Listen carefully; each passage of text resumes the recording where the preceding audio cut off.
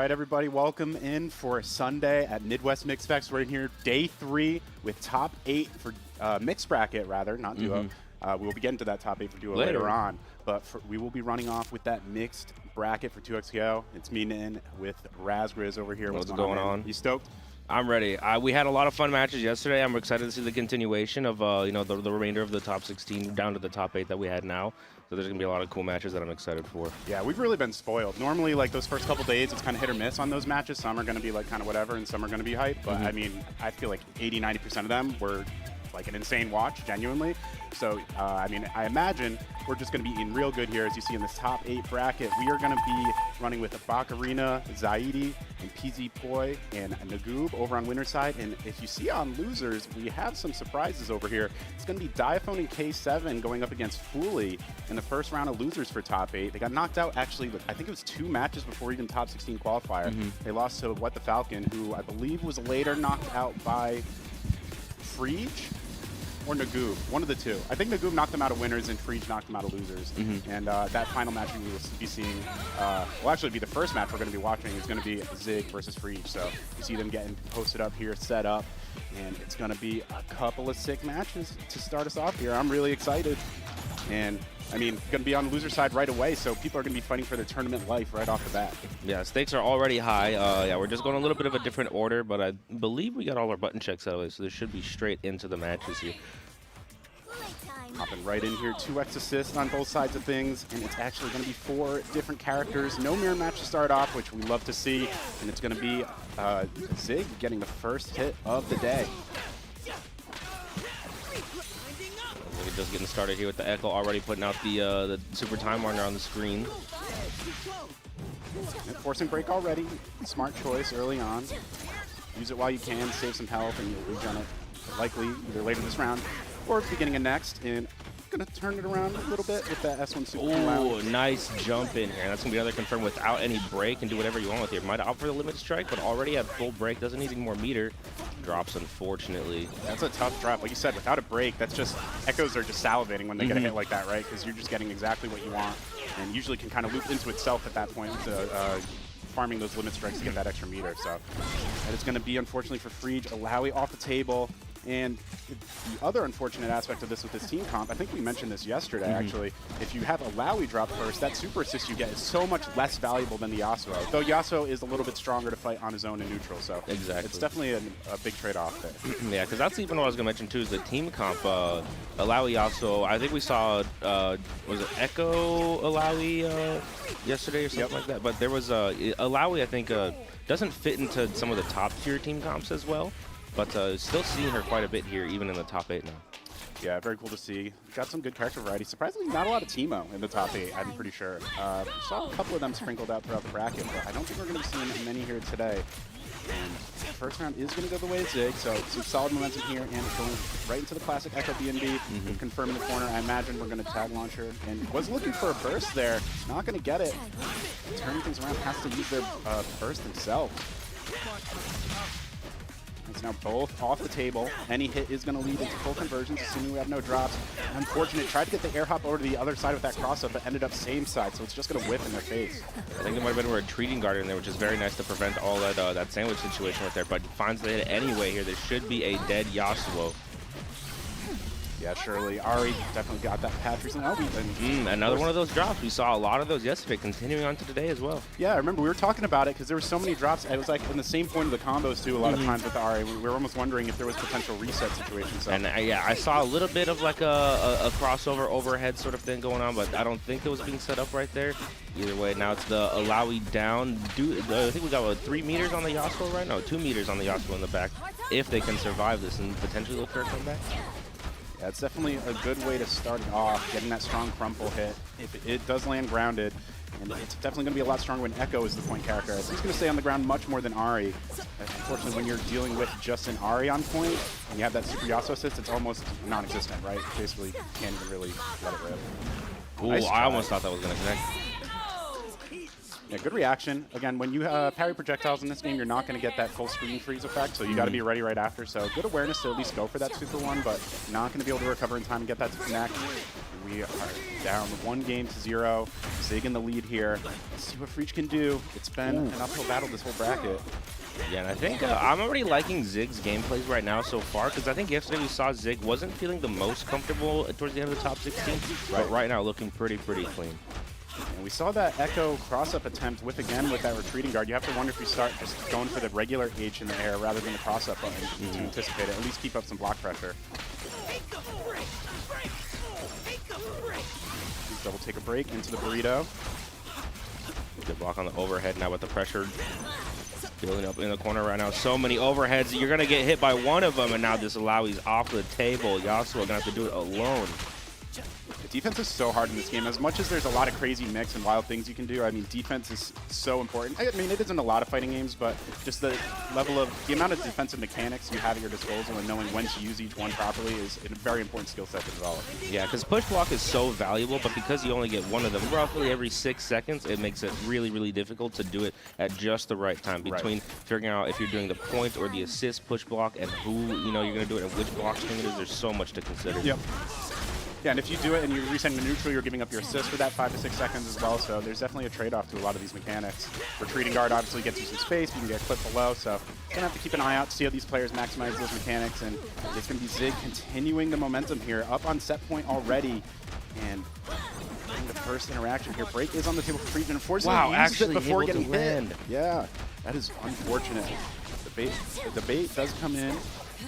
There isn't going to be a punish, but the follow-up after is going to connect. And again, another drop here. I mean, Zig's got to be feeling, I guess, got to be conflicted at this point. You're up so far in the set, but the Ari just is not looking like it's really complete right now. So going to have to rein that in, get the nerves settled in. I know first match of the day on stream for top 8. There's a lot on the line here, I guess. I mean, yeah, everyone said they were a little bit sleepy when we came in, so maybe they're still waking up here. Could take a couple games to get into it, but I mean, with your life on the line, you better wake up fast. Yeah, or you're going to be looking at this type of situation. Alawi coming through with the confirm, wiping out the Echo, and now it is up to the rusty Ari so far of Zig. Make that comeback. Oh, nice jump over into the cross-up button. Great awareness of the positioning after that jump back. Yeah, so much time to get the confirm there on Yasuo after he whips that rapid slash. So we're going to get the super confirm here. That is so bizarre. It really is at the same point every time. You got to wonder what is going on there. I almost wonder, like, maybe their setup feels a little different at home, so like the muscle memory timing isn't there. Could be. I can believe that there's an overhead cross-up setup like we saw yesterday if it's in the corner, but it seems like open stage just doesn't work out. Gotcha. Nice, good awareness to use that first hit of Rekka. It does go through projectiles for Alawi. Yeah, good block on the Yasuo super assist as well. Yeah, blocking that super assist is almost like a read, right? It's so hard to react to. Maybe if you're super locked in on it, you can react, but man, I get tripped by that all the time. Gets the Fury confirm here. And that's huge, getting the tentacle on that first hit as well. Oh, still has a chance. But the chip damage should also work. Either way, he finds the JM in the air. We're going to tie it up. Yeah, and in that situation with such low HP, even if you pop the Fury, if both players have Fury available, Chip is back online, so you can't even really opt for that situation there. Kind of just have to hold that pressure. Try to go for the stagger on the S1, couldn't find anything. Ooh, jumps over to try to punish the Echo, but tags just in time, get behind the Yasuo, and now the super, we confirm. Right into the corner, should opt for the limit strike here to the stalking dart. Oh, the 2H just in front of the stalking dart is able to find the hit. That's crazy. Great timing there and great awareness of that Oki situation. I'm sure he's been running into it quite a bit online and in bracket, so being able to handle that is huge. And a nice interrupts here into full conversion, and there's going to be 3 meter on deck. This should be enough to kill. Yeah, just going to dump all that meter might as well. You're already up around. That was a very nice punish on the my time right there. Catches him out in the middle of the tag, trying to go for the one more hit. What? Oh, okay, just goes for the forward S1 anyway. Sorry, Sajim's chat room. I know a lot of you just lost points. Yeah, that's ending up on the Willet kill for sure. Right. Nice good patience there, blocking it down S2 and getting a little bit of a confirm here. Uses the dash cancel to continue the pressure. I'm not sure if that was needed, but either way, it's going to lead to a ton of damage here. And as long as there's no drops, this should be definitely so much damage. It's that Fury damage, and it'll end it with the super as well. Yeah, great awareness, knowing that the limit strike likely wasn't going to kill if they went for that medium Oki, so he's going to opt to spend the meter and secure that kill. Fury is on deck here for Freach, so while this is potentially set point for Zig, We should feel good about it. Yep, it's top now here. So even this conversion will get the damage mitigated, and no meter for Ari to pick up afterwards is huge. Freege was winning the resource war right there, but spends the Fury. Should be able to confirm Yasuo. Oh no! Missing a bar. Couldn't quite get it in time. Oh no, the drop there. That counter hit was so clutch to get the initial hit, and Freege does clean it up afterwards. Had to feel a little rough there, I'm sure. Yeah, went for a little bit of a shorter combo, but didn't build the 1 bar in time for the tornado. There was a potential to do stomp into Super 1, but with this hit stun scaling, it depends on where they're at in the air. So right. Very, very tricky. Yeah, played it a bit safe there.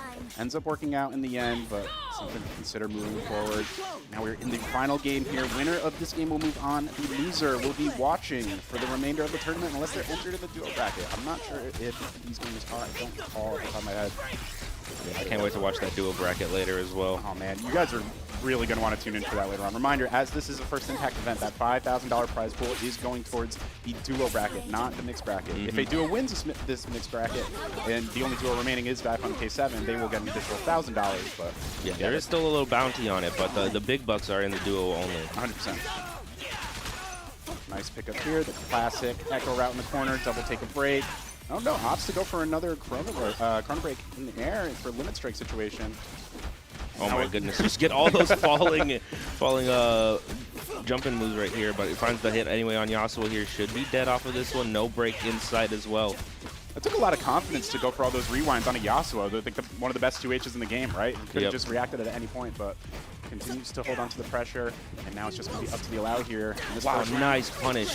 Yeah, that dash 5M for Echo is so good. It covers so much distance, and you can hit confirm so reliably off of it. You see nearly untouched as it, literally untouched. Perfection again. This both days, the first set of the day has it perfect at it. That's crazy. Well, top 8 and just in round 1 of pools, so love to see that. Getting the wind wall in there to block out some of those time winders trying to approach right now. Oh no, and gets tagged by the overhead. Couldn't quite see it in time. With Ari on the back to help out, is going to be Yasuo in the corner in a bad situation.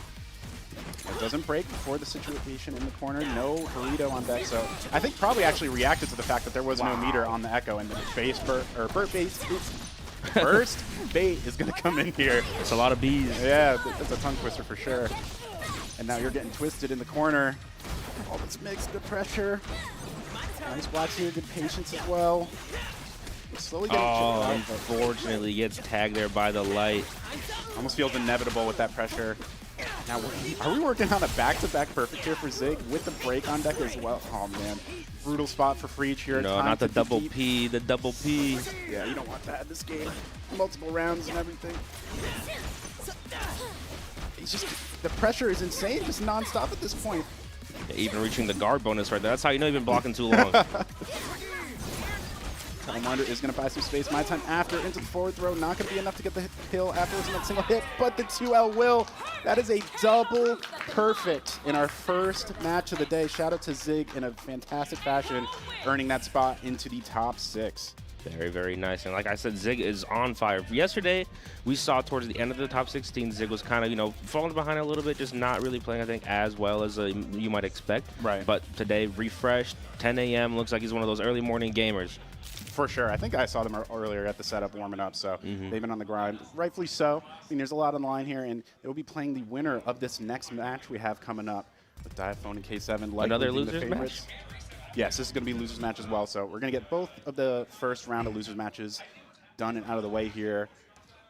And then we'll hop over onto the winner side of things. I'm not going to lie, I'll rat them out. I think some of the winners bracket players were a little sleepy this morning, so hopefully they make it in time for their matches. Imagine being top 8 winners. Somebody's got to shake them awake right now. Right? Yeah, that's almost on your homies at that point if no one's waking you up for your top 8.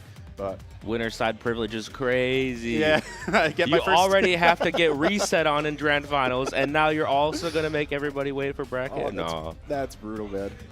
Yeah, what a way to start this. I mean, you hit top 8, immediately feel like you got that top player privilege, and we'll see that it could come back to bite them. Only got one match in here, and that first match was on the quicker side for 2X, so I mean, not too much time remaining here. We'll see how Diaphone and K7 were looking. I saw them warming up earlier on, and they seemed locked in and composed. I imagine they're feeling pretty confident today.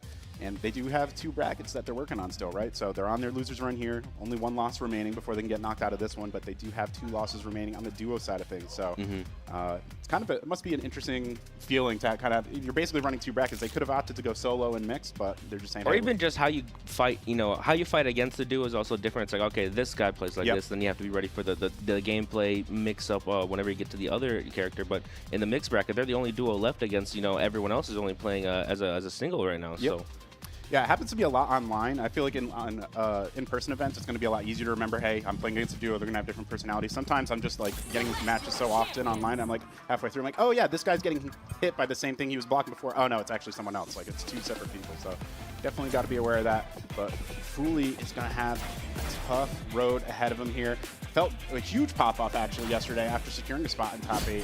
Yep, I remember that. Had to be feeling really good about that one. And now you're just fighting 2 Titans here, who I imagine you would expect, if you're on the loser side of things, you wouldn't expect to see them until top 3, Grands area, but no, it's going to be your first match of the day on the loser side, tournament life on the line. It's a lot to take in here for sure for Fuli. See, oh yeah, and I think the Diaphone and K7 are also the only team of players, I think, too, right?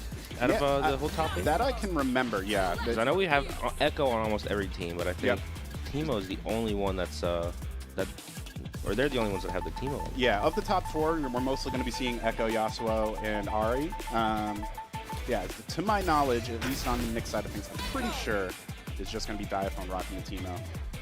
Unfortunately for me, I'm a big fan of the Yordles, so I'd like to see a little more of them, but hey, it is what it is. And I was finishing up one of the TNSs that came up, and I think everyone was talking about how there's a couple people that have stopped playing Teemo until the patch notes come out, just to kind of see where he ends up with all, and when they fix all the things that they were going to fix. So. Yeah, because I think based on the discussion we've seen right now, we know who's getting changed, or at least who's getting nerfed right now. And it was like top 3. I think Ari's getting away with murder, so she's not. No one, they're not touching her. But it was Echo, Yasuo, Teemo. They're all getting hit. And Blitz is going up a little bit. Yeah, and while they do this button check, I just want to mention too, we don't know exactly what's going to get changed with Echo and Yasuo. We do know some of the stuff that's going to get changed with Teemo, right? That, forward S1, not having landing lag, that's going to get yoinked. And it seems like, generally speaking, it's going to be a little more focused on zoning and not going to have this crazy damage output in the combo game. So it makes sense if people don't want to spend all that time. Because, I mean, even if you're piloting Teemo right now at a high level, you have to learn a lot of different routes for a lot of different situations.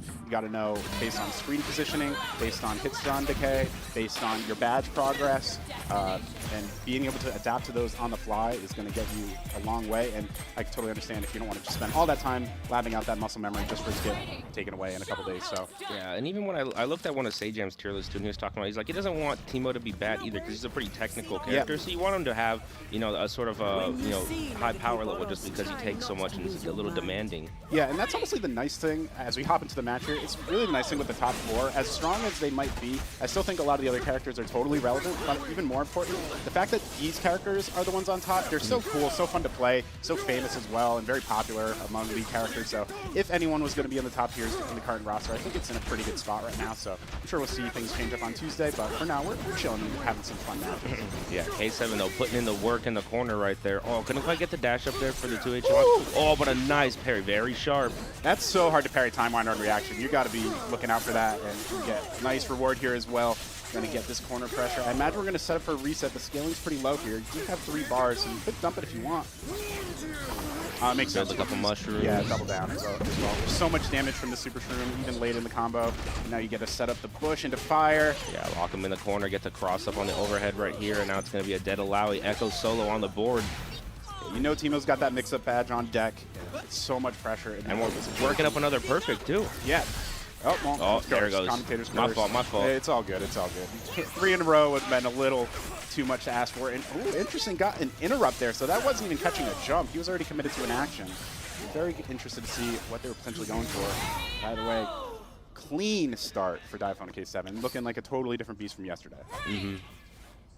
They could have that. Usually whenever someone's on the loser side and they start pulling out all the stops, I call that Shin whoever it is. So this is Shin, Diaphone, and K7 on the loser side with a vengeance. Yeah, for sure. They are locked and loaded here. You saw immediately those darts go into full effect, getting this opening. Got the dart badge on deck, and now we're coming back in to build some shroom progress and set up some strong Oki as well. You just saw the setup before. What's the option this time? Actually, it was just perfectly spaced enough that didn't have to deal with the fire on wake up, so it got to jump, but still going to get hit out of that anyways. Yeah, landed right into it though, unfortunately. Is fighting their way out of the corner right now. Gets the hit on Yasuo. All right, but spends the break. Interesting choice. Wow. Tried to go for take a break through the shrooms. I'm not sure if that's supposed to work normally. I don't think it does, but I don't know. Going for it that blatantly, maybe you know something I don't. And great bait on the get-up attack. Haven't seen that option really represented much, so to call that out, I mean, we're just one step ahead here for K7. Oh, went for the Fury behind the air. I don't even know. Trying to catch a falling button right there. Couldn't get anything. This is going to be a lot of damage on this Yasuo. Did you even fall with the button that high up after the burst? I think you have to tag if you're going to do that. I don't think there was a tag. Then he's just trying to catch a 2L or something on the way? I wonder where the parry came in from there. Yeah, that's interesting. Potentially in this input, I think K7 plays on pad, so it's not. I know for some leverless or sticks, you might accidentally clip 2 of the buttons, but and it connects with the Yasuo assist. Timo did warn you. Oh, come on, we can't skip that animation. We got to hear the 2. That's the best part of playing Timo, man. Yeah, there you go. There it is. Echo. Or fail the test. There we go. Oh, all right. I thought we were going to let intros rock for once. All right, we got one voice line up before. You know, we'll take it. Sorry, Riot devs. You put hard work on those. See some later, I'm sure. There's the B. Was I talking to you about that yesterday? I don't think so. I might have been ham. If you watch Timo's back throw, there's all these Bs that are coming around. There's one that's like underneath where he's going to slam them down. It like turns around and looks up and gets scared. And it's like, oh, fuck. And then it just gets slammed by the net. So keep it up. Nice little touch in that animation. Keep an eye out for that. I'll have to look out for that because I always I hear them, but I never looked at the different animations. Yeah, it's very tiny. It's like, especially on our screen, it's gonna be like 1 pixel. I think we talked about the facial animations, but I didn't talk about the Yeah, that's right. Okay, gets the air throw in the corner with the conversion. Yeah, getting those tentacles are so important for Lau. You see even the air throw. Oh, wow. Okay, that's such a smart burst right there. Don't let Alawi get that leveled, or the tentacles set up right there. You could have opted a break earlier, but have to make her spend the bar and get rid of those tentacles at the same time. That's such a smart idea. It's an optimization I'm looking to see a lot more people use. We haven't seen it much at all this weekend, but getting to use those bursts and in a B&B when you know the super is going to come out, you do it just before, like you said, to waste that meter is so much more valuable if you can do it. I'm just thinking about that against Alawi is so strong because I hate that tentacle. I'm stealing that one. It's like not only do you not have to deal with like a super oppressive Oki situation, you're wasting their meter on top of it. It's so big. And there's that super assist from Yasuo. So strong, so fast, gets you that crumple. And now we're making sure there's no room for error. Everybody's throwing rocks, pressing yes, getting those channel points. It's good. This is a well kill. We know what's happening here. Yeah, I thought they were going to opt for to go for a mushroom build, just get a couple more mushrooms on the board. That's what I thought they were going to happen, but maybe don't think they need it. You're only one more round away from getting the win. Maybe if there's some more mushroom badge progress already, the fact that they're still at 0 could explain that. It's like, are we even going to get there by the end of this match? So I get it. Just keep it simple. Got the clip, but didn't expect them to be airborne, so that down S2 is going to whip.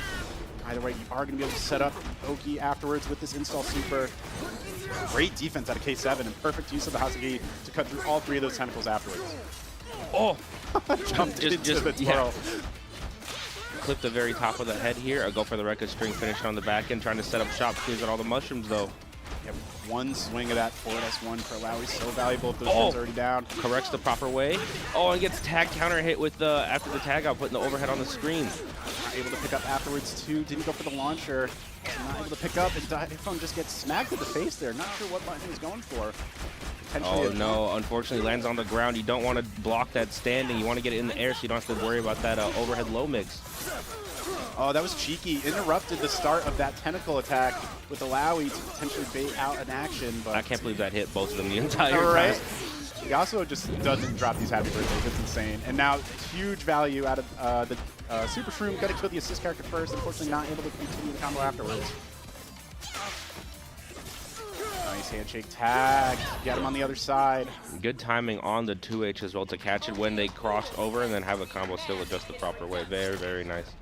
Yeah, great stuff out of Diphone K7. Looking very strong right now at the start of this bracket. I mean, or started this top 8 rather, after, like we said, a bit of an early upset yesterday. I'm sure that losers run instilled some confidence as well. I imagine they didn't drop many games on the path here, and they're looking real clean here. Maximizing the use of that Teemo Yas comp, which, I mean, we just know that it's nothing to sneeze at. Yeah, it's one so of the top teams in the game, and I think that's definitely why they're pulling out all the stops right now to maximize everything they can into that one. And luckily, it does look like some of our winners players have arrived on time, so we are getting the next winners match lined up here. Should be ready for you here in a couple of minutes, but what a great start to the day, man. It's so exciting. The fact that we're not even going for top 8 later, we still have top 16 for duos later in the day, so there's a lot of matches to be had.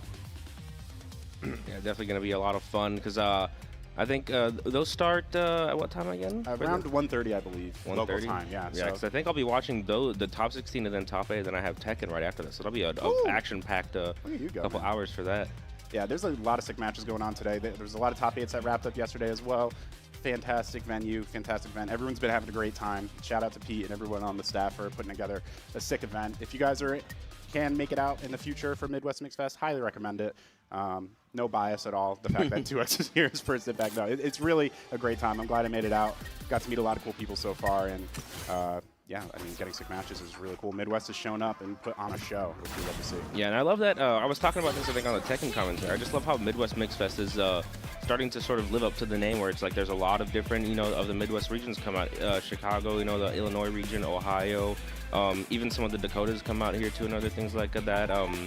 And you get to see all these people. So then when you travel to somewhere that's, on a different coast, and then you see all these other people from the Midwest, you guys, already know each other. It feels like home, and you guys just, everyone gets along. And so it's really fun to see just how big things are getting at this event here, because I watched it grow from its early inceptions to where it is right now. It's very, very cool to see. Yeah, huge path to growth, and we love to see that. And I mean, it's all in the community for showing up and making it happen, right? So they're going to hop into a button check here, but this is going to be a Bakarina versus Zaidi after they get these buttons lined up. In for a 6 start to the winner side of this bracket. Man, I'm still throwing a little bit of shade at players that are not using the button check that's at character select. I don't think I've ever heard of a bug in this game where you set the buttons, you check the buttons, they all work, and then you get in game and they don't. So, but hey, I also understand you want to be very sure that everything works, because we actually saw a match yesterday. I don't know if that was our block or not, but there was a match that someone had to give up a game basically because after the first round they realized they had to rebind that. So I get it. Mistakes do happen. We're all human here, but now we're going to be locked in, hopping in here. Team Time Bomb versus Team 2XKO Intro Cinematic. You guys caught that. Shout out to Courtney LaPlante, the 2XKO team. And a sick little intro cinematic. What a sick drop that was for them to just drop the cinematic with Warwick. And they're just like, oh yeah, you guys thought you were only getting 10. Here's an extra champ on top of it. I think my favorite was people talking about the meta commentary. It's like, oh, Yasuo was 2v1ing until and then the jungler ruined everything. It's lore accurate both in game and out. So love to see that here. And initially, we're gonna get some nice mix off the bat and great blocks at Bakarina. Guard bonus in the corner right here, gets the grab on the knockdown, baits it. Oh, doesn't quite get the confirm. Oh wow, that jump rocket actually interrupted the projectile from Ari. Echo, meanwhile, underneath is going to be able to get the connection here and confirm. Interesting, the spacing was just off enough, so it wasn't able to hit them back. I think they were too low to the ground to get the proper bounce from the time winder, unfortunately. And I don't think I've ever really, seen a matchup between Ari versus Jinx, and the way that they interact with the projectiles and the air movement is pretty interesting. Yeah, for sure. You're gonna have to really thread that needle. That's really the name of the game when you're playing against Jinx. So you gotta find those little gaps into all the projectiles she's throwing forward, because they definitely have some unique timings. But Zaidi not feeling overwhelmed at all. Gonna wipe off that Jinx off the map here. It's just gonna be up to the Echo with Bakarina. And immediately gonna get clipped. Was gonna go for that charge S2 mix-up, but great call out from Zaidi. See if the same drops happen here that we were seeing earlier. No, looking real clean. Good start. Round 1 on the board here. Break on deck as well for Zaidi, so feeling great in the second round. Yeah, although Bakarina does have, 70% of the bar build is going to get hit here and build up a little bit more, so we should see the limit strike into the corner set up here. But that Jinx got off the board pretty early last round, and then, the Echo couldn't really handle the duo pressure from the other side. Oh, man, and just gets hit by another reset on the way down. Drops, though. My time did end up connecting, but not enough time to land and get the conversion afterwards. So going to try to find a way to get Jinx out of here. Looks like the S1 Super is going to be the option. Yeah, try to bait the parry there. Doesn't bite with the upward angle. Just setting up shop here, throwing out those chompers, kicking them up. Ari's way up there after that tech roll. Or tech out, rather. Yeah, the sky-high chomper, though, getting able to get Ari out of the air as well, cover some of that airspace that Ari wants to, you know, so desperately be in. Interesting choice after the limit strike. Just goes for the rewind after, not going to be able to connect. Yep. Able to land with the rocket. Yeah, the rocket's so valuable. It's really one of the strongest parts of Jinx, I feel like, especially for Echo, being able, or any character really that can force side switch like that, being able to follow up afterwards and just create that mix-up for free is huge. Especially since it's one of the projectiles that goes full screen, too. Yes, one of the few. Nice. We've seen the old school route here. And right into the level 3. Yeah. No room for error here. Smart by Zeta. You got the meter. Let it rip. Especially, I mean, you're securing the game here, so it doesn't really matter. But even if it's round-based, or since 2XVO is round-based, rather, even if it's just going to secure the round, you might as well. With that meter reset between the rounds. But either way, great start here for Zaidi. Ocarina's going to have to see what they can do to adapt here, see if we can get a potential download on these habits. I think I'm really just looking to, you know, Jinx needs to put in some work in this game. I mean, they've just gotten killed off instantly every single time.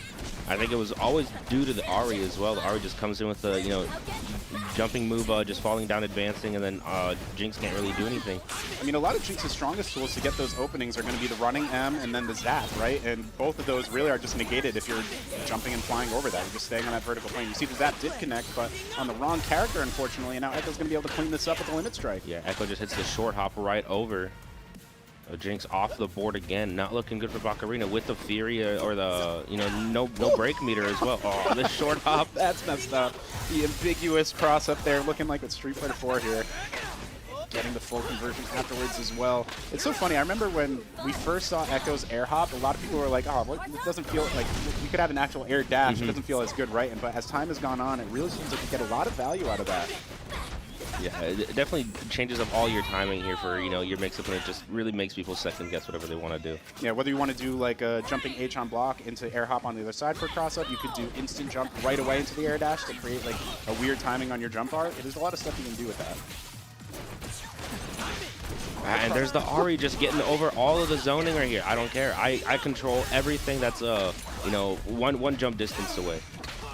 Yeah, I almost wonder the call is maybe just play a little more back and try to hope she's going to jump over the projectiles, maybe call it the 2H. The hammer does reach pretty far, but that's not going to get too much value. It can be a little bit of a predictable pattern, so we'll see if there's anything Jinx can do. I mean, right now you're going to be watching that slowly dip away. Maybe not so slowly when that Super 1 comes out in this route. Right into the tag launcher as well. Look at all this damage for such little break meter generated, only about like 30–40% or so. It's one of the strongest benefits of this art. On a run back. Oh, still flips. Just go for a little cheeky reset. They put the controller down at that point, but unfortunate for Ocarina there. Couldn't quite get anything started, and Zeta's going to take that one 2-0. So funny when you see the head shake on a win. You're like, you earned that, man. That's a dub right there. You are on winners semis now. I believe that's how that math works, right? Yeah. No, winners finals. Yeah, winners finals. That's how math works. So already going to be secured in the top three. Yes. Man. I should not have to think about these things. But either way, we got PZ coming back on the setup here for a bit of a redemption. Had some sick matches yesterday, a huge comeback as well, and see if he's able to continue that momentum. I think they also played in the Marvel Top 8, I believe, as well, and I think that wrapped up. So yeah, PZ definitely getting reps in multiple different games here too. Yeah, for sure. Love to see that. I've seen a lot of people, I mean, we were talking about it, that some of the first people I've heard of coming from 3D games were entering the 2X scale bracket. We got some Tekken and VF players coming through, so really have people from every walk of life in the FGC coming through to check this game out, which you love to see. I mean, yeah, the barrier to entry is so low. I mean, no motion inputs, obviously that's one of their selling points that they want, and then also being free early access. Coming to consoles sometime, who knows when, but, you know, there's really no point not to try to at least get the game at some point. Especially in fighting games, like, it's a free one, it's a good production value, fun systems, I mean, recognizable characters for a lot of people. I'm sure some people aren't super plugged into the League universe, but even if you don't recognize them, I mean, some of these designs are undeniably cool, interesting characters, right? So definitely worth giving it a shot, no matter what. A free fighting game doesn't come very often. And the fact that it has some of the best netcode, you know, I'll say it, I think it's the best netcode I've seen in the fighting game. And yeah, because I think the TNS, they do run the internationals. I believe I do see some Europeans regularly in the brackets, and they seem to play just fine. So Shadow Set and Reset, they run international as well. I believe at least through EU and NA. I'm not sure if they do full global. And I believe there's some projects coming along the lines I've heard rumblings of that people are trying to make some worldwide situations work out. So we'll see how that comes to pan out in the future. It'll be fun to see for sure. Let's see, and I wonder if, you know, like I said, everyone's still kind of waking up. Our crowd's a little bit smaller, but I think Nagoob's probably going to be the favorite here, being like I said, one of the household names locally. So I think everyone's going to be cheering on Nagoob here. Yeah, there was a lot of pop-offs for Nagoob yesterday on a lot of his runs, so I imagine we'll continue to see a lot of that build up. People funnel in here throughout the day. I'm sure it depends for a lot of these gamers when they have their matches or what games they want to come and tune in for, but everyone's been having a great time checking out these matches all weekend long. And we are going to be heading in here, button check complete. Easy. First Nagoob, who's going to take it and secure the next spot in Winners Finals. Yeah, it looks like we got Echo on both sides again. You know, no surprise there, one of the strongest characters. But then we got the Ari and the Yasuo, both running the freestyle in the back end. Yeah, I believe we were talking about how Ari Echo is like an interesting choice with freestyle. You're very used to seeing it with 2x assists. You obviously get a lot of value out of both of those assists. It's kind of the same thing. Or on the other side, Echo Yasuo makes a lot more sense with freestyle, right? You get that easy sandwich mixed up and a lot of potential there. So we'll see who comes out on top on that front. So far, PZ feeling real good with a huge start here. Yeah, try to catch the back wall right there, but obviously just stay in the corner. Still taking a lot of damage right now. Super 1 into the follow-up on the air should confirm. Tag launch, put it end with Ari. Yeah, it could have gone for Limit Strike. I think just probably Ops or Ari feeling stronger in the corner there, being able to kind of play that space in. It can be hard for Echo to catch up with Ari in neutral as well. So I think they still got it anyway, because I think that Ari directional dive, it does a wall slump. So I think they did it, because I saw the Limit Strike pop up. So I think that's fair. So you're just playing it down neutral. Rare, you don't see immediate action in a 2x KO match. Normally you see that Yasuo jump in with that Air S1 into assist behind it, but no, just playing it out nice and slow. And so far it's paying off for Nagoob. A much better start to the second round. Oh no, it doesn't finish the string right there. Oh, wants to parry, but not going to connect after the roll. We opt for break here. It's already going to be so late in the combo. Probably not worth the value. You might just be giving up Yasuo. The mid-strike? Yeah, there it is again. Good guess on wake up here. Oh, spends the break to just get out of the pressure. Yeah, Echo was starting to get hit in the background. I don't think you're too worried about losing a lot of health there, but just resetting to neutral, a little extra value. Here comes the mix, that sandwich we were talking about with freestyle, and it's gonna work out perfectly. And getting the side switch as well, so incoming, it's gonna be in the corner as well. One of the really strong things for both Yasuo and Ari, really. Yeah, and that restand mix with the charged heavies is so deadly whenever Yasuo's the character doing the mix, because I mean that J2H and even just the short hop light as well are so strong. That's exactly right. You see there the frame kill with that forward S2 after is going to pan out perfectly. That's the follow-up. PZ already up 1 game in this set. 1 game away from securing a spot in top 3. Got to be feeling really good. Yeah, looking very confident there, just with the body movement, body language looking very, very strong. Yeah, I like trying to decipher the nods from gamers, right? Because sometimes you see people lose a nod and win a nod, and like it's almost like the same exact thing, but it's you gotta kind of know the player at that point. See, I learned that I'm pretty disrespectful even when I'm playing Tekken and I'm in my set. You know, normally I'm a pretty chill guy, but then I get in my set and I just start disrespecting. I don't even notice that I'm doing it. Oh, gets tagged on the overhead into the tag. Waste the bar super here. I love that excuse. Sorry, I didn't even realize I was being DM. My bad. Yeah, I did. I do some things like in Tekken, throw breaking is relatively easy. It's a bit more reaction based instead of this game where you just kind of have to sort of call it out. But every time I'll put somebody in the mix and I'll hit him with a throw, and then if they don't break it, I just shake my head. I didn't even know. Shaking my SMH. I love to see it. Nice with the overhead and the clone behind. That's going to be a nice, easy conversion. This should be definitely level 1 is going to make sure. Just that. Is that another perfect? Is there a pixel that I can't see? There might have been a pixel. I don't think so, because I think the perfect lingers a little longer on the screen. Yeah, right? That's interesting. So, Nagoob saves a little bit of mental damage, I guess, by getting a single hit of chip in, and Now it's just going to be a huge uphill battle if you want to bring the set back. You got to get 2 straight rounds. Got to fight through the break as well. Unfortunately, just loses out again in the spacing war. I think we've seen a lot of just the Yasuo raw S1s get jumped over and punished, and right there the Echo just got caught with the air dart and then confirmed with the tag. Exactly right here. We're going to see that S1 super loop twice. So Try strong to keep for it Echo. out of the break right there. If I remember correctly, I don't know if they talked about that, but I feel like that might, I don't know if that mechanic is fully intended or not. I'm curious to see if that remains on Tuesday. Where he gets to do multiple supers because he does the rewind.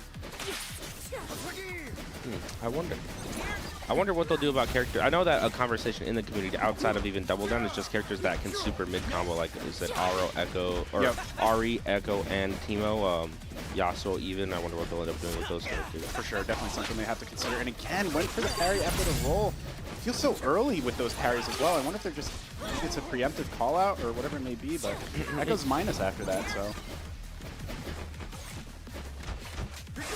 Ooh, does get the crossover here. Yeah. Spends the break, just trying to waste some of that Fury timer, really. Yeah, it's so unfortunate when you land the hit with Fury and still have to worry about that break afterwards. Great defense here out of PZ in the corner as well. And it's going to pay off big time getting the Ari assist to hit on the other side. Yeah, Ari hitting the back shots on Yasuo. Unfortunately, tags from behind, and Echo is able to get the easy confirmed. Level 3 kill. Yep, that's an easy one. Yeah, I mean, and Yasuo's like, we've seen a lot of his routes. He's the backshot king of this game, right? He gets a lot of those. So the fact that there's some karma there coming through. And shout out to PZ. I mean, just on a roll. Like you said, top 8 in Marvel. Now top 6 in 2x KO. I'm not sure. Maybe he placed higher in Marvel. Yo, PZ. I can't. No, He's got some head, yeah. He's got headphones and he's listening to some bangers. Locked in. I'm curious what he placed yesterday. But either way, double top 8. I mean, that's got to feel good. Bringing multiple medals home to the homies and the fam. So shout outs to that. And then we do have another sick match coming up. We got Bakarina versus Zig on the other side of winners here. Or no, right? Yeah. Is that how math works? Yeah, that's how math works. I think so. Oh, no, did Bakarina lose earlier? Yeah, Bakarina lost earlier, I thought, yeah. I can't remember anymore. It's all a blur. Yeah, after we started with the loser side, now I'm all over the place. Either way, we'll find out here shortly. It's going to be a fun match either way. There's just been so many matches. I mean, I've been on every single block for 2XKO this weekend, so it starts to become a blur at some point, especially going from mixed to duo. It's like, okay, I've seen you before, but you were playing with someone else, and now you're solo, and all right. It's fun back and forth. You see, it will be a double leverless situation. I can't tell if that's a custom one that we have over on the right-hand side. I haven't seen that specific model before versus the snack box. The pink one? No, this one here. I haven't seen this model. I'm pretty sure it's a snack box on the other side. Cool to see a nice beefier unit over there.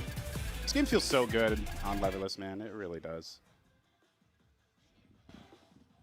Yeah, I just play everything on my Korean lever because that's what I go on for Tekken. Okay, That's understandable. Got some OG spice on that. And it looks like, I think we're trying to check if they're ready. We might be skipping button check. I'm not too sure. Hopefully we can evolve. Use the in-game button check feature. I'm sure the devs that all worked on that, every time they see people do in-game button check, they're just like, you don't know the hours I spent trying to implement this into the game. But it happens in all these games, man. Like, I've seen a bunch of Street Fighter still, too.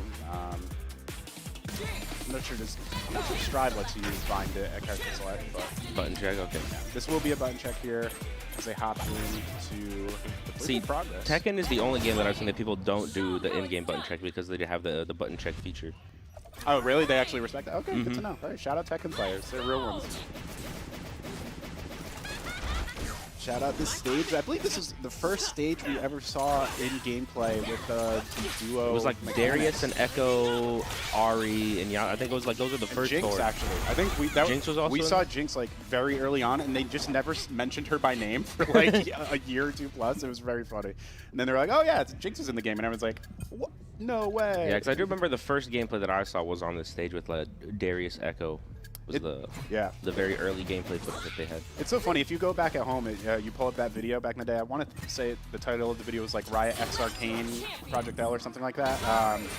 But if you just look at the quality of the gameplay and animations, it's a night and day difference. It feels like we've been looking at the same game for a while, but the incremental improvements really have added up to make this game look really, really sharp.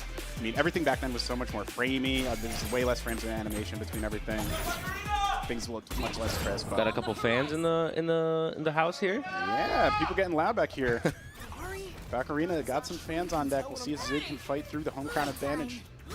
All right, let's see. And it looks like this is my immediate concern is that we saw just Ari completely destroy the Jinx in the last match that we saw Bacarina in. So really, like I said, we're still looking for the Jinx to put in a little bit of work right now, but already getting tagged for 30-50% potentially. Exactly right. You see the classic Oki situation, so hard to deal with against Ari, and the get up tech does pay off. Caught Ari slacking, no block on that. All right, Echo is able to get Ari out of the air right there. Stalking Dart comes in from behind.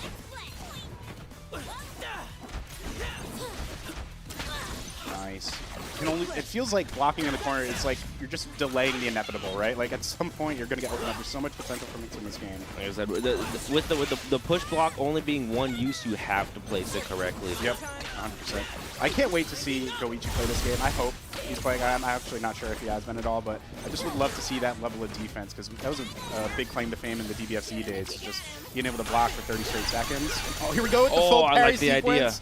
It actually had enough meter to potentially drop the ult and call out the other Echo, but wanted to respect it just in case there was a block on third. Oh, it lands on both. Oh, it drops, unfortunately. No, that's unfortunate. I think just slightly late on hitting that super time winder back, so not going to be able to continue that happy birthday. Still going to get the confirm afterwards with that beam super.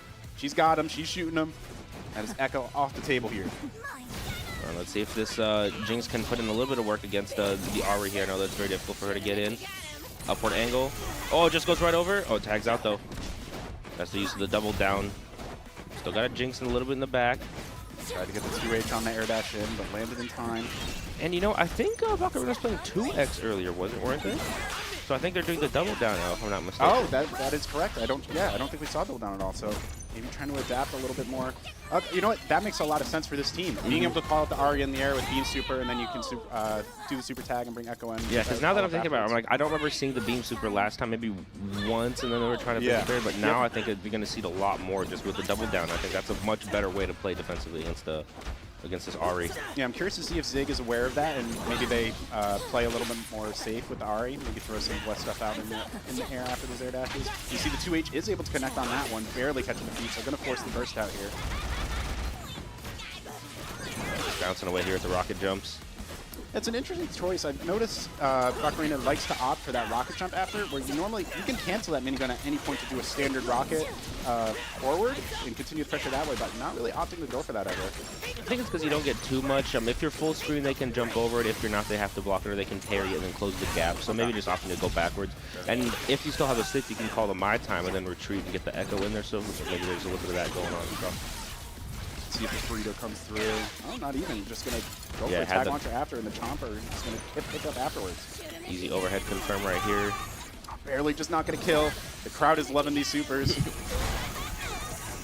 Yeah, which is unfortunate. I don't think Jinx and Echo doubled down themselves too well, but it would just with the ability to do beam super into tag as well. The neutral just really, really strong. Yeah, I actually don't think there's any super that should connect from one to the other. Just going to be taking full advantage of that super tag.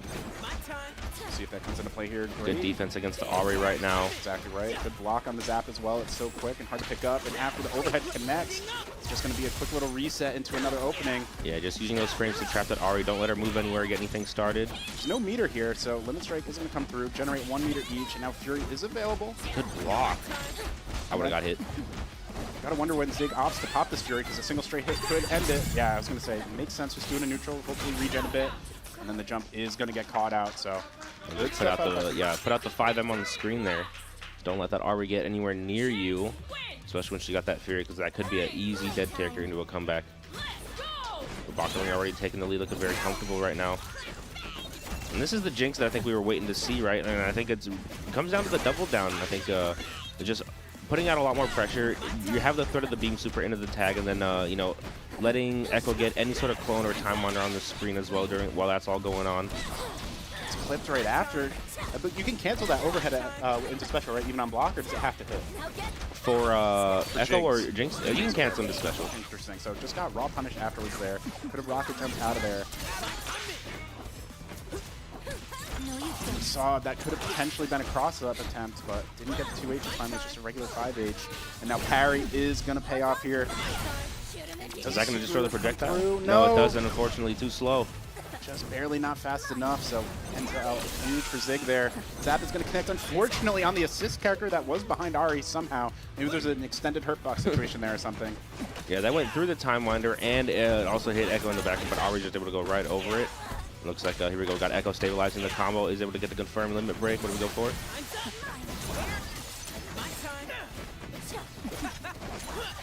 And with such an interesting health situation here, you gotta wonder if Bacarina will opt to use the Fury as an offensive extension after this kill, as a single hit could definitely lead to death in that situation. Something I haven't seen players really go for much at all. It seems like it is very valuable if you're going to be able to close that around. So even here, right, you could have popped that Fury off that initial hit, and then this whole conversion could have killed without having to spend that Super 1. Now you're going for a two-touch situation Yeah, it rather could than just one. be, you know, playing it safe, maybe just saving it for, oh, here we go, attempt number 37. With the new animation, obviously, since this game came back, obviously in the early Alpha Lab days, looked a little bit different. I think it looks real clean now. And obviously a ton of damage as well for that level 3. Good blocks on the mixed attempt. And the throw is going to pan out. So, I mean, didn't use that Fury and now loses the round by giving another opportunity for Zing to bring it back. I'm telling you, I'm calling it now. Like 6 months from now, we're going to be seeing people opting to secure rounds with that offensive Fury, especially if the break isn't on the table. Yeah, I know that even now I'm still trying to mess around with it and trying to figure out ways to implement it. The damage is just undeniable. It's so good. It can bring you a basic B&B that does like 50 to 60% to a TRD, you know what I mean? It's huge. Nice, uses the rocket from the Jinx full screen to continue some pressure afterwards. Nice choice to not let the full charge S2 go through, rewinding right away. Echo pressure coming through. Again, crosses up to the other side, but uses the 5H rather than the 2H. And you try to go for the back hop, couldn't quite land it though. The Echo comes in to help with the confirm. Sets the neutral here, gets a little bit scrambly here, and went for multiple parries, but canceled it after the first hit, so going to force a little bit of meter to be wasted here. Great stuff out of Bacarina. Oh. Flipped on the backdash. Or actually, it might have been an interruption, but either way, that Ari is just so valuable. Gives you so much time to confirm afterwards. Yeah, especially I know that what people do is between the My Time and the Ari Echo assist, the combo doesn't technically start like scaling until they get in the air, so you can just get a bunch of extra hits on the ground while that's all going on. Yeah, if you guys want to level up your combo knowledge, Super Kawaii Desu just dropped a video yesterday going over all the combo mechanics for this game. It's like 18 minutes, can't recommend it enough. Breaks down everything, like you said. Yeah, there's unique scaling and hits the decay for your ground route, and then once you make it into the air. So it's very important to take advantage of all of those mechanics and maximize your routing.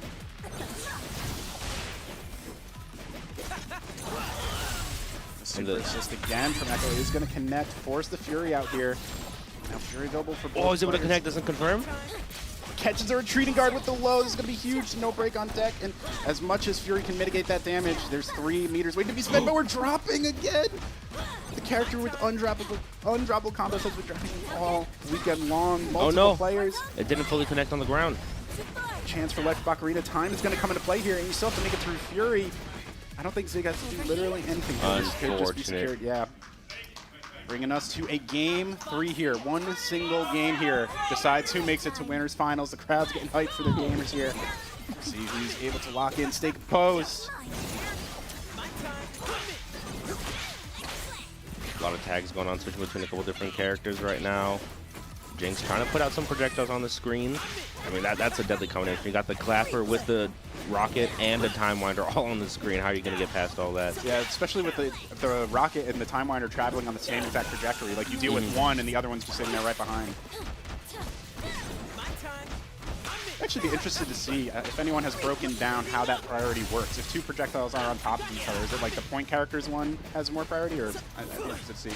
Because Time Winder can take multiple hits before you interrupt it with another projectile. I think it can tank 1 hit. And then I wonder if Jinx also, when she charges up any of her traps with her mediums, if they get extra durability too. I believe they do. I'll have to circle back on that. And they have some funny interactions with Time Winders too. I don't know if you've seen that sometimes. And they'll get that slow tumble like that got hit by a Time Winder. I don't think I've seen that before. It happens every once in a while. You'll see the Chomper just slowly twirl down. You know, the only Time Winder interaction I've seen is Yasuo's S2 projectile. If it sometimes when it hits the Time Winder, it just doesn't go away, so it just sits there going. Oh, really? Does it stay active too the whole time? No, I think it's just a visual thing, but it sits there and it makes the noise and it just giant flare on the screen the entire time. That's awesome. Shoot him if you got him. And it's getting blocked this time in the There air, we go. so no mix immediately, but going to have to land into the Echo Mix. The phone was there ready to stir things up here. And now we're going to do another Beam Super here, create a nice little OP situation, but the forward roll is going to work out. I think that would have been a... Did they tag during... So I was going to say there was potential for a double down, but I think they tagged during the super beforehand for that combo. Yes. Nice pickup here as well. Not a lot of help to work with for Zig, so gonna have to play real clean if they're gonna make this comeback. Fury is around the corner, so if you're able to buy enough time here, you could potentially regen. What's the guess here? You're guessing for Echo's life. Opts for forward roll into ult. Wow. Okay, the Pixel Ari comeback. Is it possible? It's very possible. All of a sudden, Fury is there. Do you opt to use it in neutral to avoid getting chipped? Only got one parry, didn't mash it. It looks like a little bit of confusion there afterwards. So maybe he attempted to mash it, but was just I slightly thought late. maybe they were trying to parry into level 3. That's possible. If they did it, I think it was still a misinput because you still should be able to get it. I know. Usually I just mash out that parry for the Jinx Super. That is the tech though. If you are within range with level 3 and you can generate that meter in time, you definitely want to interrupt that super. Yeah, because I've seen that's something that people will do relatively consistently against the Teemo Super as well. Yep. It's something you can do against Jinx's ult as well if you get the initial parries on that. Nice interrupt on the handshake. Yeah, that was great awareness. I wonder if the button came through before the handshake or after. I would imagine before. A little bit of started there. And this is a great spot for Baka to be. Such a strong health advantage and break on deck. And already a character off the table. It's just going to be up to the Echo. Parry is not enough to beat the throw, and this is not a good situation. Baka is going to take it anyway, coming down with the chrono break. Exactly right. Good stuff. Great back and forth set, but Bakarina is going to stay locked in for that top 3. We'll see them in winners finals here in just a bit, and it's going to be a battle on the loser side of things to see who's going to get a chance to potentially get a run back in Grands down the line here. And we are going to be having Diaphone and K7 pull up again here. Yeah, against our hometown hero Nuguba again, taking up the mantle to defend the Midwest. Exactly right. Trying to fight off the foreign invaders here. See if she's able to do it. I mean, they looked so clean before. Nuguba has looked great all weekend long. So, I mean, I feel like it's anyone's game at this point, to be totally honest. I think if you had to bet on someone, you'd probably go with the resume of Diaphone and K7 here. But yeah, and I think Nuguba just had a really hard time into the Ari last time. We were just sort of getting, you know, like I said, Yasuo is one of the better ones to fight. Ari, really good 2H, has the 45-degree stance as well. So really strong at just anti-airing that Ari. And I think now with the matchup being a Yasuo mirror versus a Teemo as well. Yep. Yasuo fights Teemo very like we were talking about yesterday. The wind wall is still going to get rid of the projectiles. So you just got to watch your S1 calls and don't get jumped over and jumped in on as easily as they were against the Ari. For sure. And there's been a lot of discussion, too, between duo and solo play, what can be stronger. Especially earlier on, I think a lot of people expect solo to be a little bit on the stronger side just because you're in control of everything. There's no like risk of miscommunication with yourself, right? But Diaphone K7, obviously, you could argue they have a bit of a, maybe there's a skill gap of some degree just because of their success in so many other games, but still, it'll be very interesting to see how the duos pan out against the solos all weekend long. They did get upset really early on by a player that I don't think many people would expect to take that set. I mean, Lottapalkin is, from what I understand, strong in the region, but I mean, it was definitely a huge upset. The crowd was going bananas for that one, so curious to see. I'm definitely a believer in the duo side of things. I think it takes some time to build that synergy, but with the added benefit of some of the things that you get, being able to input some actions during handshakes while your other player is doing some other stuff is really, really huge. And we'll see that a bunch for this team since they run that double down super tag with Teemo. Yeah, and I think for me too, since I do a lot of coaching on the Tekken side of things, just being able to have somebody watch what's going on while you're playing and then tell you that, you know, whenever they need to is also, I think, really, really strong. That is massive. I'm sure you would agree. A lot of people making that initial level up from beginner to intermediate level, it's being able to watch back your matches and and being able to adapt and having someone be able to do that for you live and in person is just so huge. So and it plays into like the mental game too. Maybe you start to get a little tilted, your buddy can kind of keep you locked in. So there's a lot of benefits outside the game as well. Or even like, you know, we all know how strong Yasuo's super assist is as well, but whenever I find myself being a dead Yasuo in the back, I'm just like, I can whiff punish with this super. Literally, yeah. Yeah. Are they going to whiff something? That's a super assist right there. So it's also really, really strong for that too, I think. Agreed. Man, that stance. I mean, Yasuo is just built for aura farming with that. Like, what are you doing in the corner? You just watch. He can hit you anywhere you go. So the fact that it also just leaves like a windy like effect around it. Yeah, literally. Yeah. It's like Piccolo. He's just sitting there on the edge of something, just like, yeah, we see the fit, bruh.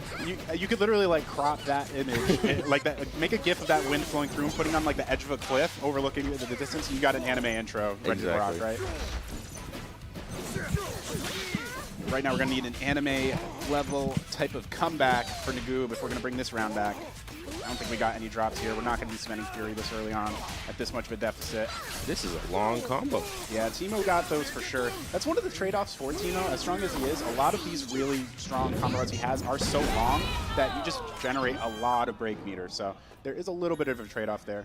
And that goes for you lab monsters over there on socials. If you're ever posting combos or tech on, or anything and you're not having the burst meter start at 0 so we see how much it generates, you out of it. Yeah, I've started doing that too.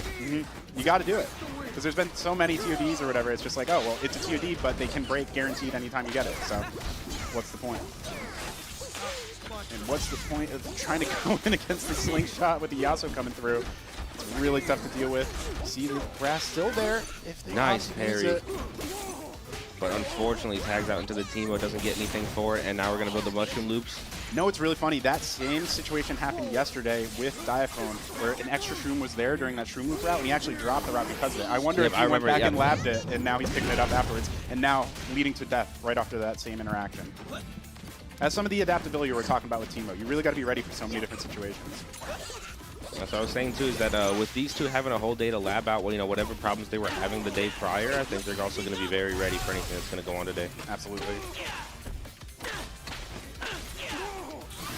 The limit strike, a little execution check. You got the burrito on deck. Looks for a slightly different variation here. Setting up the shop. Yeah, got to try to clean up those shrooms if you can. Unfortunately, gets caught by the super afterwards. Likely trying to jump out. I didn't see an interrupt there. I think he just got hit by one of the darts. I think he was airborne. Right? Oh, I guess it does make you airborne if you get hit, so yeah, it's possible. Yasuo is getting bounced. Nice parry. He ran up both sides of the screen and back. Looney Tunes looking at that kill conversion. Oh no, runs into the darts. Unfortunately, it's going to be a level 3 for Yasuo. Does he spend it? Nah, just go for the rapid slash. Yeah, clean pick up there. That's going to be game 1, going the way of the duo. See what they're able to do here. I mean, just such a dominant performance so far all day. Definitely look locked in and ready to roll. And there's a slingshot backing up the Yasuo. You cannot challenge while that thing's coming through. Yeah, that's one of those duo benefits, is that Teemo can just hold that slingshot all day. Yeah, and the benefit from that being duo is you open up the S1 button for Yasuo during that time, right? So normally you still could do that solo, but you're giving up the access to that button while you're holding it. Nice. That third hit is so devious. I'm surprised to see it connect in top 8, but I know in all my online matches that hits everybody, man. I'm just going to have to hold this mix right here. Goes for the empty jump low. True 50-50. You just got to guess correctly. Nice. Gets the throw afterwards. So hard knockdown with the Yasuo coming in. Empty jump into the low. Going to force the break already. Yasuo's J heavy has so much priority because of the double hit. Yeah, and it hits both sides. It's so good. And this is really unfortunate for Nagoob here. It did have to use the break, and it was so late in the round with such little health. Looks like in this next round, not going to have anything left really on that meter. Unfortunately, gets tagged out. Try to call for the Yasuo Super Sister to get through to that Teemo. Unfortunately, does not land. It's tough to see the low come in and right into the reset on the overhead from K7. We opt for reset here. Now just going for wind wall Oki. Get up attack. He's going to connect, buy some space, and My Time will allow the first conversion here of the round. Early break though. Start building up that break meter again as soon as you can. It's so hard for Echo to deal with those shrooms once they're placed. 2M is usually his most reliable option, but it's relatively committal. Can't really do that while also challenging the opponent, so luckily for Nagoob, able to get the conversion afterwards here. I'm going to be able to continue on in the corner pressure as well afterwards. I like that route. That's a cool little route. Yeah. Drops it at the very end though, unfortunately. Try to call the My Time with the JS1 from Yasuo. Doesn't land. Teemo does get over it. Setting up the shop. Tried to hit these shrooms, but just getting that spacing perfectly correct is very difficult. Nice blocks here, but slowly dealing with that dot as well. throws the Timeliner, lets the handshake come through right after, have a little bit of protection for the Yasuo. Just barely whiffing. I mean, Yasuo's got Sephiroth's sword out here, and he's still whiffing that thing. Oh, no. He did the 2-ult to get rid of the Yasuo assist, but unfortunately buffers another one in there and gets hit by the Dart Super. Exactly right. And that bush is still on deck. I mean, Teemo's back off the table, but something else you have to just keep in mind with the mental stack. He can The Goop might be finding a little bit of spacing right now. Is able to push Diaphone and K7 into the corner, finds the overhead into the Yasuo tag. Teemo now has 2 of the 3 badges. Able to just get a little hit with the pan afterwards here. Now fully invisible. Opts to just go back off with the Shroom instead of go for Invisible Mix. Totally get it. It's funny, too, with that invisibility, because if you ever have your other character on screen, it'll usually show player indicators over each of your heads. So if you're going to go for Invisible Mix, you actually are incentivized to just leave your other character away so you don't give away the position. I mean, you'll still always get that speed bonus. I think it's a 10% speed bonus whenever using those two. Yep. Yeah, so there's still some benefit for sure, but if you want to go for the mix, you definitely got to play it nice and safe there. But good stuff, Diaphone K7 continuing on their road back to potentially Grands here. They're looking to take multiple brackets. Diaphone already took Run the Gauntlet so earlier on, so it could be 3 brackets for Diaphone this weekend. And I don't believe either of the 2 entered anything else. So for K7, it's just going to be looking for the back-to-back on the 2X brackets, if at all possible. And they're looking like they're in a good position to make it there. Yeah, definitely excited to see more of them later, but I think we do have a little bit of a break coming up. So we are down to our top 4, so we're going to get our winners finals, 2 losers matches, and grand finals out of the way. So stick around. We'll be back shortly with a couple more matches. So.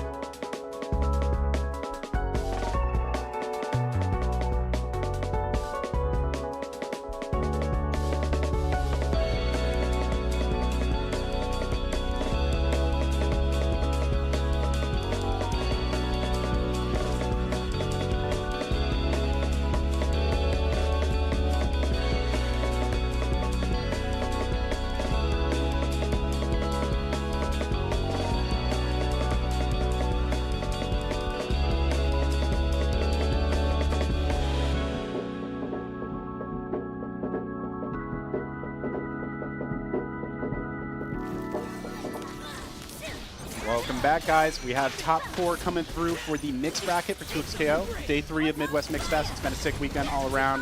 Nitin hold it down here, as well as Raz. It's just been great matches already coming through. It's just been a sick start, and we're going to be going into winners finals up here. Got PZ versus Zaidi.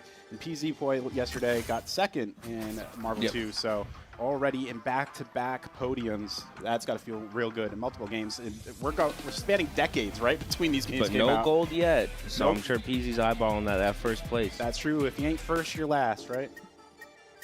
Totally the situation here. Imagine he's ready to get that gold, bring it home. But there's many matches to be had, or I guess potentially 2 for him. Winding down. Yeah. So yeah, we're like I said, we're down to our top 4. So every match we're closer to the finish, and I think that's what gets me so excited is that the stakes just keep getting higher and higher. Exactly right, and it's just going to continue to go that way the rest of the day. Like we said earlier, we got that fat prize pool. Shout out to Riot for coming through, bringing this to be a first Impact event. $5,000 on the line later on today for that duo match, or duo bracket rather. I personally feel like that's kind of the way this game's meant to be played. It's that the duo mechanic is so unique for this game. It's something you don't see across the board. I mean, the last time we saw it attempted was Street Fighter Cross Tekken, and we know how that went. That was like maybe less successful. Granted, it was a different time. Netcode and stuff was different, but very cool that Riot chose to go this route. I'm a huge fan of it. I know I personally just held off on my ranks for playing any solo until I hit GM. So shout out to my boy Zeke. Might be on me in the chat. I don't know if he's here through right now, but yeah, we made that all the way up there, duo play, and it's just been an absolute blast. So we'll see if Diphone and K7 can carry the duo style of things in this mixed mode bracket.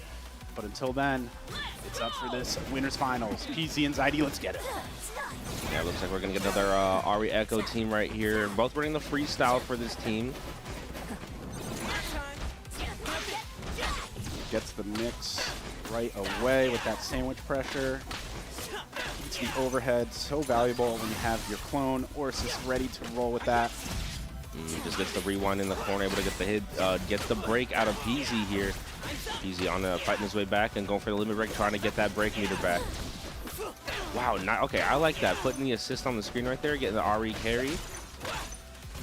As you forward throw here, it's going to reach that hard. Oh my god, Echo's so tiny, gets right underneath the Ari projectile assist right now. That's going to be a dead Echo on the side of PZ. Zaidi looking pretty dominant right now. Just setting up that projectile when they come through, see if it picks anything up. And the falling button is going to be what does it. Round 1 in the books here. One step closer to securing that spot in Grands. PZ did work up almost a full bar breaker for the second round, but Zaidi, no incentive really to do any sort of break unless you're going to go for an early break from a couple limit strikes. This team probably one of the best at farming limit strikes as well. Yo, for sure. Almost without a doubt. I'd say them, and then maybe Yasuo is probably next in line somewhere in there. See, nice and patient neutral here. Before PZ was able to land and block in time, and now with the forward button is going to connect as well. And like we've mentioned many times this weekend, Ari has just so much potential to pick where she wants to end this combo, and guess what? She likes to end it in the corner. Who would have guessed? Nice parry on the wake up as well. Just the tight little timing there. Still has to block everything at the end, gets caught out by the darts right here, and that's going to be a super to finish it off. PZ back in this one suddenly. Yeah, I love that Psycho Crusher. So strong, both as a super and arguably even stronger as a super assist. That lockdown it provides is so valuable. I think the original Yasuo backshots combo I saw was using that Ari super assist as well. Exactly right. I think there's a lot of stuff. I ran into an Ari Warwick player online that was really taking advantage of that to build up a lot of Bloodlust. There's a lot of potential there for sure. I'll have to experiment with that because I love Warwick Bloodlust. Yeah, there's some routes there for sure. Chrono Break does go over to the other side both times. Unfortunate positioning for that clone. Can he kill before the fear meter builds up here? Opts to go for the Super 1 for some reason. It is going to be enough. It is. Wow, perfect. I was looking at the wrong super bar. Never mind, that makes sense. I saw 3. I was like, go for it.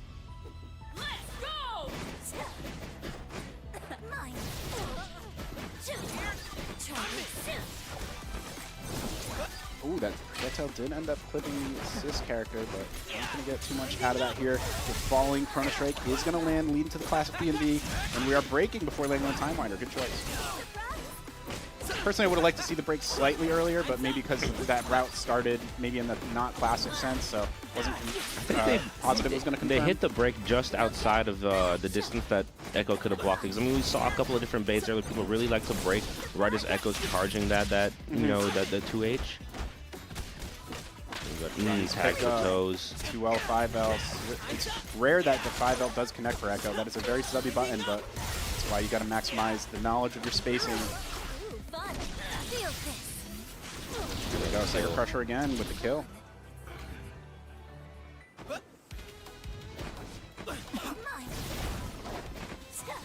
And quite worth mentioning too, this team is, Ariak is very, they tend to get very high hit counters in the combos, a lot of individual hits, but the way that scaling works in this game, it can vary from game to game, but in this one it's more time-based, so the number of hits does not really super come into play there in terms of hit stun scaling at least.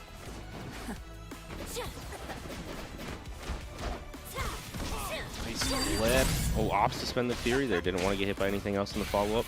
Level 3 is going to be a lot of damage. That's a lot. You got to hold that. We're looking at maybe like 5 to 10% left of health. Ours is a very squishy character. That just hit raw. Okay, maybe a little closer to 10%, but the single hit afterwards is going to lead into a nice little conversion. Easy. Taking game 1 after dropping that first round. Yeah, very, very nice.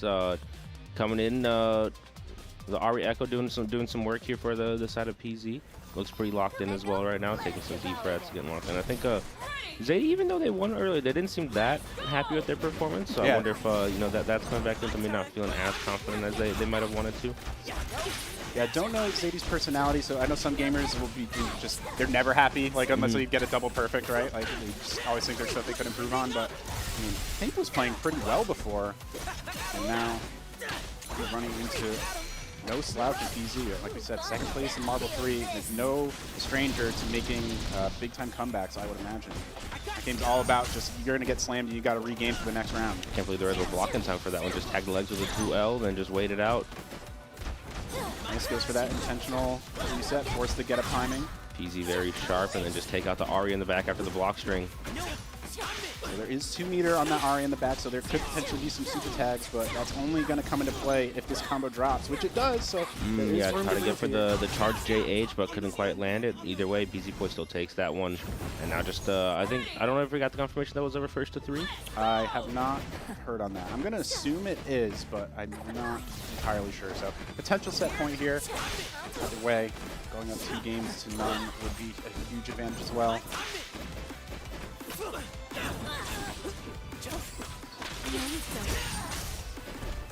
Yeah, so it is first to 3. Okay, so not on set point here. This will be a 2-0 advantage if PZ's able to take this, which, I mean, might not be the set, but might as well be, because that's a lot of rounds you got to win if you're going to make a comeback.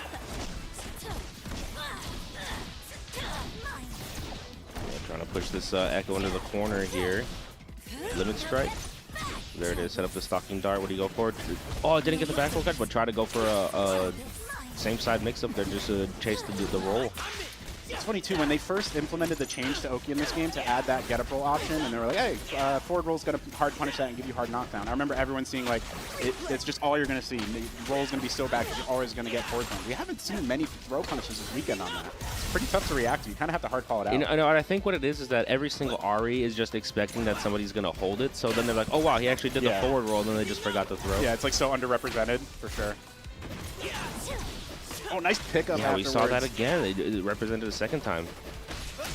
And I was curious if that assist hit in time, but it did not. So it did lead to limit strike on that second S2. Because a lot of times you can hit downwards, which what would be a limit strike, but if it doesn't actually bounce off the ground, it happens a lot with Teemo, you can preserve that hard reaction.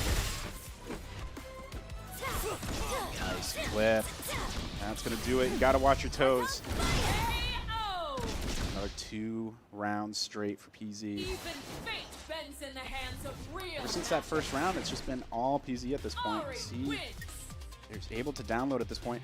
Again, we're seeing some head shakes over here, and we're going back to character select. I wonder if we're changing anything up. So the interesting thing when you have a mirror match in this game, especially with the same fuse, you're adapting on the fly, and you actually know all the tools that are available, right? You're not trying to figure out the other team and be like, oh, well, what is this interaction, and how does that work? How do I deal with it? Can I come up out on the fly? Like, a lot of what Zaidi's dealing with here is stuff he's done himself a lot and is familiar with those interactions. So it should be easier at face value to be able to adapt to those patterns on the fly, and it's just going to be on PZ to keep that varied and make sure he's not getting too predictable on this front.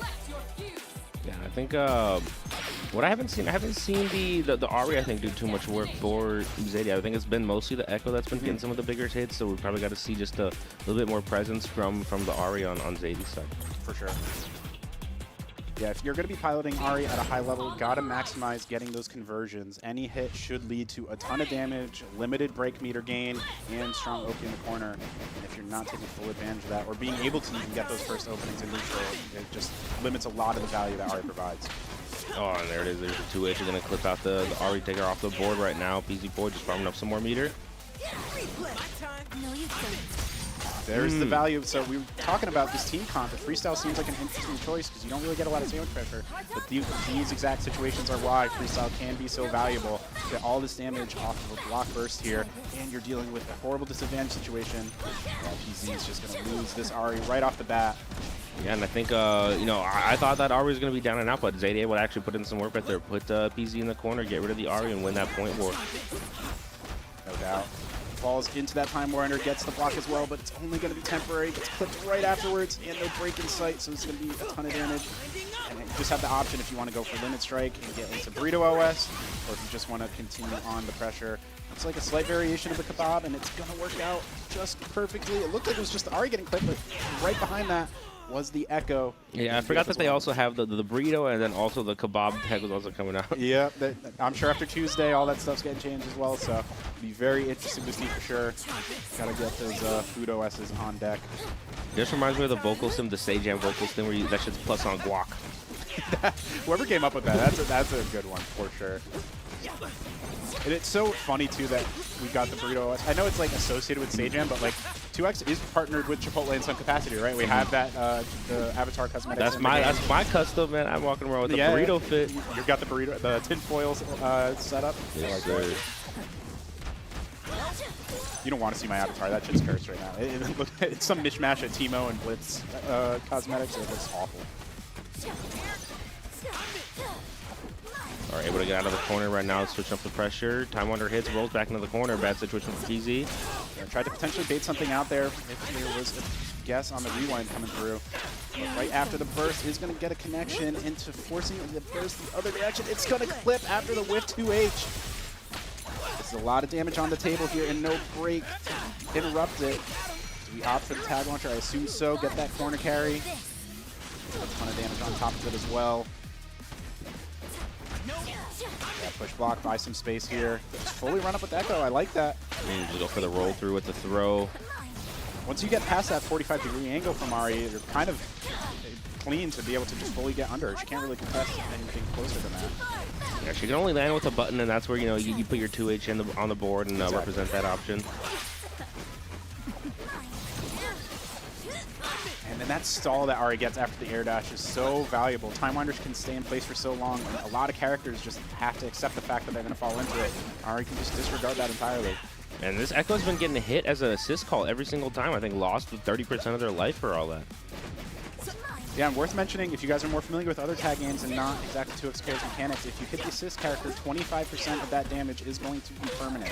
So 75% will return as gray health. A lot of time in tag games, it's all going to be recoverable health.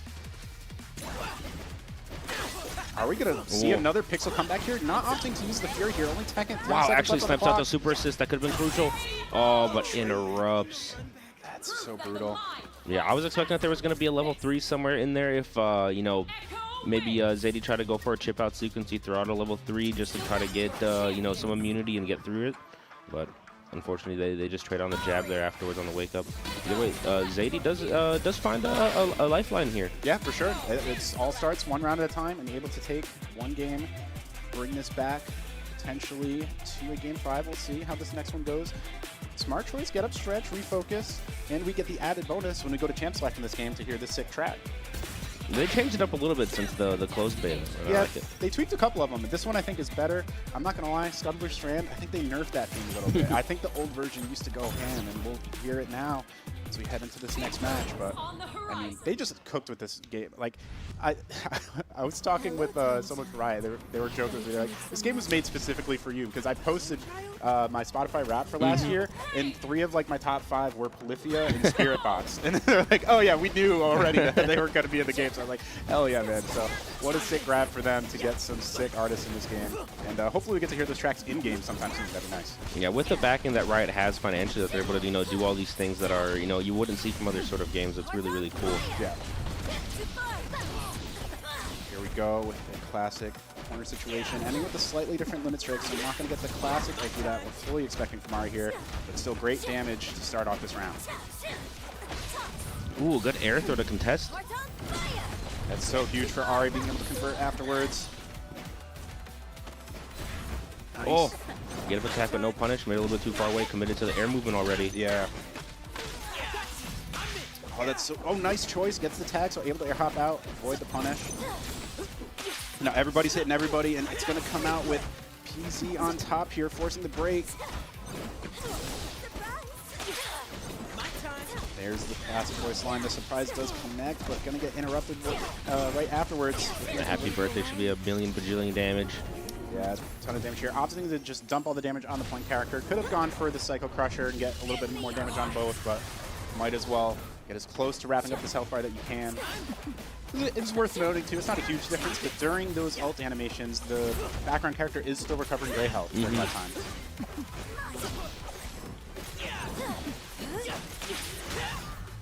Nice. Already started that S2 right before handshaking, so was able to follow up afterwards and still get that hit while keeping full screen spacing, because that's another thing about this game. Depending on how far you are away from the corner afterwards is how that will matter on incoming. Yeah, they've thrown out a lot of really good staggers right now too with the the Echo, just catching a lot of PZ Boy's movement right now. Right, good patience here. A lot of Echoes can kind of panic in that situation. Making sure you follow up properly after the time under is huge. Charge Clone is still available, doesn't opt to go back to it once. Now again, one of these situations, low health Fury on the table. It is doable, this comeback, but such little time. Yeah, and then Chip was also a factor right there too. Yep. They looking really strong right now. And momentum definitely going back in his favor.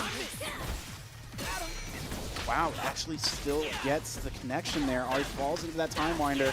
That's going to be a ton of damage here. Opts to save the break here for the next situation. Very nice timing there, overhead combined with the fully activated time winder to get the full confirm. Didn't get a whole lot of damage off of it though, but unfortunate. The cross-up button did hit on both characters, but Ari was the point, so she was able to flip out afterwards. He's gonna will hurt, gonna get close to losing this Echo. But even worse, I think, might just be left in the corner. Didn't go for the S2 for the limit strike there. I wasn't sure if it was going to connect or not. And there could be a couple of nerves here, too, as well, as we're getting close to the end of the set as well. Yep, that's exactly right. Nice, simple pressure here. Going to get push block into the handshake Air conversion? tag. Oh. Falls into the time winder, unfortunate. No conversion afterwards. He's getting real scrappy all of a sudden. I think we're seeing some deep layers of mix right here that we didn't see earlier in the set. They are getting really deep into the bag right now. Oh, they're nice mix, but no way to connect it afterwards. A huge jump out from PZ there. Great awareness of that situation, and a huge catch after that counter hit in the air. I can't believe they fall that long enough for that conversion to work. Yep, any counter hit in the air will just be a full tumble from top to bottom. Doesn't matter how high in the screen they are, so very smart awareness there to pick up there. Just raw 2H on block into the S2. Oh, and it's actually able to get it. Oh, no. Break comes through. Mark down around. So. Tagged that wall stumble, but couldn't quite convert entirely. And now Zadie in a bad situation here. Probably don't spend the Fury here unless you get a really good touch. Either way, PZ's going to find that one tied up. But still, Zadie is winning the resource war here with the full bar break. I imagine if Zadie does get clipped early on, we'll see that break right away with the hopes that it could potentially come back by the end of the round. Just playing this nice and slow here. Assists are available for both players, but waiting until they get a little bit closer to let them rock. And that throw does convert and able to handshake tag right away. What a dangerous break. Could have gotten baited right there. Yeah, the mind games around when to use that break is very, very important, especially against a freestyle team. Oh, the happy birthday is going to connect afterwards, and no break here. This is a ton of damage on the table for Zaidi. Yeah. He has another meter, but Limit Strike is going to come through. So just going to set up here to try to continue this pressure. Using the Ari assist to keep that second S2 follow-up safe. And did get a clip, but no follow-up afterwards. Rewind there just to get out of trouble. Looks like he could have potentially gotten clipped, if not. Yeah, I thought there was going to be air throw right there. Oh no, the Ari assist ends up on the other side. Unfortunate timing. Now this is going to lead to a ton of damage. Break is going to be online here. Do you opt to use it to keep Echo alive? And just go for the chip on last character. Here we go. We're going to have to see where PZ is going to opt to use this Fury, your last lifeline. Playing this real slow, trying to bait out an assist early on. Super assist is not going to come through. So we're going to carry fully across the screen here. See when this Fury gets opted to be used. Sure, you're hoping your PZ to get a kill with it early on, but no, gonna just get out of pressure, not even getting hit yet. Super assist kind of buy a little bit of space. A touch of chip damage, but not too much. Oh, but gets the air-to-air conversion, should be enough. No. Oh no. It was funky spacing, so not able to get the conversion after. And now air throw is gonna lead to a ton of damage. Yeah, gonna break to avoid that little extra bit of Fury. And now no Fury on the table. Chip has to be something you worry about. I almost wonder, great pickup by Zaidi. I was going to say for Zaidi, I almost wonder if you want Ari to be the one to die so you have access to that super assist to get more guaranteed chip. It's a little bit more reliable than the Echo assist. Mm-hmm. Yeah, now PZ, I wouldn't say figured out, but Zaidi definitely had a really difficult time finding the foothold at the very beginning, and now, you know, able to fight back. Like I said, I think we're seeing a lot more out of the Ari, a lot better spacing, zone control, and contesting those airs that you want to see being contested, especially in the mirror match. And so just winning out that Ari matchup, I think, has made all the difference. Yeah, I agree. I think this is going to be our, I think, third or fourth time going back to Champ Select. So one more time here in this fun champion as we head into a Game 5 final game of winners finals. Yeah, taking the winners finals all the way, and that's what we want to see, a competitive series. 100%. I mean, we warned you guys at home. We're going to have sick matches all weekend. It's going to continue on. This has just been the pattern. I mean, part of it is this game is so sick, but I mean, the players are really showing up, and being able to make it so back and forth in a game with really strong advantage state situations, being able to loop those on top of each other just shows the mastery of the defensive mechanics that you're seeing from the players all throughout this bracket. Here we go. Might as well be a first to one now. Got to figure out who's going to take it. And an early happy birthday, Zaid. You got to be feeling good about that one. Yeah, have to really break that early on. Good choice to wait for a single action to make sure you're committed to something.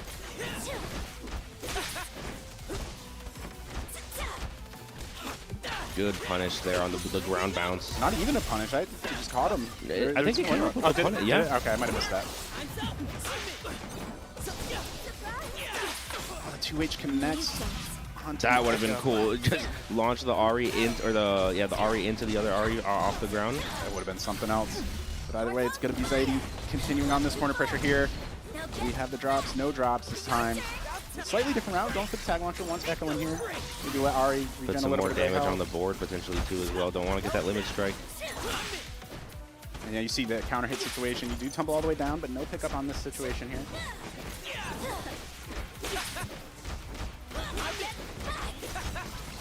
Oh, nice mix. He did the initial roll just to keep Echo in the picture as that pressure developed. So smart forward thinking there. Zaidi off to a good start in this first round.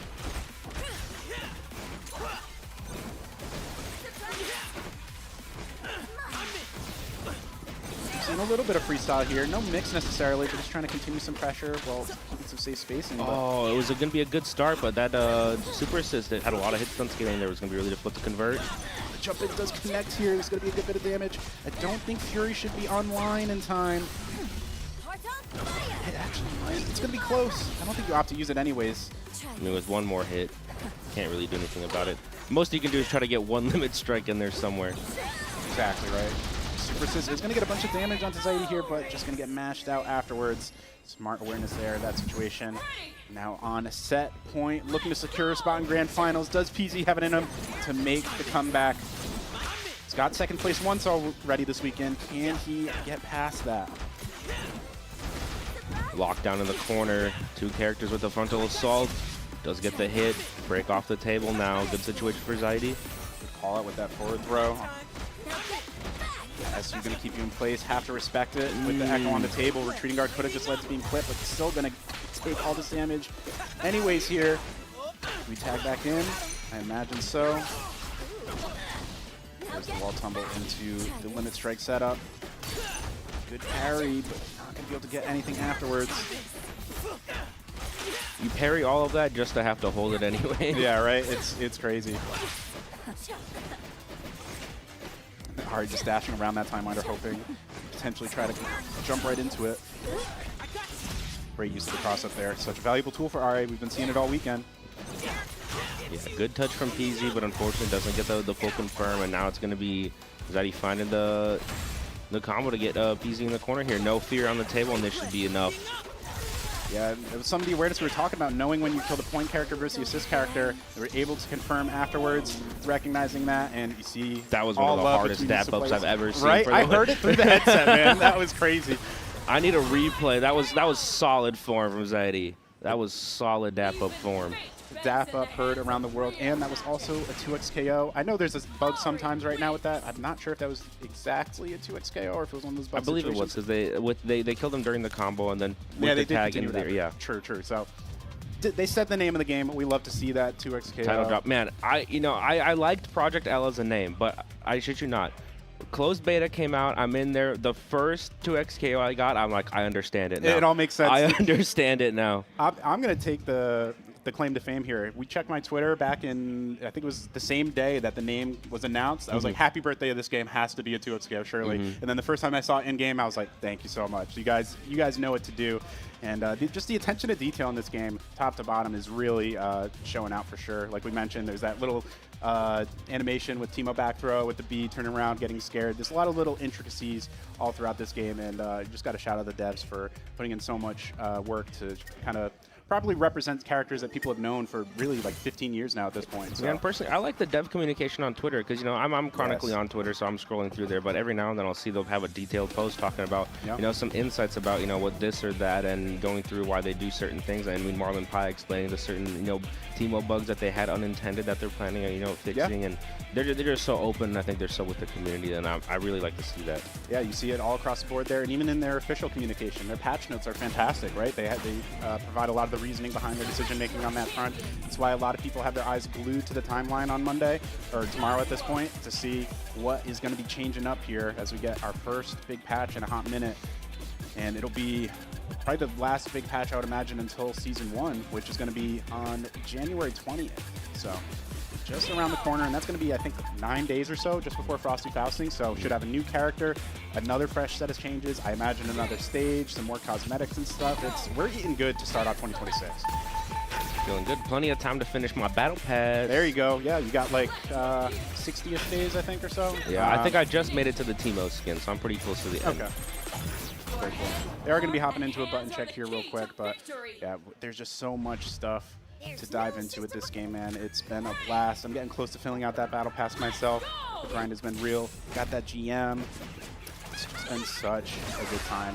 And it's fun to just grind matches online, but also like playing with friends is so cool. Like just being able to finally play with people that have just varying skill levels, and like you don't have to just sandbag yourself or just smoke a homie if they're like new to the game, right? You can just say, hey, let's squad up and either play against other homies or play online and have a good time. Very fun. I love doing going to private lobby and then just doing duo training with my buddy. Yeah, so just go in, just right? Like, hey, let's work on this. And I think we went 0-2 in the duo bracket, so now it's time for us to go back to the lab. We need to work on some defense game plans, so 100%. We gotta get in there and figure out what we want to do. That's exactly right, and we're gonna have to see what K7 and Diaphone are gonna do if Ocarina has these answers on deck right away. Minigun is gonna pan out. Could have had a potential happy birthday, no pickup. That stubby 5L from Echo can be tough to pick up with. And a breath of relief from Diaphone and K7. They would have likely used that break right off the bat, but now it's still on the table here. Yasuo assist does connect. No conversion afterwards. There was a nice block on the slingshot as well. Buy some time, but now going to have to break. Buy some space that way. Oh my goodness, that tornado is so strong. It took like 3-4 projectiles, and one of them might have been powered up. That's the nice thing for Jinx. As much as Windwall disregards her projectiles, it doesn't delete them. It just forces them to back up, right? And because of that, we saw in that situation it backed up and ended up clipping the Yasuo afterwards. Okay, go for a frame kill into the throw here. Couldn't quite land anything. And looks like we do see Bacarina run the double down again, which I think we said we prefer. Wow, great stuff. Wow. I thought he was going to get clipped by that beam, but just able to cancel the parachute in time. And get up attack is going to buy some space here for Bacarina. Timo trying to set up house right now. A couple mushrooms on the screen. I like the idea. Pair with the Yasuo, try to get in. Oh, clips both of them? Oh, not able to fully confirm, but still able to kill the point character. A lot of damage on Timo, and he's not going to be able to regen any of that. So I imagine if you're Diphone in this situation, well, that's the end of the round. I imagine the goal would have been, hey, buy some time, maybe generate a little bit of break, and of course, badge progress. It's so big for Timo, and a nice thing that he gets to strive for if you're already in a huge deficit. Oh no, the slingshot saves Yasuo from getting comboed right there. Slingshot can really mix things up. You've got to be ready for it. Nice job here from Diphone. Wow, another projectiles. This Jinx is contesting the Timo so well right now. Able to combat those projectiles with some good full screen options as well, set up the traps. I really like what we're seeing right now out of Bacarina. Yeah, if you're really locked in with Jinx, I feel like you can deal with that Timo zoning pretty well at full screen, because really all Timo can do is charge up a slingshot and have to thread that needle, and you have so much time to see that and anticipate it. Nice. Got the Timo back shot with the pan in the back of the dome. Into the full conversion afterwards. We're going to tag launcher, bring Yasuo in. Only 2 meter here, so no Should be a mushroom, yep. Yeah, the classic double down route here. Get that progress, get that extra damage. Oh, but he already used the reaction earlier. Couldn't get the follow-up roll. Bacarina just respecting all that with the firing bush in front. Nice overhead, and also had the clone due to the roll earlier. The double down does so much work for this team at combating. Wow, what a great idea. He's going to go through the wind wall, catches both. Okay, this is probably the most we've ever seen someone take it to the... And then the clapper gets through the wind wall as well after the bounce back? I think Yasuo's pinky might have been on the underside of that tornado and ended up getting clipped. That is unfortunate. Decided K7 and Diphone. Okay, at first I thought this was going to be one of those, like pretty one-sided sets, but now I'm sitting up. I like what we're seeing out of the Jinx Echo right now. It's very competitive against all the zoning that we've seen out of this Timo Yasuo team.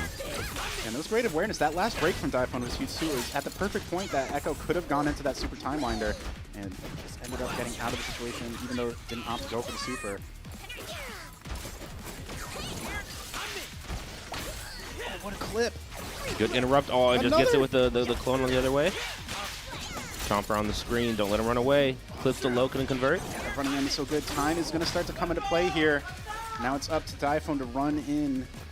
Only 15 seconds left, and this is the final round, so no point in building bad progress. You got to take this round, or you're giving up. Super assist that kills Echo in the background. This is how Jinx has got to defend.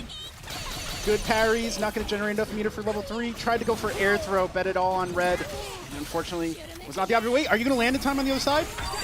Oh no! I almost was throw the option there. I don't know if throw would have potentially killed in time. I don't. It should. I think it would have been fast enough. Oh, that was so close, but opted to go for the medium.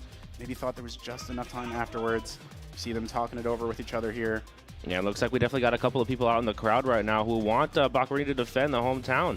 100%. I mean, I wouldn't have expected that we would have seen Jinx as the one that's going to take it to the Timo Echo or the Timo Yasuo team. Yeah, right. You would expect it to be most often the 4 horsemen in some capacity, but not the case in this time. Bacarina showing Jinx is not written off just yet. There's a lot of potential with this character still, especially if you pilot it as confidently as you are. Nice awareness here.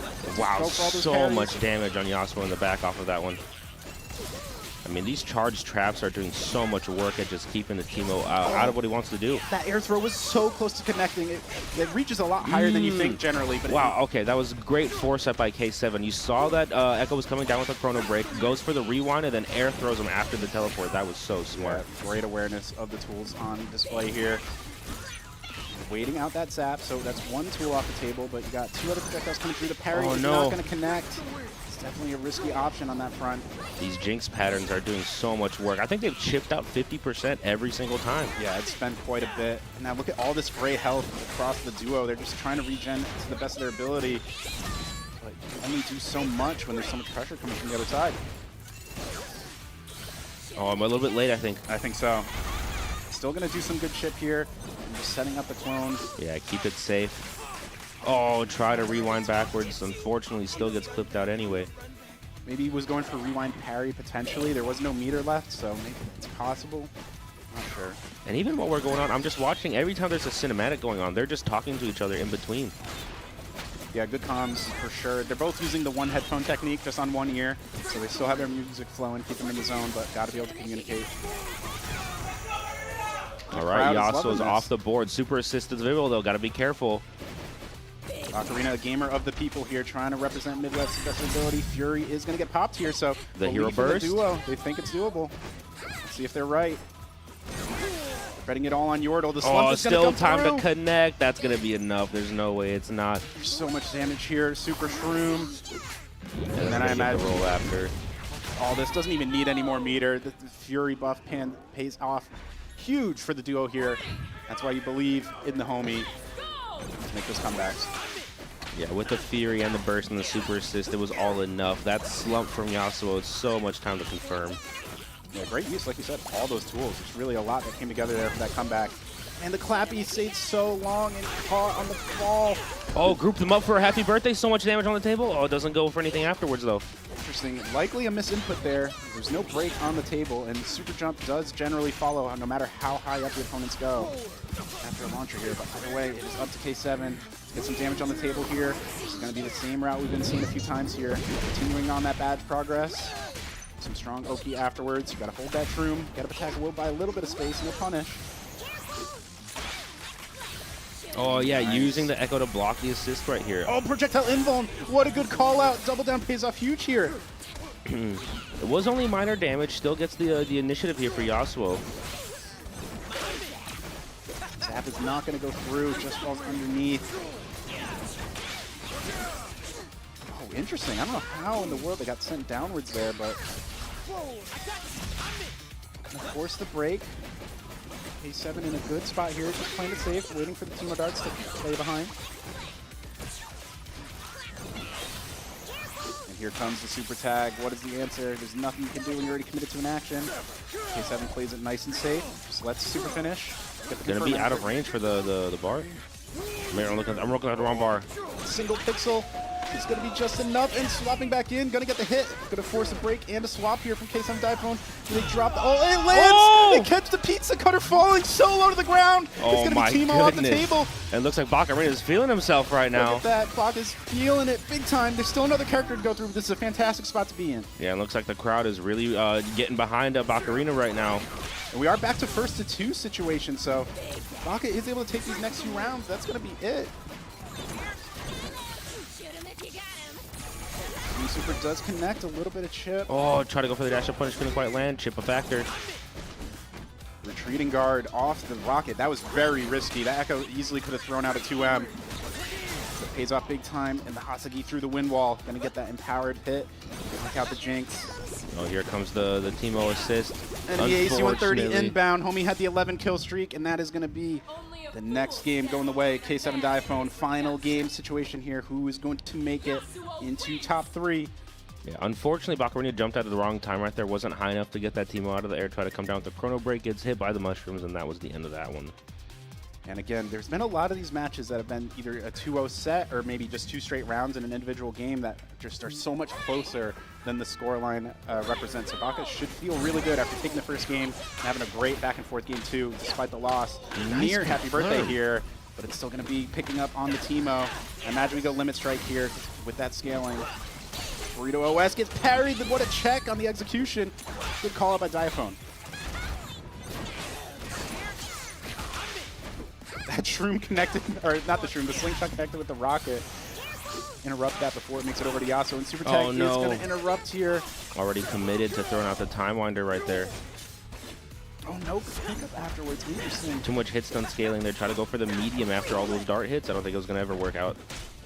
Overhead does connect, but it is not on counter hit, so no pickup afterwards. And the 2M is going to follow up on the retreating guard. So this allows for a nice route here. Building up some dart progress as well. Right into the tag launcher. It's such a good bread and butter for Teemo. Good stuff. So now a good amount of health here. Maybe about a 25% health lead across the two characters.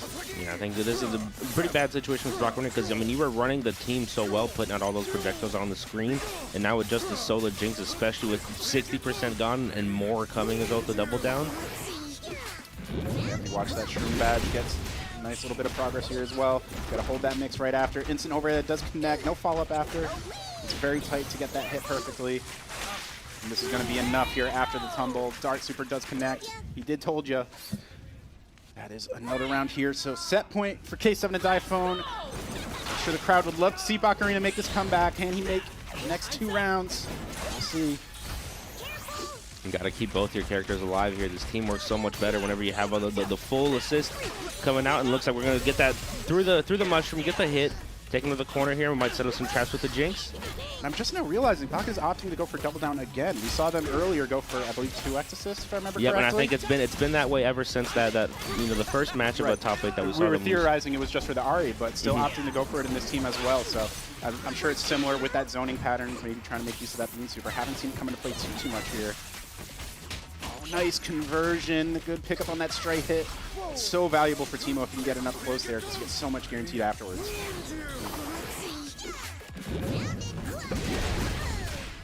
Alright, what's the option here? Forward roll, no throw afterwards, but not going to matter. Parachute is going to carry over to the other side. Pizza Cutter doing its job.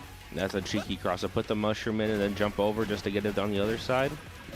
So much to deal with. The mental stack of Teemo's traps is insane. And now another pickup here for K7. Going to get all the way over to the corner.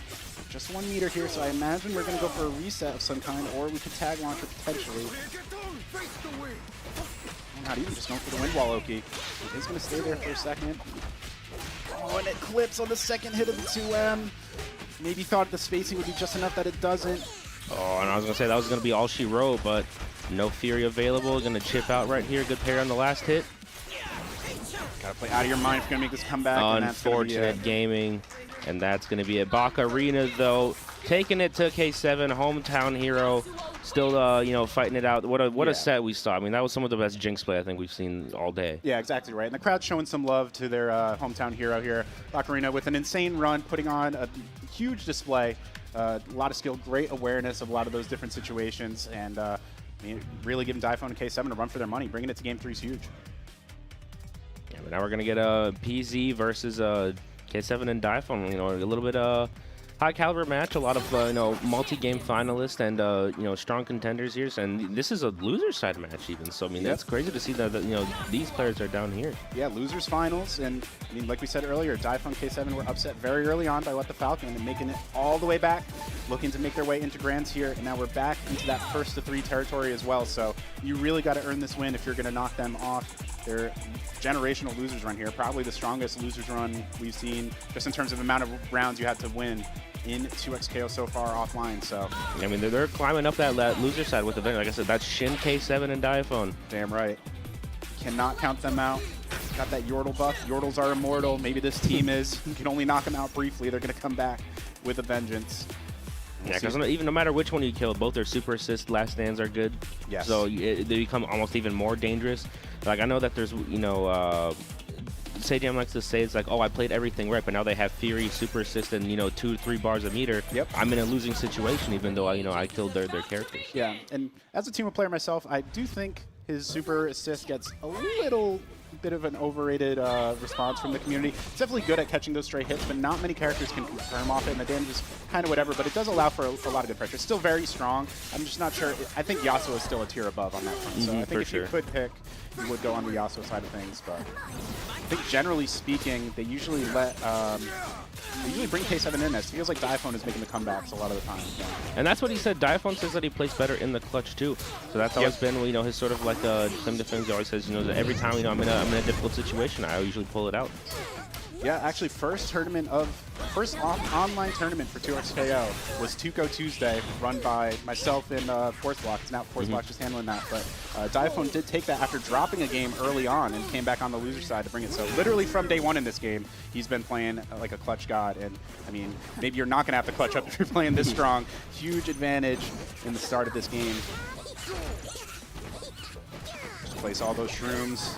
Perfect. The bounce does go high enough to connect. One of the few things that can challenge Ari up there. That's going to be a great start. Not too much bad progress, so PZ has to feel good about that at least, but definitely a rough round when you don't even force the breakout. It looks like Ari's having a hard time getting in against this Teemo zoning. So can't really do anything about those slingshots. They do contest Ari up there, which I think is one of those things that we always talk about is how good is your character at trying to hit Ari out of those situations that she wants to be in all the way up in that super jump range. Right, exactly right. Oh, the fire comes into play perfectly, so the flip out is just going to land right into that. You kind of just have to hold the pressure afterwards. Ooh, interesting. J2H maybe tried to get a forward jump and only got the neutral jump in that situation. Oh, parachute into the landing button is going to be able to convert right here. Yeah, got a funky situation there. He got lifted off the ground, so that mushroom loop isn't going to work just right. And there it is. The samurai back shots. Just one this time. He's honorable. We'll see what the Ari can do. Huge deficit here for PZ. Still has not forced break. Hasn't really got past 20% health on either of the opposing characters here. Here we go, gotta guess for your life. And great blocks all around there. The 2H is gonna connect. Doesn't matter which way it lands, go right into the stance and get the bounce afterwards. It's gonna be a pretty quick game one there for K7 and Diaphone. For sure. I'm gonna start calling that 2H the protractor. That thing is basically a full sweep above his head. There's like a tiny bit of range behind his dome that he doesn't connect, but for all intents and purposes, that might as well. But even then, the height is still like the best no matter what. Yes. Like I think only maybe Blitz gets that high. Exactly right. Teemo's does reach surprisingly high, actually, with the tip of the fire. It's a little deceiving, but I don't think it's quite on Yasuo's level. Just go right into the 3 shrooms. No grass this time. Just continue some simple pressure with that forward S1. That is going to be even on block in the uncharged version. And the autocorrect after sniping out the assist. Setting up shop. We got a lot of mushrooms to work through here. Ari's got to find her way in. Nice pickup off the slingshot as well. This is going to be huge. Great situational awareness. Only 2 meter on deck, but we are going to go for the shroom route. This is the classic in the corner. So much value out of this. Oh, he accidentally forgot that the bush was behind him, so ends up teleporting back to it rather than getting a full conversion afterwards. Oh, and the dart on the way down is able to get the confirm. It's so messed up, man. You got to be ready for it at all times. Such a good pickup. And it hits a great angle as well. Cross up did connect, but no button afterwards. And now super tag time, got to land into that as well. That's unfortunate that the tech out landed just before the first dart, so he didn't end up blocking it all in the air. Easy super 2 confirming the corner. Diaphone and K7 running away with it. Yeah, they're pushing for a gold split here. This could be a new PB. Absolutely running through this loser's final. 3 straight rounds, extremely clean, and it's just continuing on. Diaphone is one of those people that likes to, push the limits of how things work, and you can see that they're doing their you ever played the old Lego games? Oh, good block on the way, but you can't move the screen away if you're playing with somebody. So right now the Teemo is just backing up full screen, throwing the Yasuo assist out there so they can't backdash out of range. And I think that's caught PZ like 3 or 4 times already. It's really good, and especially if you have freestyle, you can really take advantage of that parachute too. You can parachute, tag out, and then he has to stay on screen, so you can force corner at any point. I actually asked K7 and Diaphone about that earlier in the weekend, and they said they think there's some value there, but it's not the best, so they want to hit the lab with it a bit more. But like you said, they're optimizing the screen control in another way, and it's paying off big time. Yeah, just having Teemo pull that screen back so you don't have anywhere to run against that Yasuo just locking you down over there, it's very, very strong. For sure. Especially with Yasuo's ability to steal corner as well so reliably. It's so strong. And then there's a single and the double back shot to clean up game 2. 1 game away from securing a spot in Grands. PZ unfazed, no champ select needed. Just running this back in. Thinks the download could be coming through. Oh no. Bonked. That sound effect is so good. He gets caught on the stagger, and he's going to be first hit going over here to the Yasuo Teemo team. Nice routing here as well. Going to force the limit strike into the corner. Nice patience. Exactly right. Going to force that breakout. Oh, the pizza cutter rarely. How did that whip? I've never seen them whip that close. I almost wonder if she moved her hurt box by doing that 2H. Looked like she might have leaned a little forward. Yeah, there's certain characters that have that where you'll actually like end up on the other side if they're right above you. I know that I have that issue with Darius quite a few times. I know Teemo can force that too. If he does slingshot on the wall and it bounces down, it actually pulls them out just enough that you can jump behind. Yep. Nice pick up here. It's just the classic with Yasuo. Get them in the air. And J2H is so consistent at being able to allow follow-ups afterwards and taking full advantage of that. Stabilizes a lot of combos. It does. Right back to setting up shop. He earned those badges the hard way. He's going to show them off. He knows how to use all these different camping tools. Let's see how much damage you can squeeze out of this conversion here. This Teemo too, so it's going to hurt extra bad. Wow, what a nice touch right there. And keeps the corner off of that one. True. You just have to watch this. Smart choice. Just use the meter dump and secure that round. We are 5 straight rounds in for Case of the Typhon. They're looking like they're not messing around. Now, if PZ's going to make the comeback of the century, I mean, definitely could be a start of a storybook ending here. Has to start now. Trying to go for that screen pull again. Ari with the confirm, taking him to the corner. I like that, using the 2M there to get just a little bit of extra damage in before doing the second S2. You're going to force Happy Birthday out of here, or burst to avoid the Happy Birthday, rather. Okay, I didn't expect that hop was going to get through all of the darts. Yeah, somehow threaded the needle there. Oh, and the 2H just barely whiffs. Ends up on the other side. I think they accidentally baited their own combo, unfortunately. Yeah, what the... Sometimes I fat finger my buttons, so maybe they were just a little bit too close to their tag, and their special button unfortunately gets the break mid combo. Yeah, that's always the question: is do players use the macro or do they use the button combination? And that can definitely lead to some of those stray hits if you are a macro gamer. Nice stance stage, just by a little bit of space here. And then do the enhanced Hasagi and let Teemo set up behind it. Good choice by PZ to hop over all that before it gets set up. It's still going to get clipped afterwards. Good combo awareness there. Set the bush on fire. Get a couple extra hits. That worked out really well to get that side switch. Going to be a little closer to the corner here, and the limit strike is going to ensure that. Nice catch on the roll. What a call out. I don't think that was a reaction. I think that was just full on expecting that. 3 meter on deck here for PC. So he can dump out a good bit of damage if he gets that opening. Has 3 Echo Super Assists. They're going to have to block this one. Gets caught with the air dash. Samurai back shots. Yeah, this is looking real clean.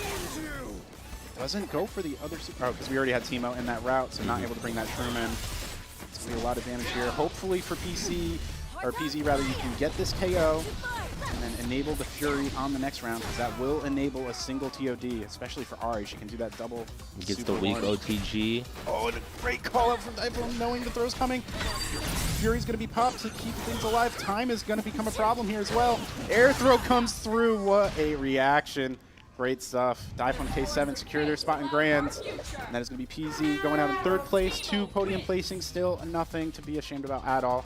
I know I've never done that, and I probably never will. So shout out to PZ for putting on a show for us. You got to love to see that, man. Yeah, a lot of strong players. I mean, now we're down to our top 2. This is it. This is the end of the road. So, I mean, I think who's on the winner's side? Was it Zaidi? It was Zaidi. Yeah, Zaidi. Yep. So the duo bounty is going to remain available here. Now we'll see if they're able to secure it twice in one weekend. Got to feel good about it. If you're taking a solo bracket as a duo, or I guess not solo, sorry, a mixed bracket rather, as a duo, you got to feel very good going into the duo bracket, right? Because early on in the game, you got to imagine people are going to be a little bit stronger as a single, having all their stuff locked in. So good stuff either way.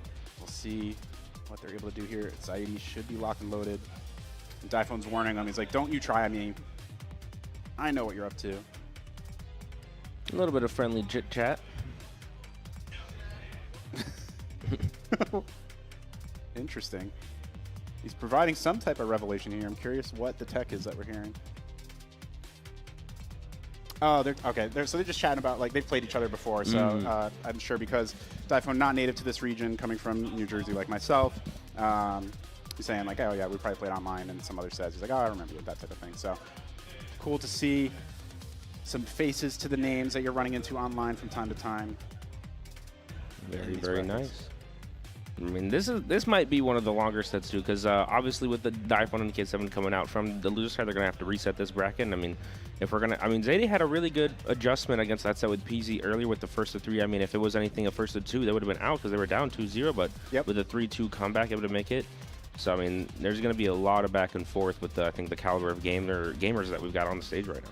Yeah, yesterday we were trying to follow the path of, like, who held the belt of the favorite for this bracket, because once What the Falcon made the upset, it's like, okay, well, if you beat what people expected to be the best team going into this, like, you're probably the favorite now, right? He got knocked out, the person who knocked him out then got knocked out, and then I think Freed was the next in line, who also got knocked out earlier in losers. So it's up to Zaidi. Like, is he the favorite now because he's on the winner side of things? I'm not too sure, but it's going to be 2 full sets if Diphone and K7 want to run this one back, and that means you got to win 6 games, means you got to win at least 12 rounds. It's definitely going to be a grind here, and you got to earn it if you're going to make that comeback. And some of these Teemo and, like, Ari games and everything, they're just kind of spacing and zoning each other. You know, they're not very good. Sometimes they can go down to a timeout, so this could be a pretty long set. Yes, for sure. There's a lot of variety on that front. You can have those matches that are just over in the blink of an eye, or it can run pretty late in the. Even in that last set, we saw the timer get pretty low a few times there. No timeouts, I think, at all this weekend. We had like a 5-second, or no, we had the 1 second where it was a throw. I don't remember which set that was, where it was really, really close. But yeah, I know with these Teemo ones, like I said, he likes to set up the shop, just kind of sit back, not necessarily incentive to go in whenever you have a life lead. So exactly right. All right, here we go. Grand finals is starting. We have end of mixed bracket. 100 gamers entered. Only 1, or I guess maybe 2, are going to make it out on top. Let's hear it for these gamers repping the Midwest here. Can it be defended in the home turf, or are the foreign invaders going to come through and claim it for the tri-state? Let's see. Yeah, K7 and Diphone here, making their crazy run through losers. So I think sometimes people might want to see that sort of that timeline where it's just like really awesome to see people work their way through. Not necessarily an underdog story. They're very strong gamers, but good block on the burst right there. Yeah, even if they're the favorite, they're back against the wall this whole time, right? You don't have a lot of room for error coming through. And a single set loss will end it for them. So the fact that they were to make it through all those rounds. Miss on the parry? Looks like it. Yeah, because there is a meter missing on that front, so unfortunate. I still think, I don't know how much it happens to other people, because I'm ass, I'm not going to lie, but a lot of times when I'm blocking, I'll still actually be holding down back when I parry, so I get the low parry, and that can sometimes get you.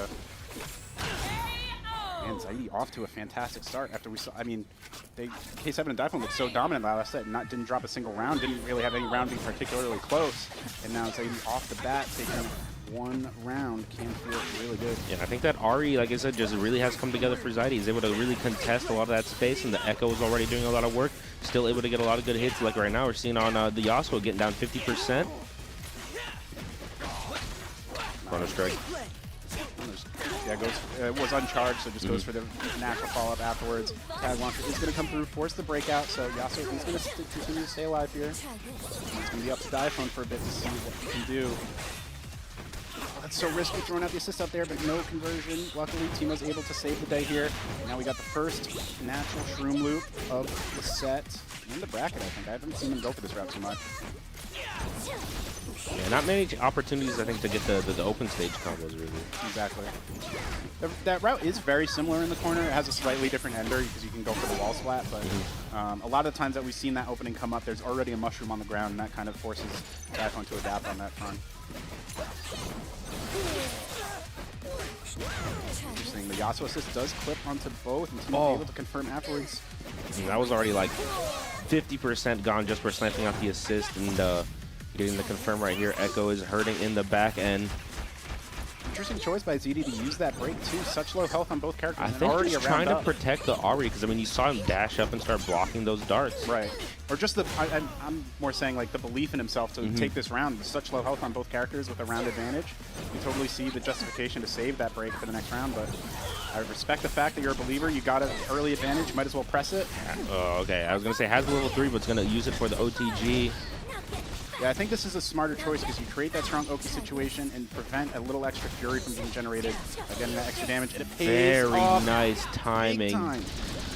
I mean, great. I mean, I was questioning the break, but what do I know? I mean, there's a reason why he's up there and I'm over here, right? So clearly cooking, and has the belief in himself, and great use of that break resource at the right time. I think, honestly, it might come down to the fact that Yasuo was just out of that super assist. He used all of it earlier, didn't get any kills, even though he landed 2 of them. Yeah. So, I mean, there was not too much, I think, you need to stress about besides just the Teemo being on the board. Exactly right here. Interesting choice again from Zaidi with these break decisions. Definitely could have gone for it when that Yasuo level 1 was around the corner to prevent this full conversion, but it is what it is. Going to be toast now, and now it's just going to be the RE super assist in the background and a Fury meter on deck for the Echo. Oh, the flames. Tried to go through the fire and the flames, but the one who is going to carry on is going to be this Yasuo. Going right back into this DNV. So much damage. Yeah, Zaidi definitely just saying, hey, you know what, this round's likely yours. Let's just get it over with.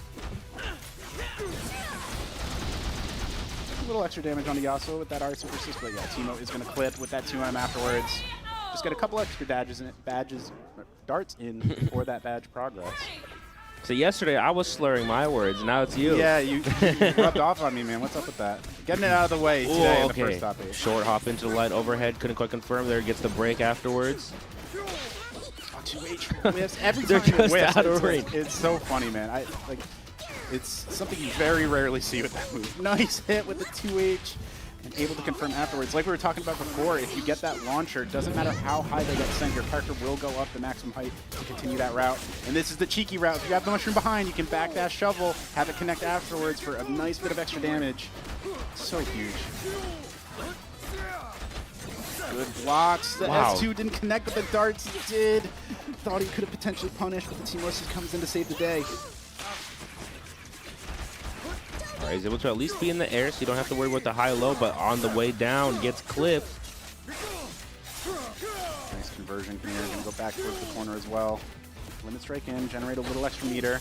Not that it's really going to be needed at that point, so more likely for a screen positioning, and then you get the follow-up after the throw and stuff.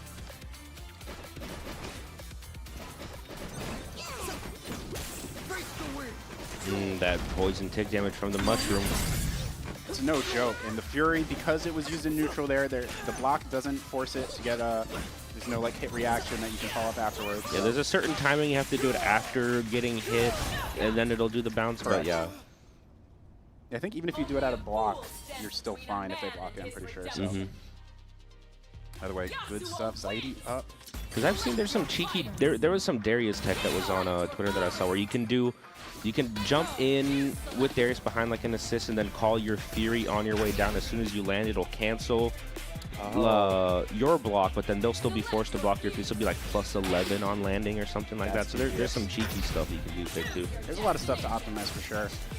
I think Fury is pretty underexplored in general. I mean, I forget what tournament was I saw, but you can Fury cancel your projectiles too. So there was like a Darius 1 just doing a projectile, then dashing up into the confirm off of the clash. And it didn't even hit. Yeah, it was the clash between projectiles, exactly right. And on top of that, another underestimated tool for Fury, get up attack can get dash canceled. So even if your opponent blocks it, you can continue the pressure after that. Very, very good.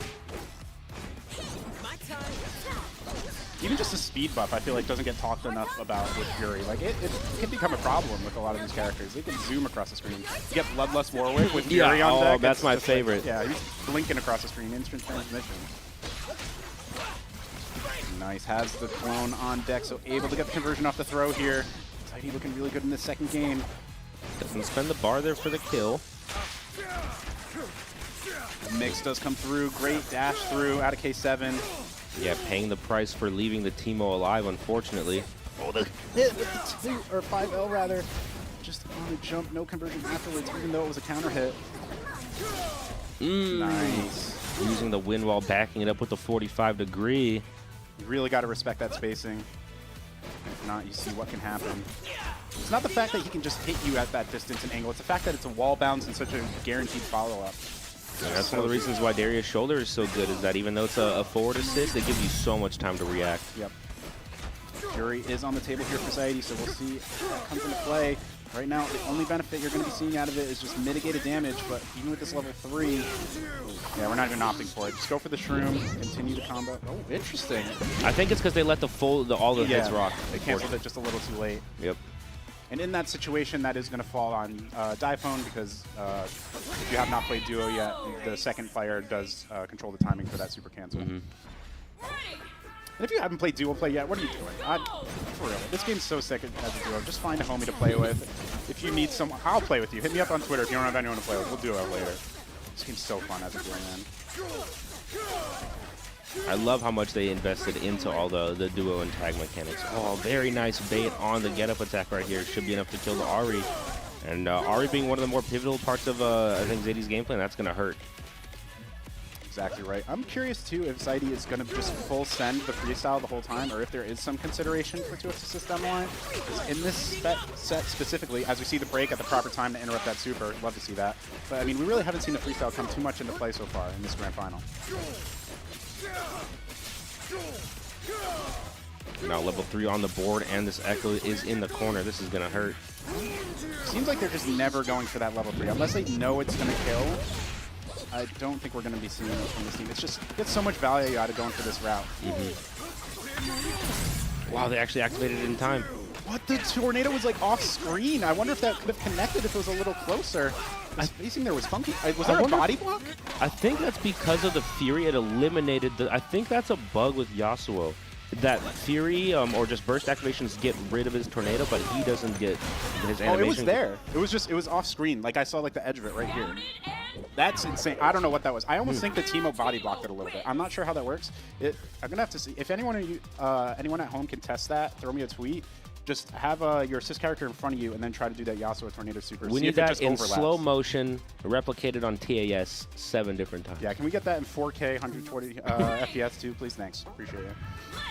All right, bud. K7 and Diaphone here, just one more game away from resetting this bracket. Also, what am I saying? I'm asking people on Twitter. We got people in the audience right now. There's setups over there. Someone can go test that and let me know. Pull up. We need our top scientists on the case immediately. Yeah, where's our lab monsters when we need them?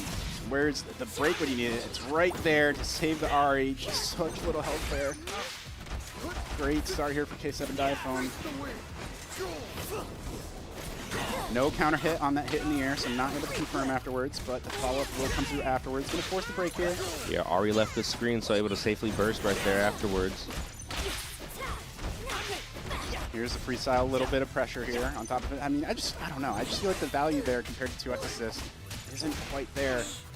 Maybe we'll see some more burst fades later on. Here comes another Shroom loop situation. Drops it, unfortunately. Again, Teemo having some of the more difficult combos in the game. Makes me really wonder what his combo execution is going to look like after this week, right? We know some of that stuff is going to get changed. I mean, that Shroom loop, from what we've heard, it might not be directly impacted, but definitely a lot of those spin follow-ups will be. Nice projectile to catch the nice shot. Landed the campfire, and got some mushrooms on the way down. It's a blessing and a curse with those shrooms sometimes. Unfortunately, it does interrupt that combo there, so not able to OTG properly, but the air throw is going to come in and wipe off that Echo. That's a great start here for this game 4. And gets it full screen. Might have tried to go for the... I don't think they went for the parry there. Maybe just got caught out trying to do a projectile there, or jump back maybe. Yeah, it was an interrupt, so it definitely they committed to a button of some kind. I believe jumps just count as like a normal hit. Probably in the startup. Double Shroom does connect. I'm actually curious if that second Shroom had caused enough hits on for it to connect, if it would have dropped otherwise. Either way, good awareness from K7 to go for it. Yeah, K7 Diamond, they're so aware about whenever, something on the other character hits and ready for those handshake tags to confirm. Yeah, and in my own experience, that's really what helps you elevate as a duo, is being able to get those scramble situations. Because, like you said earlier, the mental stack can be split. So if you're just in the background, you know what to look for in those little interactions. Being able to pick up your buddy is huge. Push block on the Yasuo, trying to get out of the corner. I like that they use the Yasuo Rekka, so you can continue to add on that pressure while Teemo just sits behind setting up shrooms. It makes me all the more sad that Warwick can't do that with S2. That's true. That's a good point. I'm sure Riot's watching, so, some good ideas. It's so funny saying Riot's watching when it's like, I think of that dev team as like for 15 years I thought of Riot as like the League of Legends team, but now it's like they got all these other games. So it's all these old FGC players that are, you know, made a little group to make a cool game. They really got the all-star dev team out there, and man, what a level 3. But we said we weren't going to see it, but this is one way we will. Getting that direct punish, and that is going to be the first set off the board. 1 down, 1 to go. All's even across the board. So it looks like a K7 Diaphone no longer have a loser's advantage. Like I said, that's the Shin, Diaphone, and K7. And coming back with a vengeance, they want this. They're hungry for it. Exactly right. That one going 4 games. We'll see how far this one goes in. You see Freestyle still being locked in, so no change in the team comp. We're just going back to champ select. Time a little bit of time, mental reset going in. You know, I do like to see no head shake from Zaidi at this point, so not feeling down on himself right now. I think he understands the level of challenge ahead of him, right? This is no easy feat. It's not just like you're winning your local, you're going up against some of the best players in the country, so. Interesting, no break here early on. Would have saved a lot of health for both these characters. Now the question is, does the happy birthday continue here after the shroom? It does. Letting everything rock. 70% gone on both characters is rough. I bet you if I asked Zaidi, would he want to break that next time? I think he might change his 140% combo. I'm not sure. Might be working out anyway here, though. Oh, able to land to cancel the recovery. That is so huge. Now going to get this full conversion afterwards as well. Echo's looking relatively healthy, too, after all that. Life bars are pretty even all around. Get up attack does pay off. It's always such a gamble to go for. As you see there, like we talked about before, one player is able to control things in the background as a duo, so able to kind of just go up and down and cover all that space with the Timo Super. Able to get right over the tornado right there. Nice, good adaptation. If you are an Echo player, you always got to keep aware of how close you are to the corner, whether you can hit that Super Time Winder back or not. And of course, Zaidi being in Grands for this is no stranger to those situations.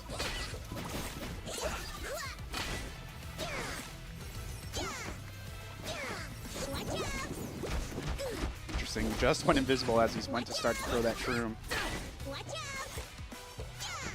I love that animation too when Timo's crouching. He's just covering his eyes. He's literally shivering because he's so scared. And yeah, that's the down back blocking one, because otherwise he's just sitting there like all kind of happy. Oh yeah, exactly. Just tapping his leg. And Campfire does secure the kill. Now it's just up to the solo Ari here. Looks like Fury will potentially be on deck here for Zaidi in this round. The straight hit is not going to lead to full conversion, but not going to be needed when you got that Yasuo super assist coming through. And there's the first head shake I'm noticing here from Zaidi. He knows, has to respect that tool at all times. Yeah, I mean, that puts K7 and Diaphone in the lead definitively in the set now.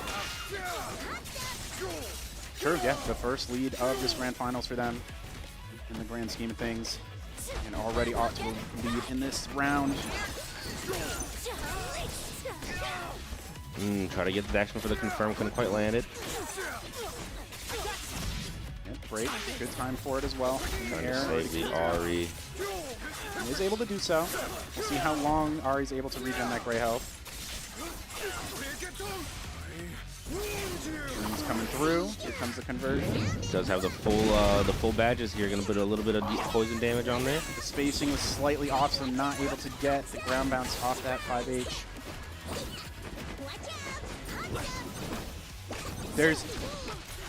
Is that how that works, or did Echo trigger that when he jumped over that? There's no way the slingshot triggered that shroom, right? I'm not crazy.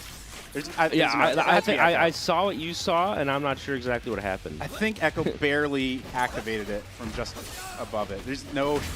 If the slingshot does that, I need to revisit my whole game plan. And Zaidi might need to revisit the game plan as well. It's already down 1-0 in the Grand Finals reset. 2 games remain for these sick gamers on the duo front.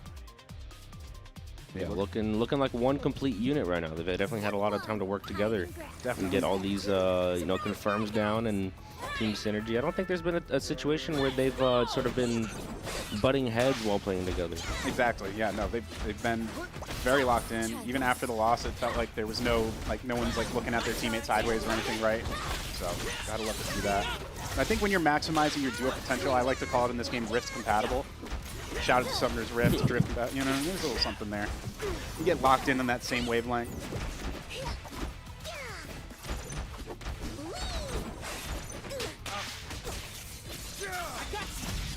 Nice timing on the break. That was actually pretty risky right just after the launch. Could have gotten gotta the watch jump out into for the those block. jump cancels for sure. I'm so guilty of that. I've gotten my duo deleted so many times because of that. I'm not afraid to say it. The shroom hit, or the slingshot hits, and it's a counter hit as well, so able to convert afterwards. Getting a lot of dart build up right now, almost built up all the way over there, and then should be a mushroom afterwards here. Oh no, it goes for the wind wall. It's really nice for Teemo if you can passively build up that dart badge as well. I think a lot of people would say it's not the strongest badge right now, but in the case that you do get it, it really enables his dart boot combo to do so much more damage because you get 3 to 4 depending on the starter for that combo, and just adds so much damage over time on top of it. So there's a lot of value to be had if it's there. It's just a lot more passive than some of the other tools. Oh, the shroom barely connects. It's unfortunate for Zaidi, but no conversion afterwards. So. Oh, activates the hurricane. Doesn't get the conversion afterwards though. RE level 3 available, but gets bonked on the head by the JH from Yasuo. Taking a samurai sword to the dome can't feel good. Because he does the double hit with the sheath, and then does a double.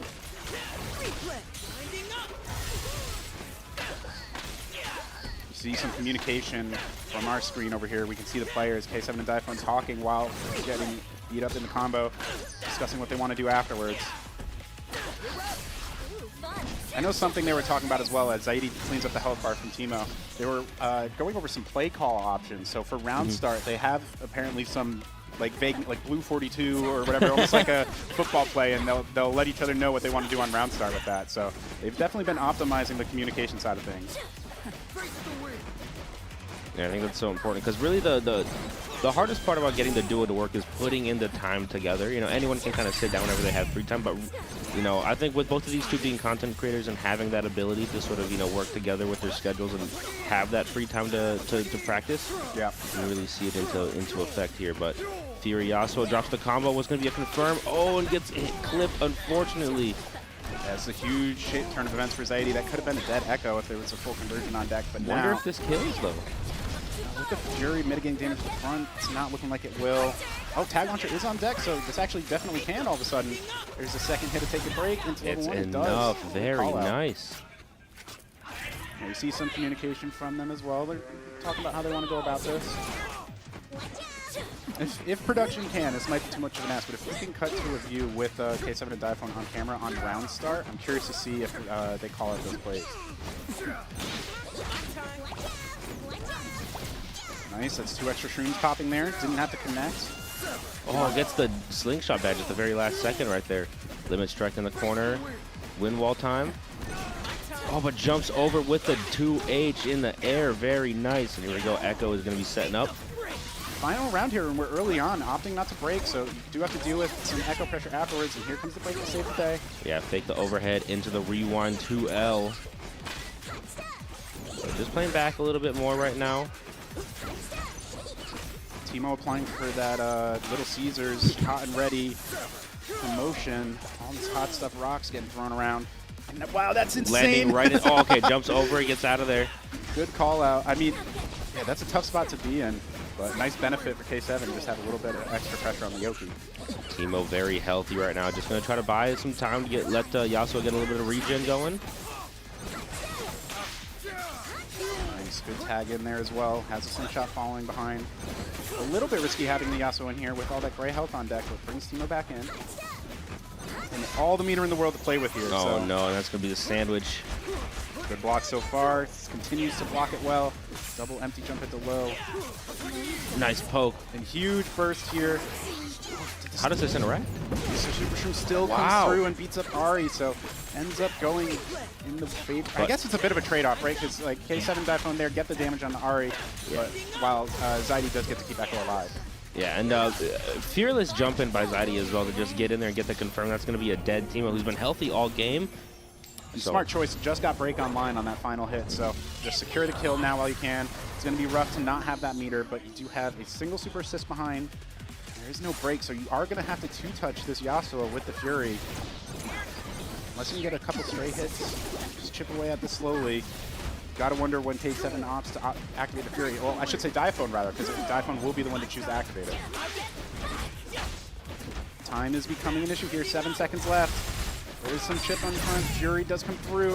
It's not going to have for the enough health right opportune now. moment, and then just go for the chip out. 3 seconds left. How do you run away? Yeah, what's the option here? Do you go for run-up air throw? It's run-up S1. It's not going to chip through. Wow, wow, wow. Zaidi gets the punish afterwards. Great composure in that situation. It can become super scrambling. And again, shaking his head after a win. This guy is so down on himself sometimes. But, man, let's see how this round start goes. Maybe we'll see if Typhoon K7 have this play call on deck. Curious to see what their round start is. As we are one game apiece rather, in our grand final reset. It is now a best of 3 rather, to see who takes it home. Oh, and there's the 45 coming out again, getting that that anti-air. It's a no-fly zone around here for Ari.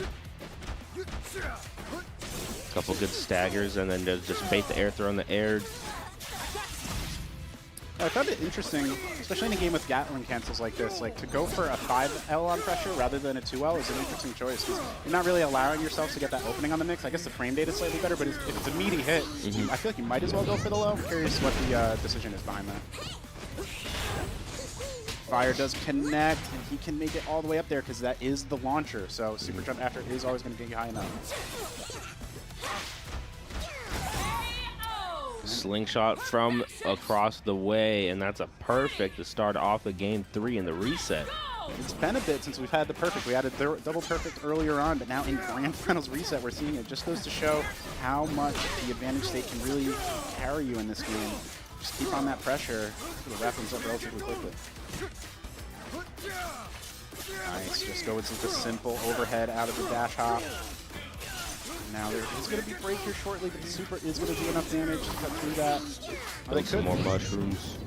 Yeah, I mean, he could have gone for the break there, but the shroom still would have popped and deleted the assist character. So Echo is dead no matter what in that situation. Wow, air throw, or the throw on the landing, I should say. Yeah, exactly. And then the air throw to respond in kind. Survivalist. We're just throwing and throwing and throwing.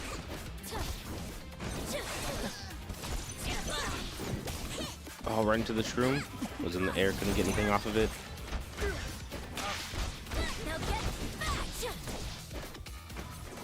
That's the option here. Plays it nice and safe. Able to turn things around. No real pressure from Zaidi. Just played it very passive in the corner there. Now with Fury on deck, has to try to make it count here. A lot of good push blocks here, but Huge. can't stop the pressure from Ari. Jump in to get the punish as well. Is this going to be enough? 2 meter. Fury mitigated damage at the start. I don't think this can kill. Yeah, without Yasuo, I don't think so. Do have 1 breath of fresh air here, but Super assist on the board, 3 bars a meter. How do you spend it? Chip out. Yeah, can't really do anything about that one. oh, just a single pixel. The mushrooms there. I guess a slingshot there comes through at the end. So now after the insane losers bracket run we saw, it all comes down to this. They have tournament point on their hands, and it's going to be up to Zaidi to take the next 2 games if he wants a chance to bring home the bracket himself, save the Midwest. You know, 1 more game is all they need. Taking a little bit of a breather here in the character select, trying to figure out what the game plan is. Maybe just need to sort of calm down, shake it off a little bit after, you know, that perfect that came in. 100%. And I do want to just remind you guys, we do have tons of matches going on all day long, all sorts of games. If you want to tune in for more 2xKO, we're going to have top 16 later for duos. I think it's supposed to be around 1:30 or so local time. I'm sure things might change as matches go on. Some stuff might run sooner or later. So just want to keep an eye on those socials. And then at around 8:30 Eastern, 7:30 local time here, should have top 8 for duos with that massive prize pool on deck. And you will likely be seeing K7 and iPhone make a deep run into that as well. So definitely going to want to stay tuned. But we still have a sick grand finals to finish up here either way.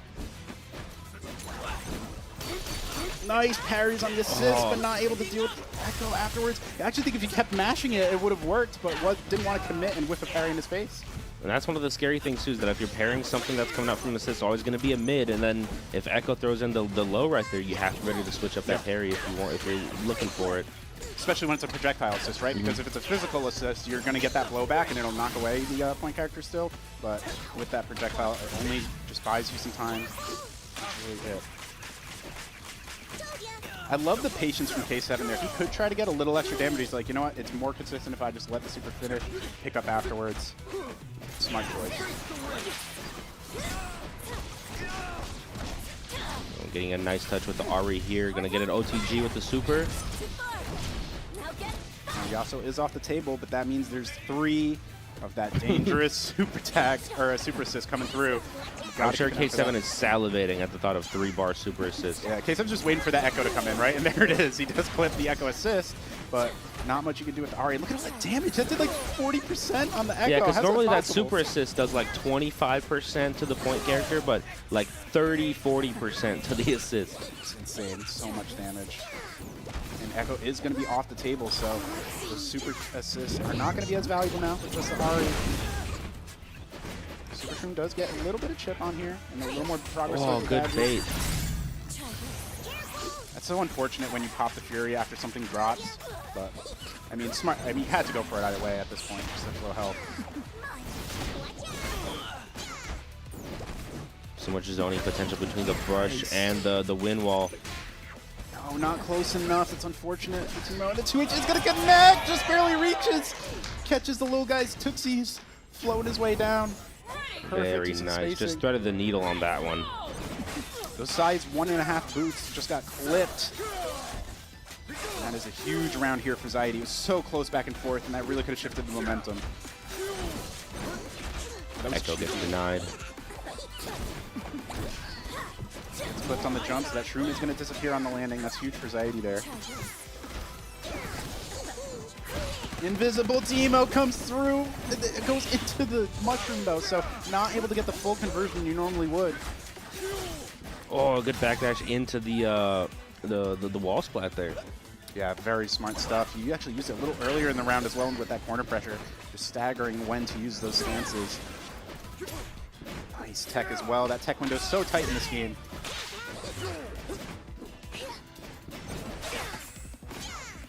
That was so visually tricky. It almost looked like Yasuo got hit by the slingshot. Ooh, unfortunately gets out of there. You see again, going for the backdash into stance, just playing it safe afterwards. 2H, great awareness knowing the Ari super assist is counting as airborne, so 2H is just going to go right on through that.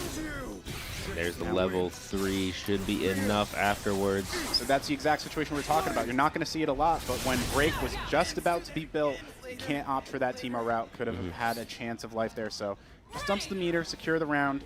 Now we're 1 round apiece. Tournament point here for K7 and Typhoon. What can Zaidi do to potentially bring this to a game 5? Instant overhead with the assist still on screen, tags out to get the full confirm.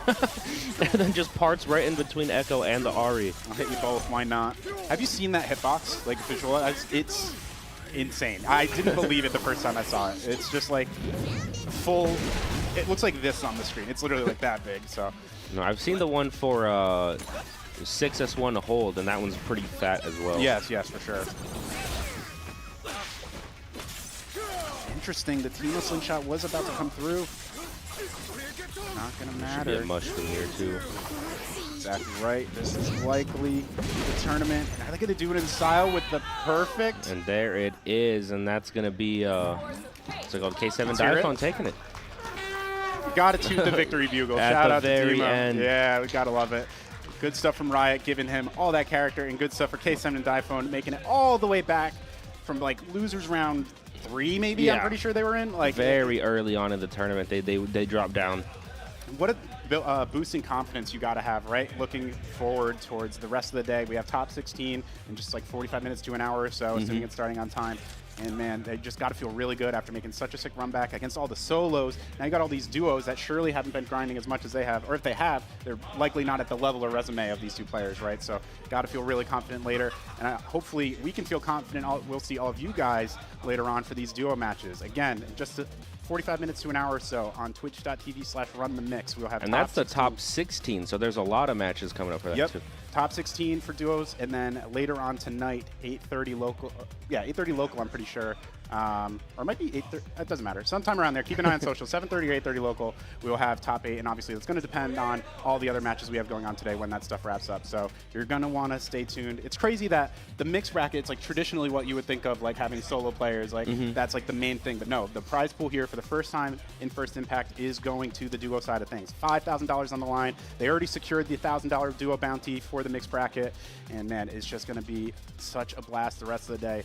We'll be seeing you over there shortly. shortly. I'll be on the stream over there. I'm sure we'll be seeing you on some other blocks as well. I will be on the Tekken 8 block later, so yeah, you can catch me on there. Yeah, you can catch us guys there, and obviously you can follow our socials. I'm just at the Knittin on most things.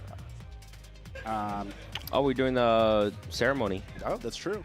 There is a fun ceremony going on here. So our top 9 gamers, because we have a duo in here. A little extra. For the top 8 placings here, they are going to be getting their medals out here. So this should be fun. Got to get the picture for the socials and everything. Got to flex, throw it on the socials. And you already know the YouTube videos coming through. How me and K7 won a mixed bracket as a duo. I'm sure you guys are going to tune into that content as well. And I think, do they want you to introduce them in? All right. Yeah, they're going to get stuff sorted on that front. But, man, like, what a set of matches today. I mean, as much as we saw lots of Echo, I think there was a good amount of variety in the gameplay. There were a couple mirror matches 1-to-1, but it wasn't fully just the top 4 everywhere, right? So I mean, we saw a lot of variety. I think. I mean, Echo was probably the most, staple character everywhere. Then probably Yasuo right behind there. But I mean, yeah. Ari, Jinx, Alawi, even I think we saw as well. So there's plenty of people there. All right, so while we had a blast over here, we're going to throw it over to Pete to give out these awards to our top 9 gamers and top 8 placements. All right, give it up for your 2XKO mix top 8. Woo! In 7th place, we have Freege. Also in 7th place, Fooly. In 5th place, Nagoob.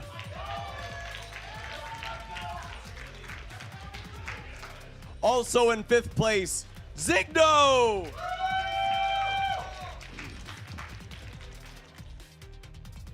In 4th place, Bacarina.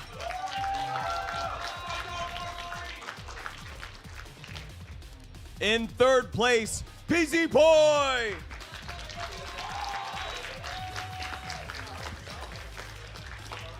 In 2nd place, Zaidi.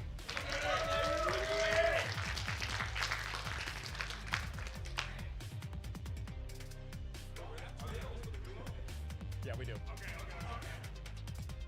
And your 2XKO mixed champions, Diaphone and K7.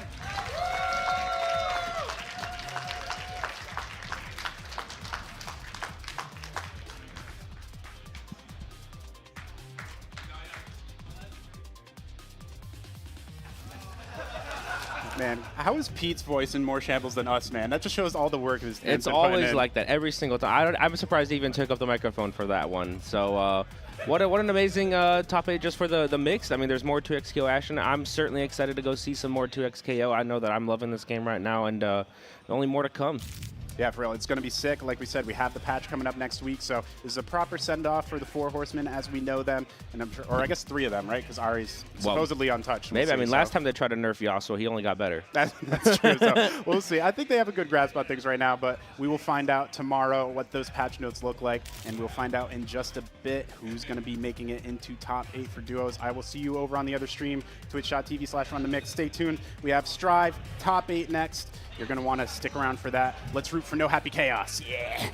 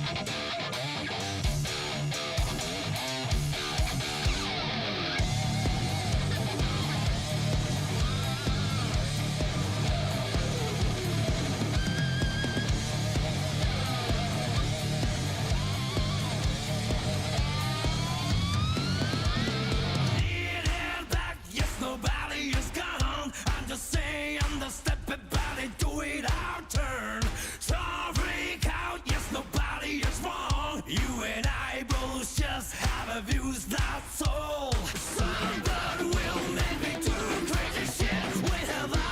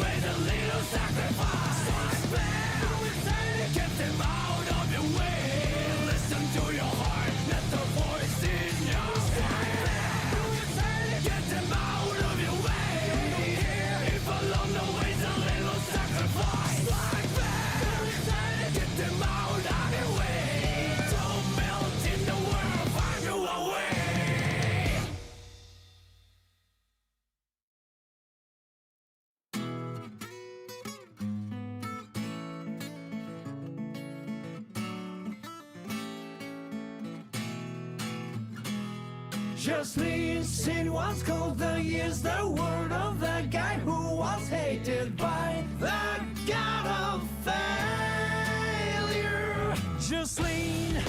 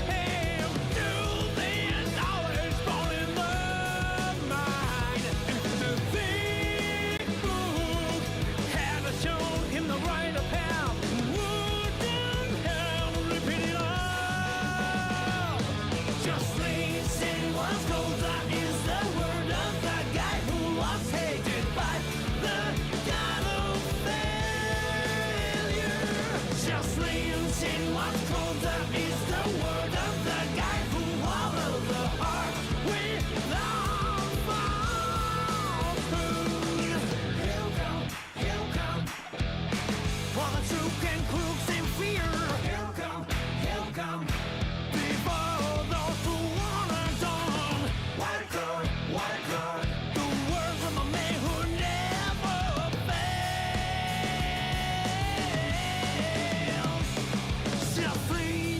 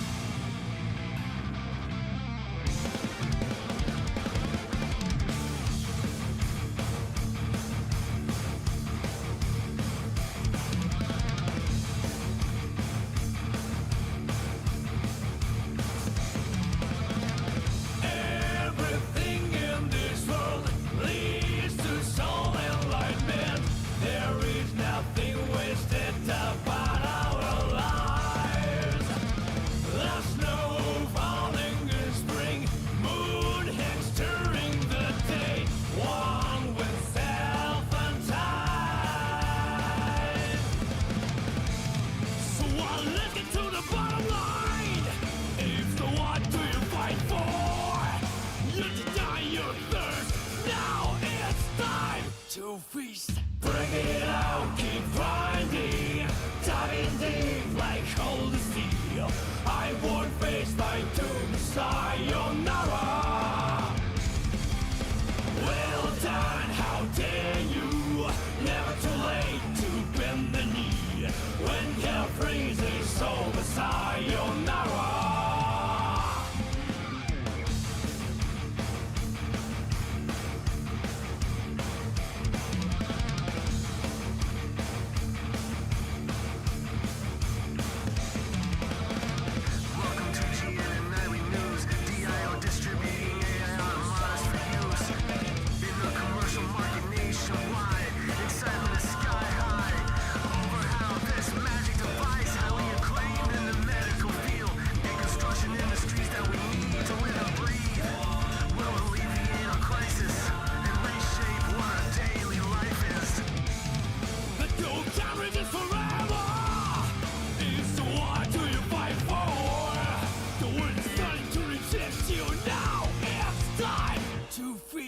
Bring it out, keep grinding, diving deep like cold steel. I won't face my doom, sayonara. Hello, everybody, and welcome to Midwest Mixfest, Guilty Gear Strive Top 8.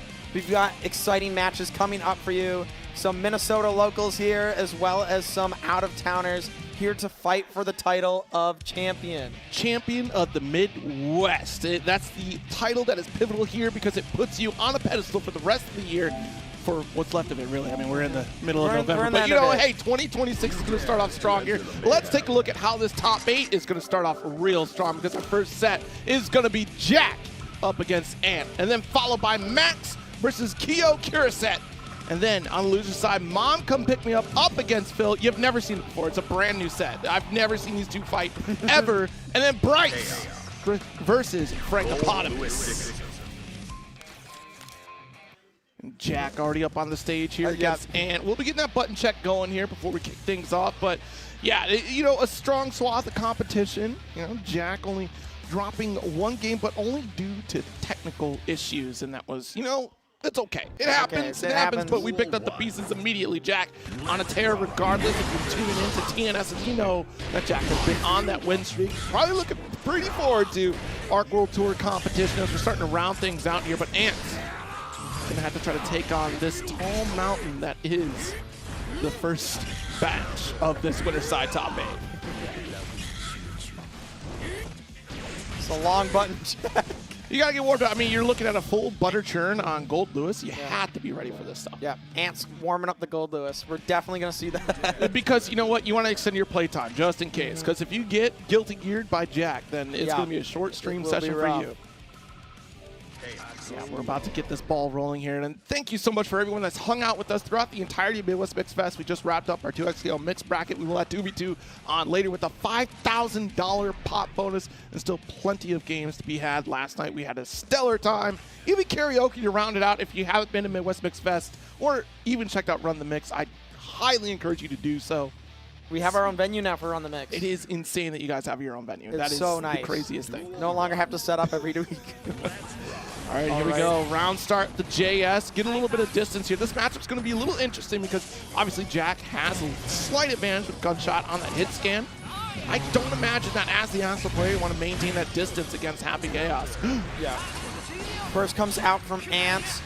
Some good spacing here, just trying to keep him out, but runs in, gets the hit, forces him into the corner. Okay, got the overhead connects. Yeah. No snipe on the Ant here. That was a clean opportunity there for Ant to take advantage of. Kind of held back.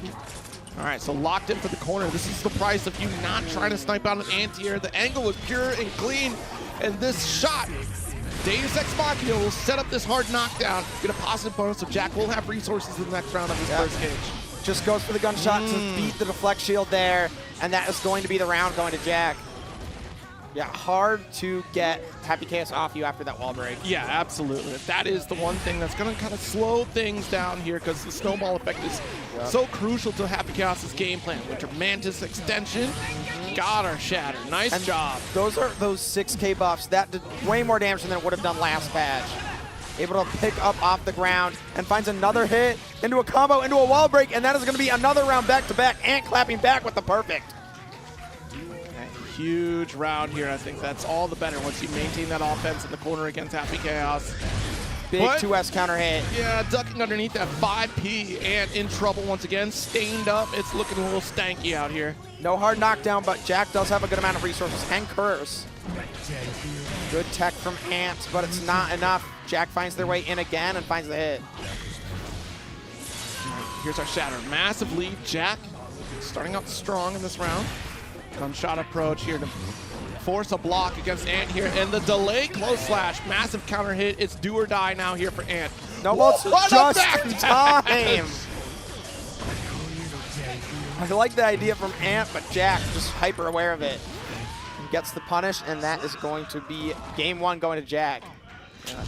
Strong round, opening round, especially for Jack, right? And then followed up by a quick answer from Ant. I love the game plan that we have from Ant in that second game, that second round rather. We were staying up close and personal, but we need to get these anti-air opportunities when they are presented to us here. That's the one flaw that we had out of that previous game.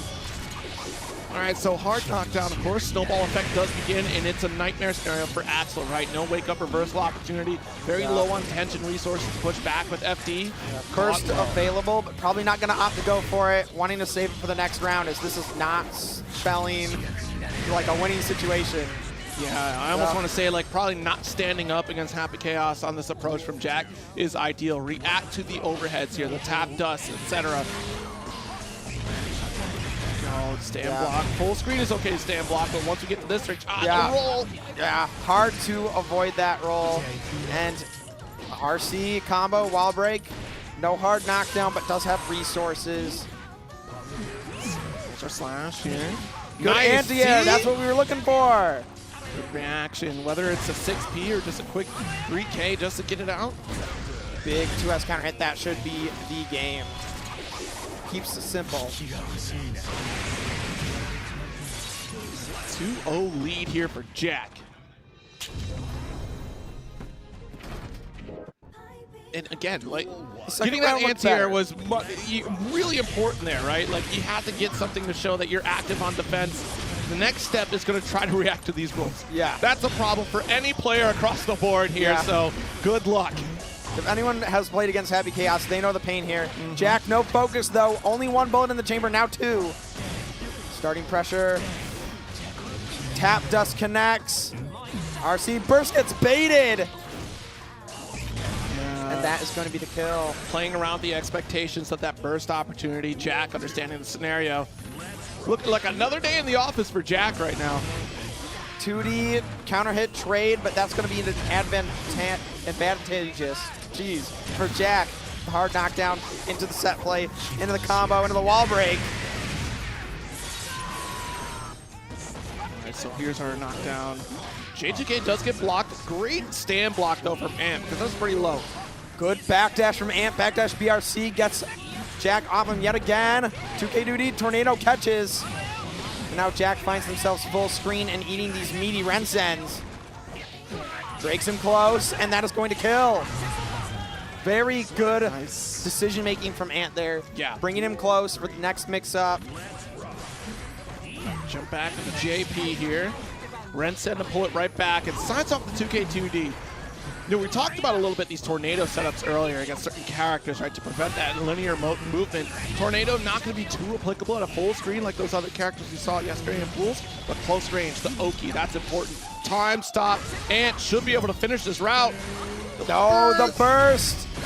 But Ant has a huge life lead. Does have to worry about meter and gun here.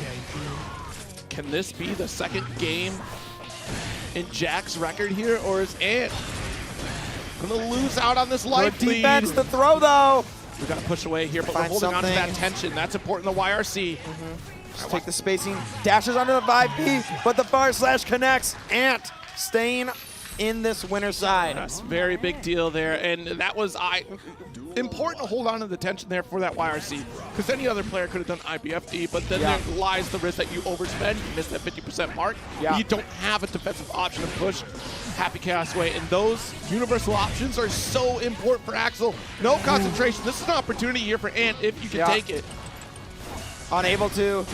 Jack finding the 2K2D. PRC gets a hit, but no conversion. Wall break with the super.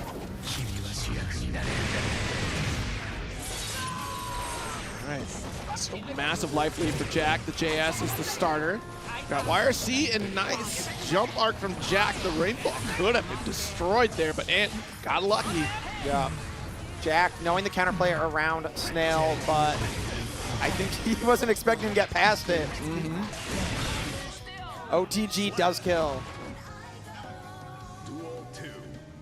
All right, so going into the second round here, 5P, but there's too much distance between you and Jack. Good FD keeps the roll on the same side, but the throw afterward catches Ant out. But now the Rensens catches the focus shot. Oh, okay, same side. Not going to showcase the left-right just yet. Oh, 6P gets beat by the gunshot, and that is going to be a full combo for Jack and a wall break. This hard knockdown. About even on terms of health here, but resources are going to be in favor of Ant. We can't RC this. It's the same jump. There we go. Just wants his turn back. Does not want to hold this happy chaos pressure. I do not blame him. Yeah, but it's going to... Oh, wait. That could have followed through with the success. The approach on 5P. We'll take these trades if you're Jack. First has to come out. Oh no, the gunshot connects just in time for the Rensen. You see how slowly the reticle just drops in position to Axel there. The quick gunshot to victory here and a tough series of events. We did finally get to see A2S come out from Ant, but that's a little tricky when you're dealing with some of that happy chaos pressure. But honestly, anti-airing was definitely a key factor in some of those scenarios, at least in terms of escape routes from the corner. I think that's a big deal. But Ant tried as he might, getting that Oki scenario, especially with tornado setups. I do like we had those left-right scenarios here, but even Jack just coming in with those left-rights, especially with the roll-through, right? So that's going to make things a little tricky on defense. Axel, again, like when you get into Axel's face, it's kind of tough for Axel to push you right back out with a character like Happy Chaos.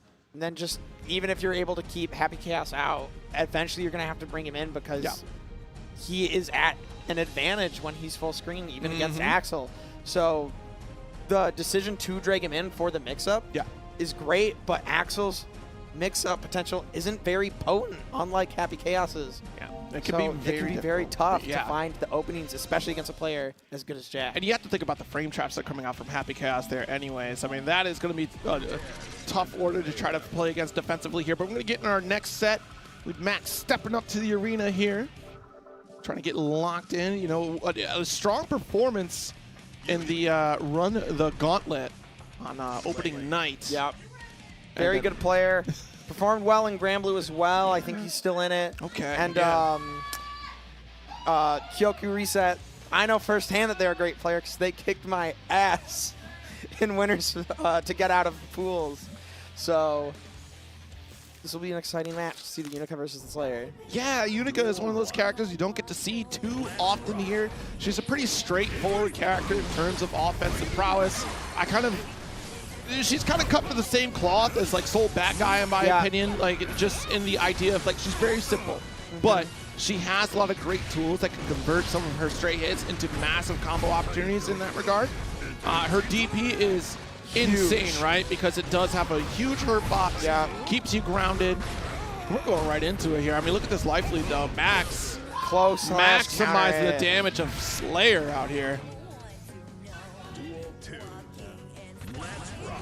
Poor David Martinez out here, not going to spend the Senvestin to try to survive against Slayer. Nice, there's our DP's out. Not the Arbalest position, so there's no follow-up there. Here we go. Blocks the Hand of Doom into some pressure here. Big counter hit, Max forced to burst. Ooh, nice, we got her low. 2H pickup, Arbalest follow-up. Good damage there. Max forced to take it because of the earlier burst. We can go for the beams here. Watch the slide. Wait a minute. Hold on. All right. Come on, Mr. Blocks. Open up low. RC overhead is very intriguing. Backing away. We saw this quite a lot here from Max on the run the gauntlet, right? The backdash into the death palm. Good block at the overhead.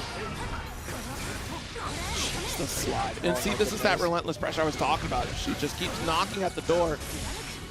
Nice shot here with the Arbalest Ender. Huge life lead. Max does have burst on the table, but that is a dangerously low amount of health. But this bunker loop is going to even things up a little bit. And the cross through. Close slash. Oh, nice. Jumping out of the hammer and doom, but still got the close slash anti-air. To H, not opening up. You have all these resources, Kyo. All right. I wonder, you know what would have been more ideal if we would have got the back throw RC. Yeah. Red RC would have finished the round there, but we still get to finish these lows coming in clutch. Kyo with the first game. Definitely some options there to finish up, but don't need to worry about it. Think about it next set, or next round. Go Wild Assault continuing this pressure. Just delay in 2S. You know what? I thought it was your turn too, Kyo. Yeah, that hurts. Master's Hammer, getting a knockdown into the mix. RC, the cross-up pile bunker into the kill. Perfect. Max clapping back after that loss. Yeah, a Guilty Gear round and deep. The 5K catching in maximum range too. Big jump in. Is nasty. Cross through. Hard to see what's going on when Slayer teleports like that. Launch it, BSU. The next hit is universal. Max content with Danny step. She's the far slash actually catching the backdash. Right, low. It's so infuriating to deal with this. All the lows in the world, and Kyo able to extend even further with the Arbalest Ender on the shatter. No hard knockdown. Max has a ton of meter to work with. Yeah. Reversal super. What a gorgeous individual, that Slayer. Something I do want to see out of Kyoko Reset is when they're in the corner against those dandy steps, DP is a really good option that beats a lot of the different dandy step follow-ups. Yeah. Max would have to commit to just not. The one thing that we probably fear is that the Master's Hammer coming on the opposite side, right? Pulling out of the corner. That's the thing about these two S's. Pulling Kyo right outside the corner so we can go for dandy heavy. And then it creates that guessing game of the DP, right? Because it might hit on the backside and not actually connect at all. Max gonna get the super. Not gonna kill. Good mash from Kyoko Reset. Low on health, but not out of this round yet. That was a deep cross up on that JS. A button that I don't get to see too often on jumping routes here. It's one of those strange normals to connect, but deep enough. I like the cross up there. Stunned RC. Learned that from her father. Spoilers. Oh, it's been out long enough. It's been out long enough. It's hardly been a year. They spoil it in the game. Next thing you're going to tell me is that this David Martinez fellow is, you know, you should watch alive Edge and Runners. Well. Nothing happens to him. He lives a peaceful life with his mother. Only legends in Night City out here. Oh, see, and there it is right there. You could go for DP on Danny, but I think that's probably the hesitation we're seeing for Kyo. It's the cross-up is probably what's catching it. Yeah, because you're so right. Like, DP it, there is that gap, but, man, when you're caught crossing up like that, this is a great start. Cycled right back to an even health start.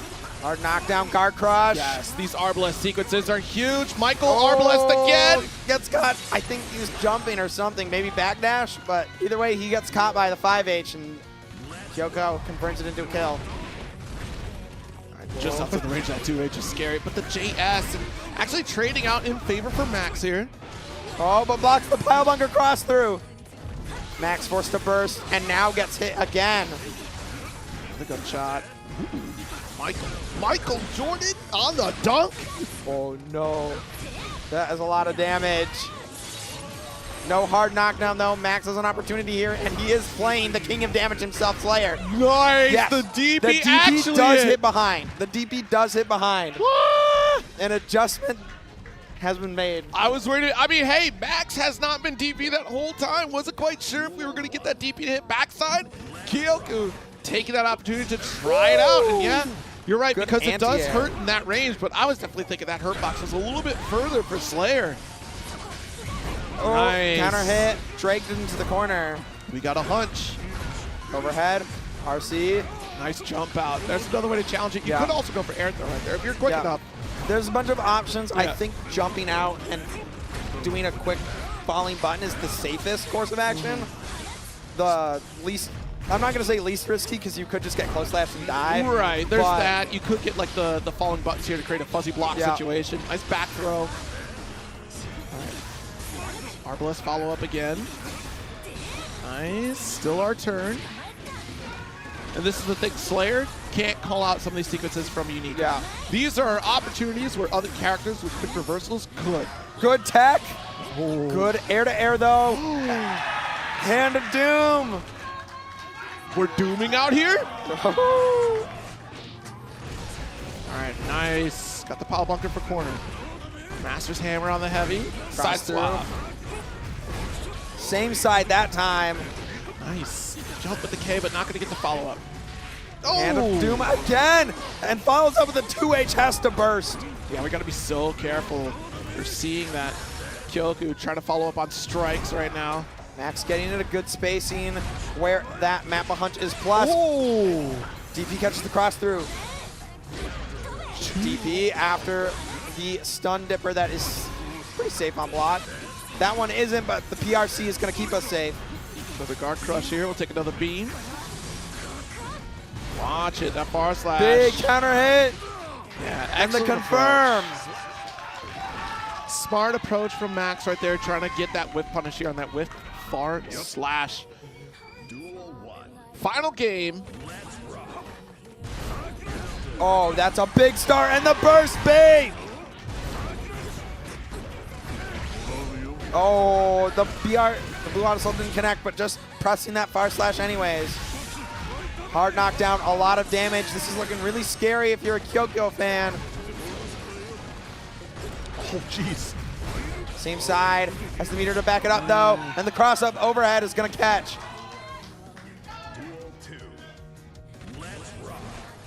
Nice, what a JK. Like, this is my airspace. No! Easy, Kyoku! Slayer had the advantage. Kyoko's been doing such a good job of air-to-airing Max and keeping him from getting in on his terms, but Max is still finding his way on the ground with these Mappa hunches. Guard crush. Nice, got our overhead here. Watch this 100-meter though. Yeah. If Max lands like a 2H, go into the super, you're dead. Watch it, watch it. Oh, Nice, block that that was cross up with the 2H. Trying to bait out the burst. There it is. Kyoku. So much meter on the side of Kyoku. YRC, smart, stay safe. But Afdeen, you're out of meter. They had 100 meter, and I think they FD'd, and they probably tried to YRC again when Max got back in. Yeah, once that Wild Assault came through, it kind of settled in that we're locked in that corner. We did try to go for that FD, but I love how the tables turned in terms of resources, right? Max spending all 100 to try to get that corner position, and you would think that, like, okay, I have my 100 on the opposite side here as Kyoku, so therefore I have a YRC opportunity, and anything after I can defend with FD, I can deal with chip, but you're stressed about all the strikes coming from Slayer. Yes. You don't think about the throw, especially at that life point. If you have more health on your side, like about the 50% onward, all right, I'll take a throw. Like, that's fine. So, but there you have to worry about the throw. You have to worry about dandy step. You have to worry about plus unblock, far slash. yeah. So many things are going through your head in that moment when you're playing against Slayer. And the gamble is that Max would not go for a dandy step at that health point because we've seen those jump outs come from Kyoku. So that would mean end of match. So it's only going to mean I'm staying grounded, strikes. That's the gamble you take. It depends about how many times you played against each other because that's another player expectation. But the ideal routing would have been that Max stays grounded throughout that entire final sequence, which did end up happening. We did get our throw. So the bet is to go for that neutral jump eventually because you're not going to really see it in terms of like that quick dash up throw because we've not seen a throw come out in quite some time. I from know. Max. He Imagine was another saving that. BSU. He was saving that. We only had one BSU throughout that set. So here we are. Mom, come pick me up right now. I need to go home after the tournament's over. Mom, come pick me up and Phil. This is an Run the Mix classic. Pretty much always on the Axel, but I think they're doing a button check on the Gold Lewis's, or maybe they gentleman to a Gold Lewis mirror. You know, I'm glad that Mom Come Pick Me Up is in this top 8 because I asked for Mom Come Pick Me Up to advance in the top 8 on a TNS bracket, and it didn't happen. So unfortunate. I was very disappointed in that. But now I'm not disappointed. I'm very proud of Mom Come Pick Me Up performing here. As am I. Always fun to watch as Axel. Just keeping you away.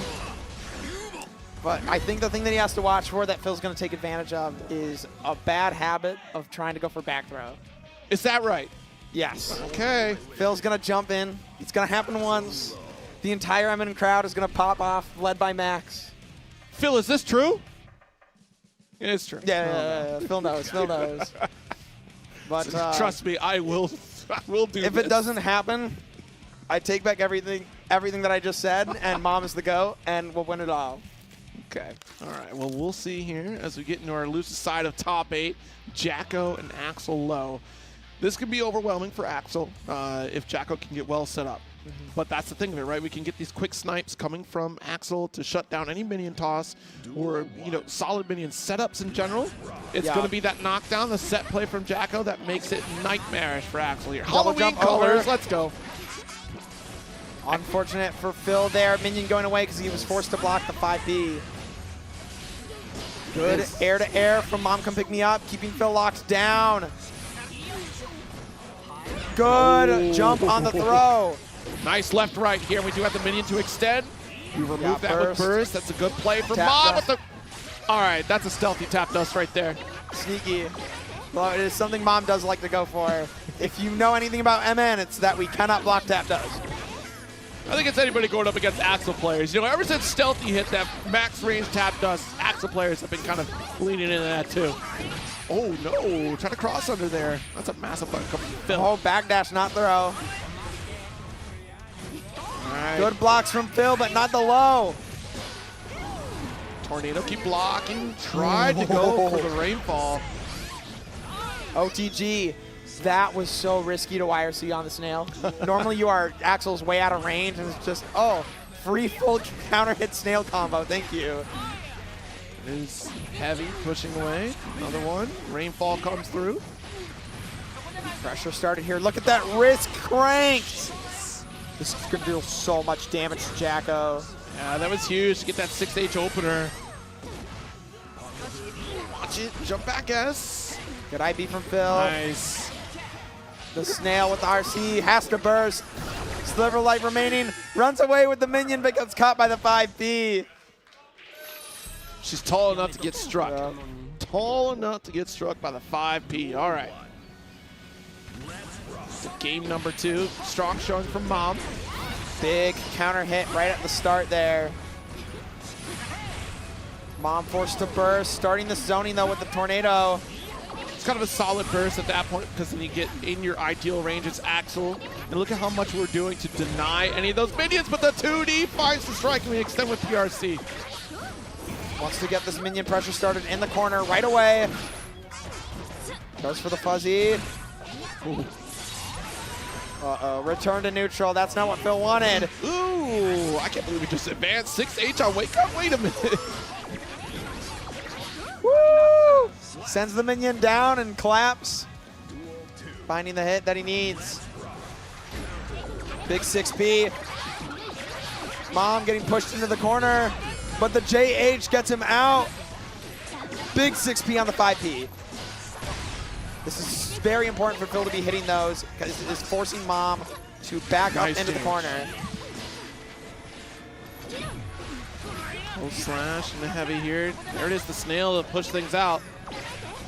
Uh-oh, Phil now in the corner. This risk is getting cranked by Axel Low. 6P on the JS. Gets Phil out of that situation. And now Mom in the opposite corner. Oh, no. The deflect shield gets thrown. And that is going to be the game for Phil. Tying it up. Yeah, gambled it all on that deflect shield, not finding the mark, unfortunately.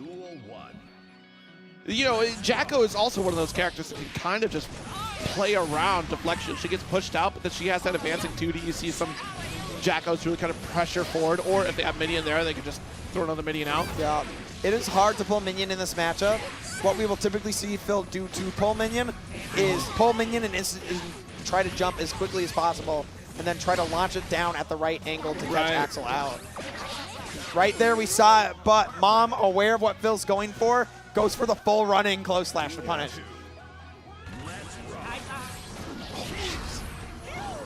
Great water at the round start here for Mom. Winter, Oh, no! man, so smart. So smart. If you're not going to jump at me, you're going to set up a shield, don't worry. I got the command grab, close slash.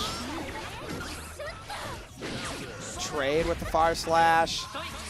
Jump up, nice tech. PRC is likely going to be the throw if you're already caught in the skies.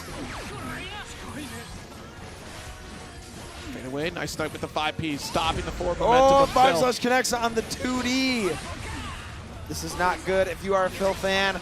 Mom can pick me up, gets pressure started, and just backs off. And tornado though. All right, you can take some of these JDs, that's okay. Not a lot of damage coming from Tap Jacko's dust. JD, but Tap Dust does get that launch, right? Does get the RC. Opts to keep the corner, smart. Plus sunblock, tap dust with the minion to back him up there. It's a D, but the fade away JS, we have enough to get the OTG finish. Woo. Mom up 2-1.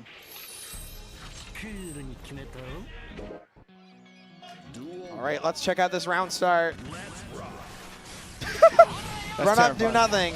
Well, because Yeah, you're trying to block the slash. 2P. It should have been slash coming from Yeah. Mom, so it would have been either the close or even the far Yeah. slash. It's usually like a go-to start for Axel. Nice, the 2S. Yeah, burst that. Maybe a little bit of a nervous burst, being this low on health. Honestly, I honestly don't think he realized, because I did not realize before that burst that he was at that low of health. He got hit like twice. I mean, that's a big starter. Sniping from the skies like that for Axel. Deep run up there, avoiding minion, and JH. Here we go. Oh, that's 50%. And a return to neutral. Overhead. Nice. Beautiful Oh, 6H no. here for Mom with the wild assault. Not enough meter to get the super, but it's another positive bonus sequence. Axel Bomber. 2K, 2D. Burst forced out, and the 2H goes under the minion shield. Perfect. Unfortunate for Phil there. But Mom come pick me up, playing that matchup really well. Yes. Very absolutely. familiar with it, as these two have played very frequently. Phil not playing it too bad either. It can be hard to get started as Jacko, but when he found those opportunities, he did make the most of them. But Yeah, that's really the thing of it, right? Trying to get started as Jacko in this matchup here, because Axel is really going to shut down quite a bit on that full screen scenario. Just one strike, all it takes to wipe out those minions, and really smart awareness around the shield setups that we saw. I do love that one sequence that we got with the Winter Mantis calling through that Yes. tornado, because you expect Jacko to move, and when you have the tornado set up in front of you, it gives you that moment of pause to assess what your opponent is doing. And the moment we saw shield come, it's like, great, here's my command grab already active. You had to have jumped. And even if you did jump, you would have jumped right either toward tornado, or if you were double jumped, I would have recovered in time to try to follow up with an anti-air opportunity. So well played here for Mom. Come pick me up, advancing forward, but unfortunately this is where Phil ends the run for this top 8 here. But a strong performance. Let's give it up for Phil one more time, folks in the audience. I know you can hear me out there. that's our TO. That was our Strive is. TO. If you didn't applaud, you are banned. Actually, you can't come back. I didn't make the rules. Phil's just going to change your seating to be as horrible as possible. You're going to go in round 1 into max every time. Okay. No ifs, ands, or buts. So next up, we're going to get Bryce Verkus versus Frankopotamus. Frankopotamus on the Biken. We got to see it yesterday during pools. Very fun to watch. I think Bryce is on the gold list. I know Jobber's going to be happy about that one. Jobber just woke up. Jobber has been sleeping, and then suddenly it's like, Gold Lewis rose from the grave. The sleep sounds so nice right now. I did not get a lot of sleep last You night. should have went to bed at an optimal time.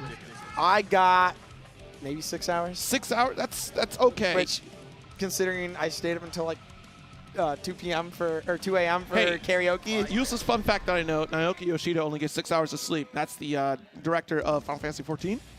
6 hours of sleep goes to work. So I was like, That's if he rough. could do it, I could do it. You know what? Turns Fair out enough. I can't do it. I will not do that. Yeah, that is not a fun thing to do. No, he does it. So But he's we're stronger here. than me. Big trade at the start. Burst comes out. It is Oh, a it's button check. To keep Okay. things up. Yeah, I mean, look, you can narrate how this button check is going to go. That burst, important. You get caught Behemoth Typhoon, All right. you die. It was a bike and far slashing at round start. I'm thinking that's a real round start. I played Biken. That is a golden button. You got to make sure that that button works, though, in your button check. Oh, most certainly. Yeah, that's the ideal button. That's your most important button in the kit. That's a 9-framer. I feel like in Guilty Gear Strive, you should have your Gatlings available to you, and Slash is that opener, right? So you have to make sure. Yeah. That's the important one. It's usually counter hit, far slash is usually one of your best starters. We're going to see a 2H round start. 2H. I think he's worried about the Behemoth now. Yeah. Here we go. Oh, Slash he the goes for the 6P. far slash again. I can't believe Frank Eponymous told Bryce exactly what they're going to do. Round start. Run up Yozansen twice. Nice. Should be able to get our shatter, and does. Oh, doesn't get the super. Overcommitted with that slash. Counter hit, forcing Frank into the corner. Oh, JD doesn't connect, but the JH does. Oh, that's big. See, there's a 2H here. Got the counter hit. Too far for Kabari. All right, you got to press the issue challenge. Fuzzy guard. No, we're going to stay grounded. Yikes. Oh, No burst there. Oh, my goodness. The hero Frank, burst! we might be able to do it. We got the JS into the wall bounce with Yozansen. We have the super this time. A clutch round. But Frank going to be down and out on burst in this next one here. That might be a boom for Bryce, but hey, that investment paid off. I don't think Frank cares about that burst. He hero bursted and he succeeded. He is the momentum going into this round. All right, burst off the field here for Bryce. The sooner, the better, considering. Opposite side. JD finally connects at max range. All these JDs looking for Bryce to jump. Gold Lewis JD is weaker now, but it's still a great option for him to use to try and advance in. Hard knockdown. Cab the rod, Yozan. Trying to get the anti-air here on that Behemoth Typhoon, but Frank Eponymous a little squirrely with the movement. Super into super. All right, unplug the controller. It's over. Bryce, I don't know how to tell you. You just got guilty gear. Oh! 2KO DG. Keep it simple. Bryce just got guilty gear right there. That was insane. Go back to character select. Recover for that. Recover for that. Oh my goodness. Frank is feeling himself after the hero burst. He's like locked in now. Frank- 300 flow state. Frank cut through the frames. Literally just sliced the super in two. All right, drones away. Got our launcher here. Bryce gonna maintain this corner. Mistimed the parry. Honestly, mistimed the media. Yeah. So. A fortunate drop from Bryce, but Frank Eponymous still able to fight their way out into another reset. These Yozans, Nice. you gotta See? clean them up. Oh! Maybe thought that the super was gonna be opposite side there. Because we did see that in the previous sequence where we were overcommitted off of the Behemoth, and Bryce was stuck in that right side animation as opposed to left. Frank making that retreat. Nice JS. Rising JS. 6P's the far slash, gets a hard knockdown, puts the drone out. Yeah, see, once drone's out there, you don't want to try to guess the high-low. I just saw Bryce turn the crap out of the stick. You gotta turn your Gold Lewis. That gif of the kid fighting Daigo, that was Bryce just now. And the White Wild Assault taking the And second the wild game. pop-off. Yo, you need to capture that. Hit the replay. Tongue out at everything. This is a wild individual up on the stage. Fades out the 6P and punishes. Locked out by this drone here. So going to get guard crush. This is okay for now. Good backdash on the overhead. All right. Great decision to burst. Oh, no, no. It was The a great drop. decision to burst, but you dropped the aerial route for the combo here. The wall bounce makes it a little tricky. Nice. Good mash from Bryce, recognizing that Frank would go for something a little. Oof. What a super. Unfortunately, going to get devoured by the Kabari here. No super to make this a hard knockdown. Did not have the meter to spend. And now in Gold Lewis pressure. Yeah, trying to share with that 5P though. Nice! Good Got the parry parry. this time. LTG, no, the chance. Run up Yozan. They're always, in those situations, they're always blocking low.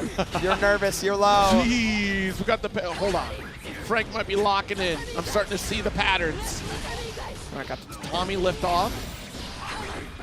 Pull it back in. Nice backdash from Bryce. Bryce has been representing a lot of different defensive options, and it's letting him find his way out of the scary bike and pressure. Backing off here, respecting that Behemoth Typhoon range at JS, my beloved. A little too far away for the full pickup, but While rising, Bryce opening things up. Burst away for Frank. Believes that we can clutch out this round, but Bryce is not giving up the chase. White Wild Assault does get blocked. Resetting the pressure here after Kabari. Backing away, no whip punish. no punish. But punish on the 2H. Gonna be Bryce is gonna tie up this game. Last ditch effort on the scramble here. 2H too far. Avoiding the Skyfish. Smart to cancel the Skyfish right away with biking in the air. Don't want to eat another JS counter hit. Oh my goodness, what a block. Oh, Wasn't an parry. IBFE though. And actually that gunshot here comes from Skyfish, important to make sure we had to interact with Drone there. A last second decision could cost Frank Hippopotamus there, but was able to navigate out. Wild YRC Assault. devoured with another White Wild Assault there. The corner is your home for the rest of this round. 2P anti-air and the guard cancel parry not connecting, allowing Bryce to take game 3. Pizza. Duel 1. Let's rock. Jumping in, beautiful JS again. Being able to call up these Skyfish, very important. Oh, Good what a 6-speed. Bryce has been on point with these anti-airs.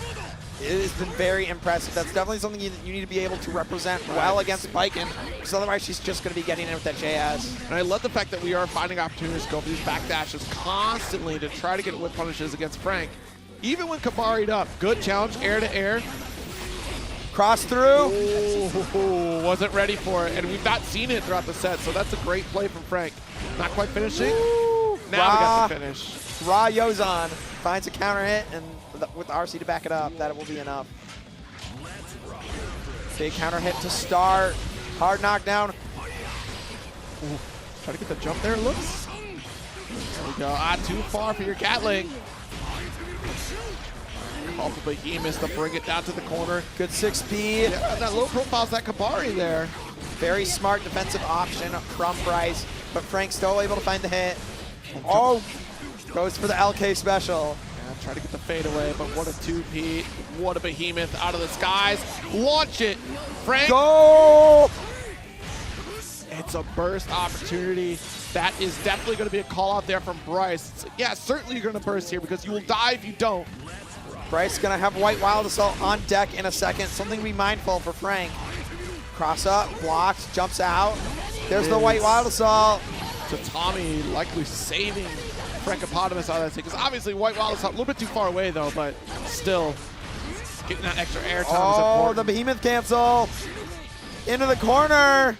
Super. I think this lives because of biking guts, but it'll be close. Oh, It will put that on certainly Will be It close. Kill. All right, tried to go for parry. Quite the gamble. Could have FD'd. But unfortunately, will fall to a quick Behemoth Typhoon. And quite the set, quite the turnaround here. Bryce solidifying their position on the forward progression of this top 8. That is a painful last hit.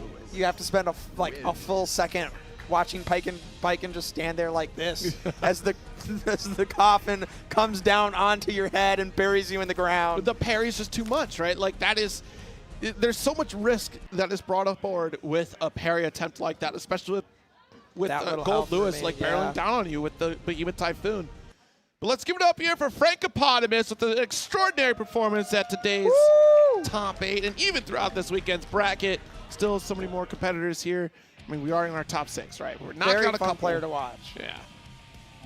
Yes, indeed. We do have Mom come pick me up against Phil. Wait a minute. No. That was the whole bracket. No. Excuse me. Let me correct myself here.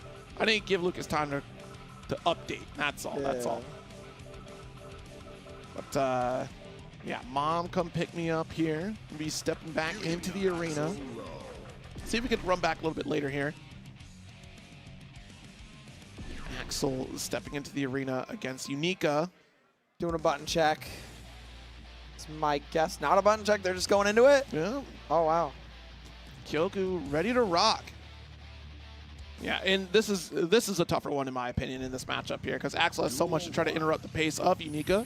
Look at this, even got the Soul Bad Guy color on. Keeping it Unica spaced. It's okay, it's okay. Don't worry, folks. It is not the player's view. Sorry, It is I our got view. nervous there. My heart dropped.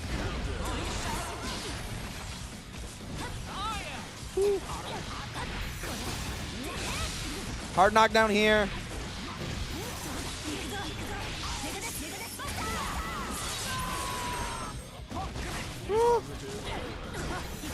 Nice. The Michael Oh, Sword the gonna get interrupted reversal! with super. Now this is where Mom wants to be.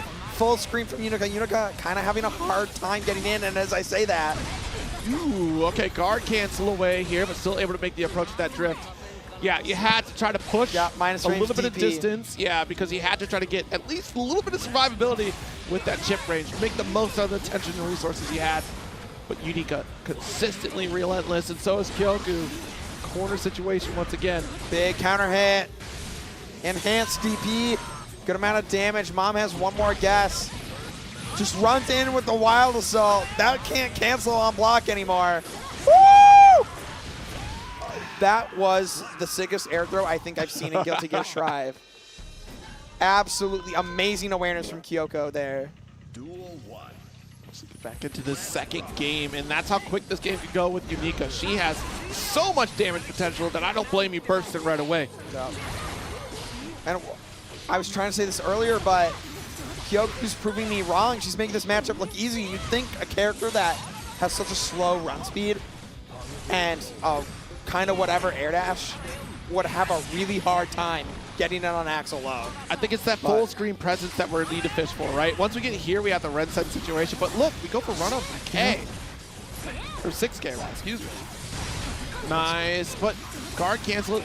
The reactions of Kyoku to just go for the drift, deny that pushback. So huge in that offensive sequence there to maintain that corner. Kyoku is, oh no, the run-up throw whiffs, and Kyoko punishes with a throw of her own. Dark Rush, 5K. I mean, this is just immaculate play right now for Kyoku because if they give up that corner situation at all, like this is what's going to happen. Mom, get the time stop sequence. It's going to be a nightmare to navigate. So once you at least get a hit, once you force Axel to block, you have to keep that offense going. Nice 2P, the 2H, and that's what I'm saying. Go over to the low grounded situation because then you force jumps coming from Kyoku. And then you can anti-air them with the 5P. Axel Bomber. And the same routing as before. This is what I was alluding to at the round start. Like, keep that ground a nightmare. It's a minefield scenario against Unica here, but you have to have the room to do it, and Kyoku's doing an excellent job of denying that. I've never seen a Unica close the gap this well. It is very impressive to see. That Michael Sword is insane because it's mid-screen round start. At round start, it kind of is in the favor of Unica a little bit, right? Because then you have to gamble of like DP, maybe go for far slash. Like generally, Axel far slash, great option, but I think Mom is more concerned about getting space as opposed to that round start interaction. Space is very important in this matchup because once Unica gets in, the result is what just happened.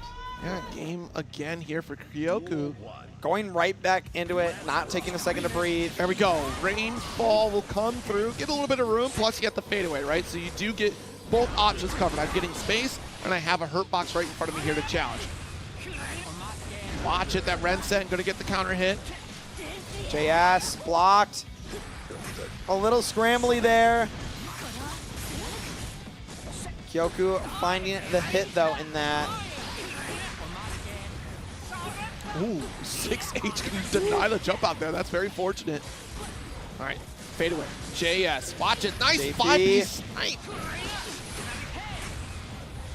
A good amount of damage for Mom here and setting up the tornado. Oh, that's it right there. The DP. Once we got the cross on, I don't care if you're going for a JH. I'm Unica. The Arbalest sequence continues. Guard crush. Still my turn. Oh, JH gets 6 speed. I'm trying to go for the 2S here. A little bit of breathing room with the super. Rensen, if you can keep Kyoku in that corner. No, no, oh no. Oh my gosh. Kyoku on point with these air throws. This is the thing, though. If you would have kept Rensen explosion for that corner, kept your distance back against the wall, it would have been far better because pulling it in, we've seen time and time again, Kyoku is able to react close range. That air throw should have been expected there. Just gotta keep Kyoku out because when she gets this opportunity and she's in, wow. Wow. Great reversal super. See, and like I was saying against the Slayer, right, if you find those opportunities, those gaps with reversal super, you're going to be able to call out some of these Arbalest sequences. You don't have to take the bullying. 2K2D, OTG. Mom staying alive. Burst available for both players though right now. Watch it. Ooh, JP, a little bit too late. Be a little more JS preventative now. here. Goes in, gets DP'd. It's JH. Guard Still gonna crush. get that guard crush sequence though. Again, that Arbalest. And Kyoku not relenting here. Final round burst.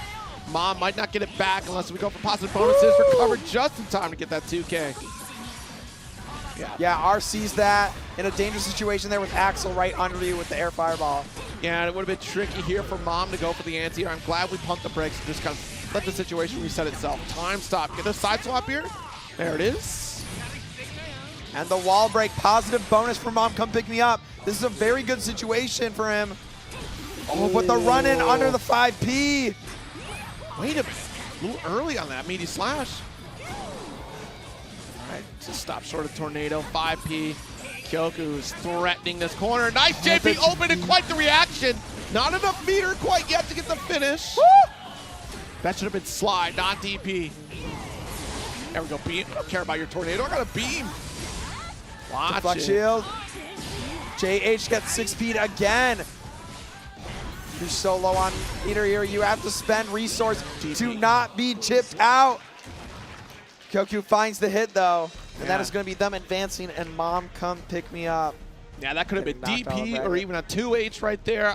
The 2H obviously trading out.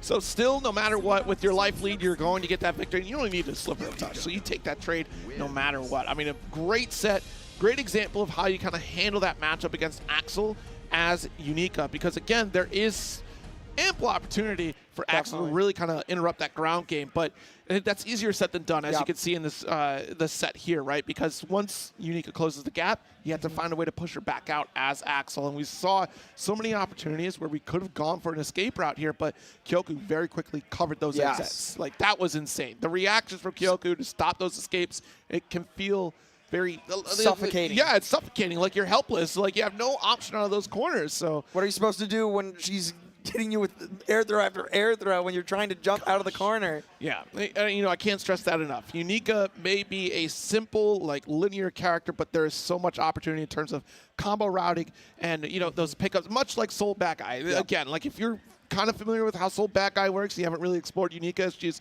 a newer DLC character. She is simple, yet has so many options in terms of combo ability. We saw there, especially with the Arbalest system, being able to, it's that blue state, right? When you see the blue state from specialists, you're able to quickly follow up and, you know, add more damage or even sequence further to get these guard crushes. And she's very difficult to navigate against. But we'll see how the rest of the bracket goes. We're going to get Art and Bryce up next in just a moment as we get settled in. But before we get into that match, how are we feeling out here at Midwest Mixfest? Y'all okay? I mean, it's pretty early. All right. It's great to be back here. This is my second time in Minneapolis. I'm enjoying myself once again. So thank you all for opening your doors and allowing me to hang out here. Yeah, absolutely. Hanging out. I do love the convenient location that we are in because we have a lot of great restaurants across the street to hang out. And, you know, the vibes here up until 2 a.m. because of karaoke, games nonstop, 2 ballrooms worth of games, and plus a big opportunity to gain at least $5,000 in that 2XKO 2v2 bracket, which will close things out here tonight. And I'm going to be interested to see how that breaks down because Diaphone and K7 just cleared that mixed bracket, and they're on a run for that 2v2. Exactly.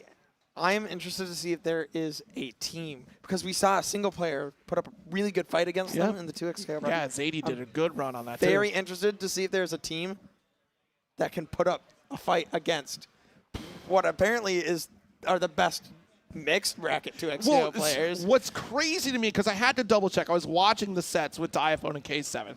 What's crazy is that they do not talk to each other. K7 is on headset, listen to whatever Spotify playlist he's got, and Diaphone's just locked in on the screen, and yet still somehow knows when to tag in, when to assist. And if you watch their streams, they do lab this stuff. So once it becomes second nature, I imagine like these teams are going to really be able to find opportunities to open up opponents. We don't have to communicate, because we've seen in Smash, right? We've seen Smash doubles where that communication happens, and that's how I kind of envision it. Like Rocket League, same case, like, hey, I'm about to pass the ball, whatever that communication may be. But man, the fact that you ran an entire bracket, not a word was shared, and yet you knew your B&Bs and how to get your combos going, that's insane. That is insane. So well done to those competitors here. And yeah, it'll be fun to see how the rest of the life of 2XKO goes. But yeah, even still, we have plenty of opportunities in Arc World Tour brackets. Again, this weekend is huge. We have Astral Finish going up, Battle Coliseum, Clash of the Olympians just happened, and I do believe we have another bracket out here. Saki just took one out in EU. That might have been Olympians. I'd have to double check the schedule there, but I got a lot of catching up to do in terms of Arc World Tour competition. At least for Grand Blue, at least. And Guilty Gear I had to check out as well.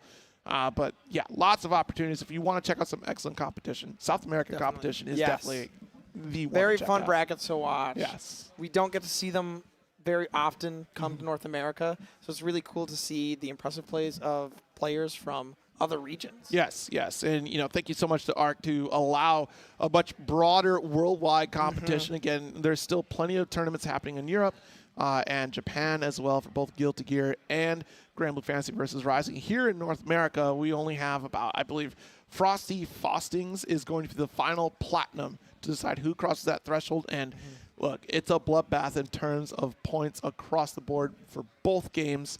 So I'm sure a lot of folks out here are definitely looking forward to that. Or maybe not so much, depending upon the position you're in that leaderboard. Yeah, fair enough. But Frosty's is always, I feel, the toughest Guilty Gear bracket. Oh, yeah.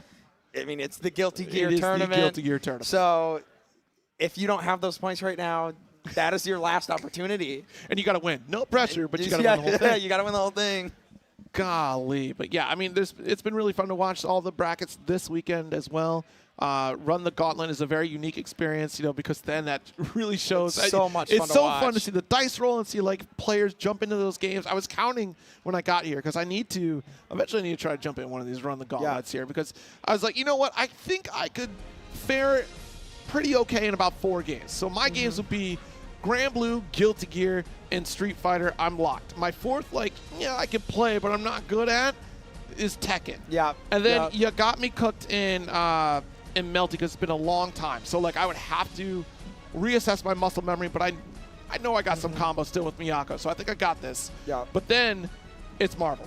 I'm getting cooked in Marvel free. Oh, yeah. Like, I haven't played Marvel since, like, My since Jill came out, okay? Like, that was... My favorite moment from Run the Gauntlet was when Frege was, I forgot who he was up against, but they rolled Marvel, and the last thing Frege watched was that player just absolutely demolish someone in Marvel.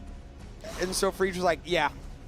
Just looked at his phone. He was on Twitter saying, I'm gonna roll Grand Blue next and win it with my Gex. You can't. No, you can't. Oh, my goodness. just roll next. I don't play Marvel. The RNG gods will destroy you if you're like, I'm going to roll X thing. I mean, it he happens rolled all the it. time. He rolled it. All right. Then that's cheating. But next up, we're going to be getting Ant versus Bryce. Yes. Thank you for bearing with us here. We had a little bit of a visual issue that kind of interrupted the viewing experience. It didn't interrupt the player experience. That's totally fine. But for you folks at home that are watching and supporting, thank you so very much. Make sure you check out this channel. And also, Run the Mix is where the other brackets will be happening. So definitely check both channels out. Multi-Twitch it. Yep. Grand Blue will, I believe, be on the Run the Mix. Yes, Grand Blue will be on Run the Mix stream.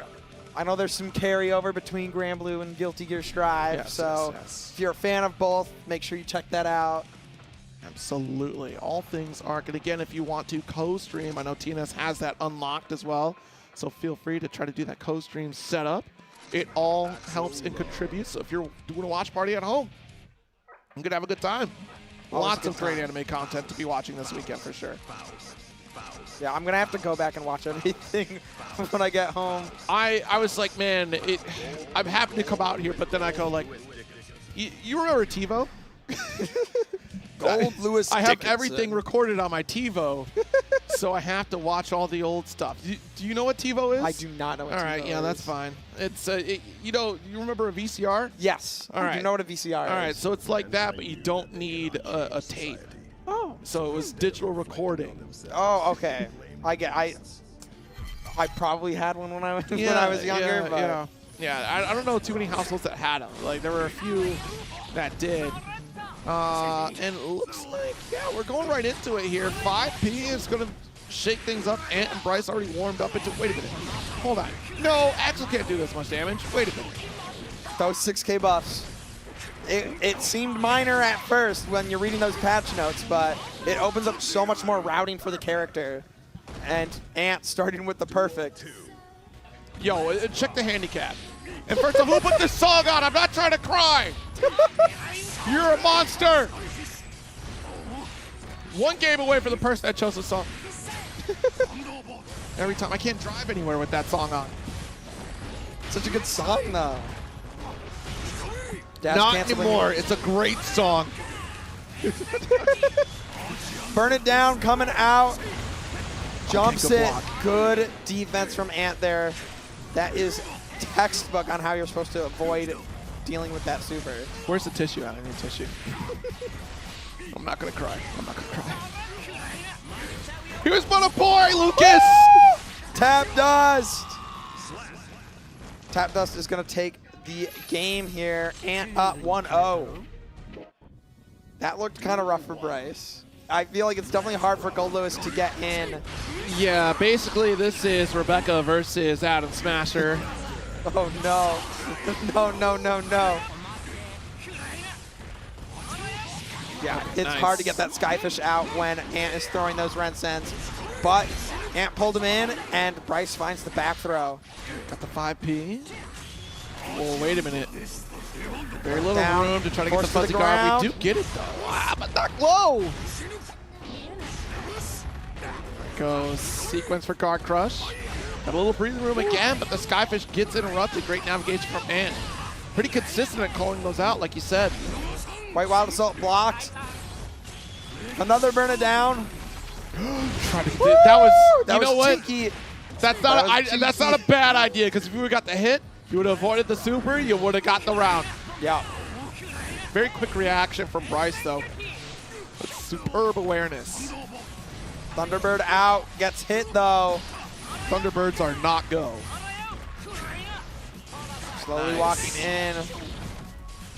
Left, right with the JH. Finish the round here. A couple Axel bombers.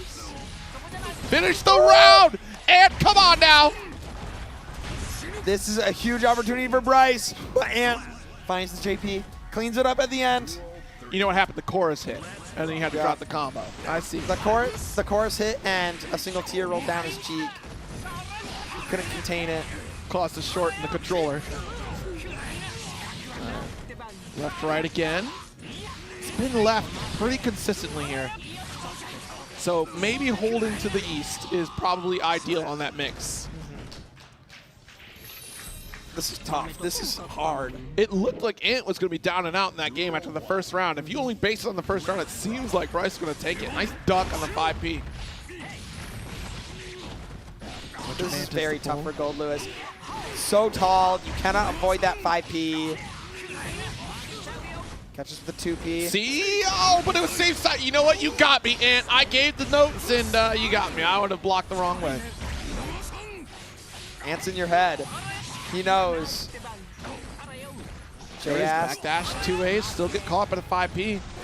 Just these little dashes in, trying to gain as much ground as you can, but it's just not enough with these big pokes from Axel. And Ant has been doing such a tremendous job of navigating around the Thunderbirds, denying Skyfish. So any counter-zoning tools that Bryce has showcased, Ant's had an answer for. Yeah. Manus extension here, LTG. Oh, I don't a know. little miss on the White Wild Assault there. I assume that's what it was. Hasn't now, though.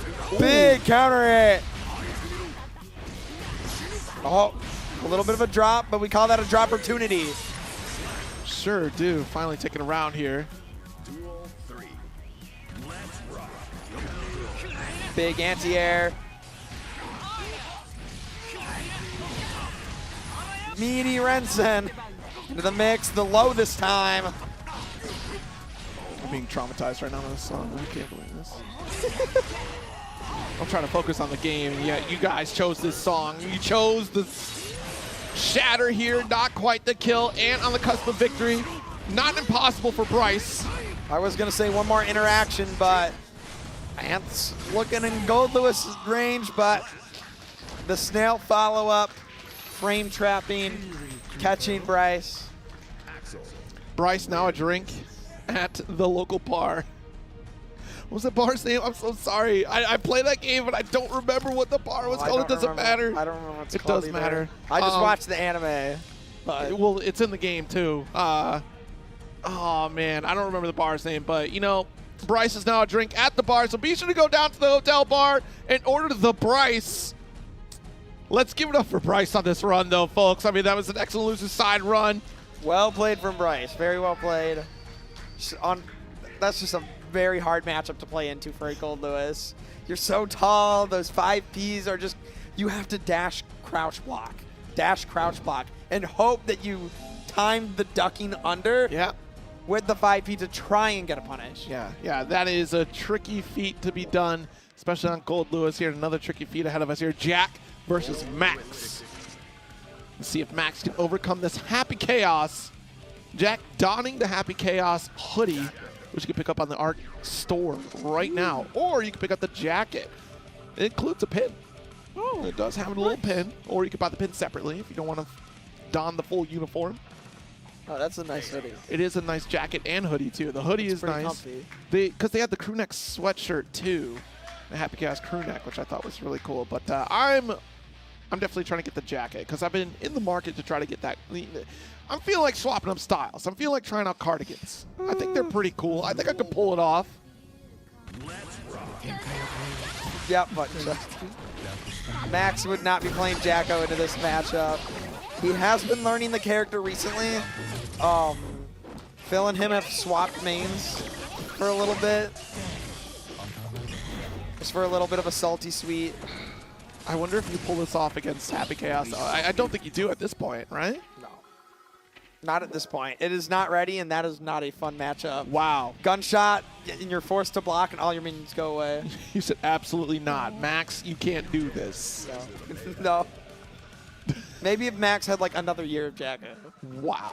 That is a tough character to learn, and that is probably one of the hardest matchups in the game.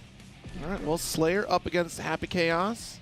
Going with the classic. Yeah, this is this is okay for Slayer, right? Because like you do have that linear approach. I think characters that maintain just a standard linear approach do a better job against Happy Chaos. Some callouts for me would be like Leo and Giovanna.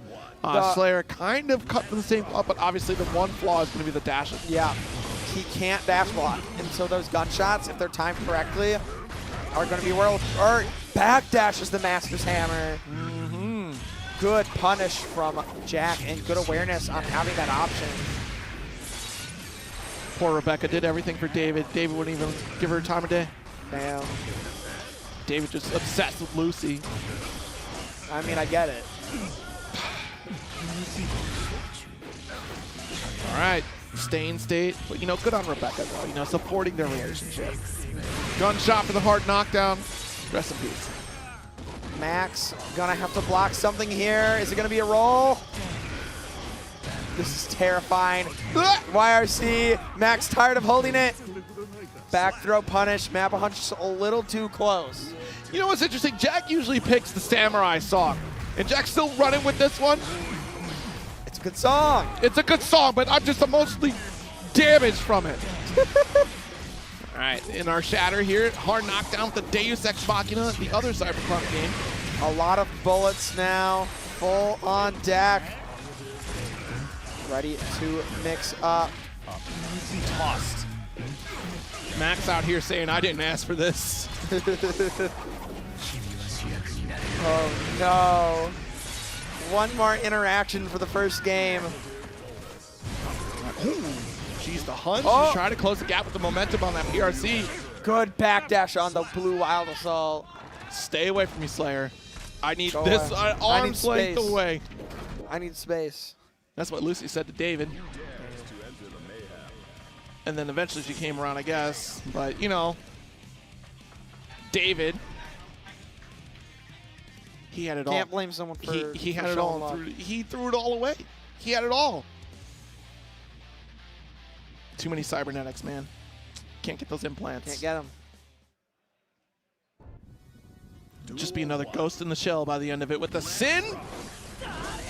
Ooh, actually, 6P was trying to call out that far slash attempt or even just a beak driver that didn't come through. Interested in why going specifically to the Sin, probably to dash block. Ooh, the delay close slash catching throw. Oh, missed the stain, actually. That's unfortunate for Jack there. Big counter hit and the follow up. Smart. Nice block Jack in the hook corner. stop. Goes for a tick throw, but Jack just jumps out. Quick to hold north. Let's get the hard knockdown. Time to catch up and build this positive bonus to get that burst gauge. Actually tied up with Max potentially. Safe jump tap does connect. Another one here. The Stoneball effect continues. Still alive. Still has an opportunity here. Jack pretty low, but Max not going to be able to find a way out of this heavy chaos pressure this round.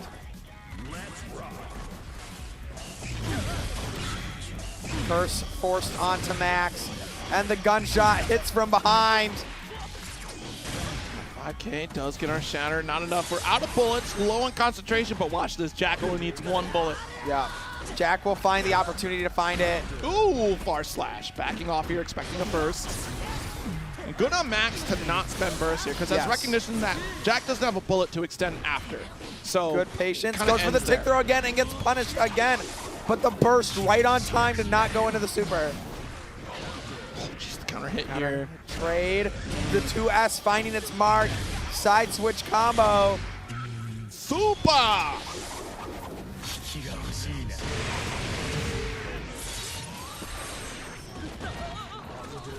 Test the guess and the roll. A little tilt and I tumble did never not block hurt anybody. that. 2-0 lead. I was ready for the IDJS. I was not expecting the roll. We got to get the Max chant going. You got to get the Max chant going. Max, Max, Max, Max, Max, Max, Max. Gets pressure started. This is an opportunity out of stamina though.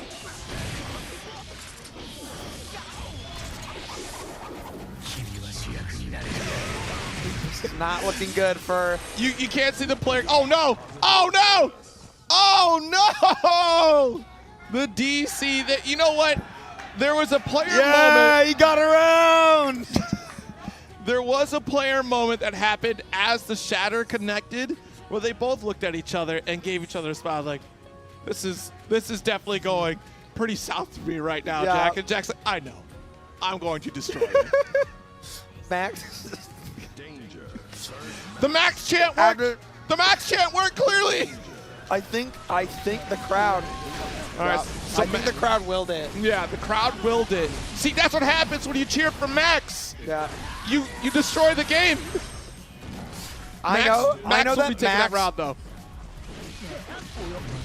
I know that Max is gonna after this say, I took a round off Jack. I did it. That was me. I did it. That was all That me. wasn't just Max. That was the crowd. All right, round up is Max. Small advantage here. Got that burst.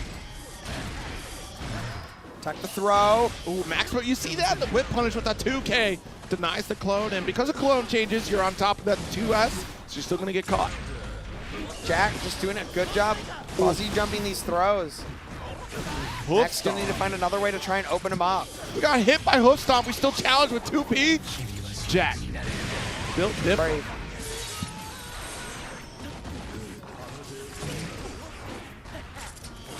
Nice tech.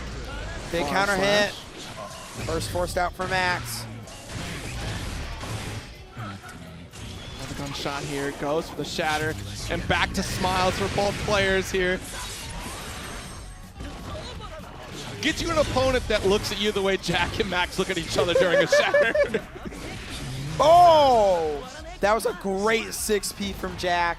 Recognizing the gap and the pressure and finding, well, an anti-air on the peak driver. Ooh, Elk Hunt gonna get the low.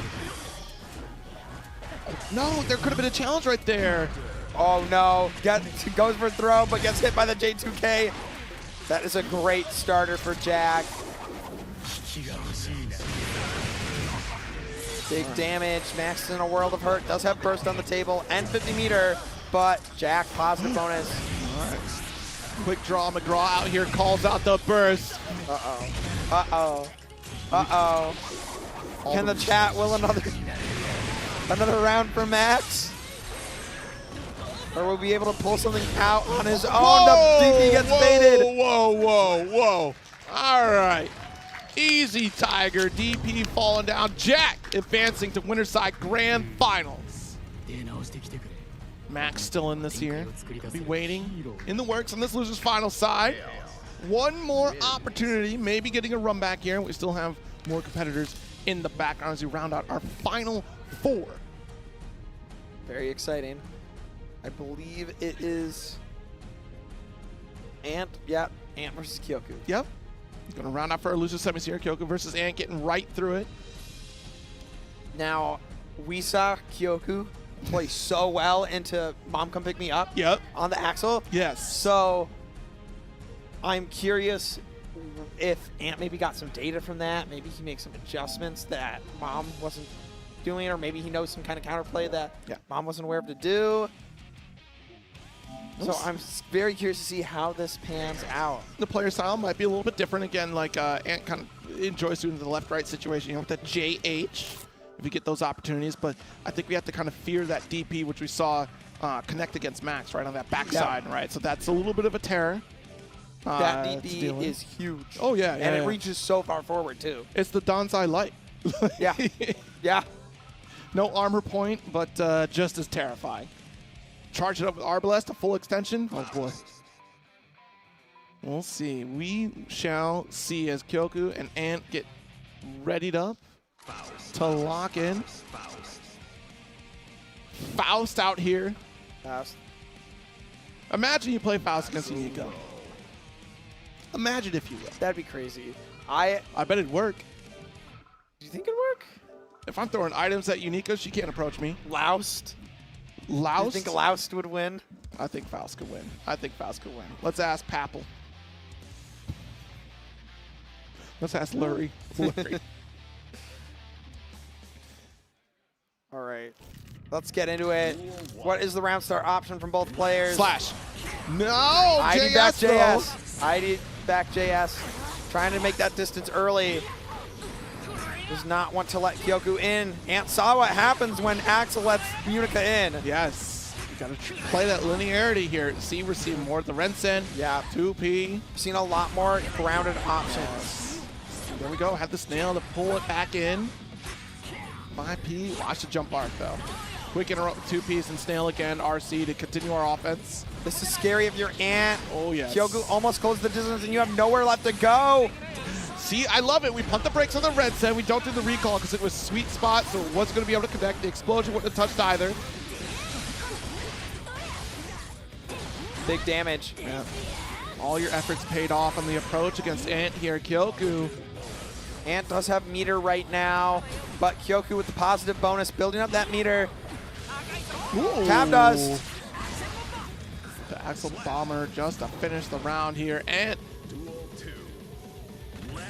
did well under pressure. Oh, blocking the full charge does. Ant, what are you thinking? Trying to fade Feeling away himself again. a little bit. Trade out, 2H, nice. Good backdash. Yeah. Very tricky to catch on to those Winter Mantises here, but Kyoku finally getting an opening. So that's full burst and 50 tension. Not quite going to suffer shatters. Next sequence, we will just try to get that kill. There it is. Overhead Super. whiff into the low. Oh, yeah, because we already had Arbalest active. One touch, all that we Jumps need over here. it. 6P. R sees it to keep himself safe. Smart from Ant and good reaction. Watch it, OTG. Can Ant clutch this out again? Ren said to keep you locked in. 5P to Very threat the scary. approach. Goes for the fireball. JS. Burst comes out. You have to spend it. Watch it. Look how quick we are with the 5P again. Ant, relentless, and does succeed in defending back against the wall every time. There's no need to press the issue by getting out of that corner here if you're doing well enough to prevent your opponent from closing that gap.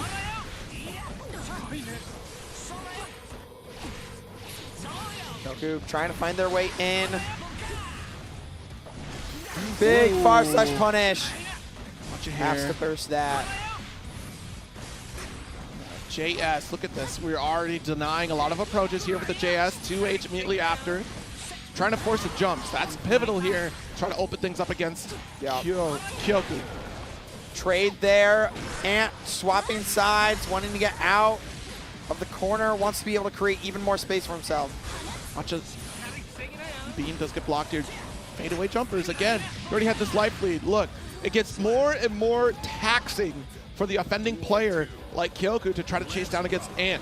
Mental endurance is there for Ant to try to, prolong this round, and it's all the better because Kyoku has to do all the work. Yeah. JS. Just these small hits racking up. Oh, what a Gets throw. in with the throw. But wait, you gave the up corner. All right, JS able to connect with Michael. I like Kyoku. Even though they threw out of the corner, they went for same side mix instead of stealing corner back, because that's what you would do most of the time.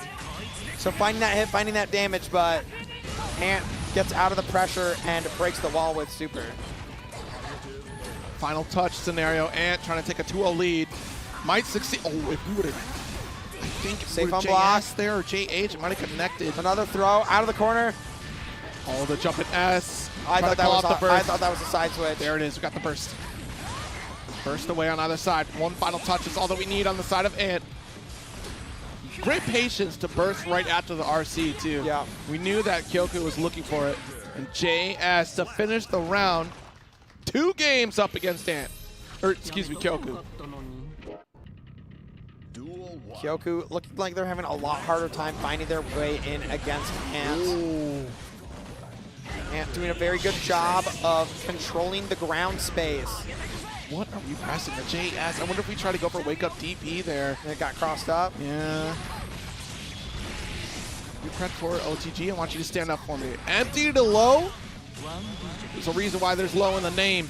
Good counter hit.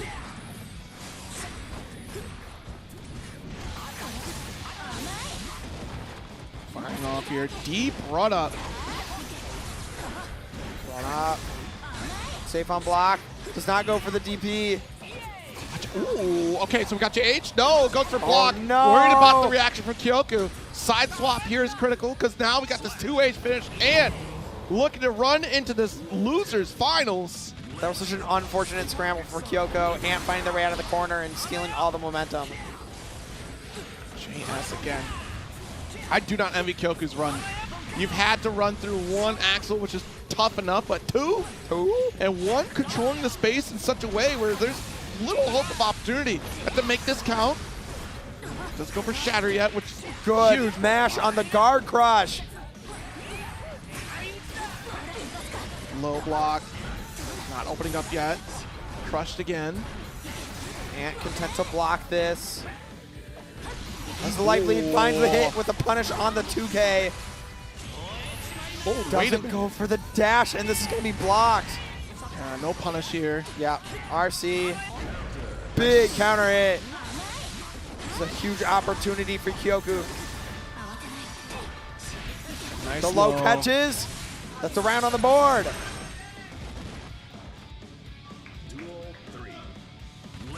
So let's see how the rest of the sequence goes. Rainfall is the start. Hard knockdown in the corner. 5P, 6K, both whiffing. Side switch, wants to keep Ant in the corner this time. Oh, okay, got her overhead. DP to extend. Yeah, there's your burst. You had the Arbalest loaded up. Fade away at Kyoku. Looking close to taking a game. Getting close, trying to get in, but the snail catches. ID's over the command grab. Watch it. See, and again, 2K very Duty smart gets awareness. burst-baited. Calls out the burst. Not enough to finish the job, but with those resources off the table, Kyoku can only rely on FD. And there it is, the snipe, the anti-air, and locks in their losers finals position. That wasn't a bad burst either. The idea behind it was sound. Burst them into the corner, you're so close, you get a meaty, but Ant had the meter to just RC there. Yep. It's also one of those things you have to look for an overcommitment from the opponent that is offending against you to get that burst. Yeah. Because it's one of those tendencies where you see surefire sequences. Like, all right, I heard the big counter hit. My opponent is likely looking to burst here because they know it's going to hurt bad.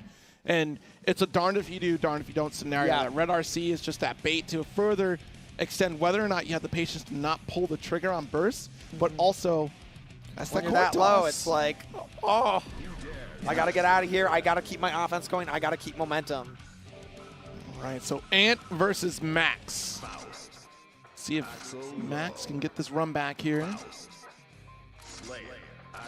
It'll be Axel up against Slayer for this one. Feeling pretty warmed up, both players, I would imagine, because that's been a quick series so far. All right, so who's got Ant in this losers finals? We got some folks for Ant. All right, so it must mean the rest of the room wants Max to win? There we go. The hometown buff. The hometown cheers. It's going to be Max versus Ant. Slayer versus Axel. We've seen this many times here in Minnesota. But this time it's going to be Ant representing the Axel. Renson to pull back for corner here. Great play here from Ant. The 2H not finding a mark. JS blocks, JP blocks, but Max trying to find a way in. Good anti-air. There it is, left, right, every time. You got to watch out for it. It's going to be left side to start things off. And watch the rights, though. Here it is, Hunch. Good What a 6P. 6P reaction. Good stuff. Because that RC allowed you to see that moment in time that you could have that option. I think Ant baited it out. I think Ant planned that in advance. Probably. He was so confident with that. Ants are way more clever than you might think. They are. Very intelligent creatures. 5P, the patience from Max. You can't take a strike. And round up.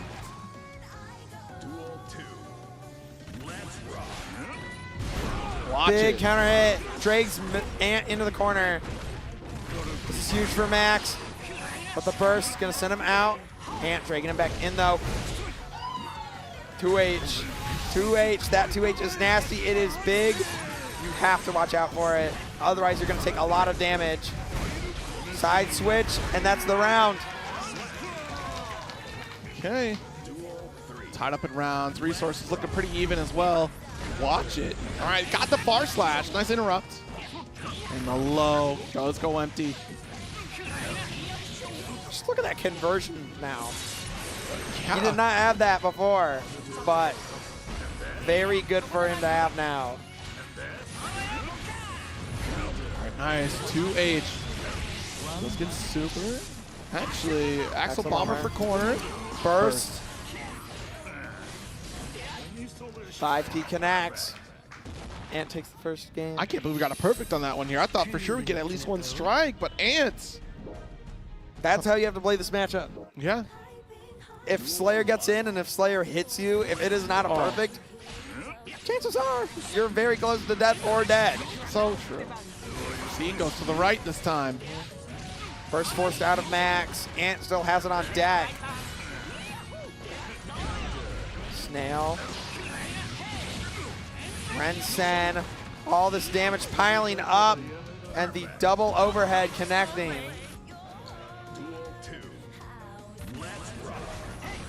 All right, nice. Got the 2S anti-air. Tornado.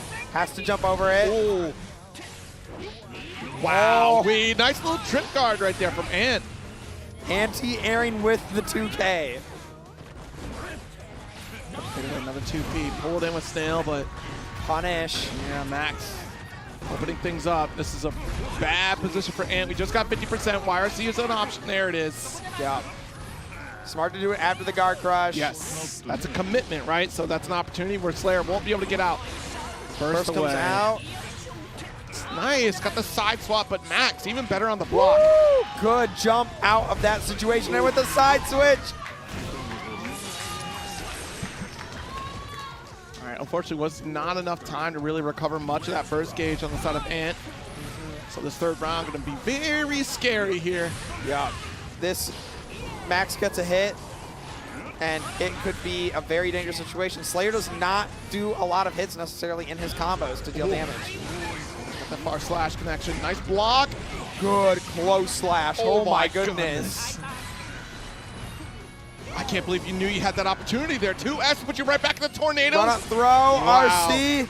Not just any run up throw. Waited a moment for the block stunt to end so we could get it. And the JH, because we recognized that FD, knowing you're stuck in a low block.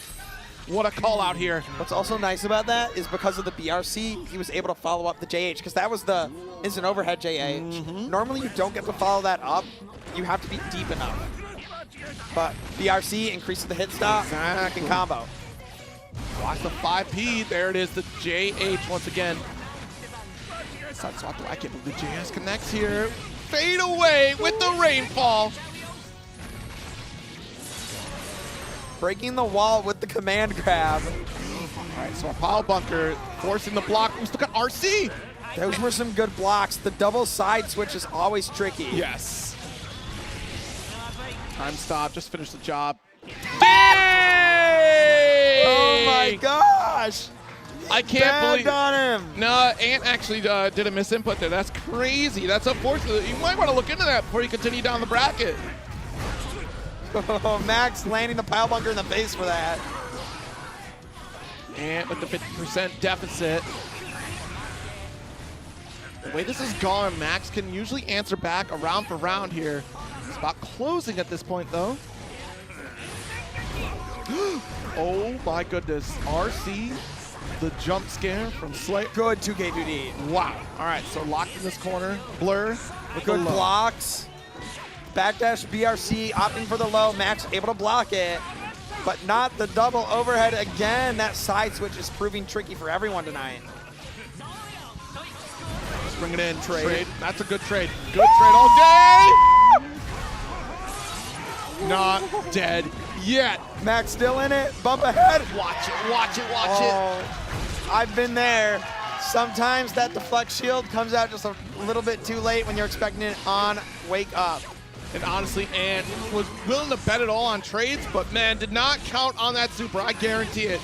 But look at this, the tables have turned. Life lead for Ant, full distance and tornado for safety. No burst for either player. Likely won't get it back by the end of the round either. All right, and sent away. Trying to snipe things out. Good throw, good throw. A little bit of a scramble. Ant finds themselves on top of that throw.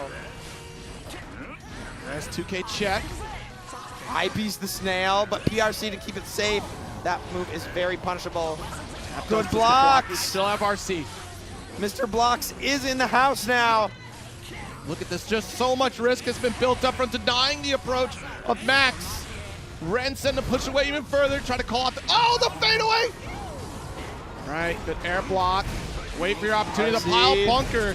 Max trying to pay it back tenfold against Ant. Another one. Not able to block the second pile bunker, trying to get the air throw, not gonna find it! Blocks no. the burst, and Ant clutches out a victory and a nail biter of an ending. Very well played from Ant, but Yes. that end there, you gotta be sweating a little bit. The threats of those pile bunkers, the things started getting a little topsy-turvy there coming from Max, but unfortunately this is where Max falls. A third place finish. Let's give it up for Max, folks. Woo! Hometown hero. Hometown hero. Only one Minnesotan left though. Yes, indeed. And they're sitting very happily winner's side. Yes, yes, indeed. We've got our run back of the night here. 3-1 was the score when these two crossed paths earlier in the winner's side of the bracket. Let's see There if is opportunity for Ant to take this. there is opportunity. Yes, there is. Well, of course, obviously, Ant is up there on the stage right now and is going to be playing the game. That is right. But The video game. Ant has shown that he is capable of beating Jack, even if it's a game. Jack does bleed. He can Yes. bleed. Yes, He absolutely. can bleed, and if he can bleed, he can die. Yes. And hopefully there's no controller disconnect issue this time around. First one to take a game here is Ant. Across this bracket, I'm pretty sure, has not lost otherwise, has given up rounds. Yep. I will double check the run here from Jack real quick. But yeah, this grand finals here coming up in just a moment, and I'm curious because not a single loss throughout this run, 6 victories total. Oh, okay. So we did actually lose a game to looks like Enigmatic. Oh, enigmatic? Let me check. Yeah, it was Enigmatic. That might have been the Damn. disconnect game, but either way, that is the only game lost throughout this bracket here. Just doing a button check here. Ant, not a pop player, an Axel player, as we have seen time and time. You never know. Things Having a could little change up. fun.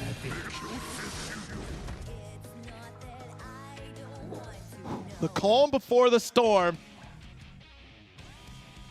Putting the headphones on. It's time to lock in. This is grand final. Grand finals here at Midwest Mixfest. Guilty Gear Strive. Let's hear it. We've come a long way this weekend here, and only 2 competitors remain for Guilty Gear Strive. I love this too. This is crazy. Jack, once again, sitting comfortably, just like he did last year.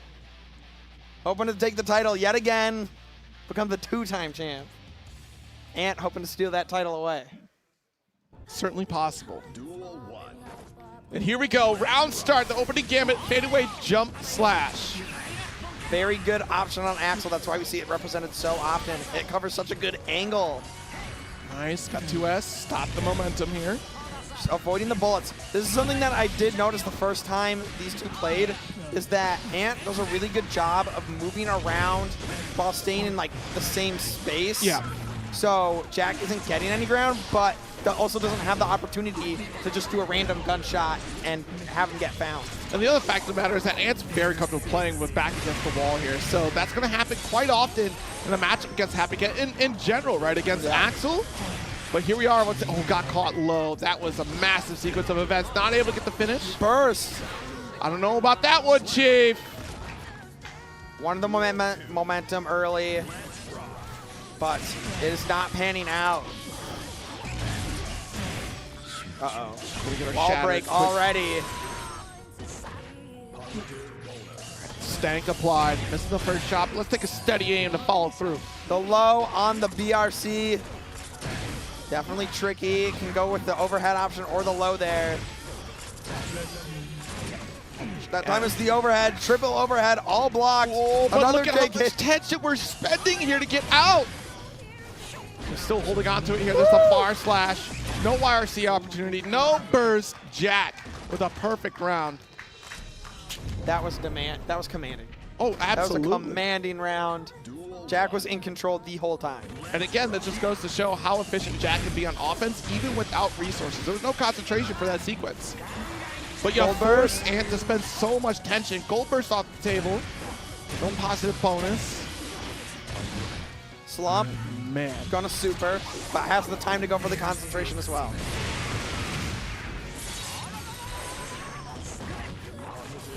Safe approach. jump in. Staggers with the close slash there, but pushing away. Nice job. Good catch on the back dash after the tag. Yeah. Super. Ready to get this hard knocked up? This is a painful situation for Ant. Needs to find something to make it anything happen, but the tap does. I want to bring a little bit of French energy to this crowd, folks. Every time you see that super, the charge up, we're going to hear, and then the blast, we're going to fire off with it. So let's see. Yeah. All right. Anti-air, close slash, but the combo does not pan out. Just a little too far away from the corner. All right, charged up. Goes for the Axel bomber. Still Pretty close. time stop. Here's our shot. A little bit of concentration. Lift off, yeah, got a corner carry. Here it comes.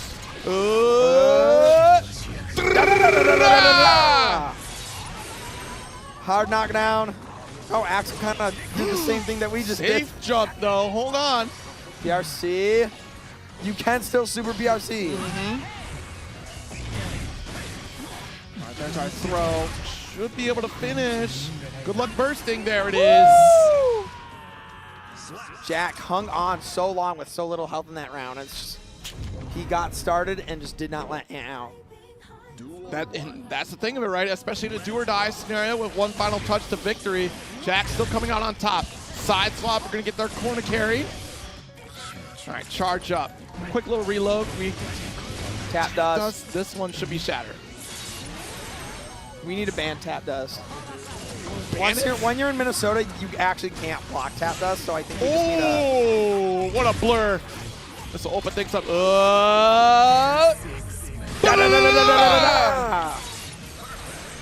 Oh my gosh, the perfect to start out. Jack is on set point. Ant needs to make something happen if he wants to stay in this. But Jack starting again. Tap dust. Yep. No opportunity to burst either. Hard knockdown. Burst on the table for Ant, but when is the opportunity to spend it? And the opportunity's now. Ooh, watch it, watch it. Pick the threat, JS. Oh, what a 6P! And that will do. Jack with the 3-0 victory over Ant, your champion and repeat champion here at Midwest Mixfest 2025. Very impressive play from both players. Ant not able to find the openings that he needed on Jack, and Jack just absolutely running it down. Yeah. Just giving so little opportunities for Ant to get out of that pressure. Just absolutely perfect play. Yeah, I mean, once you close the gap against Axel, it gets all the more terrifying to try to push an opponent out like Jack, because Jack is so proficient at keeping opponents at a close range, regardless of the resources available, is able to open things up even with roll through or just constantly pressure and play around with your expectations, right? Go for the quick blur that we saw for the J2K. Yeah, it's if he's out of bullets, chaos. if he's out of bullets, it doesn't matter. J2K's there. Not. J2K's there. We're gonna keep that pressure up. You're gonna have to block these multiple overheads, and eventually I'm gonna sneak in a low, and you're gonna get hit. Yeah, absolutely. It's a tough series of events against Happy Chaos, and honestly, a great performance nonetheless from Ant on this Axel low, because Axel is still a pretty tough character to play when you look at this cast of characters he had ahead of you here, but still well done from Ant. Not the only Axel low on this top 8 here. Most definitely. These Axel, it's pretty impressive to play a character with such a volatile matchup chart. It's very feast or famine there. Right, absolutely. So we're going to toss it over to Cool Cat for our award ceremony here. Let's give it up for our top 8. Cool Cat, take it away. Yo, thank you, Zero. Thank you. Hey, give it up for your top 8 Guilty Gear Strive real quick. And now to the good part. Let's give out these awards. Coming in tied in 7th place, Frankopotamus.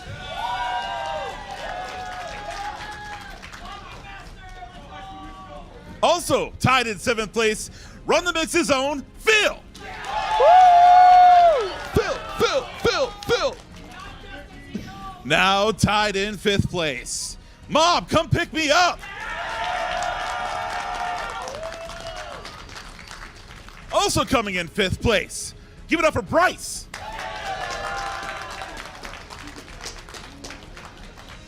Coming in 4th place, Kyoku Reset.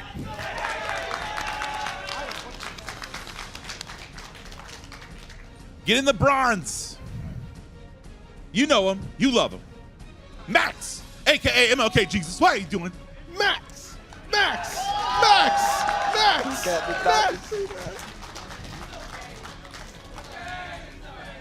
He's all right? He's all right. Coming in 2nd place, you just saw him on stage. Give it up for Ant.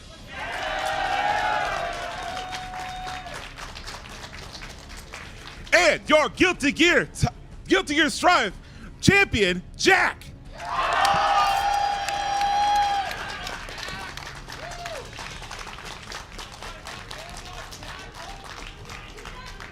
Awesome. Thank you so much, guys, for seeing Guilty Gear. I'm going to pass it over to our commentators. Take it away, gang. Thank you so much, Cool Cat. And thank you all, hold that tuned in. Thank you all in the crowd. What you think of that top 8 crowd? There you have it. There it is. Can't lose at TNS and can't lose in his own home state. Jack taking it all, but that does it for Guilty Gear Strive. The entire event is not over because up next, Tekken 8. Tekken 8 coming up here. I've been Zero, Taco Bell. Thank you so much for hanging out with me. Thank you so much for eight. coming out and hanging out in Minnesota. Of course. Don't go away. We got more fighting game action coming at you right after this.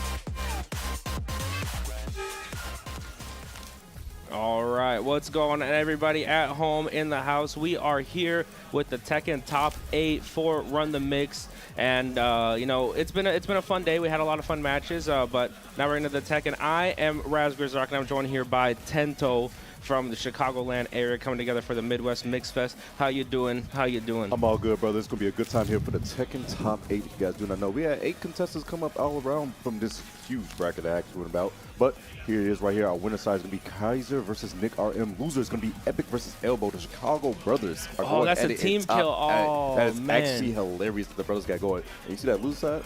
Brother. Yeah, and now the first matchup, or I guess it's not the first matchup, but it's the one that I'm looking forward to, is we got Planky versus 316. I saw Planky do a lot of work in the commentary that I did yesterday at the pools. Yoshi player, I'm really excited to see, and John 316, one of the hometown heroes here, so I think that's a name that everybody's going to be watching out for, especially the crowd's going to be cheering on. And on the other half of the loser side, we got Matt Tekken versus Big Dame, and Big Dame, a scary name. Matt Tekken starting to also get a little bit of a regional fame too. There's one of the names that people research when they're coming out here, so I'm really excited to see this bracket. We got a lot of fun matches lined up. Definitely so. We got the selfies going on here. Nick RM and the boy Kaiser. Big shout out to both of them. Both the Wisconsin region play each other constantly, so it's going to be good to see. It should be the good old Alicia versus the Clyde. Okay, so I saw Kaiser definitely running the Alger Senna, tried and true a little bit earlier on in the bracket, but I haven't seen some of the later sets. He's running the Clive mostly.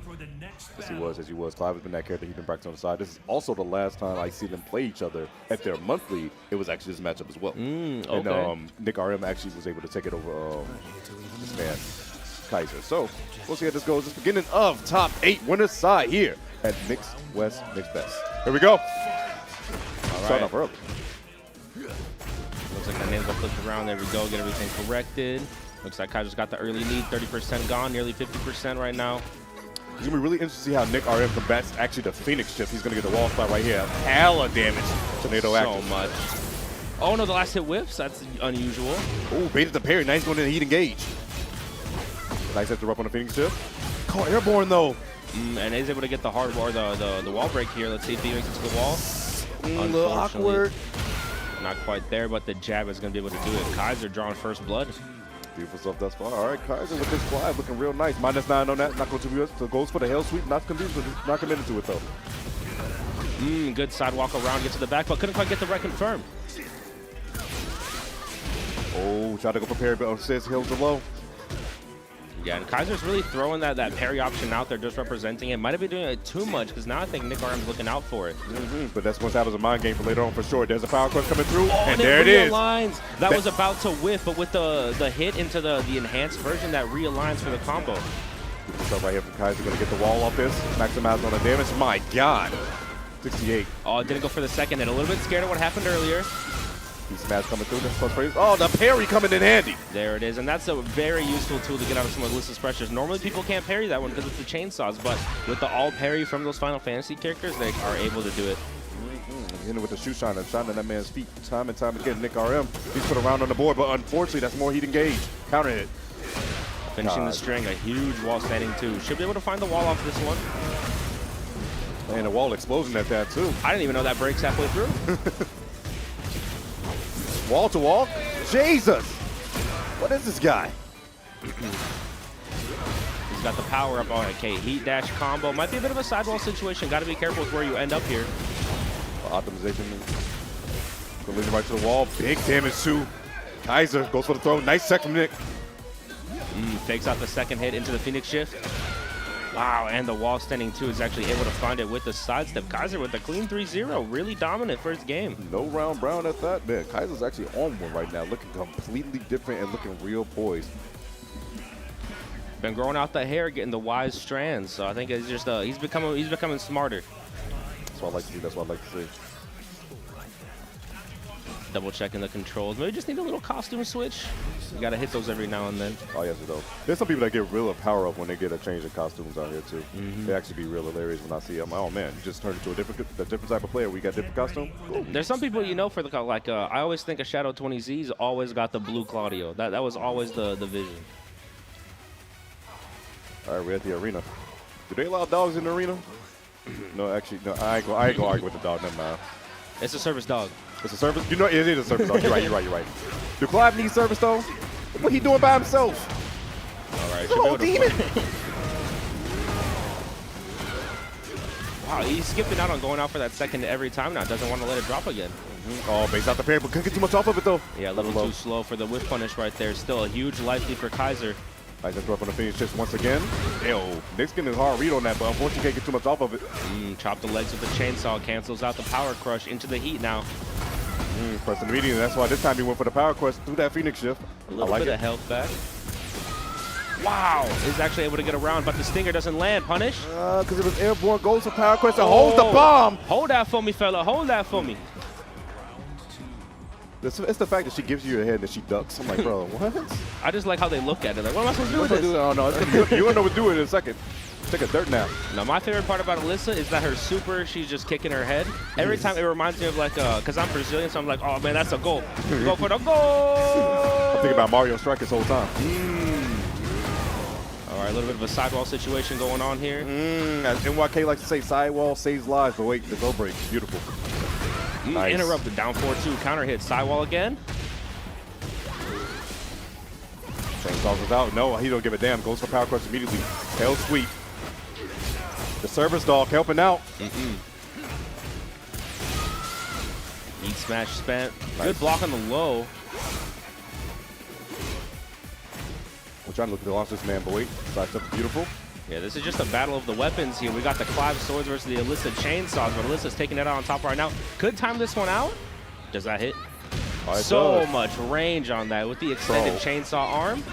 I never doubt Nick because the way Nick laughs and studies his character, I'm always convinced that he has a new combo he shows me, just like I saw right there. Beautiful stuff with Nick with the optimization. It looks like he's about to return to no round brown besides sub 1-1. Good block on the low again from Kaiser here. Making all of these good reads on these Alyssa moves. Oh, duck for it, but stood right back into it, +0. Oh, trying to sidestep, but no, that's a 360 motion, my guy. Nice punish. That's through. Chainsaws activated. Just a little grab. Switch the sides, get her out of the chainsaws. No whip punish on that. Power press once again, good block. Heat activated. Just kind of jockeying around, not a whole lot going on, but a huge counter hit out from Kaiser. Got to be careful with that. The side step is beautiful, but couldn't get the punish. He recovered in time.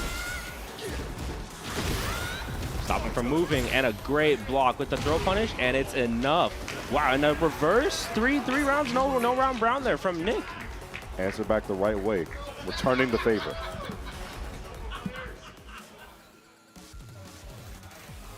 Looks like Kaiser going back to character select. I don't know if he's contemplating Azucena at all, if it's all in on the Clive now. I will go in with the Clive still. I feel like the Clive is still going strong. Azucena, of course, you're tried and true. You babe, but the Clive has been doing this much work thus far, and I feel like you just your traded blows right there. Now this is going to be the even game. Yeah, 1-1. So next 3 rounds, if it's a blowout, it's going to be real quick, and it's definitely a sad one. I mean, it's still on the winner's side, I believe. So not too worried about it if they lose, go down to the loser's side, but you still want to keep that winner's side advantage. A guaranteed top 3 with this win too is actually really nice for yourself.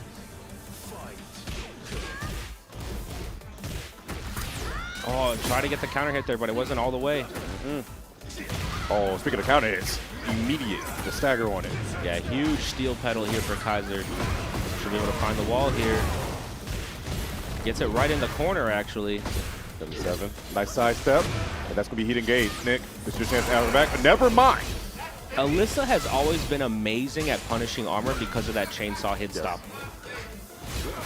He does keep up the pressure, throwing on the wall, trying to look for that splat, but no, he smashed his way out. I love it from Nick. Oh no. Oh, gets the side. Good block, stay safe though. Goes for low, that's a counter hit, confirmed. What a beautiful idea. And just finishes it out with the hit grab. All right, Nick RM taking the lead in the set. Girl rise to those power clutches, going for that low and blowing it up instantly. Nice punish. Rocket punch, no rocket power. Another one. If it ain't broke, don't fix it. The cold shoulder too. Take it to the lead. Didn't get a full launch here, but we still get a good punish to activate the heat at the wall. Oh no. Huge block. Oh man, and that's pressure for Kaiser right here. 1 round away. You have to get a clean 3-2 comeback. If we can try to make that happen little by little. It's really the movement that I've been seeing from Nick RM. The side steps have been clutch, and also these lows. One of this man's power crushes has been the best. And I think just calling out the power crush is also huge, because that's what we saw got a lot of mileage for Kaiser in the first game. Doing these lows and throws just to beat out that armor has been huge. Beautiful optimization. Gets the wall break on that too. Oh, with punish. Oh, very nice. Just out of range of the get-up attack. And here's the path back for Kaiser. All right. Just 1 round on the board. He needs 2 more. Nick just needs 1 more. Phoenix shift. Chopping at the legs. Oh, he's swinging. He's engaged. Look for the crouch mix. Heat dash plus frames. What are we going to go for? Good break on the counter throw. Fast on the reactions. Oh, he's swinging and he's whipping. No splat though, luckily. Both of them trying to contest the range. Oh, shut those toes. Chopping at the ankles. Wow, good challenge. Out there. Rage art? Yeah, keep it safe. Oh, we're going to a final. Beautiful stuff right there from Kaiser staying composed. He took a deep breath after that one too, and now our final situation. Low key, I never really liked this rage art, but hearing it on the big speakers, I got chills. I got chills, I won't lie. He's liking that energy. I'm liking this energy right here, all right? Double Luigi here. Final round.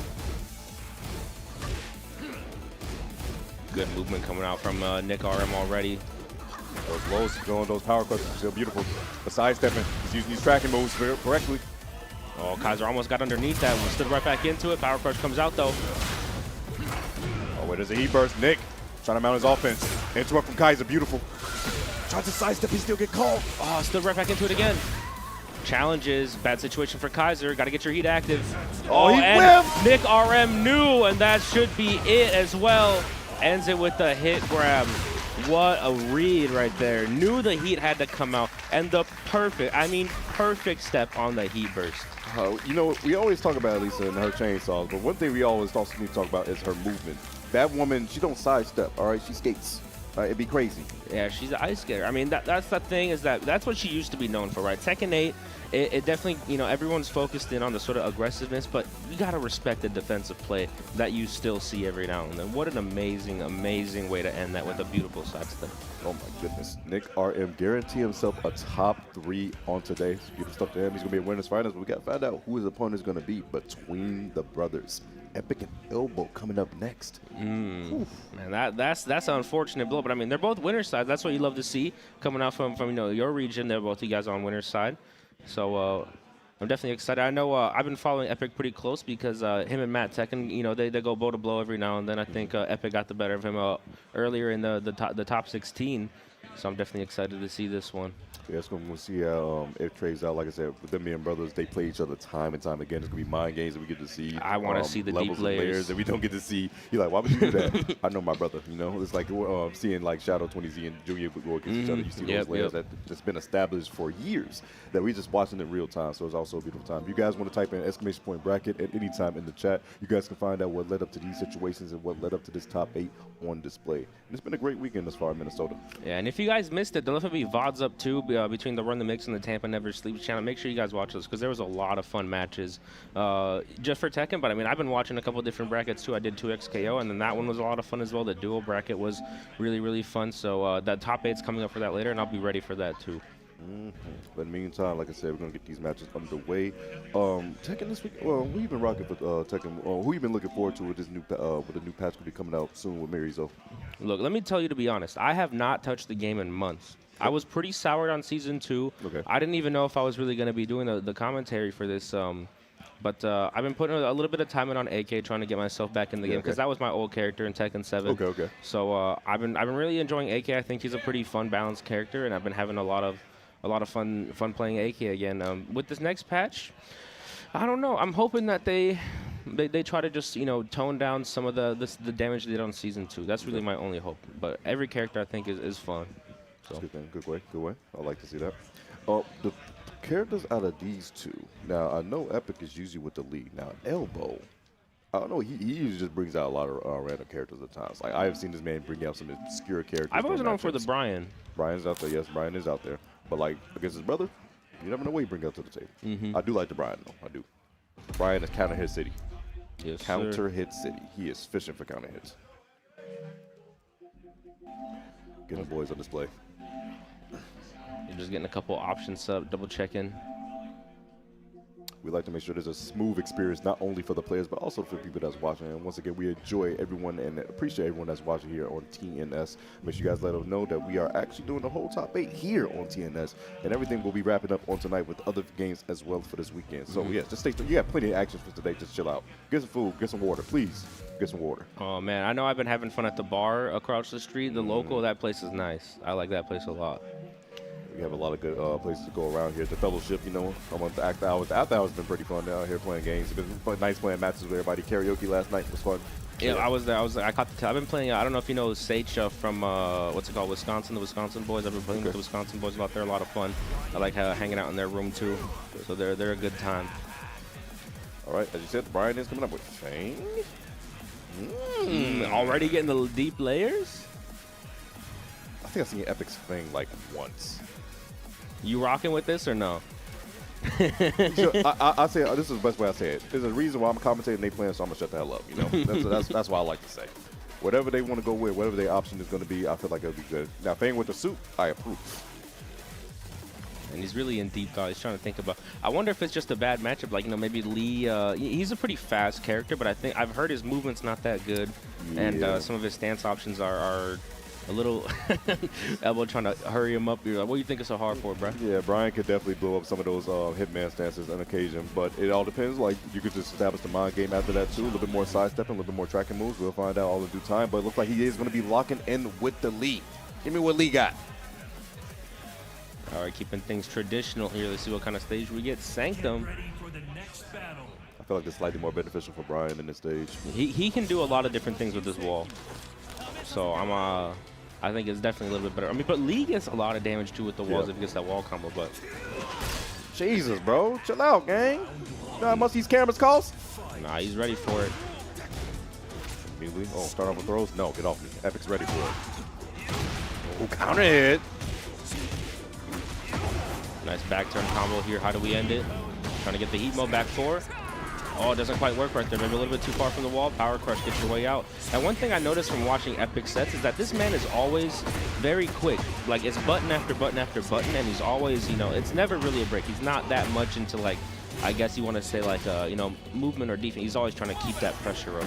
It's one of those two things. He could actually play both sides really good. Like, there's sometimes where I see him, he's just trying to wait to see if his opponent hangs himself. But in this case, against his brother, he is going to be a little bit more active. His brother knows his tendencies in that the defensive side of things. Goes for low, just stays on the mid, Wire Rising 4.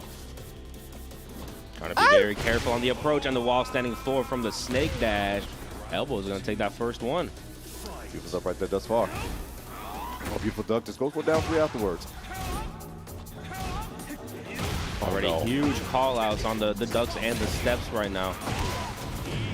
Oh, the wall's going to make this a little awkward. Got to just end it early. Yeah, Lee's pretty stable from both sides. Looks like that went okay. Activating that heat for elbow now. What are they going to fight? Oh, beautiful duck. Can do a punish though. Oh, Nice no. call out. Oh, saves it. Wow, very nice. And that's one of the things that Brian's got to be careful with. The 1+2, it breaks the wall early. Already had a hit on the hard wall. Oh, kind of hit. Couldn't get the combo though. The so unfortunate misexecution. Yeah, I know that's one of the demons that Epic's had trying to, you know, adjust to the lead is getting that down 3 counter hit combo. I know that he's always had to struggle with that. Running. Still staying patient. Go from the ribs. Not letting it rip yet. Like lead in favor of Epic. Elbow, you got to commit. Time winding down. Oh, and the hatchet at the very end. It's meaty. Good stuff right there. That last minute hatchet going to take him up. 2 rounds up his elbow, going downstairs. A little bit more space to work with here. Oh, punish.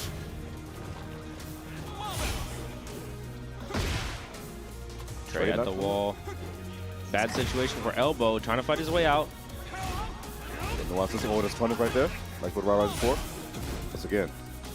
Oh, it was coming. It was coming. When a Brian player is just waiting around doing a whole lot, he's sniffing it out. Yep. But taking a knee to the chin like that definitely hurts. As you can see, he gets the wall again. My God. And spends the heat? Oh my God, elbow. Striking first blood, taking the first game, 3 rounds. Where did he get that minigun from? Oh, no, he can't switch up like that. He had the eyes of a killer and then start smiling. Nah, don't play like that. You can't switch up like that. He was locked in right there. Right back to the Fang. Must just like fighting the Brian better with the Fang. Understandable. Pac-Man, I like this stage. This is a fun stage. I'm a big Pac-Man fan. I've been playing Pac-Man Repack World 2. That thing's been bad fun, bro. I'm not gonna lie to you. We got a floor break here, and then when we go to the second floor, we got 5 explosions that could lead to massive damage. But speaking of massive damage, wait a second. Get engaged. Heat active already. Oh, and a huge call. Yeah, that's what he's saying. These two play a lot. You can tell. Oh my God! Oh that my. man with the down 4-3. He got orbital. Are you kidding me? Drops the combo though. Too much dip on the chip though. Confirm. No splat, but goes to the wall right here. Try to go for a taunt setup. Nothing. Down back 3's coming in handy. Wow, Beautiful parry. throws out the parry. Oh my God! Again, gonna get his Lonzo. He should be able to get the kill off this. The heat dash for the extension. And spends one of the floors as well. That elbow continue. That's 4 rounds straight, I think, because it was a no round round in the first game. Yeah. So yeah, Elbow's having fun right now. Epic, I'm gonna need you to deflate this balloon, please. Oh, he's interrupting these lows. Goes for parry again, misses. Good sidestep there. Playing very small, but he's looking for that counter hit timing. What are we going to see? The forward 3? Epic answer in the background. Unfortunately, holding these mids. Goes knee burst. Right back at you. No, just a cold shoulder, but then goes the heat dash. Wait, why no heat dash to get the extension? The low parry! Are you kidding me? Elbow! Oh, heat dash to close it out. Are you kidding? I was wondering, why do you go for heat dash after the first shoulder? Man, they are getting really into it. I mean, Elbow is just really sniffing it out with the dash up forward 3. He's all over him. He's all over him, unfortunately. It doesn't matter what the character is. Keep yourself right there. Stand patient. Trying to throw in this wall splat. Nope. We'll go right back to neutral game. Mid screen. Threatening the explosion, though. This is harassment in its purest form. Please call HR. Oh my God, his ribs. Oh no, gets around up forward 2, trying to fight his way out. Both of them hugging the wall right now. Elbow trying to find the right timing while standing 2 with the counter hit. And it's going to be good for Epic right now. Goes a back turn mix, goes for the stomp. No Kurt Franklin. Close range, goes to shoulder. Oh. Below. Chopping at the tree. The knee burst. Wasting a little bit of time right now. Good block on the low. Don't got to commit anything crazy. No! Wow, gets around him crazy style. And that's going to be an Elbow. 6 rounds straight. That's a real no-round Brown. Oh my goodness, Elbow. Walking in to winner's final. Guarantee himself top 3 to go against Nick RM Epic. Got to see if he can make that run through the loser side. But, yo, Elbow looking strong, all right? I'm looking forward to seeing if Matt and Epic end up taking each other on. But, I mean, if the next match is Matt Tekken versus Big Dame, this is going to be a pretty difficult matchup right here. We shall see. Just speaking of those nuances, like we was talking about in that last match, though, like, Elbow was establishing so much with his, just like, you know, his grounded game and just pressing his buttons, like really challenging correctly with the mids and the lows, especially in that last situation. I feel like that first game went very well in both ends, but it was that last moment where it was, how do I open you up? Hatchet kick at the end. Everything felt like it fell apart. I mean, it was like, I'm going to do a little bit, and then you sneak in the big counter hit move when you know you got the timing down. I mean, we just saw, I'm pretty sure, every single forward 3 land for a giant combo. I mean, besides, like, we saw the hatchet kick call out was huge. So, I mean, there was the orbital call out, excuse me, was huge in that last game. I mean, I think Elbow was just all over him. That was definitely emotional damage. Emotional damage. I was like, damn. I really hate to see it, but it does happen on occasion. It definitely does. But we'll get these next boys set up for you guys going to the loser side, so you know what that means. Anybody who loses here has to turn off their controller, you know, sit in the crowd to be able to spectate to see for the rest of the night. Can be kind of salty, but also can be kind of fun. We can just go to the bar and be like, you know what, let me not just think about it. There's a lot of different options. I know for me, it's always, you give yourself, like, you know, a couple minutes, be like, damn, That sucked. And then you get back in the crowd and you start cheering. Exactly. Could be a good time. Some people real salty. Some people go back to their room like, I really want to win. But some people could just enjoy the vibe of the crowd. I always tell people, I'm like, I feel like it's better to lose offline than online. Because offline, you know, you could hang out with the friends, the homies. You could go drink, you could eat. Online, you gotta go and lay down in your bed. You stare at the ceiling like, damn it, why didn't I heat burst? Or worse yet, you just queue right back into it. And then you get angry again. Go with a race. Can you go to rank? You find someone who's on a 56 ping with 2 bars. You're like, oh my god, the rollback. Nah, Angry. That's the worst. That's the worst. But yeah, I mean, even offline too. I like just doing the casual sets with people because I like looking at you know, talking to all the different regions and just getting a feel for how everybody is. Like, you know, I said I like hanging out with the Wisconsin fellas. They're always a good time. I was playing a bunch of matches with Sage earlier. And it's just really, really fun to just hang out with their like different regions. I keep telling everybody this on the every commentary set I do, but the Midwest Mixfest is really living up to its name, bringing in all these, you know, Midwest regions: Dakota, Ohio, Illinois, Wisconsin. Everybody's around. It's such a good time. Yeah, it wasn't a bad drive. I took the 5-hour drive and said, you know what, I gotta come up to Minnesota for the one time and enjoy the people. And it's been a great time. Been enjoying seeing my team. Hey, we'll be coming down. You know, Combo Breaker, Roundhouse. Those are all fun. Brother. Frosties too. Yeah. Crazy. But they Frosty's the same weekend as TWT. Yeah, exactly. You know what's funny is that, you know, Harada and Michael Murray were there last year, and they're like, man, let's put our shit right on top of this one. It happens on occasion, bro. Guys gonna be just like, but they're gonna have a good time. The good news is that if you are a fighting game lover and you like Tekken, that means you can watch Frosty during the day, and then Sweden's in them on a different time. You can watch Tekken at night. I know I'm gonna have a hotel room party afterwards. We'll go play our games, go back to the hotel room, put on the TWT. And just watch the team fall asleep. That's going to be wonderful. But what you know about Big Dame? Big Dame with the Xiao Yu, all right, the lean. Big Dame be traveling everywhere. He was at Super. He goes to every tournament, goddammit. All right, he's out here doing his thing. Also, want to side on the CO side of things, bracket runs. He helps do everything, but really glad to see he made this top 8. He also made top 8 a virtual fighter this weekend as well. Got 7th place over there. So now he's up here again, going against the likes of Matt Tech and Matt. Oh man, let's talk about Matt. Having a good time with the Armor King thus far. Yeah, and I mean, you know, Matt's one of my close friends. I've known him for a long time back in Tekken 7. You know, when he was still newer to the region, if you remember Red Bull The Pit, that was an event we had a long time ago. And that's when he first came out and started to get to know him. But I mean, he's been an Armor King player for a long time. Towards the end of Tekken 7, started playing Fang and Jack and trying to, you know, sort of mix up the characters. Not sure if Armor King was going to be in. But with the Armor King back, he's having a fun time. I think he got a little bit bored of the Jack. Played it, I mean, almost 2 years straight with the Jack 8. So with the Armor King now, and personally, when I'm looking at the matchup, Armor King versus Ling Xiaoyu, Ling's a tricky character, but I think Armor King's got a lot of good tools to catch. I mean, AOP is really prone to getting crouch grabbed. Exactly. So that could be very, very strong tool. But also going to establish a crazy mind game as well. Dame is ready for that. But we're going to see in all in due time. Get started with game number 1, loser side action between Big Dame and that boy Matt Tekken. Yeah, and I'm hoping that the crowd's going to be out here for Matt Tech. I mean, that's the hometown hero defending the home turf. Right back in the good old Pac-Man stage. So you know what this means. Floor breaks are going to be very in favor of Armor King. And a big stunner coming out right away. Counter hit. Catch him on the floor. Got to be careful with those options. Down forward, too. Big launch from this man, Matt. Going to get the wall off this. Very nice. Using the Shadow Needle on the wall. Goes for the kip up. Yeah, that's one of the things. Lynx is a very easy character to run away with. You got to be so ready to stop her. He's used the heat burst. Oh, trying to go for a punish, not going to get it, but no punish on either side. Character, but the down forward 2 is putting a lot of work right now for Matt Tekken. Good break on the throw.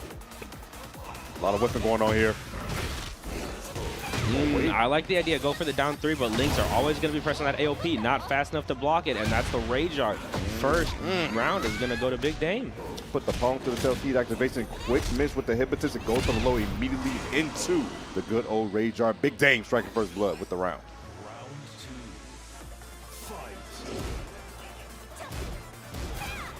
Like the cancel. Back is turned though, so you got to hold that damage. And I don't think Link can even parry that one either because of the shoulder, so that's a very good confirm there on the backside. Oh my god, that's a big boot, brother. Knockdown. Go for a little flip. Oh, counter hit fake out. Take that floor away. It probably benefits Armor King more than it does Ling. Yes, I was about to say. A lot of explosion out here that he can just definitely blow up with all his grabs. Those command grabs will come in handy later on, but Matt Tekken hasn't got a chance yet. Yeah, very nice I think Armor King can do a giant swing right there. She is susceptible to -10 from the back, but a little bit too probably difficult to input that fast. Gets the chain throw anyway afterwards. Good stuff right there. Matt tying this up. He was grab immediately hand for the demon. Oh, caught him airborne. He's going to be pretty scaled right here, but pushing towards the wall, towards the next one. Gets a low kind of hit right there. Harassing right now to the corner. The low. Mad Tekken caught looking right now. Deer in the headlights. Got to be careful. I like the idea of shoulder, but Big Dame one step ahead with the power crush. Should be enough here with the heat dash in tow. Beautiful stuff. The 5 golden letters on the screen, too. Yo, Big Dame, chill out. 5 golden letters. Oh, yeah, you know I can't count. This is Tekken. All right, big counter hit here for Big Dame, taking it to the wall again. 58. Attacking those toes once again, blowing this man up. Matt, though, had enough. The heat burst. Yeah, I think Mad Tekken having a hard time trying to figure out where to stop the pressure coming out for Big Dame. Wang Celestial Epic coming through on the grab. Back turn combo. What do you go for right here? Just damage. One more guess for yourself. Wakes up. Spends the heat. Nice interrupt. Good interrupt, yeah. Now we're going to go to snap the neck. Give me the blue stuff. He's been practicing those. 3-pound count. Jesus. That poor lady. She's just trying to go to school. Oh, my God. Not to have the sympathies. One more guess stays on the ground. Good so deal with it. patience. Every time Ling whiffs that running 3, I'm always tender press to get him attack, but she'll always beat you out every single time. I'll take fortunately, going to get beat out that time. 3 rounds to 1 right there. Made some adjustments there towards the end, but this man, Big Dame, has really been attacking those toes. A lot of counter hits on those as well. I mean, I think that what I saw was there was just so many cancels that was really throwing man out where it's like you don't know where to interrupt, and you have to get a feeling for when it's okay to get that interrupt on Ling. I mean, otherwise you get hit with some of those counter hits, but Big Dame was just doing a ton of back turn cancels and second hit cancels. And the movement has been nice too, these side steps as well. Look at it. Just mixing up his options constantly, making Matt Tekken guess on any option. But wait a second.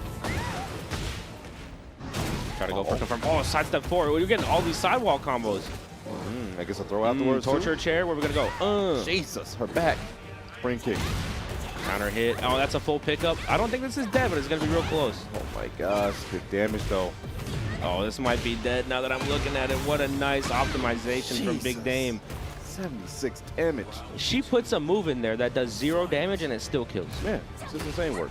Boom, the stunner. Stone Cold will be happy. Oh, I look for a big punish right there, running, but not gonna happen. Stomp on her. Once again, the spring kick coming out of this man Dame. Yep, second hit. Nice, good stunner. Get her out of the AOP.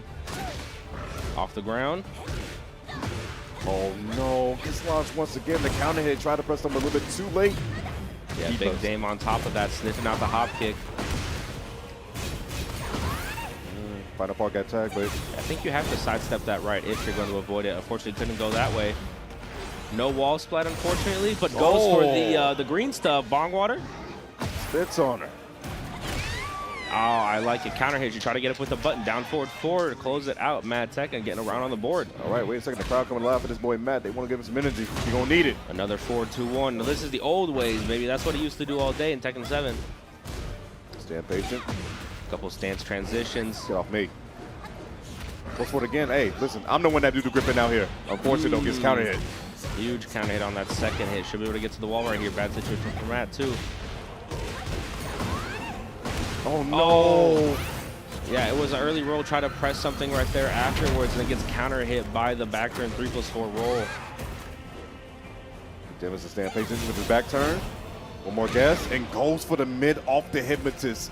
One more round needed for Big Dame. All right, floor is lava. It's active. Out of the air. Oh, no. Went for the Tekken 7 staple, unfortunately. Not going to happen right there. Music getting real epic right now. Breaks the neck. Get off me, though. Gets the first break on the chain throw. Ooh, look, it was a counter hit. It was going to be a launch. Ling's got a very slender frame, so hard to get around. She had the high ground like Anakin. Are you kidding me? But he got the punish. And we should be able to break the floor here, too. Tornado afterwards. Kaboom! God. What's your wall combo? Put on her neck. 89 for that. Wakes up a spring kick again. Oh, and it wasn't fast enough to stop the spring kick. Nice counter hit. Oh, but it's too far away to confirm. Unfortunate for Mad Tekken. Out of the tournament now, unfortunately. But everybody give it up for Mad Tekken, one of the hometown heroes here, coming out to play the Armor King. And Big Dame still in the tournament, moving on. We'll face some of our other stiff competition, man. That was a fun match. That was a fun match, but so unfortunate right there. They found a counter hit, tried to go for the extension, but a little bit, as you said, too far away. I think it's the wall just made it a tad bit awkward when he tried to go out for it. I had that problem earlier in one of the matches that I had where I got it at pretty tip range, so I was really surprised that happened at the wall right there where I figured they'd be a lot closer. Man, unfortunate. You hate to see it. It happens on occasion, but hey, nonetheless, like we said, Mad Tekken, always stand tried, always stand true, and that Armor King's going to get better and better with due time. Yeah, I'm still a very new character, and there's definitely a lot to figure out and sort of optimize even, or just, get a better game plan around.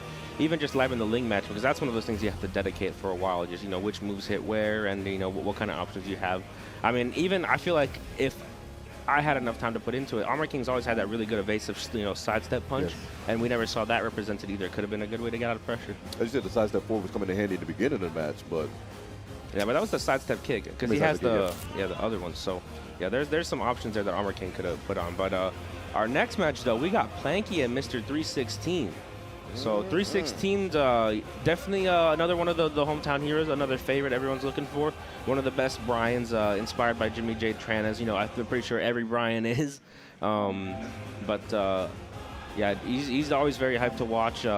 Very emotional player too. You'll definitely see it in his gameplay.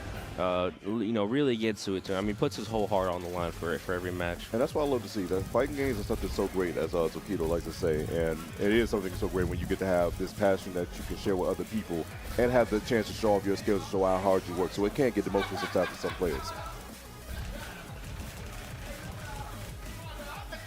Look at this crowd. Yeah, that's all the homies right there. Yeah, all the homies right there too. Players get together, stand behind John, stand behind Planky, go right into it. No headphones either. They want to hear the crowd. This is what I love to see. I love when players do not play with headphones. Oh, no, he's got the hood up. 316 with the hood up. Yeah, that's a buff. That's a buff. He acts all nonchalant, but his heart's in it. And we got the special intro, Planky versus 316. And yeah, Planky, like I said, I saw him doing some work earlier in the pools matches. I missed him in the top 16, but Planky, no slouch, definitely a strong player. No, Yoshi players, you always got to look around for because they always also tricky stuff. I swear to you. Just stacking a little bit, sidestep for sidesteps. I'm liking the movement already from these two. Already sniffs out the timing. He's got the red pants on. Where are we going? My God, counter hit two for flinching, and this is what it is. All the way wall to wall, coast to coast, almost got there. Oh, I love it. Wow, and that stayed same side. I thought Yoshi would have crossed up the other way, but a huge wall standing 13-frame punish. Good stuff right there, stretch in the middle. This should be all she wrote. Gets the other wall off this, gets the Sidewall? damage. Oh, wait, no. Gets the tech anyway. Easy confirm, down 2. Very nice. Mr. 316 keeping it clean. Okay, John, I see you, man. But Planky, what you got to do to rebuttal against that, bro? Oh, the big launch down 4-2 with the flash afterwards. Let me show you something. Let me show you this down 4-2. Flip over at the wall. Oh, into the Eclipse kicks? Chop him up. Try to get that heat engaged. Not going to happen too much. Scary hours. Everybody pitch for counter hits. Nice punish on the CD2. No. Very low life here, though, for 316. Got to be careful. Here goes the flash. Makes out. He's barking. Oh, double kick afterwards. Planky, answer it back the right way. I like what I'm like seeing. Yeah, going for the dragonflies. Down 2, no counter hit confirmed though. It's all right, early in the set, we're getting used to it. Hopping on him. Hit confirm on the pogo. I'll do about Planky just 10 seconds. Ooh, oh, huge Fubuki knee, sidewall. Gotta spend the heat here if you want to kill. Oh no, the sidewalk saves lives once again. The low and the beautiful punish with the raw rising ball. Beautiful stuff right there. Man, these two are so ready for each other right now.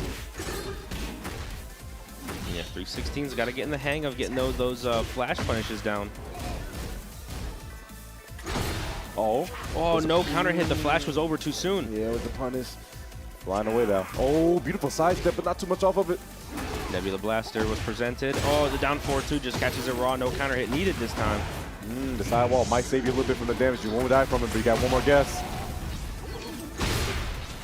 What an optimization. But the back? Patience. My turn. Guess for your life. Stays on the ground, doesn't go in the air. Oh, counter hit on the second hit. This is going to be enough. You know Brian puts out the numbers. Oh, definitely for sure. The taunt. No, you went for Too far away. It's okay. We pick it up, though. We pick it up, though. Crowd popping off for John, man. Trying to stay composed right back into it. You look stressed. I'm stressed You too, look man. stressed. This match is insane. It's always the loser side matches. These boys do not want to go out of it yet. Walking on them. Please. It's time for mincemeat. Nah, not quite. Back turn down one for Buki knee. Not a good situation. I'm pretty sure Cyborg don't even taste that good anyway. No, he got counter hit. That should be all she wrote. Planky gonna capitalize and take that first game. Unfortunate there. You know, I don't know if that was intentional or not. Yoshi players, they're up to no good, but drops the combo unfortunately after the Toxic Breath gets the reset though with the Dragonfly forward too, and Planky's gonna take that first game. Hey, the American reset's the American way. It happened. Brian representing the American way right now too. Tell you none line about it. A real shooter. No duck on the 2-2. Over the flash. 316's got to start punishing those ones, otherwise Planky's going to keep representing that one. Elbow coming in handy, not going to work out too well. Oh, trying to look for a whip punish, not going to get there in time. He's down for it too, man. He's fishing him out, almost playing like Brian with these counter hits on those. Oh, he just yet. Oh, he's whipping. Oh, no wall splat though. Oh, huge back four. That's going to be so much damage. And this is also going to heal Brian a ton. And so that's likely beautiful stuff right here. Hatch kick going to be blocked. Got under. Nice punish. Oh, wait a I second. almost thought that was going to sidewall. Full Kraus, are you kidding me? I'm locked below. Oh my God. Yeah, that's that Yoshimitsu dirty stuff. I mean, both of these characters got that unblockable tag trap between the taunt and the full crouch sweep. Oh, wow. side step. The micro side step. Such a tiny adjustment there to get that. Oh my gosh. Over the low. He can't get Oh, it's very difficult. Oh no, did the taunt a little bit too slow. Planky challenges with a hop knee. Looking for a way in. Okay, finds the heat engaged off the back forward. And it's confirmed this time as well. No! Oh, avoid the puddle. You know it, you love it, and chop it up at the wall. Planky 1 round away. 316 needs the energy to stay in this one. Gets its way back 2-4. Yeah, Crowder, y'all believe in John. Y'all need to give him that energy right now. Planky, though, looked like he wanted to kill all that noise. Nice counter hit confirmed with the sway back 4. Or sway back 1, excuse me. At the wall, looking for the tech, couldn't quite land it. Oh, there's a power crush coming in handy. Trying to put himself on the board, but harassing with these lows is Planky. Yeah, Planky is so quick with these interrupts. Getting some of this healing and interrupting back. No way. 316 should be ready for this one. Goes for the easy mode. Nice conversion. I mean, you know, there's an easy combo you got to go for there, and it could have dropped with the wrong choice, so very nice. And the crowd rallying behind 316 right now off that win. Punching off that hop knee, yes sir. John, trying to say why couldn't it? Was a counter hit? No, couldn't get there in time. Confidence is key. Second hit, sidesteps around it. The wall made a little awkward. Beautiful power crush. That gets there. Dragonfly kicks. No launch. Door knocker. Oh, the down forward 2 off the sidestep. And that should be it. Planky taking it here with the Rage Art. Very nice from 316. Looks like they're both just going to wait it out. We're going to wait it out. We know what's up. For his followers, Planky is going to take it over John 316. John shall fall to 7th place. But yo, big shout out to John making it up on the stage here for Top 8 at Midwest Mixfest. Yeah, very nice. We like to see that Minnesota representation wherever we can get it. And 316, you know, put on a hell of a set. It might have been 2-0, but, you know, there was definitely a lot of clutch moments right there. So love to see that from the hometown. Great stuff right there all around. Love to see it. And we're going to see how that advances on forward for that man, Planky. The Yoshi was looking nice. Really great movement. Great calls on the side. Down forward 2. I don't think I've seen that many down forward 2s in the set. Like side step down forward 2. And then, like you said, those micro walks especially because, you know, Brian, his counter hits are nice, but they're a bit linear. If you get that right motion, all right, that right little motion on the tracking, you will be fine. And he was exposing that a lot.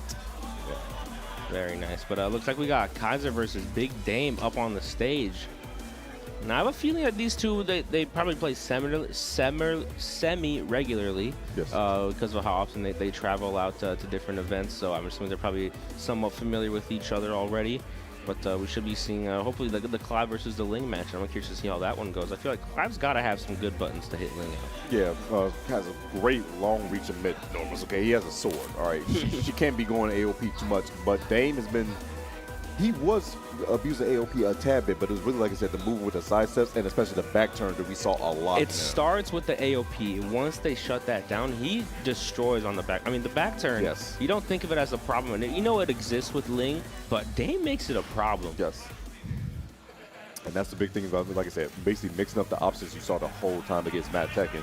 So he does against Kaiser, like I said, with Phoenix Shift being on occasion, and Clive have a lot larger range with his sword. We're going to see how he does contest that instead. Why am I saying drag? Oh, I'm about to say. I saw drag for a second. I got scared. Yeah, or even when I'm thinking, Victor has that move where he slams the ground, does that kind of little bubble shield, right? And Clive's got the same thing with that little staff slam down. I feel like that's got to be a good option, too, for just getting, around some of Ling's options. Yeah, Victor does down 1+2. So I'd love to see that. This should be a fun match to see, though. Looks like we're going to the Genmaji Temple. This is a fun stage, man. I love this stage. I love the music on this stage, especially round 3. I wish it had a little bit more unique size, so it differentiated itself, but it's a visually awesome stage. Yes. Especially gets closer and closer to the nighttime. But we in the day. 10-hit string? Okay. Guys, this what you own? Power crush immediately. He's not afraid to use it. Phoenix Shift once again. Power crush through. Power crush again, opting to be a very strong option. There's that staff slam down, trying not to let Ling get on the floor. Jesus. Mad damage. Spring kick going to be baited up and punished accordingly. My goodness, Kaiser. I mean, Big Dame was putting everything on the table. That just coming out swinging, and Kaiser was ready for it. Ooh, back 1+2 though for the launch after the side step. Beautiful stuff from Big Dame. The answer back. Gonna get the wall off this with the heat. Hard knockdown.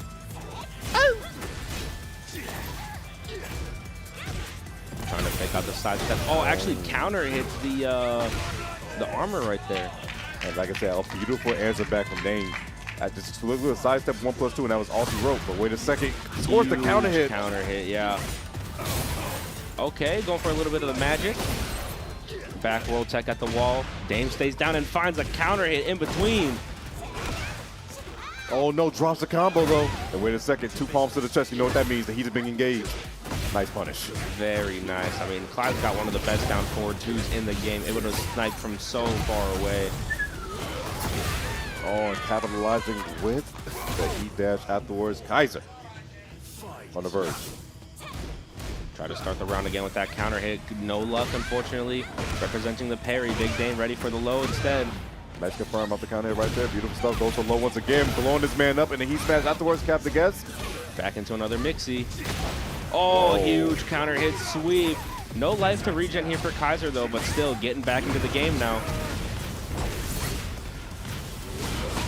Oh. He's up the heat dash. Kaiser making a rally. Wow. Gets the wall splat. Actually baits out the back one, but gets hit anyway with the Rage Art. I mean, this is neck and neck, and they're coming out swinging. Well, I like to see. Good old action, these boys. When you loses lights, you play with your back against the wall like a caged animal, you're going to make some crazy decisions. Dame, letting the Rage Art ride. Kaiser trying to represent that swordsman range.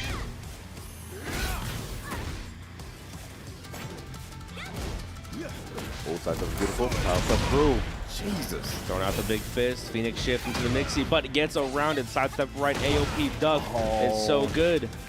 Hypnotist into the low. Oh, couldn't get the continuation though. Sidestepper. Yes, Wow. it was. Light reward still. Power crush through. Try to go for the prominence war mix-up. Goes for him again, and a huge orbital. Gonna get some life regen off this one. No, Oh no! drop. It's all part of the plan. It's all part of the plan. It's not part of the plan. Big Dame gets the first game. Oh my God, bit of scram right there. Kaiser tried to capitalize, like you said, off the hop kick. Dropped it, tried to go for something else, but then unfortunately Dame capitalized it at the end. And now Dame is up again, smiling. Look at that smug smile. Crazy word by this Enjoying man. himself too much. Right back into it, this time on the dark side of the arena underground. Explosions and hazards on the wall, 4 of them.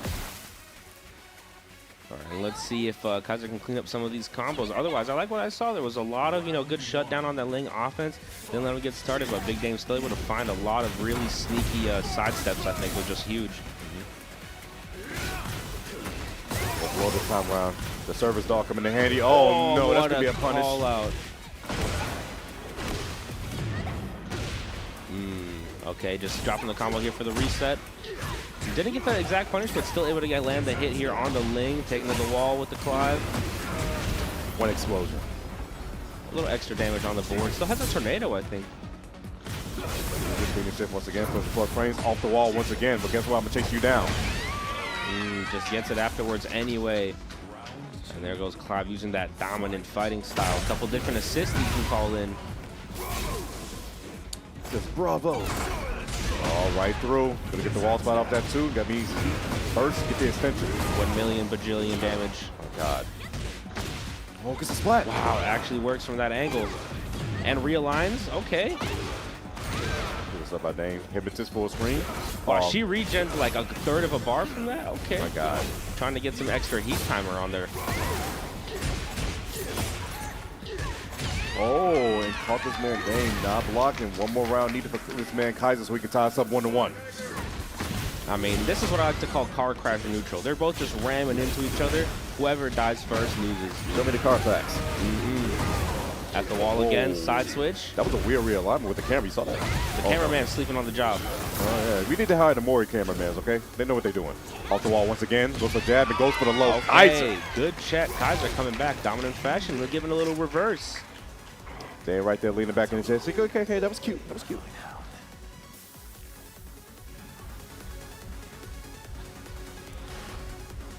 Big Dan getting a little bit of time to think here, trying to figure out what went wrong in that set. Oh, big stage right here with the Coliseum of Fate. But it doesn't matter. Clive's going to get the wall no matter what. And I think Ling without the wall also becomes a lot less scary without having that access to the heat mode wall combo. Back turn. How stable is this? I'm not sure. Make it as stable as possible. I like to end it. Doesn't matter. Building up a little bit of bar. Yeah, that's that Devil Bringer. Pull him back in. I'll crush. Just give it down. So good at dealing with Ling right now. Prominence for the heat dash. Helm breaker to close it out. Kaiser taking the lead in the set once again. Stronger in due time. Oh, lots of time. There's the back 1+2 for the launch. So much time for that launch. Big Dame recognizes it, gets the combo here. Activate the heat. Oh no, wants to save it. Ooh, silence of the DMs. Damn, Clive, I thought you was taking, my boy. Oh no. Another one. Oh, punish dash. A lot of jabs in there. I don't think this kills anymore, but it's definitely going to be close. Oh, tried it. I like it. I like it. Back one. Ling's 8-frame interrupted so strong at dealing with that Phoenix shift. Cancels it. E-dash. I like that. Just get some health back. Goes low. Scissor kicks. Down jab two. Wow. With the duck. A bunch of fakes. 1 pixel left, but the sidestep 4. Big Dame being so tricky. So tricky. Like we said, mix those options as much as possible with the back turn and AOP is what's going to cause the most trouble. And these side steps too. Look at that. The spacing. The moon hair palm with the parry in retaliation. Level 2. Oh, out of range there for the grab to connect. Heat smash. Nice. Power press right back at you. Not so fun either. Okay, a little mini combo there off the float. Oh, beautiful. Gets the tech reflow to there. Back turn. Oh, very nice. I don't think I've ever seen this one. Jesus, that did 50 mad damage. Oh, the second hit caught Big Dame moving. Helm breaker coming down. One more needed for Kaiser to take out Big Dame. United's very own. Go for the 10 hit again. This dude's playing. It's having fun. Oh no, guard break. No duck on the forward 2-1 there from Big Dame. Spends the heat. Clive almost out himself. Oh, gets a back turn through. Oh, Wang no. Celestial Epic. Give me that back. Give me that back. He won it. Bad damage, 64. Yeah, patient, another one. No break, unfortunately. Punish. No wall splat, a little too far away. Tried Dame it. at the wall, punish. Whipping. Too far away. Oh, under the jab, and now we're going to a final round, folks. All right, here we go. Put all the marbles here. Harder. Another counter hit. He really just smites somebody. That is insane. Oh, actually gets around it with a sidestep. Quick kick. Gonna get punished. Oh, big stuff right here from Dame. Back turn setup. This got to be careful. Nice block. Oh, the interrupt. Side steps too. Counter hit throw. Hyper beam. Activates his heat. Still got some heat. Just runs in with the heat smash. Oh, man, this could be one touch for either side. Ow! The heat dash. This should be enough. Don't drop this one, Kaiser. Don't drop this one. And that's going to be it. Kaiser taking it over Big Dame in probably the closest set so far. Oh, my God. That was absolutely insane. Absolute cinema all the way through. Behold this animation. Kaiser with the handshake. And Big Dame shall And then we be get out the at fifth special place. outro, too, that Clive's got if he gets the kill with that.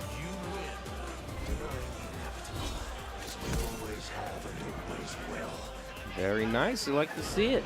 But let's see. Was that a loser set or winner set? I forget That was exactly. loser set. Loser set. Okay. So then Big Dame out of the tournament. At fifth Kaiser place. continuing on. Fifth place ain't none of South Chat. That means 2 medals for this man Damon for the weekend. That's So are really we nice. down to top 4 then? No, we got Epic versus Planky. Epic versus Planky. Okay, one more match then before we get into our top 4. And then it's first to 3, so we're going to get some brutal long sets after this one. Yeah, you guys do not know the last change for the TWT that we all acknowledge is that now top 4 is first to 3. So that means more time to adjust. And when we get down to the semis, it begins a little mind game of battle of attrition because then you have I really want the data on that because there's been a lot of 2-0 sets that happen, but I want to see how many sets have been one person down 2-0 and they make a reverse 3-0 comeback. Yeah. Because that extra game does matter a lot. Some people actually use that one game to download. Yeah, I saw a couple of them in 2XKO where, someone goes down 2-0, but it's like, okay, we're in the finals now. I get that extra time, and they come back with the insane adjustment to get the 3-2 sweep. So, it'd be crazy. But either way, these two got to fight for that final spot in the top 4. And, I mean, that's where, like I said, you get big hitters, long sets. You really got to, pull out everything to make it into that top 4 right now. Now that I'm thinking about it, so with Epic, the only person I know that I have seen him offline play in our region is Mason that has a Yoshi. So I haven't seen him. I don't even remember how that matchup goes for him, and I don't know how far he fares against it. Of course, Epic is a great player in his own right, but like I said, I haven't seen it too often. I see the crowd getting a little excited here. Look at him. Oh, look at all these beautiful people out here tonight coming together to watch a little bit of Tekken. So, I mean, we got Minnesota in the front row over there. I see all the fellow boys. Wisconsin a little bit in the back row over there. I'm not sure if there's any Wisconsin people or Illinois or Ohio where they're sitting at, but anyway, I love seeing all the different communities coming together, just to enjoy, all different kinds of FGC content around here. The FGC content we're enjoying right now is some Tekken 8 action, some good-ass Tekken. We got this man, Lee. Yeah, looks like Epic running it back on the Lee. Planky, obviously, with the Yoshi. Haven't seen anything else from this weekend. Very button early, nice punish. Oh my God!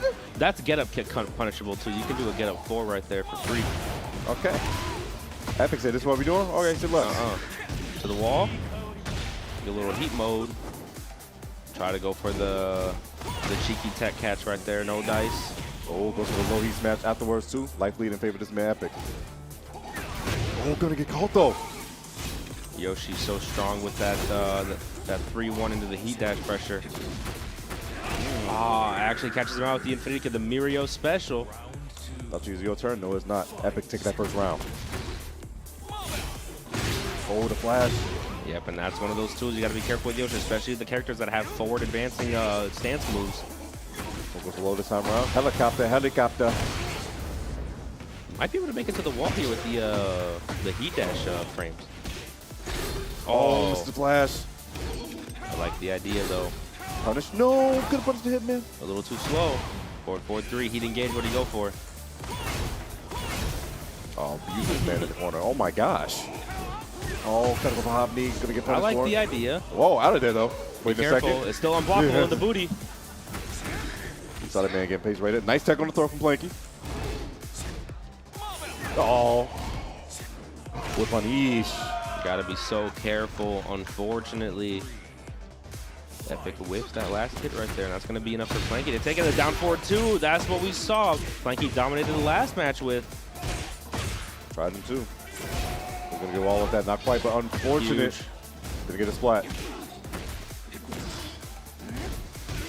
Down 4-1 to stop that approach.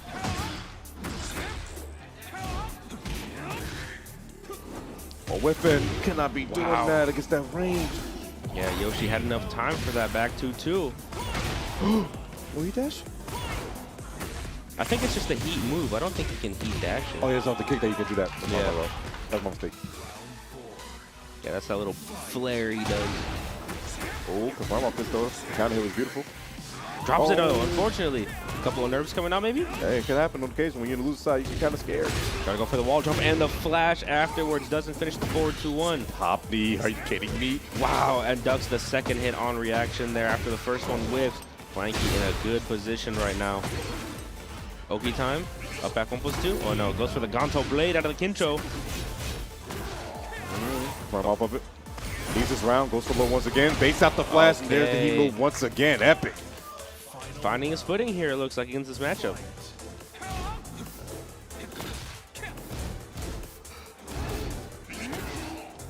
Yeah, face it better. Small taking real well. Punish. Oh, big counter hit. Yeah, unfortunately, Planky there tried to do something after the wall standing 4 into the sheets. Gets caught out. Going for the full crouch. Now he all those plus frames you got to use. All that white light there too. Look at that chip. Yeah, Lee's got so much pressure with some of these plus on block moves. And Epic is going to take that one back in the first game. Didn't look so strong. Didn't start off very strong, but able to find, a fighting chance in the second half of that game. Yeah, Planky was definitely getting harassed there in the corner, especially by those plus moves with the heat dash. I'm sorry, with the heat move. The heat extension, I should say. But now we're in outer space. This is where Yoshi belongs. Space Ninja. Yeah, he's an alien out there indeed. Beautiful. Yeah, huge counter hit already. Early start for Planky right here. Tornado to the wall. It hurts. 87 with a little bit of life regen. Not that he needed it though. Kind of hit with the throw. Got the wall spot. Guess what? You got the realignment so you can get off the wall from big damage. Oh my God. How do you get a side switch off that? Yeah, that lead move goes pretty far, unfortunately. So you do see that sometimes. Even when they're at the wall completely, that can happen at the different angles. And there's the heat dash system. Unfortunately, couldn't get to the last ender. And there's the mid. A little too slow. Looks like Planky here. Epic actually managed to get Planky to slow down. Yes. Playing about Epic's game now. Epic's now controlling that pace. Oh, whiff. Try to go for the forward 4-2. Couldn't land it though.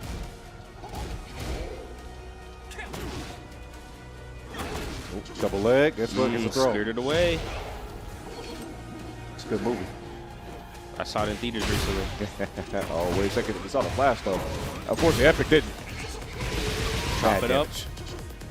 Spring kick going to be punished accordingly. Oh, could have got a full launch right there, but goes for the flash instead. Is enough to do it anyway. Okay, Planky keeping this one competitive. He needs to try to see if he can get these next 2 rounds. Dare I say, if he throws to a final round, Epic might take it. Oh, going for these toes. My God. Wow, and another great block on the down 3-3. Planky so sharp with that, scouting it out. There's the extension. Gonna get a wall off of it. Mad damage. My God, 103. Spring kick wakes up. Yeah, and Yoshi healing just a little bit off of every interaction that he's getting right there. Out Float. the air. Oh, sidewall though. Unfortunately, that could have been so much life regen back for Epic with the full combo. They have the chance. Wait a second to trade. Oh, Planky representing the spins. Very, very nice. Planky making the adjustment right now. Like you said, the floor is lava. This one becomes really dangerous for either player. Whoever scores that big hit and makes that ground erupt, big damage. Oh, my don't God. even need the throw. Just get it off of the hitman. 1+2. Flip him over. Oh, actually gets the punish there too. Couldn't quite get the flip over. Weird angle. Shark attack. No Sharknado, please. Gets the out here. sidestep, very nice. And he actually gets the wall off of it too. Still scale damage, but damage is damage nonetheless. Running under this flat. Nice duck. And Planky not phased at all by the string conversions right now. Huge combo conversion, spends the heat as well out. Make it to the wall. Oh, just a little bit shy, but fakes out the Nebula Blaster into the avoiding the puddle. Oh my god. Still fan base, goes so low. Oh, Out the earth. time becoming a big factor here too. Get Raz, I'm scared. Oh, you should be, especially if you're Epic right now. Huge counter hit, and Planky doesn't really got to do a whole lot here. Yeah, that one's over anyway, and Planky is tying it up 1 game apiece. I mean, yeah, that was a jump scare for me too. Yeah. Definitely scared right there, but Planky still capitalizing. Didn't even finish the combo, just need to make sure you run out the clock. And now we have a 1-1 situation between these two. Remember, this is loser side action. We at the beach with it.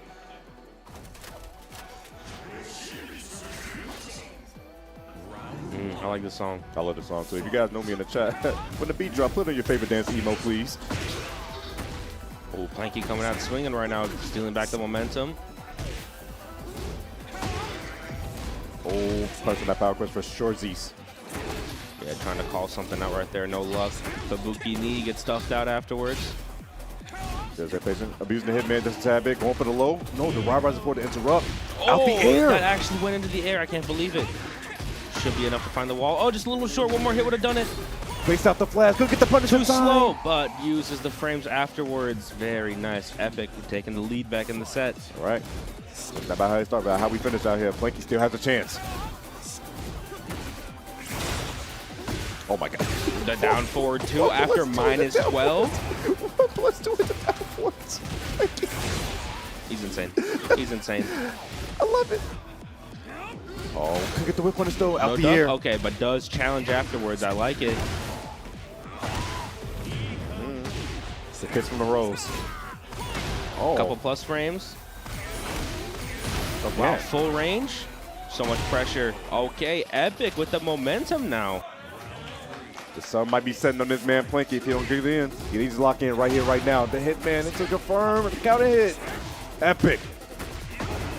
Yeah, not a good way to start off this round here. You're going to be at a life deficit, but never count out. Planky is able to make those comebacks when needed. Oh, the low heat smash. So much of a life deficit But right now. no for Planky. resources now for Epic. Got to play the rest of this round perfect. Oh, could have let it rip. Didn't believe. Sidestep. The duck. Delay. Doesn't get anything off it. Unfortunately, the Epic is going to take that one over Planky. Unfortunate there, but very nice from Epic to be able to find that momentum. But can I get a round of applause for Planky right there with the Yoshimitsu? I mean, what an amazing run that Planky had right there. Big That was shout out so to nice. Planky, man. The Yoshi doing massive work. Getting props from the crowd, too, as he's walking out the stage. 5th place finish for that boy Planky. Beautiful stuff. We go right back into it. I think we're going to get our winners, right? Let's see, they're running straight into it? I thought we would have had a little break. It looks like there's no break. Well, we're going to find out. We're going to find out. Okay, okay. So we're going to look at one more time at that top 8 bracket. If not, no bracket. Yeah, okay, no bracket. So in that case, then, rest. We're going to take that little 5-minute break. Once we come back, we're going to get right back into it with some more top 8 I need to action. breathe. I need to breathe a little bit. We definitely need to take that break, so don't go anywhere. We'll be more back for more Tekken 8 top 8 after this.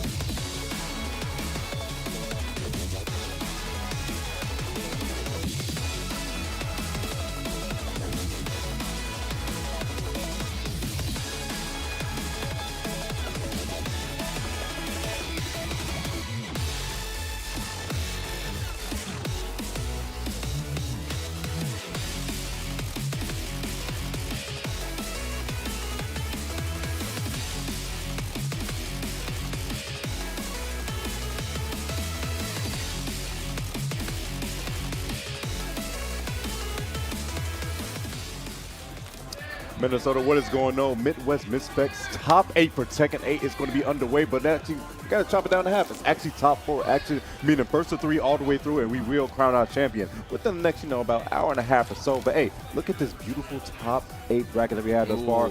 Man, I like seeing all the damage that was done. Man, crazy work already, Raz. You see what we got on next? We got the winners final. Nick RM and Elbow about to go at it. Both these boys are undefeated up until this point, but now one of them shall fall to that loose side of the bracket. And on the loose side, man, that's crazy. Epic versus Kaiser and loser Simmons. Yeah, and I think a matchup that I don't really see ever often, if we end up getting the Brian Alyssa that, we probably expect out of these two. I mean, that should be a fun matchup. And then Epic and Kaiser, they run into each other every now and then, so I'm definitely excited to see how that one goes. But yeah, top 4, like we said a little bit earlier, we're getting to the first to 3 now, so it's going to be a little bit of a longer set all around for everybody. So more time to adjust, and definitely going to be a little bit more of a strain on anybody, especially if you got to make that loser's run. It's actually a little weird when I think about it. This is one of those moments where actually I feel like it's slightly rare where the people that start off with winners top 8 is actually ends up being the top 4. Usually someone in that loser side bracket usually makes one of the runs, but no, everyone who's in that top side of winners top 8 is actually in the top 4, and we're going to find out who is going to be that ultimate champion at the end of the day. But we're going to have the players come up to the stage. Nick RM, Elbow, first to 3. First to 3 versus Alyssa does not sound fun. I'm going to keep it a buck. Does not sound fun. Yeah, there's a lot of chainsaw mix you got to deal with, but I mean, what we saw earlier is just that movement from Nick RM. And I mean, Brian, one of those characters where it's like when you think about the counterplay, okay, how do I not get counter hit? How do I deal with something? You got to sidestep, key moves to the right, and then a couple to the left. So just knowing the little nuances. I feel like when I got into Tekken, I always thought about it. I was like, you know what? The game isn't necessarily hard itself. It's just a big knowledge check. Once you play a person, they're gonna start off with some crazy nonsense. If you punish it accordingly or know how to act accordingly, then that's when the real game begins. If you're not gonna have a good time. And even if you do it right once, can you do it twice? Exactly. They'll do it again to test you twice, just to see if you're gonna do it. Like it's really a game of chicken. Like, do you have the balls to do this? Yes, I do. I'm that crazy. Trust me, I know. I used to play Devil Jin a whole bunch. Oh man. How many times do you think I'm a hell sweep? Oh yeah. Want to see me hell sweep? Want to see me do it again? My roommate loves that one, man. Character select here. We already know the character's gonna. Whoa. Is that a mix-up for you too? Whoa. You know that's in the bag? The Clive is coming out here. Like I said, Elbow has a lot of characters in his bag. Like, I truthfully mean, he has put out a lot of characters that are local, and he does those things for specific matchups. Now, Brian versus Lisa matchup, I can understand why he would actually go off with the Clive. Because Clive could contest with a lot of her sidestep, especially with those sword normals like I talked about with those heavy mids that he has. All right, I'm still excited to see this one. Let's see how it goes. Elbow on the Clive, Nick RM on the trusty Alyssa. Let's get into it. Start off early, and we're in the streets of New York. This is a pretty common fight that happens in New York. I'm pretty sure this is happening in New York right now, so this don't look too crazy, to be honest. Power push right through. No, not going to be a punish. Boy, try to go for whip punish, then get there in time. The rocket punch. Oh, gets a big sidestep, but too far away for the punish. He's really trying to use the range of Clive to contest with Alyssa, but man, oh man, you got to be there in time. Wow, just a little bit out of range. Almost could have got something there, but connects on the very final hit. Phoenix Shift going to get interrupted again. Alyssa movement so strong, gets around. Nice punish. Oh, the service dog coming in again to save the day. Neutral, tries to contest, again. And just a mid poke to close it out. Elbow with the lead. Thinking the Elbow actually goes in with this character, despite Kaiser actually just warming up Nick with the character too, is actually kind of a statement. I feel like. There's so many different ways to play. You got to just do the timing. And I think Elbow, one of those people that's not afraid to get disrespectful too. Yeah, like, no, of course not. One of the most disrespectful players I know. Oh no, didn't confirm it. What range you got to deal with now? Goes for finish into the low. Speaking of lows. Oh wow, huge wall splat. And just goes for the easy rage guard. That should be enough. Got Super Mario Strikers out here. Go!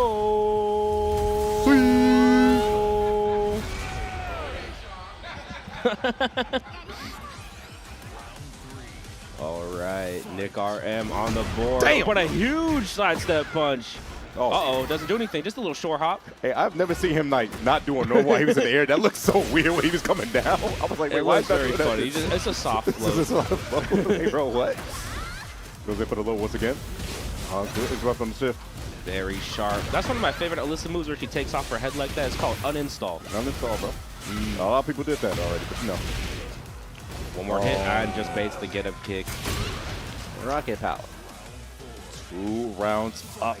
Yeah, Nick RM kind of stealing away the momentum. I think Elbow's playing a little bit fast. I mean, Nick RM is really sort of countering that speed. I mean, just right there with the patience to bait out the get up attack. And it's all coming in handy. Oh no. Nice block on the low. Nick RM trying to find a way in. No heat active yet. Clive running down Finn.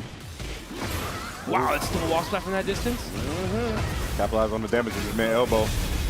Taking the turn once again. Oh, thought she's gonna go in. He smashed right back at you. Goes low. One more he could do it. Oh, but the hop kick to call it out. He did not do hop kick in that case. Why did he do orbital? Makes it to the wall. Oh, but couldn't quite get the wall combo. One more hit. And the low tags him in the ankles. Elbow keeping it close. Keeping it classy. Oh, unfortunately though. It's been heat engaged. Goes for the toes once again. Drills him. Side step is beautiful. Yeah, very sidesteppable. Gets around it right there. Power press through. Wow, so smart there to interrupt in between.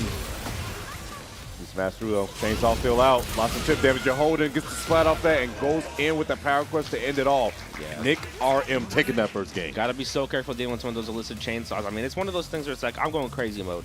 Right there, you saw he pulls out the chainsaw and just does a couple different moves right there on the wall. Stop him from moving, keep him from tagging. But looks like we got Epic coming in to support the boy. Hey, so you know what? I got your big bro. Actually, I don't know who's the big brother. I think Epic is the big brother actually all the time. Which one of them boys older? I actually do not know. Time to figure out.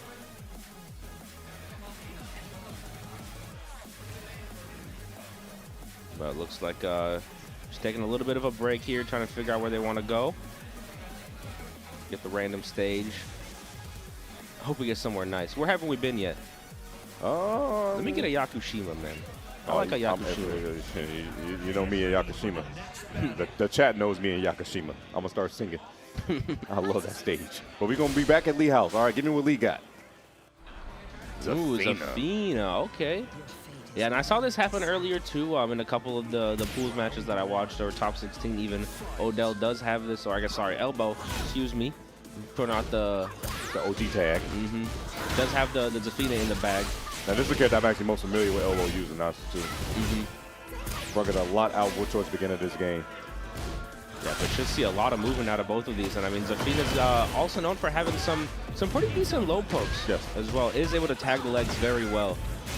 Especially on first stance, but now she has a new install, which is just utter nonsense.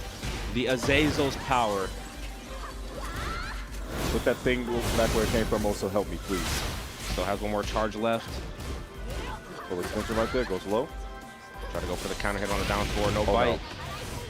Immediately to the rage. I respect that. Give you time to think. You got 19 seconds on the clock. Get rid of the white life on Elbow and get a little bit of life back. Yeah, get some life back for sure. I might have liked to see the heat pop somewhere in there. I think that might have been, a little bit better for the pressure, but either way, Nick RM here is going in. Manual heat activation. Likely now in favor of Nick. Mids and the low afterwards. Beautiful stuff and beautiful rally coming out of that boy Nick. Just give it a little toe tap. Yep.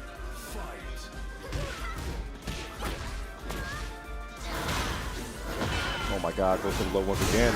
Big, meaty buttons. The meaty claw going in once more.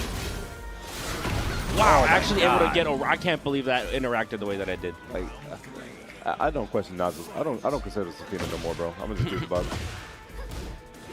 She's just doing what she wants to. Every time you see something, you're like, yeah, that's right. Yeah, he's got it. That's how that works. Stomp on her. No, damn, no Kurt Franklin. Same work. Chopping at the ankles. And again. Punish. Ah, but the power crush comes out. Yeah, I think the frames on that Alyssa Fullcraft sweep changed a little bit. I think it used to be more minus than it was. So slide once again.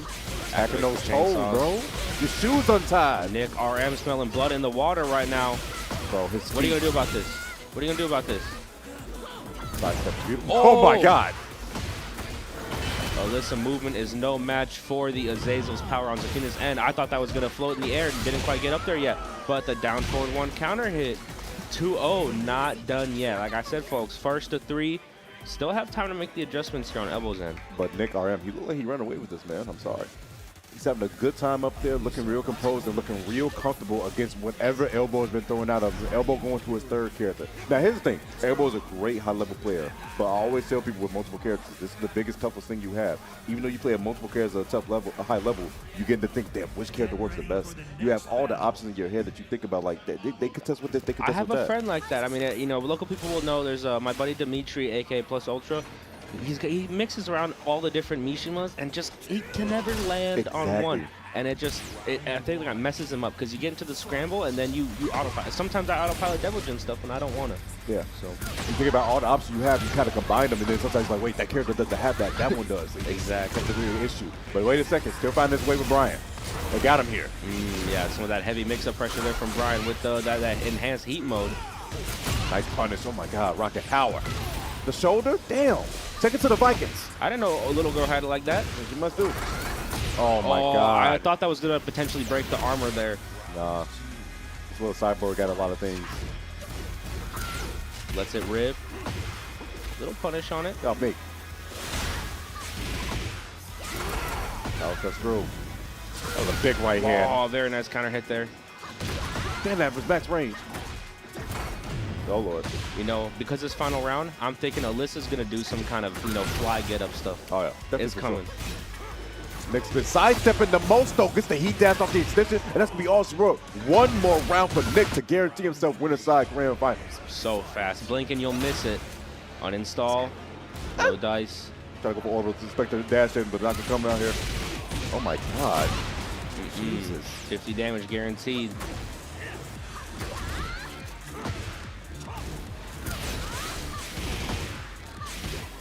Oh, gets around to the side. Oh, didn't quite get the full back turn. Finishes the string anyway, though. Catches on the counter hit. Oh, Sidestep again. Oh, tried to go for the back four, but got back four. Oh, gonna get caught once again. Look at that wall spot, but the heat smash. Nick RM continuing on in the winner's side of the bracket. 3-0 over Elbow. Big smile on his face as he walks off the stage. Guarantees himself top 2 for the evening. I mean, yeah, that's no placement to scoff at, especially sitting on the king's throne. You got priority seating in the house. Nick RM sitting pretty. All right, that's got to feel good. That's definitely got to feel good. We're going to see how much he, is going forward with this as well. Can he keep that momentum going to close out? But he has a lot of time to sit back and relax and think about it because we got to have 2 more sets before we even see who his opponent's going to be. The first one being up there being Epic and Kaiser. I'm definitely excited to see these two play. I mean, if we're going to see, if Elbow and Epic play a lot, I'm assuming that he's probably got the Clive experience too. I mean, Clive was very popular when he came out due to, in part, the strength. But also, I think people, despite maybe, some of the community's best wishes, people love Final Fantasy. They end up being one of the popular characters. They always show up everywhere. And so, definitely, I think Epic should be ready for this Clive if it comes out. Definitely so. And then Kaiser comes down to our local Ignite gaming lounge a lot for FGC meetups, quite a bit. So they played a bit. Now, with the Clive, I don't know if he's been with that so much, but still, as you said, Clive was one of the more popular characters. I'm not going to say all Clives are the same, but I'm not going to say that they're not too far from the same brain cell. I'm going to say that. Yeah, they take alternating weekends on sharing the same one. It's like custody of the kids. I get this weekend, get that weekend, but we're still doing the same thing. Phoenix shift. And I just want to throw it out, because you guys do FGC meetups. Is it like out in Skokie or something like that? Yeah, I've been to that place, but it wasn't on one of the Fridays where you guys had it. I was out there for some work training stuff. Okay. But the little karaoke room you guys had with the Guitar Hero in there, those are awesome. Yeah. I can't wait to go back down there, man. That's one of my favorite reasons to go down there now. Bi-weekly out there that we have out there. A lot of people from Wisconsin ended up coming out, Indiana on occasion, some from Missouri. It's always a great time out there for the FGC meetups. Big shout out to our team out there. But, celebration on the stage. We haven't seen this stage yet. Here we go. I haven't heard this in a while. Like, I've been off the game for a bit. It's a little fresh for me right now. We just love the trumpets. All right, the trumpets go crazy in this. All right, but it looks like Azu Center, though. Okay, we ducking. We swinging in the name of love. You know what? I love to see it. It's one of those TAS videos where they're just whipping everything. Yep. Goes for the fake out into the grab. Takedown. My leg. Damn, patient right now is Epic, but a little bit too patient right now. Oh, gets a counter hit. Beautiful to confirm. Cluster's coming in, and that's one of the things that I saw Epic do quite a bit. Go for the forward 4-2, catch him out with the down 4-2 afterwards with the plus frames. He's moving once again. Heat. Plus frames on plus frames, but guess what? Had enough. Kaiser. Oh, try to go for the full finish. No punish. Wall standing through 3. Epic drawn first blood now in the loser semi. We love a good axe kick finisher. Oh, the hop knee didn't give a damn about that hit advantage, but drops it. We're going to pick up here to the wall. Spike him down, flip over. Oh. Kaiser tanking a lot of damage just with those heat bursts, getting caught in the middle of the forward 2. And that's a quick 2 rounds to Epic. The Rising 3-3 once again to close it out. No punish on Power Crush. Oh no.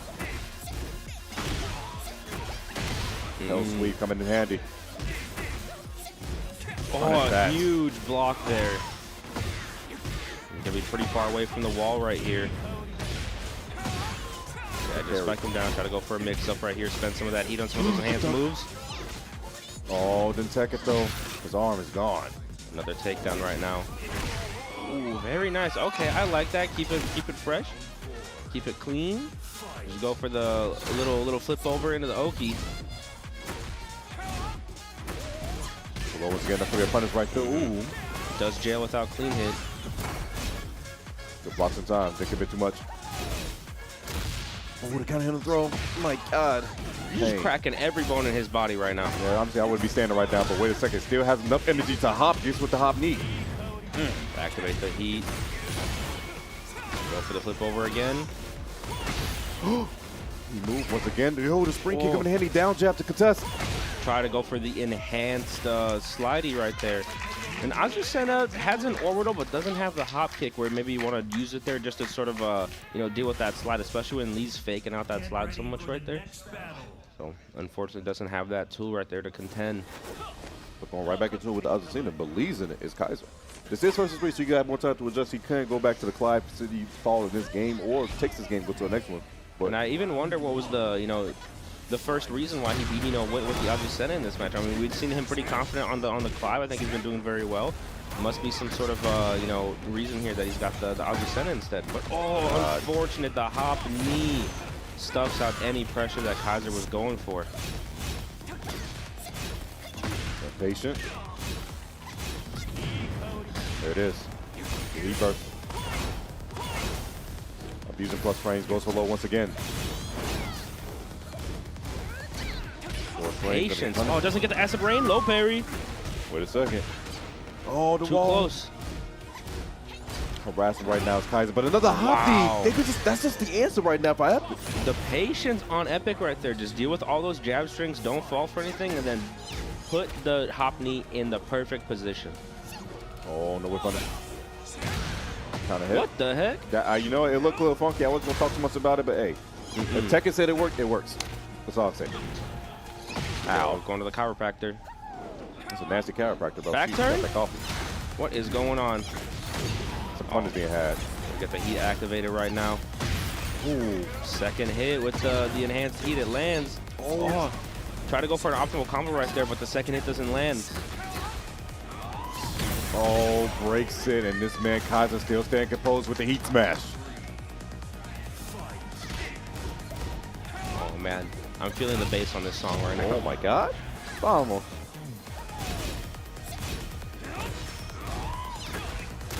Oh, once again, take him down. So many throws coming out from Azucena right now. Damn patient. Oh, no punish. Micro step to get around it. Doesn't confirm. And there is the back 2 again. One more hit? Oh my goodness. If this happens, I'll cry. Like oh my goodness. Wall splat. What do you do here? Capitalizing on the damage right now. It's Epic. Not going to get too much life back. Still got time left in the box to do some crazy.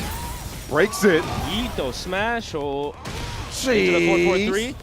Threatening slide. Pixel for both. Oh, the backswing blow out the earth. You know it. He's going to do it, and it works every time. This man ran in, got back swing blow. Goes in with another hop knee. Hop knee counter hits on the sidestep. Floor is lava. Is he going to spend it? Of course we do. Back 4 again to spike. Oh, actually, that's a reset this time. Epic didn't like how the last one went. Kaiser kind of hit, took too much off of it. Good pretty small punish right there, though. Gets the hell sweep afterwards. He'd engage. A lot of life regen. Oh, definitely so. There it is, another counter hit string. It should be able to Oh, go no. down. Gotta be careful with that wall combo. It's landed sidewall and then not gotten the full damage every single time. Gotta try to readjust those. But more so giving him a reset situation afterwards, which has been really nice, and Kaiser's been capitalized on it, and now Elbow giving his brother some advice. Yeah, I love to see those two sticking together, trying to help each other out right now. It's crazy though, because like when Epic whispered his, he lost immediately. So like, hope it doesn't work the same. One can hope. Get ready for the next battle. All right, going down to the Sanctum right now. So no surprise picks right here. Still running the lead in Azucena. Looks like they're both having a good time, but I think Kaiser had a really rough first game. Wasn't really able to find anything to combat this lead, but able to get a foothold, and now we got the heat engage early again. Oh wow, huge step. Gets the wall off this to reposition. Oh, couldn't quite get it. The realignment wasn't there. And there we go. Difficulty picking up the down three, just off to go for the easy flip over. Okay, maybe a little bit of a missed input right there. Got the grab instead. Yep. Takes a guarantee. Gets the full sidestep. Oh, very nice. Got to spend the heat here to realign this combo properly. Very nice. And there's a closeout. Wait a second. Kaiser's starting to cook with something crazy right now. Yeah, getting a little bit of rhythm, getting comfortable. Counter hit was found. Full combo coming out of this man Epic. I almost think that was all due to just landing the backswing blow and sort of getting the rhythm. Kaiser, one of those people that plays off momentum really heavily. When he starts feeling that he's in your head, he starts getting a little crazy. Exactly. Just way to kill momentum to derail the train. Oh, not gonna whip. No whip punish right there, but just goes in with the mid. Yeah, out of range for that running three, unfortunately. Keeping the series close right now. Takes them both. Oh, out the air. Very nice. Yeah, that's one of the things that Kaiser likes to do. Around the time that the Kaiser first came out to the region, I was doing a lot of research trying to figure out a lot of his different moves, and that's one of his classics is that that back turn mid-mid. Had the duck, but then capitalized on the Epic, then the duck coming out of his man no Kaiser. parry off of that. Oh, no. She can make that one safe. Okay, Kaiser getting another round on the board. He's looking real comfy right now.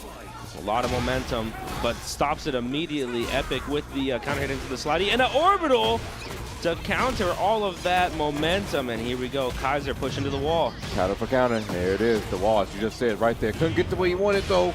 Yeah, he tried to go for something a little bit optimal right there. Very risky. Brain kick, woke up again, down, the center up. There Backswing, it is. blow.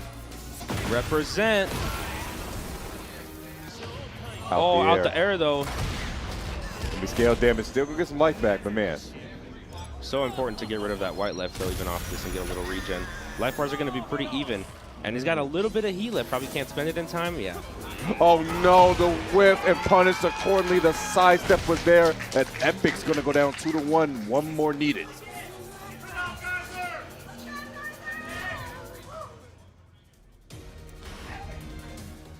Get ready for the next battle. Right back into it. This is crazy. Jinx, you owe me a soda. Oh, you probably do. You got it, man. I got you. Yes, Find me at the sir. bar later. Find me at the bar later. I'll get you.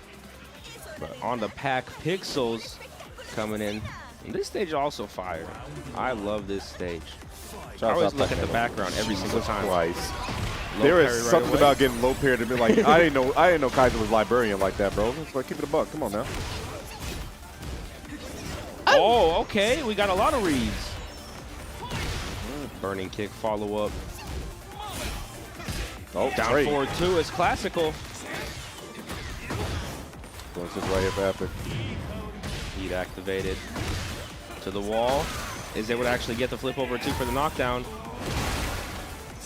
Oh, just short of enough damage, but the wall standing 4 is able to do it.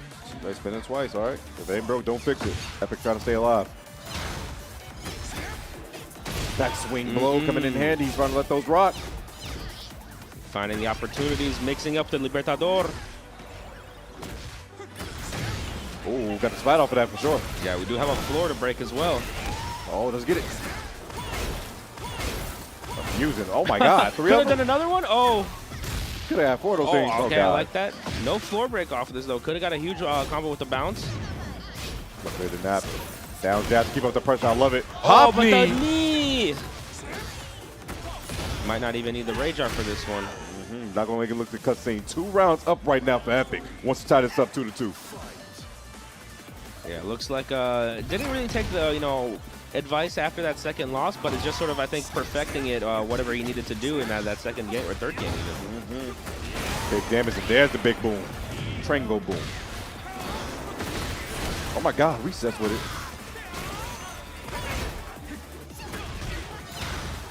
Second, ooh. Libertador pressure. Gets the follow-up afterwards. 3 of them? Chill out. Okay. We got a path forward now. Oh, my goodness. Lord. What a huge call out, and Epic was not happy with that one. Can Kaiser close this one out, though? Rage art. Jab into it. Full extension. It's enough to reach. Okay, Kaiser saves his skin. Looking like that was going to be a pretty quick 3 rounds, but able to stuff that momentum. I mean, that was a huge call out on the get-up kick right there. Shout out to our coffee lovers out there, the caffeinated people. Side step. Couldn't do too much off of it, though. Plus frames. Nope. Wow, really making use of that Libertador stance right now. And that's where you get into the deep layers with Azucena. She still has some of that. Oh, dear. Yep, that back turn. Told you, he loves that move. Epic's not having a good time because Kaiser's having fun, bro. Spike him down. Plus frames. What are you going to do about it? What are you going to do about it? Absolutely nothing. Wait. Wait. But back to the wall now. Stay on the ground if you want to. Oh, sidestep. No, he still got caught. Are you kidding me? You got, oh, what a huge duck. Okay, Kaiser staying sharp. And looks like the crowd is rallying behind. One more round. Oh, huge counter hit. The extension from Epic. Going for the lows. Counter hit, flip over. Pull him up. Oh, we're punished? No, get off me. Sidestep Gets this around time. it this time. Might be able to find the floor break here, or the blast. Oh, just barely. Enough. At the wall. Too slow. Regenerating a little bit. Libertador, what's the pressure? So much life you got to make back right here. Nice duck. Oh, back swing guy blew up. Sniffs it out this time. Generic throw broken. Oh, counter hit. Oh, this is going to be so much white life gone. Not a whole lot to regen here for Kaiser, but it's going to give you some time to think. What are you going to do on wake up? Think about option both players locked in. Boom, flick him. In the forehead, little bro. So got the wall too. Plus back frames. swing. Got the throw. One more hit. Just side. Whoa, the side roll. Punish. Doesn't get it. Oh, another punish. Missed it again. Goes low. Check the legs into the sidestep. Oh, man, what a close series. 2-0. That's a nail biter right there. Oh, that's a nail biter. Epic laughing at it a little bit, think it's funny, but wait a second, getting right back into Wisconsin's having a heart attack, man. I can hear them behind me. They're having a heart attack. Every single drop, anything that's going on right there. Yes, it is. We ain't lying about it. All right, Wisconsin. Well, if you want your boy to win, you got to make some more noise. You got to hear you through those headphones. If y'all want Epic to take this, man. Oh, no. Wisconsin's got a crowd, man. That's going to be tough to beat. Let's see if that happens. Hell sweep coming out. Tries to sniff out the parry. Counter hit on the throw. Just delays us a tad. Goes a down jab, too. Is that going to trade? It does. Oh, kind of late, though. Second hit. Pushes him to the wall. Spring kick. Power crush coming out. Kaiser continuing to lead right now. They're playing so fast right now. That's the aggression that's really goes to Epic off guard. Don't give Epic a chance to think. Just keep going forward. Out of range with the perfect whip punish. Okay. Epic not out of it yet. Downstairs we go. Early lead right now for Epic, but it can all change. Try to go for another cheeky reset right there. Knockdown. Oh, low heat smash. Oh, spends the heat. Going to be a lot less pressure here. I think Epic really likes to use that heat pressure. Huge power crush. Flip over. One more hit is going to do it. Goes for low again. He dash, keep up the pressure. Gonna get the realignment. Yep, for the explosion. We're going to go for the sidewall here. Maximizer.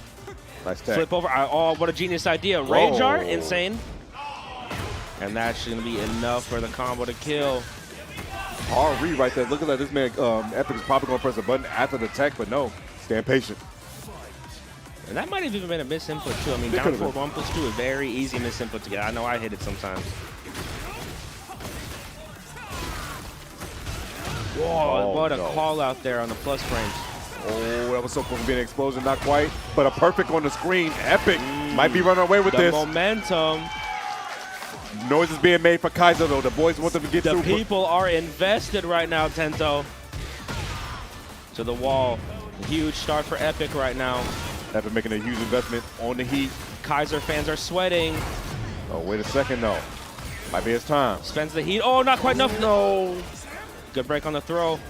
Oh, the second hit lands. And there's a blast in the middle. No, drops it, though. Try to go for the parry. Slidey. Mirio special gets hit.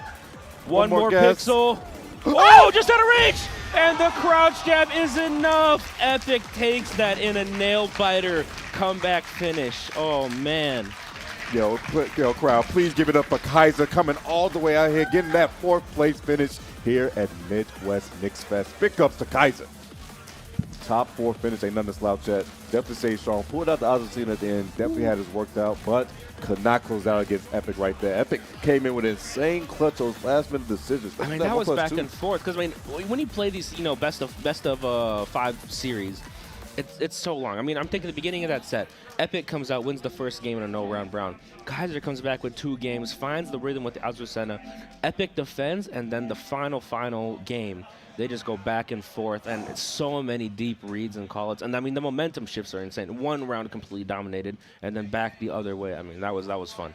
I'm so honored that we get the best seats in the house right here. Bro, it's been a great time thus far, but top 3 is here. We still do not have our champion yet, but we will soon. Epic is going against his brother yet again, Elbow.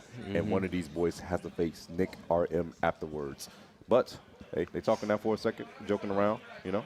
First of 3 actions this time around for a set of first of 2. It was 2-0, no rounds taken at all from Epic. Elbow took it over his brother. Now, with three games to do, I hope it's not 9 rounds straight. I'm going to keep it a bug. I mean, yeah, because that was first to 2, first to 3, 9 rounds straight. Yeah, that'd be crazy. Yeah, that'd be kind of insane. Not gonna lie to you, not gonna lie. Well, either way, should still be fun. Looks like they're getting a couple different settings sorted out on the screen right now. But I think what was the matchup we saw last time? What was it? We didn't see the Brian. Who was it that we saw? Was it Clive? Yeah, it was. No.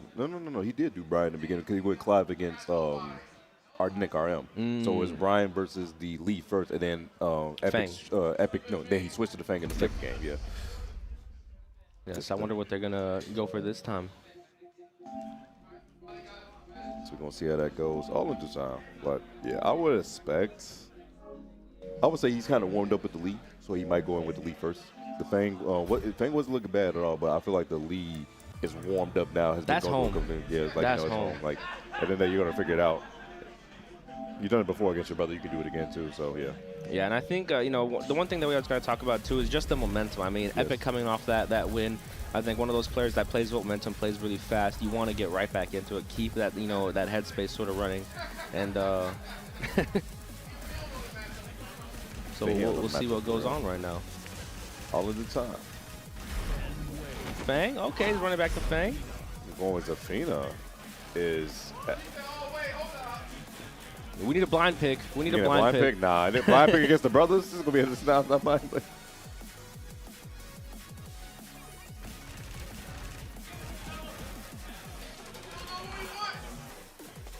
He looking at his brother. He taunting his brother. He said, "What you gonna do? What you gonna do? Make way. Pick some. Pick some. Pick some now, bro." He said, "Leo, what you want?" Random select. God, they need Mokujin back, man. Mokujin Mirror Grand Finals.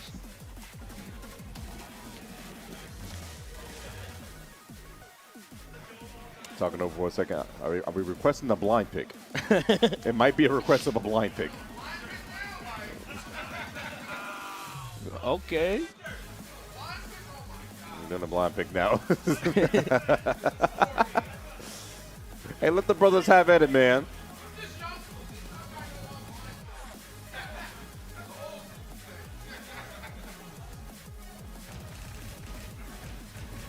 Oh, Nina. We're going And deep into the bag. Okay. I'm surprised it wasn't the Anna because I feel like that's the sister people favor nowadays too. Yeah, but like Elbow's really been rocking with the Nina for the longest, and the Nina actually is looking always polished. One of my favorite things to watch. Now, is the movement, Chris? You got to sidestep for once. We're gonna see. All right, we're gonna see. I feel like Nina's got similar movement to the Brian. Should be fine. Should be fine. Nina's pressure is one of the most annoying at the high level, in my opinion. For sure. But it looks like we're on the Phoenix Gate right now. I'm excited for this stage too. God. Oh my God! Full range counter hit on the slidey. Oh, misses the 1+2 though. Elbow looking pretty comfortable so far. Ayashida's coming through.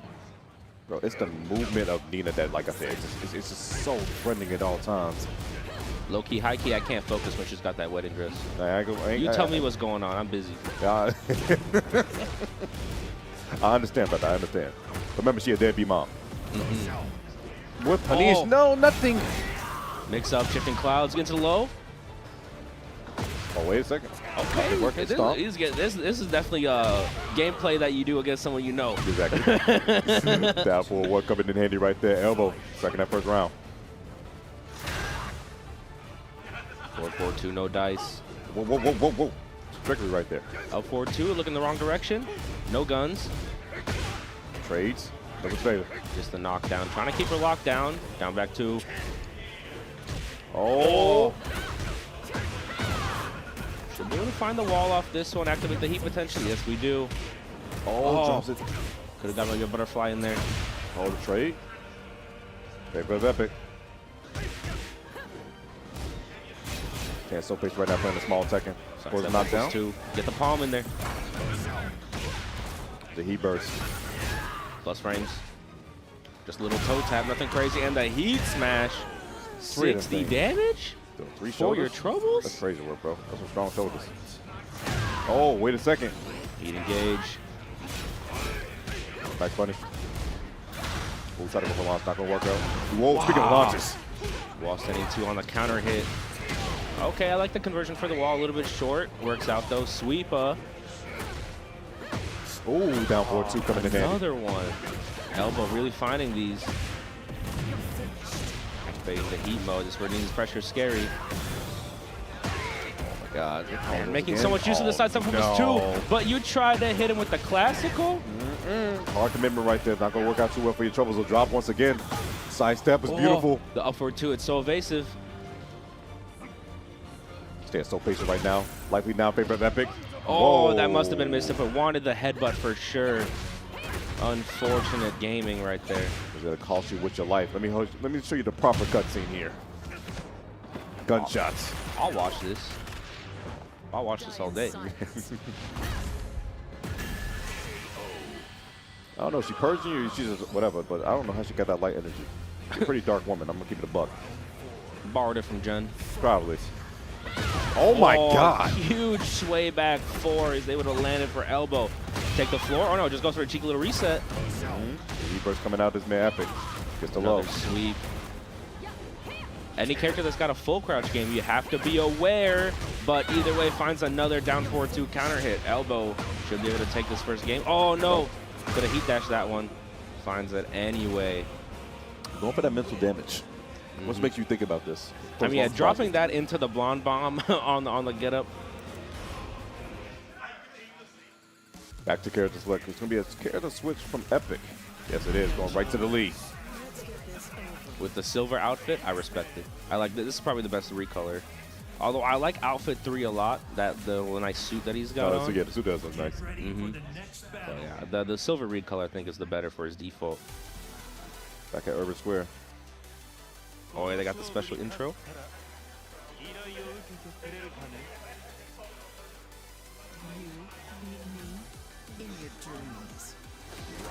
You don't give a damn about that rose, bro. Love is dead in this society if you didn't know. Try to get the down forward 2. Couldn't quite land it, unfortunately. Oh, and the sidestep counter hit on the low. Steps on the toes afterwards, insane work, okay? Yeah, didn't quite get the proper wall combo, but either way still finds the low afterwards. Slip over. Goes a throw. Jesus. Elbow to the chin like that do not feel good. Okay, gets the full confirm off the down 4 counter hit. Oh no! Could have gone for the like down this. 3. Full back. chain throw. Oh, Oh, the parry into the bomb. Wait a Flip second. over. Oh, double flip over. Get off the ground, fella. Nah, you gonna sit down? You gonna sit down for real? Take that dirt naps. That's a low. Nice duck. Can't too much off of it though. Small second man play, attacking those lows. We're punished.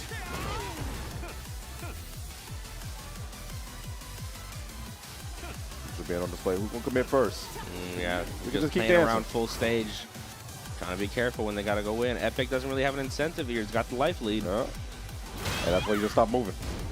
Oh, again, got caught this time. Sidestep pressure. Oh, the counter hit on the last hit. Good Punish. block and a huge launcher.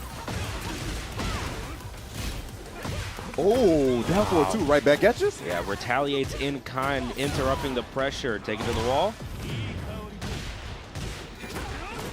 All time becoming a factor. Goes so low once again. Just spins the rage art. Oh, you but press? actually knows. He knew that he saw it in the future. And that should be enough. No, definitely for sure. Yeah. Like I said, put that rose down. I don't want to see it again. Death by degrees, baby. Yeah. Told you I swipe left already. Oh, no. Gets the spit. There's no guarantee afterward. Just a couple plus frames. Oh, gets a throw though. Okay, so crack. Long range pressure out from Lee right there. Stay patient. Oh, Another commits to counter it. hit. Hitman goes for side. No. Good punish. What is there I was looking for? At the side. The counter hit. Doesn't land anything though. Should be able to evade this one, but it's gonna be at a weird angle. Yeah, gonna get the realignment. Plus frames. Got a hold. Oh. I almost thought there was a rage art coming. Staying composed right there.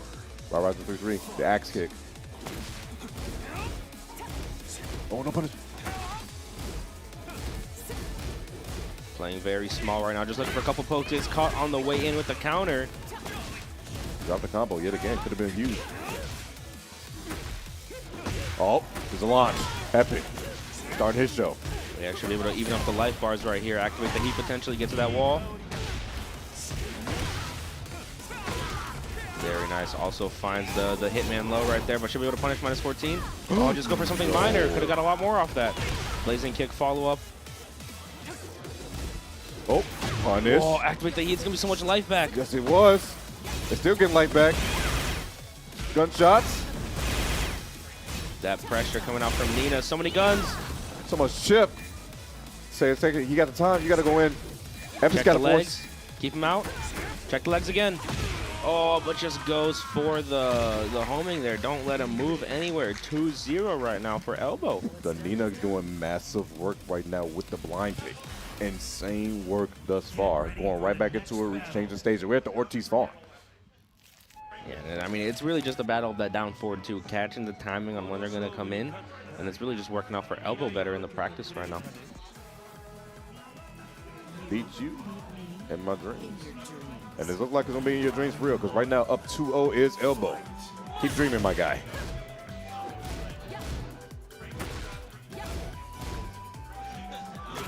Yeah, patient. Epic's going to stand here, but wait a second. Wow. Elbow's going to wait accordingly, all right?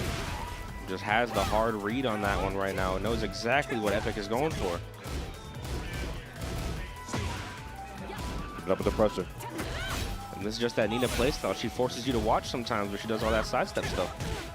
Full string right there. Gets a splat. Beautiful stuff for Epic. Lots of damage. Oh. Wait a Okay, second. good work with the stance right there, canceling it into the homing as well. Homing into Hitman. What's needed. Oh, the hop knee. Look what's coming out of this man, Epic. Yep. Plus frames. Oh, trying to Oh, interrupt. actually No. gets the counter hit and confirms it afterwards. Very nice from Epic. Reset. Oh, I thought he was going to go for the forward 4-3, try to catch the back tech. Another one just delays this time around. I'm going to go for it again. I'll do it again. He could have did it a 4th time, too. That's the crazy part. Yep, that's such a strong move for Lee. I mean, I think one of the main complaints that Lee players had was that he didn't have any of those the heat moves. The heat moves kind of underwhelming. They gave him a couple different moves, and now he seems much stronger than before. He does keep up the pressure. Oh, wow! I can't believe that went over. Now, was that even like a flow? I don't even know if that was a full combo. I couldn't even tell you myself. Damn, that alpaca went out of nowhere. You saw that? Damn, off the top row. Stumping on him again? Nope. Try to keep him out. Unfortunately, it doesn't work out. That does not wall break. That does floor break, though.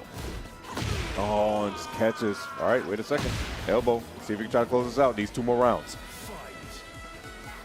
Yeah, Epic had a vision here at the beginning. I was able to stop it short right there. Let's see if Epic can keep the first 2 rounds going.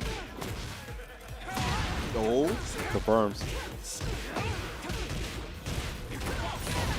Beautiful optimization right there. Corner tornado off the wall. Big damage. Getting a little greedy here.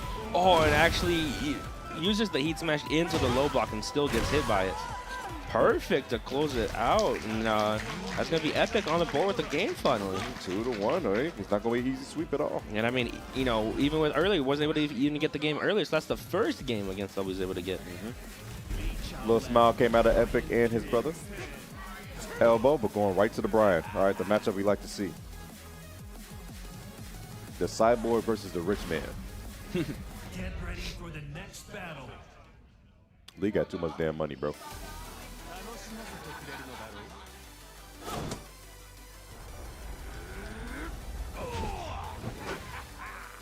Love the 7 costume, bro. All the 7 costumes, it looks so nice with the remaster and all the new physics Like, and textures. Brian, like, 7 costume is like the best costume in my opinion. I'm sorry. The match just really does it.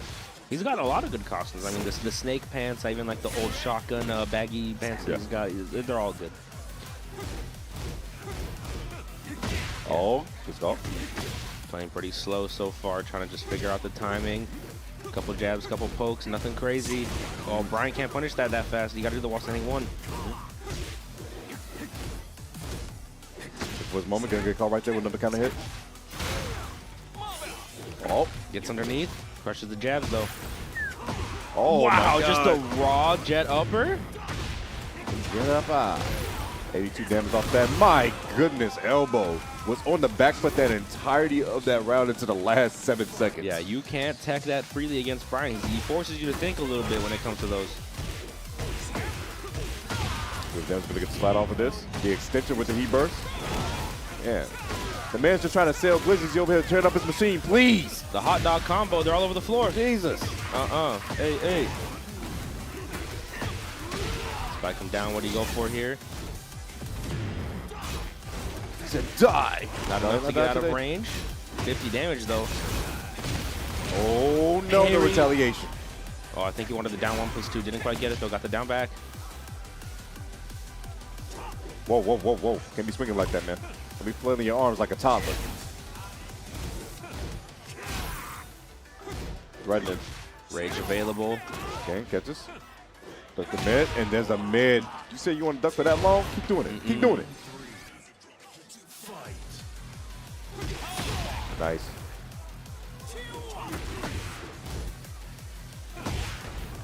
Just fishing out for the down forward. I mean, I'm so invested in this that sometimes I forget that I need to talk. No, same thing.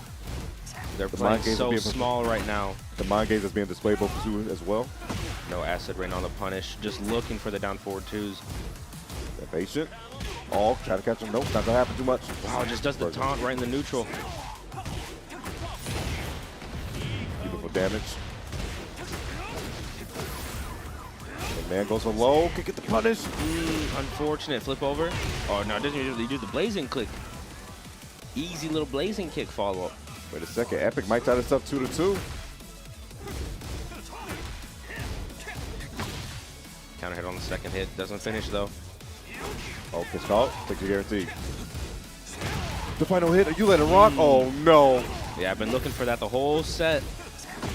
Orbital. Giant orbital call out. Should be able to activate the heat off this. What's the pressure?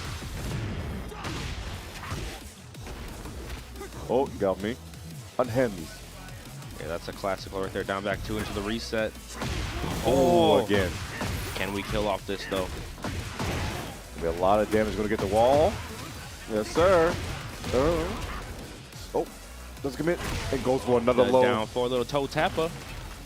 One more needed for Elbow to try to take it, see if he can get his run back against Nick RM. Epic, though, trying to spoil. Down 2 counter hit, no confirmed.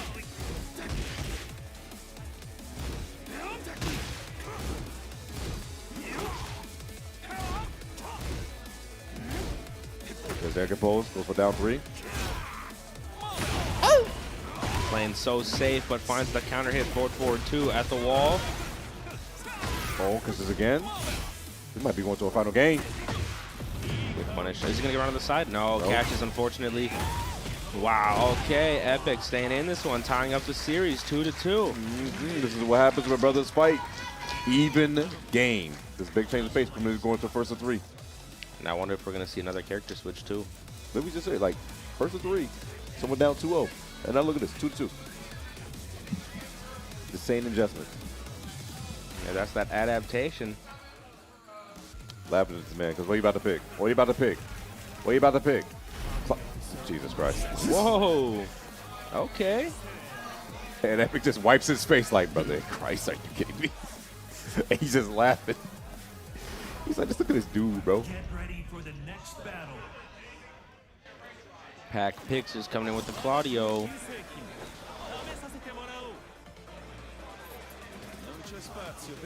This is no place for amateurs. Well, Pac-Man gets pretty intense, so I respect it. All right. Back one's coming out early. I wonder what the game plan is going to be here with the Claudio. Kind of it. We know he's got the hop kick. We know he's got the starburst running 2. The What run is 2 he needs to gonna be opt abused for? for sure.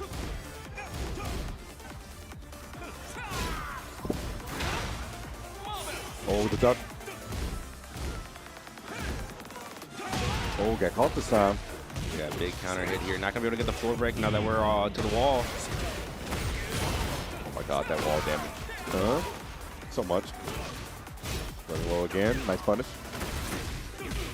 Turning that flat. Oh, never mind. The heat move. Wow, and he gets the 4-4-3 follow-up afterwards. All right, spike into the down 3. Very nice. Epic with the lead in the set now. Just big change of pace, all right? Just needs that second. Need to get his brother to laugh a little bit. That's all that's needed. Get a smile at his face. Everything changes. Oh, punish. Back turn? Nice Wow, talk. and I was about to say is that I feel like Epic is one of those people that's going to be able to call out those running 2s, not afraid to do it. Break the flow. Downstairs we go. Yeah, too far away for the guaranteed down 3. Trades. And still gets a follow-up afterwards. Blazing. Oh, low parry on the slide. A huge punish now. Floor break available as well. No, the drop is also there. Running with his mid and second moves. Homie. Not afraid to do it. Oh. Represent the option. I know that's minus. Give me that. Okay, we got a character Up there. specialist in the house. Life lead in favor of Epic. He's a straight hit. Trying Oh, to find Mr. that down Change-Up. 4-3. Regenerating the life. Goes low. That's likely. Wow, Just steals it back barely. with the counter hit afterwards. Epic and Elbow going at it right now. Another low going to be scored.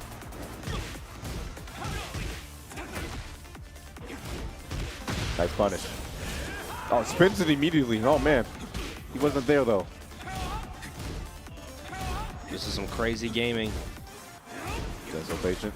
Trying to work this man down. Not going to work out too well. Harassing. Such a good move from Lee there. Just stop any movement into the stance mix-up as well Oh, my immediately. God. Can he get the realignment off this, too? Can he make it go boom? Definitely going to try. Not quite. Don't go swap kicks. Oh, too far for the punish. Goes low. Nice.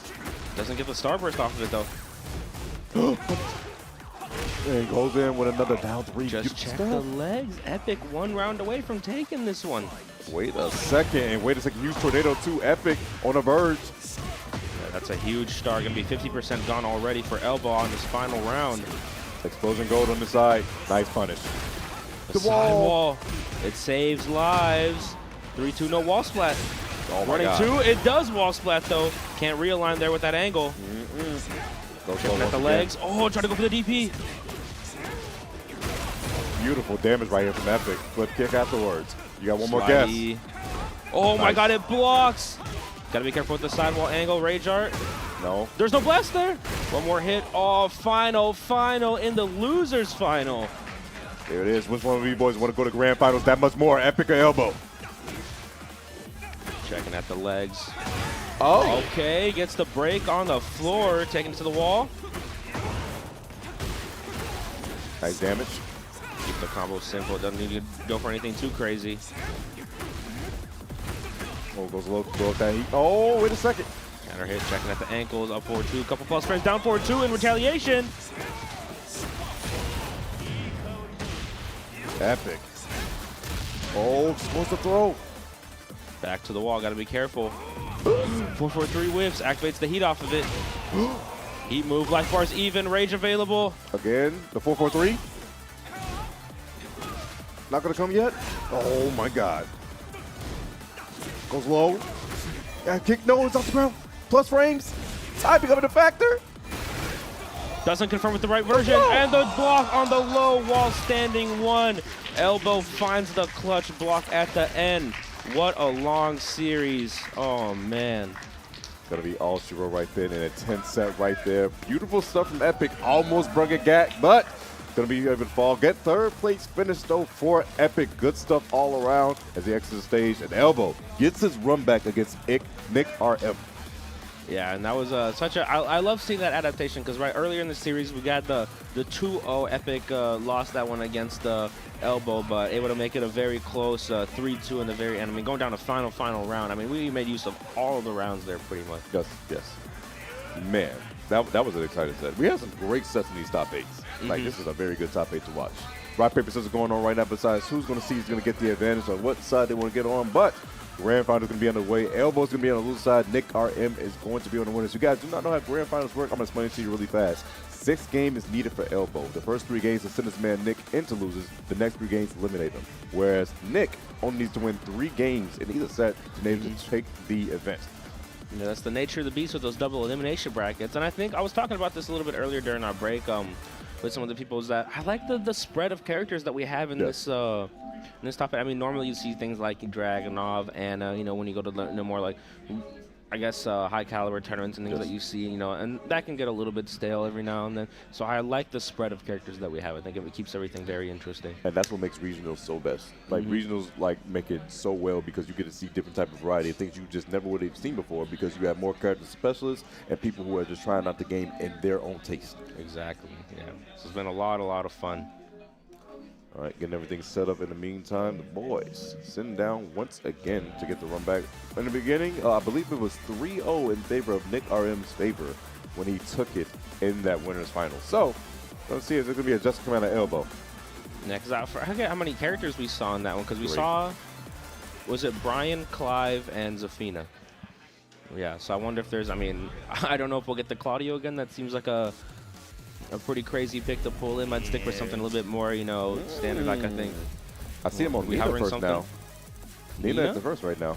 And I wouldn't mind that at all. I feel like, yeah, Nina's pretty good at locking down Alyssa, but maybe not. Fang, fish hook's another. Actually insane work. He's been chasing so many characters. Get ready for the next battle.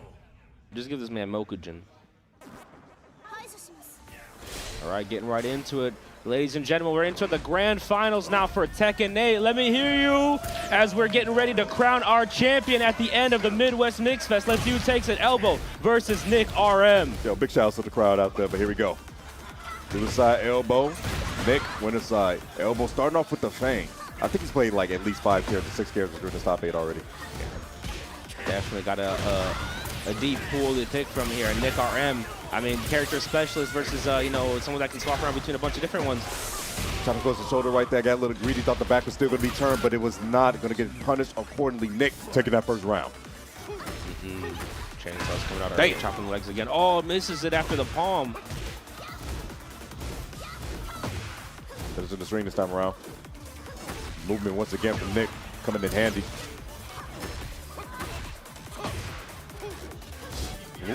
Oh, close hop kick, not going to work out. Trying to go for the Fang hop kick. That was there? That was like barely on the edge of that floor break.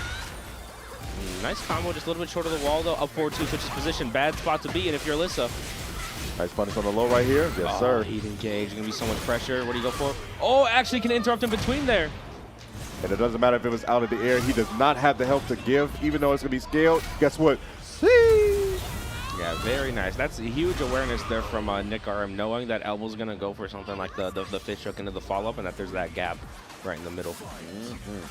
Come around, need but oh my God, start off with a tornado early. Hold that foot to the chin. You got to be careful with what combo you go for here. They still going to get to the wall. 65 damage on a little float. Chopping at the ankles. Oh, nice. Just out of range. Very nice punish from Elbow. Out of the heat now.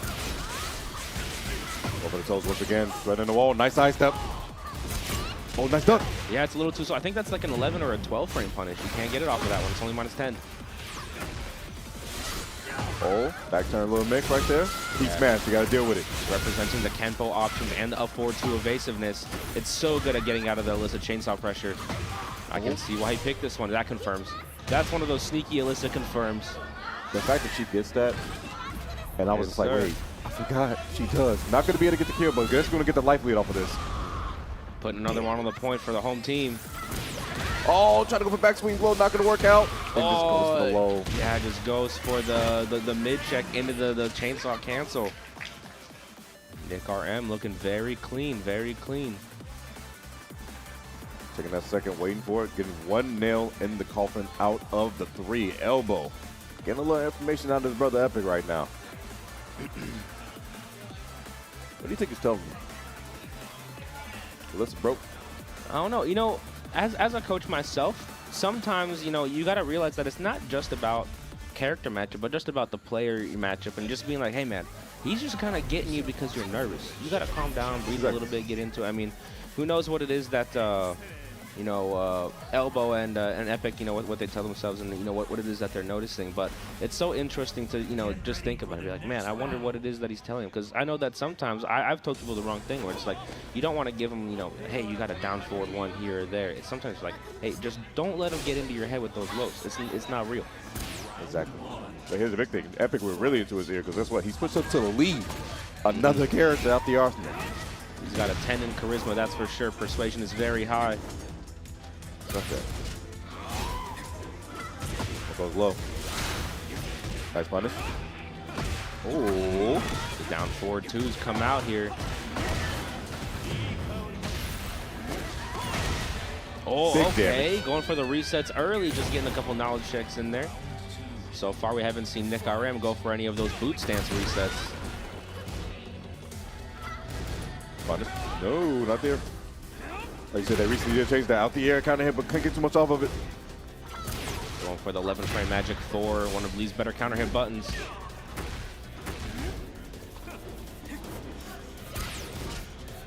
So weapon is going on right now, but I'm not saying too much with punishment. Oh, gets the 2-2-3 counter hit string. Oh, get the bounce on the counter hit. Finds the wall off of it. Oh, punish that for Oh, it's sure. going to be enough there with the extension afterwards. Making noise right looks now for the, Nick. Yeah, the crowd's rallying behind Nick RM right now. Y'all got to bring more people out next time. Man, something. Oh, didn't get the complete punish right there. Up there at one point, nice duck. Oh, didn't get a huge punish though. Got to go for a backswing afterwards. Power press right back at you. It's not so fun, is it? And looks like Lee has a lot better time trying to, you know, hold this Alyssa down. Okay, I Nice. like the idea actually. Very nice. Punish the chainsaws with the armor so you don't have to worry about waiting for it. I bet afterwards too. Wait a second. Nick might be in trouble, but no, has a counter hit. That huge kind of hit right there. Going for a little bit of the strong aerial tailspin at the wall. Gets around to the back. Oh, but doesn't quite get it. Not a big punish either. Elbow though, still attacking on the damage. Nice sidestep past the chainsaws. Let's go whiff. Gets the full punish on the sequence. So much damage on the board right now. Got to be careful with that Alyssa. He could break the wall here if you're in the wrong spot, but finds it with a 3-3, and here we go. Elbow on the board. All right, Elbow still training live. Epic was in his ear, say, you know what, just go ahead and switch to Lee. Lee gonna answer all your problems, and it looks like it's answered problems indeed thus far. Very, very nice. Yeah, I think I definitely didn't expect that Lee would have that lockdown capability on Alyssa, really negate that movement advantage. We have seen it. They're both staying patient. Now we're back in Pac-Man land. Chainsaw's coming out early. Good block on the sweep. Out the air. Misses the last hit on the blue spark. Could have converted there. Gonna get called. Kind of hit. Oh, whiffs. And gets a punish on it as well. Nice side step afterwards. Downstairs we go. Lots of damage here. Still has heat. Very strong move there whenever the floor is available. It does break and interact with those hazards. One more guess for yourself. Oh my goodness, it's so strong. Chopping it up, so much chip damage, so much pressure. And that can happen to you. Nick looks like he's making some adjustments, but what kind of L yet? Elbow. Oh, geez, out the air. Okay, returns the blast in kind here. Looking for the wall off this one, is able to get it. Doesn't activate the heat yet, going for a couple more wall resets. Second lows, kind of hit right there. Not going to work out too well. Good block on the power crush. Chopping at the ankles, chopping at the head. Every single part's getting cut up. Ooh, while running. Once again. Oh, very nice. Does she land in time? I have no idea. I actually don't either. Looks like that was airborne. Close state. Still has life lead though. Activate his heat immediately. Power crush. It's enough to hit first. Faster. All right.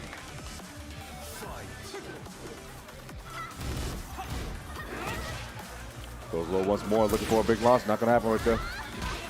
Punish. Acid rain, blazing. Oh no, doesn't go for blazing this time. Counter hit, scores it. Nick will capitalize on the damage. Push close to that wall using that heat burst. Bing, bing, bing, bing, bing. Mad damage. Oh my God, he didn't get up. Has the ground and follow up at the end. Oh, but the knee to interrupt. He's channeling his brother for real. Goes in with the hop knee. Too close? Yeah, trying to go for the back four spike. Out Earth. Again, abuse it. Wow, nice dash block to bait the rage. Or the heat, sorry. Immediately into her once again. Going to score him a little bit of time. Time a little bit of white life back. Yep. Here we go. Golazo. Little health back. Life lead just about even. Gets to be a huge whip punish right there. Tried to swing for the fences, but there's nothing right there. Very nice adjustment for the wall. I almost thought that was going to not work right there, but the 1-2 just able to get the perfect distance. That jazz afterwards goes for down 3. Call out the air. Oh, missing a couple of these just frames. Either way, 50% still gone here, though. Armor afterwards. Oh, was a low. Going to get punished. Get punished here. Plus frames. It should be enough. Oh, just a little bit short. Again, just swinging. Get someone's life back, too. That's a punish. Very nice block on the low. Staying competitive right now. 2 rounds apiece, 1 game each. Immediately pressing afterwards, activate his season with counter hit. Tried to sidestep.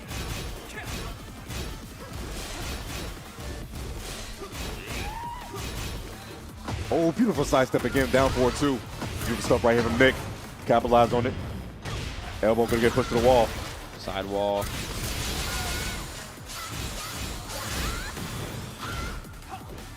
So much chip there from Melissa during that sequence too. Oh no, gets the back, misses the back 2 loop. Plus frames again. Nice tech on the throw. Get caught out the air. Trying to look out for these armor moves. Ooh, oh no. Could have evaded the sequence right there, but didn't quite understand how to get out of it. He did not go for orbital in that moment right there. Tornado's there. 10 seconds left on the clock. The explosion too. There's going to be immediate rage art. Should be enough right here. That's going to be Nick RM going up 2-1, I believe. Scoring another one for the home series. Crowd on this side too, cheering. Nick RM needs one more game. Yeah, and it's a tough position here, I think, if you're Elbow. It looks like running back the lead as well, taking it all the way. You can't drop any more games here unless you get the reset. Then you have the choice to switch around. Here we go. At the Phoenix Gate, getting things started now. Things get crazy and crazy as we go here, but nonetheless. Goes low. Nick knows he's that close, but when you get that close, sometimes you tend to get a little bit nervous. Let's see if Elbow can capitalize.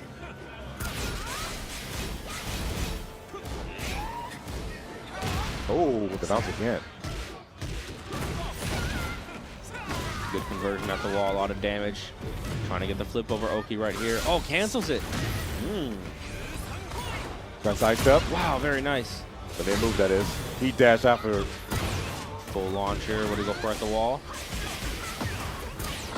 Just chopping at the legs. Get a couple low hits in there. Oh, while running. Rocket punch. Nick, 2 more rounds away from being your champion. So close. We're at the finish line right now. Nick, very dominant right now. Oh, could have finished that counter hit string. Didn't believe, though. Now you got to hold it. He's fast at the mix. Another one. Oh, wait a second. There's a confirm he was looking for. Oh, wow, huge sidestep and gets the back 4-4 punish. Nick, 1 round away. I mean, that was maybe less than 20 seconds to get 2 rounds on the board. Tournament point right now for Nick to take it. Elbow, what is your rebuttal, man? Forward 2, activate the chainsaws, you're in trouble. Oh, big side step. Try to go for orbital. A little too slow. No acid rain confirmed. Not able to get it. There it is. Got it this time, Blazing. No, goes for the flip over instead. Try to press again. Not going to work out in your favor. Heat smash. Keep up the pressure. Nick goes low. Chopping at the legs. Oh, could have got the full launch right there. Didn't commit. Plus frames. Power cuts right through. Oh my goodness, you're so close. Throw. Good break on the throw. That could have been the whole series. Delays. Side steps with him. That's not going to kill. One more. Goes for the slide. Max range slidey elbow. Staying alive right now. Nick not going to get rid of his game, though. Punish right there. Power crush blocked in time. Plus frames. Every decision crucial right now. Tip away at that light bar. Counter hit. That's going to be a confirm. Big Very stuff right nice. here from Elbow. Execution from Elbow to get the down 3 pick up there. Floor is lava. It's going to explode. Back 4, just spike. Go for a couple plus frames right now. Gonna be good damage, even though it's a trade. Challenge again with the wall standing 3-3. Chainsaws out. So much chip damage on the board, and is enough with the power crush. And that boy punted that man that time around. Wait a second. He's going to get another game, or Nick's going to take it right here, right now. Nice duck. Huge duck. Get underneath the back 3-3. Big combo here for Nick RM. Floor is spent, so can't go for that there. Swiping away. Once again, the lows come in handy. Where did she go right there? You know what? I have no questions about it, but wait a second. Big second on throw. Nice side step. Oh, Trying to throw a the huge movement punish. is coming out right now from both sides. Oh, catches. Goes low again. Raz. Is that enough? That's it. Nick RM is the Midwest Mixfest champion. Taking it over Elbow. Oh, man. Beautiful stuff by Nick RM. Elbow definitely tried to make it troublesome there towards the end, but going to take it with a 3-1 victory. He will be your Tekken 8 champion here at Midwest Mixfest. Congrats to Nick RM. Yeah, very, very nice. I mean, so many fun matches, you know, that we witnessed here, and we're going to get our medal ceremony here shortly, so we'll see, you know, when we get everybody lined up. But, oh, man, that was fun. I really liked that one. It's probably one of my favorite top 8s that I've had the experience of commentating and watching. Definitely so. Nick was very happy about it. Immediately put the hands up. The crowd was on his side and was able to take it right there. Resistance, like you said, once again for that ceremony. But, hey, like I said, Elbow came out strong. 6 characters in top 8 is and even pulling out the Lee at the very end, you know, maybe, you know, that's what they were talking about. Be like, hey, man, Lee handles this matchup really well. You got this. Trusted in his boy, and, you know, brought it back, you know, to gave him a fighting chance, but it looked like he didn't have any before. Exactly. Like, definitely with respect to Epic and Elbow, both of them respectively 3rd and 2nd, right there behind Nick. Definitely helped each other out along the way while getting to this matchup as well. And like you said, his brother Epic whispering his ear, hey, go Lee. And there was definitely some great changes right there. But Nick, especially with the chainsaw cancels towards the end, started playing the biggest a factor, committing to the lows, and showing up to that mix. Hey, you can only get right so many times in fighting games, you know. I mean, yeah, Alyssa's such a stressful character too to handle. Like I said, the chainsaws are pretty difficult because there's so many different things that she can do. Like, she has good movement in chainsaws now too because they let her move around so much in there. So But looks like we are going to get started with our medal ceremony. So I'll hand this one over to Cool Cat. Take it away. Yo, thanks, Gabe. Thank you, Tento. I appreciate y'all. Yo, what did you think of those finals, man?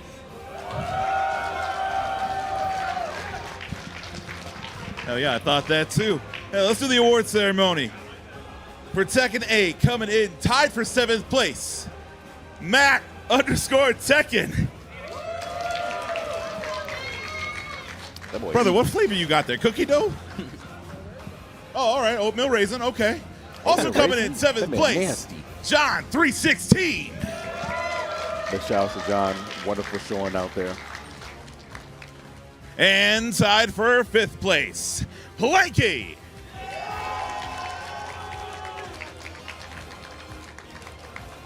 Joining with Planky, we have Big Dane 21.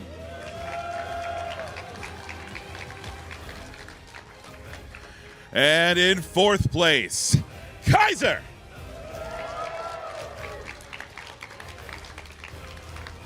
Taking the bronze here at Midwest Mixfest, we have Epic.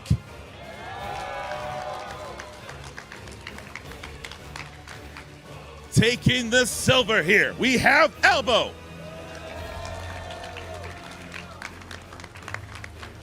And your 2025 Midwest Mixfest Tekken 8 champion, Nick RM.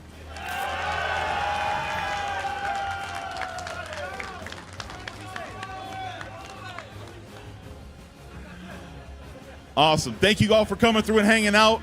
Hey, commentary, take it back over to the couch.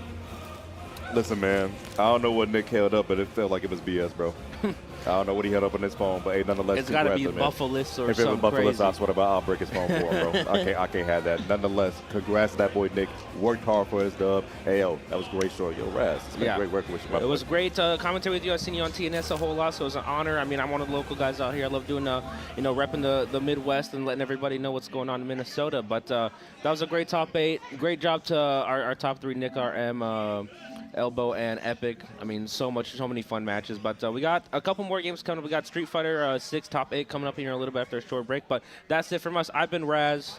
It's been Tento. It's been great work with y'all. But yo, do not go anywhere. We still got more action on the race. Street Fighter 6 will be after this. We're going to be signing out. Peace.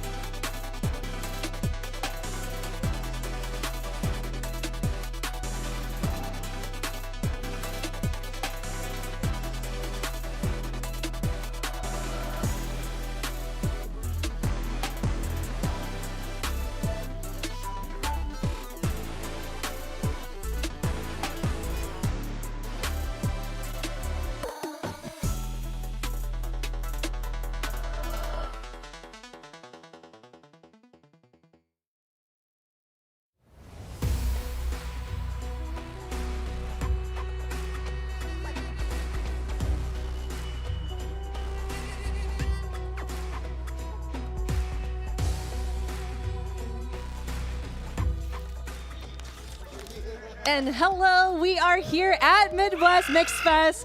We are so excited to be here, especially for Street Fighter 6 Top 8. We got a beautiful crowd behind us, but it's going to be a great time nonetheless. Street Fighter 6 is going to be upon us. My name is Tento. The beautiful young lady right next to me is Marine. And Marine, you see how this top 8 been looking? Oh my goodness, it's look, I can't even talk because I'm just so excited. But anyway, let's look at the bracket here. So I know in winter semis we have Zadie versus Doc Morales, Earl versus the Fat Manatee, and in the losers we got Ramsey versus Calibri and FG Marathon versus Plight. So of course I know you see your homies in the top 8. I know Chicago's a very, very strong state, but we have FG Marathon, who's one of the best players in Minnesota. That's my homie. That's my teacher right there. So I'm obviously being biased, right? I know you about to be biased too with your Chicago homies. I'm not gonna be too biased, you know. Let's go, Zadie. But I ain't gonna be too biased, you know. We got to make sure it's all even out here. But I want to see a great show nonetheless. All these boys worked hard to get to where they are right now, and it's always good to see. It's always good to see. Some people unfortunately fell short. I saw Rooms got 9th, unfortunately. Yeah, you know. And like Rave too. Rave had nailed bite against Calibri. Shout out to Calibri. She actually did a great job. But Calibri, I believe, took it to over Rave 2-1. So it was some crazy close sets right there to get to that qualifier. But nonetheless, we have our top 8 made, and it's going to be a great time. Zadie versus Doc Morales. It's the first time seeing Doc Morales offline. Yeah, so yeah, we are going for a bun check here because I don't think Doc plays Jamie. He plays Dawson. Yeah, I know. I was like, if he played Jamie, like he would let me know. Like, yeah, I played Jamie. And I was like, wait, you're not Dawson player anymore? What's going on here? I know him for that Dawson play. And that Dawson play is pretty damn good. Zadie, on the other hand. Zadie, I'm 90% sure, took the mixed bracket for the good old 2XKO. Am I correct? Yes, so Zadie is in the 2XKO bracket. I think he's in top 8. So it's funny because when I was talking to him, he was like, I'm just here for 2XKO. And I'm like, I mean, valid because, you know, Riot gave us a very big support for this event. So, I mean, we coming through, we trying to see who will take the crown for that tournament. So, obviously, after Street Fighter and after, I know like another game is after this too. But, or is it just straight to... It should be straight to 2XKO after this one. So, obviously, guys, if you want to see some 2XKO, definitely stay tuned because it will be after Street Fighter 6 Top 8. But, I mean, we're talking about Street Fighter 6, right? So, we were just talking about Zadie playing Rashid, Doc Morales playing Dalsum. I feel like this matchup might be a little bit tacky in the way where, like, Rashid, he can get in. Dalsum, he can't keep playing the lane game over and over again. Yeah, especially when you have level 2 on the horizon, things you got to worry about. Which Rashid can. The beautiful thing about Rashid, you're like, oh, okay, the tornado's going that way. I can teleport to the other side. No, I'm kicking it back towards you. Like, you have to think about those options on display, and then also his projectile going in that upwards angle.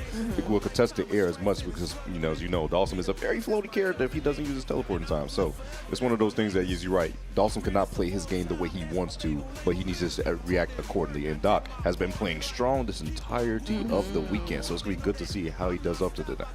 Yeah, it's great because earlier when I went to go get lunch with him, he was just telling me how Street Fighter 6 is his first Street Fighter game.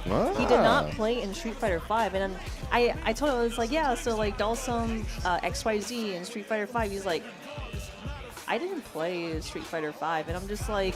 Awkward. He was pretty good at 5. Okay, then you're just godlike then, I guess. You're just godlike. Yeah, Dalsum was one of those characters like, when I first saw Street Fighter 6 and I was like, Drive Rush? Dalsum would drive? I got scared. And then I saw, I was like, okay, Dalsum doesn't benefit from the Drive Rush system as much as other characters. He's still solid, but he is not using a drive gauge as you see other characters do so. So that's why it was like, it was kind of mixed bag. Like, I was like, people have him kind of teeter-tottered on his way, but shout out to Mr. Crimson. You know, he did a great job at Evo Friends with showing all the stuff that if you put the time and work in with the character, you can make them work. Yeah, and I just kind of think about how, what if? I always like doing like what if theories where it's like, hey, what if Dalsum had the same level 2 as Ed, like how it functions? You think that it would be the same, right? Because that's Dalsum, and like he has that fireball game going on, and aligned with his footsies and whatnot. But let's get to it. We ain't talking about what ifs. We got Zadie versus Doc Morales. Here we go. The crowd on the side. Zadie trying to make his way in, but Doc Morales is going to throw the fireball game, play the lane game right well. We're going to see who can control that drive gauge real early, stand over that threshold, of course, of 4 bars as much as possible. You saw that jump in? Yeah, I saw that jump in. He definitely tried to go for an anti-air, but there we go with the crouching fears, trying to stop him in his place, and there we go with that fireball, and I love the teleportation to just kind of hover over and the dive kick underneath to switch sides. And you see Zadie getting kind of antsy right here, really trying to get in, and I think Doc's trying to take a note of that real early. No parry on it. Oh, he tried to interrupt. But then once again, trying to set up for a whip punish. Oh, onto the other side. Great conversion in the juggle. Zadie going in for that overhead and taking him back into the corner here. Double dash. Abusing. Going for the low forward. Drive gauge under the 3 bars threshold. Yep, not challenging that time as well. And trying to go for the drive reversal, but that's going to put him in burnout. That is not going to look so hot here. Going in for that drive impact for that first round up. Beautiful stuff by Zadie right there. Didn't overextend. He says, you know what? I'm just going to give it nice and easy and just make sure I don't have to spend any bar, catch him out the air. The low forward, running up to a low forward is insane work. Beautiful damage right here. Goes for another mix-up. Nice. Well, yep, going in for the mixer for that ender of the regular BMB. But here we go. Doc Morales getting the knockdown and into the fireball setup. But we're trying to, again, keep Zadie in place here. Oh, to the other side. That was so sick. And here we go with that level 1 super. Teleport on reaction in the corner, too. And now he's going to use perfect parry on the side of Zadie, though. Back in the green. Jumps to the other side. Oh, misinput for definitely sure. Misinput. But look at Zadie, look at his resource. He's trying to burn him out, but no, Zadie is taking the upper hand and blocks a drive. Reversal! Are we doing a reset? What are we doing? Okay, we're just gonna be a little bit risky here with that level 2 towards onto him. the other side, and another drive reversal. Zadie, 1 game apiece. Shaking his hair right there. No, there's miscommunication, and he does not need to have those moments. Those moments right there can make or break you to most. Why? Because even though you took it, it shows crack in the armor that your opponent can possibly use to overcome it. Man, oh my gosh. He got Doc Morales thinking like, man, okay, I think I'm doing way too many drive reversals, but in those situations where it's just like, I need out. I really need out. And what other option do you have? If you don't have a DP, please. Exactly. Use it. We got Rashid's theme playing right now. Trade on there. No check whatsoever. Nice. There we go with the dive pick on the punish counter, but here we go to the knockdown and that fireball setup as well. Keeping him up in the skies. No. But we're turning it around with the fireball. Second run up to a low 4 right there. Catches him out the air. Just goes in for the good conversion. Plus frames on plus frames. Ooh, gets low. Other side. Oh, yep. No juggle potential there, but there we go with the low forward again and putting him into burnout. Zadie is looking so good in resources here, but gets hit. Here we go. Doc Morales having the life advantage onto the other side, and that is going to kill Doc Morales. Let's go. Beautiful stuff with the teleport right there. Staying patient, staying in his game. He saw the projectile come out, immediately coming behind the man. Beautiful stuff. Oh, interesting. Oh my gosh. All the trade advantages there where it's just so hard to even connect, especially if you're a little farther out. You can't really connect the combo, but Doc Morales is taking that advantage with the teleportation onto the other side. Now we chilling. I've seen Zadie start to, up for a lot of jab anti-airs. Looking like Street Fighter 5 Action D. We were just talking about it. Close to drill. Steel's got safety over there. Jumping back, teleports late. Oh, once again, catching Zadie. Wrong time. Oh, I'm not sure about that far fireball, though. I really like how Doc Morales is just jumping around. Does not want to be in Zadie's vicinity, but he is going to go for that Super 3. Oh, my God. We never see the level 3. The crowd's going crazy. Never seen a cutscene like this before. But, hey, guess what? He's spinning it because he wants that drive gauge back. Try to keep the pressure up. Oh, breaks it. No. This is going to be really good for Zadie. Oh! Calls out that drive reversal in so many variations here. He knows when it's coming. Reads on reads. Beautiful stuff right there. No, if you don't got a DP, that's the only option you have. And then because it's mighty linear, guess what? I can jump it. Zadie looking like he wants to go up 2-0. Beautiful anti-air. Oh, can I show a little leg? Nice interruption and going in for a level 3 super as well. That's really smart for Doc Morales because he can charge back his drive meter. Takes him down.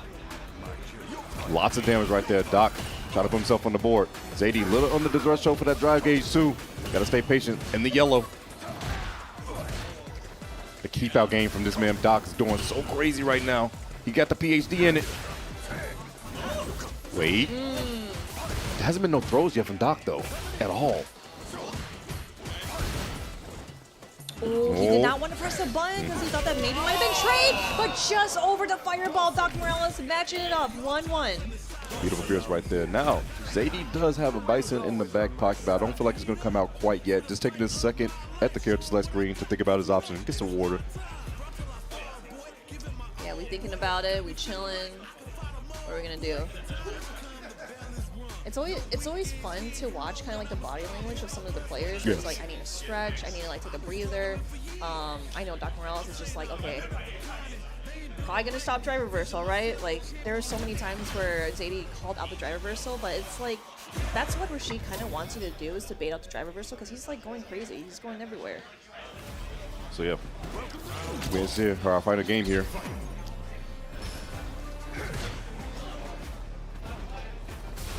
Big jump in. That's huge. Here we go. Juggle potential. Picking it back up. And nice interruption. He saw the over coming from a mile away. That boy said, nah, it's not going to happen to me. Teleport to the other side. Still, no throws have been established yet from Doc. Oh, yeah. Zadie really wants to catch his tail, and he does. It's this bit here. And again, with that drive meter as well. Going up for a bar. Doesn't matter. We charging it up. There's some beautiful tech on there. Big jump in. Recovered in time. Stand patient. Jab check. Beautiful from Doc. Teleport to the other side. No. Just stand patient. Nice. Nice throw break. Oh, nice. Huge opportunity coming in from Doc Morales. Getting in for that jump in Fierce. Oh, but gets hit by the fireball, but that's going to be a big opportunity for Zadie to come in. Just a throw. Can sweat up a level 2 if he wants to, and there it is. The win condition, as people like to call it. Oh, yep. Oh! He kicked it away. He got out that jam. Oh, my God. Doc Morales going in for the grab. Now we're backing out. We're backing out. We're trying to chill, stopping him from going in for a tornado fireball. This is what Doc Morales wants. To the other side. Gets hit by the OD mixer onto the other side. OD mixing stuff in that man after the teleport. Zadie not having none of it, not put himself on set point.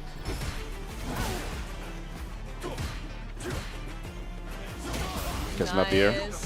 Yep, keeping him in his place. No button. Holding that parry. Doesn't want to deal with it. Zadie trying to find his way in. Doc in the corner now. Got to hold it. Oh, yeah. Pressing buttons in between. He really got to be patient. He knows that he doesn't want to do drive reversal, but gets hit by the overhead. And now Zadie's going to charge up for a level 2 here soon. Almost got it. Parry just a little bit more. Yeah, perfect parry. There it is. Get the other side. Oh, here we go. That's actually really smart. And of course, Doc Morales is in the yellow. That's going to do a good amount of damage and maybe close to burnout here too. One more sequence, but Zadie could wake up with a level 1 or anything. Oh, wait, no, that is burnout exactly on that pixel. This is so bad.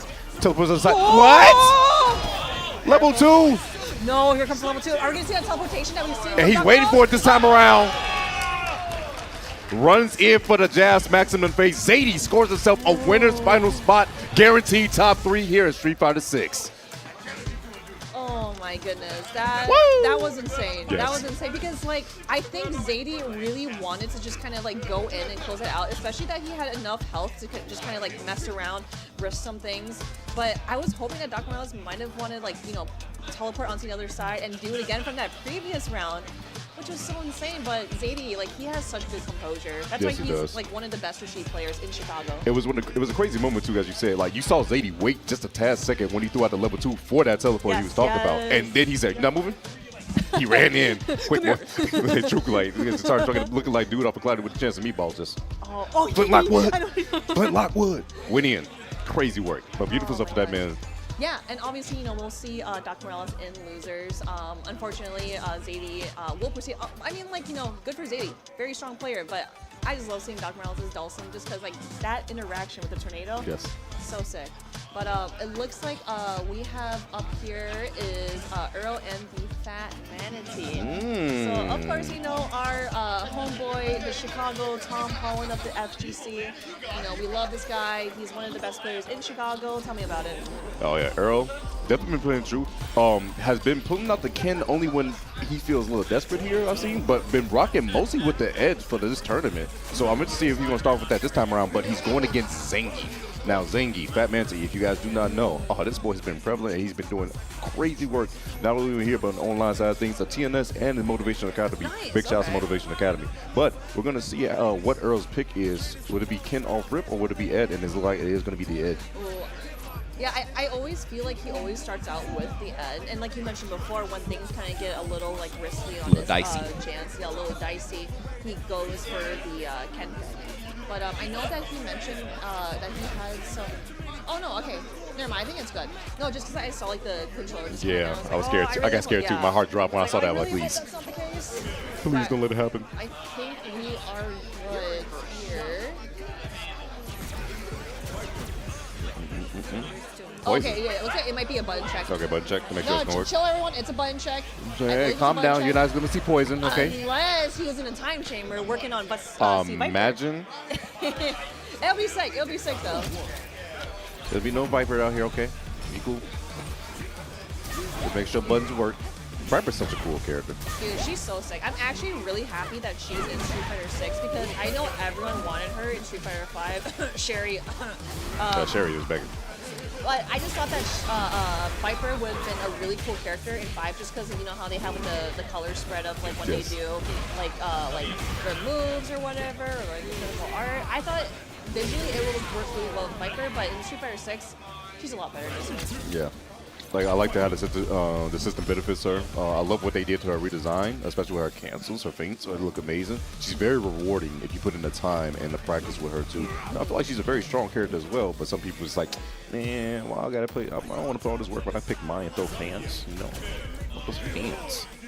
I would love to see more Sea Viper. I would too. I was like talking to Zadie about it, where Punk has been doing so well with Sea Viper. Obviously, that's Punk for you, and then also Tachikawa. I remember watching his streams. Like he was like no, he actually played Sea Viper in the recent Japan World Warrior, and he did pretty well too. But I mean, like Sea Viper is a very rewarding character, but obviously. I feel like Zangief is a very rewarding character just because when you get something right, it feels so good when you're riding high on it. But here we go with Earl and the Fat Manatee. Oh, it's on up further with SPD. Escape! Going into the immediate kick, not going to work out too well with the flicker. Definitely see a lot of charge. Gets a dash on the other side, double lariat. Going to see a lot of, little flicker and charge Pierce coming out of Fat Manatee to try to get past it. But unfortunately, going to get counter hit here. Bring him in.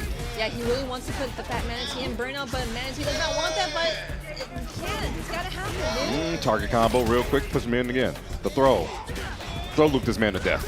Never mind, just DI. There we go, getting hit by the drive impact into the wall split. This is going to be killed. Earl getting that one round up. All right, Earl looking strong thus far. The Ed piece, all right? And like I said, we still got a Ken in the back pocket. Looking for the whip punish. Beautiful anti-air. Nice. Getting the pressure, going to jump it back, doesn't want to deal with it. Drive gaze a little low right now from Fat Manatee, and Edge all over it. Big jump in. Oh, that was a big jump in indeed. Here we go with the setup. Yeah, you can't escape it, but going in for the Siberian Express. You cannot escape. Oh, no. Wait a second. Earl's life look a little low. Okay, all right. We're taking the risk. Nice. There we go. But Earl does not want to use any more meter than that because he will go into burnouts. Yo, Earl, you got the dream combos, bro? I would love to see some of those. Hey, you got those things? He does have level 2, but I know the Fat Manatee can combat with level 2. Mm-hmm. I want to see the confirming to it though. That would be kind of OD. Taking a second though. Goes in to throw whiffs. But wait, he's whipping. No. Now he's put himself in burnout. No, this is actually a really good situation for Earl. Tries to go for a drive impact. Look for the confirming. NTS not going to be there. The jump in. That is a size 30 coming for your cranium, bro. I would be scared too. Big jump in once again from Fat Manatee. Big damage off that too. Oh, conversion, no. Yeah, he tried to go for a juggle, but that is actually sick. No, that's definitely a kill. He's dead. He's dead. He's dead. That was... He labbed for that. That was actually really sick. He churned the controller so hard he was still churning after he did it. 1-0 up right now. Fat Manatee gets a sweep. Conversion? Oh my god. Nope, there you go to the setup. Yeah, you gotta guess, and that's the best things about Zangief is that once you're guessing, trying to guess for an SVD, you're gonna be hitting a lot of damage for yourself. But here we go, Earl with an opener. Looks like it's followed up for Earl. Let's see if he can bring it back in. Stand patient. Big jump in. Nice there DP. There we go. DP for the anti-air. Get back. Caught him with a target combo. Another throw. Earl making a rally. Ooh, okay, winding it back, doesn't want to overcommit. But the Fat Manatee, I know that he's really confident to find a way in just to get Another one. like maybe like an SPD, like a heavy SPD. back dash. Try to back go out, but Didn't get the punish no, in time. doesn't get in the punish, but that's totally okay. Earl's able to pick things up. The counter hit combo came in handy right there. Earl, staying composed. He really needs this. Down the hustle, Love let's go. to piece. Oh, Oh, SPD. here we go with the SPD. That's some damage right there, boy. Going in once again. He thought it was going to be SPD. Tried to hold North, but no. The pressure's still there. All charge. Okay, that's actually really smart. Coming in from the Fat Manatee and going in for that heavy SPD. Now the Fat Manatee sitting at match point. Oh my gosh, wait a second. Do we have a Zangief in winners finals? Is that going to happen? One more. Earl staying composed, gets another throw. Bring him in. Nice, yep. Reel him in, go for a grab. Oh, Earl's noticing. Kiss him Oh, airborne. that could have been a punish there, especially because you do a flip. Ooh, head air. Oh no, punish counter right there. Gets big jump in. Headbutt. Oh, you thought you could press? Oh, this is really scary for Earl. Oh, come on, Earl, come Oh, on, this is so Earl. scary. He's turning. Yeah, but the Fat Manatee's just using his headbutt to his advantage, just hoping to put Earl in burnout. I really like how he was able to jump out, going in for the anti-air, but gets hit by the shorts. Careful! Larry Gart, Charles Careful, Fierce. you're He's gonna so. Oh no, he's so low. No. He's so low. No, careful, you're in burnout now. Earl's under pressure. Can he press? He gets to level 2. Wait a second. It's gonna take the damage as it is. Oh, great backdash Oh, away. no. That is huge for the punish, but here we go. Fat Manatee going in for the level 2. Should he not drop And it? the level 1, and that is going to close it out. The Fat Manatee going 2-0 against Earl. They're gonna make winners final with the Zangief. Man, unfortunate, but I mean, like, we'll see Earl in losers. That was winner sides. I know the Fat Manatee is probably going to go against Sadie Yes. into the winners, and then I know that we're going to go back into the loser side here, so we'll see some more matches here for y'all. But man, it's like coming from I stand on a very top of the hill where I will forever hate Zangief. I hate him. Please delete him. But I mean, he's a very strong character. Best grappler in the game. Yes, No for doubt sure. about it. It's just like in situations that like he pressures you and he wants you to kind of like, you know, how should I put it, like stagger or just kind of like press a button or try to like jump away because it's like, oh no, I'm gonna get grabbed. But like he has so many good buttons that just keeps you floored. Like he doesn't want you to like run away, or he wants you to use drive reversal just so he can get that punish. Because I feel like a lot of his normals are just kind of like short normals. Normals that kind of like make you do drive reversal, and you're like, oh wait, I can't do that because it's like the recovery time for the shorts are too small. And the crazy part of it, we didn't even see too much medium punches at all. Sure, We sure, saw sure. mostly fierces and shorts coming out of this man, and that was the guessing game that he had to deal with. And after that, it just became a thing of, okay, the short is established, headbutt. And you saw Earl starting to jump just a tad bit more, and that means he just started to handle it. He saw the burnout, and then said, this is my time.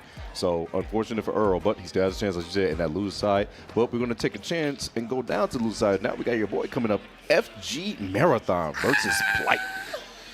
Let's go. Okay, so let me tell you a little history about Please, FG please do, please Marathon. do. So he introduced me to Jury in Street Fighter 4 Ah. because I really like Jury. I like how she played, but FG Marathon is probably like someone that I like I would like ride or die with this dude because he's like one of my teachers. He's always so encouraging, and he's like the sweetest guy ever. Like he's super genuine. W-Mans. Like even if you play with him, he will like actually sit down with you and like kind of go through your matches, and like he's not judging you. He's not doing anything. Like he really wants to help you. He sees potential in everyone that he plays. The underrated heroes in our community are the people who oftentimes will take that time and say, hey, let's see what we can do to get better here. And not even just criticize, just like, hey, we just want to get better together. Yeah, like he won't say like, oh, you're ass or you're trash. He does not say that at all. Like he's a great player, and it makes me so happy to see that he's up on the stage here against Plight. Okay, so of course we got Plight here going in for the Kimberly pick, and I feel like this is gonna be a really good matchup for him because Kimberly does really well against JP. Yes, she does. Yes, she does. And same work with the teleports and spray cans, especially with the spray cans being buffed this time around, has a lot of potential that can be done. All right, here's some hype in the crowd. That's what I like to see.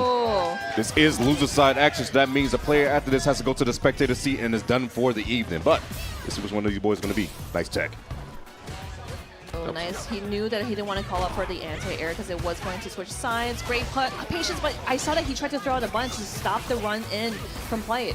Oh, double cancel, but you know what that means? Big one. Party time. There we go with the OD amnesia. What's happening? I don't know. Forgot about it. There's a throw. The pimp cane. All right, just pimping, as my boy LJB3 likes to say. The short. Oh my God, that cracked glass on the screen. Oh, that was the teleport. The graffiti teleportation. Here we go. FG Marathon setting up the portals.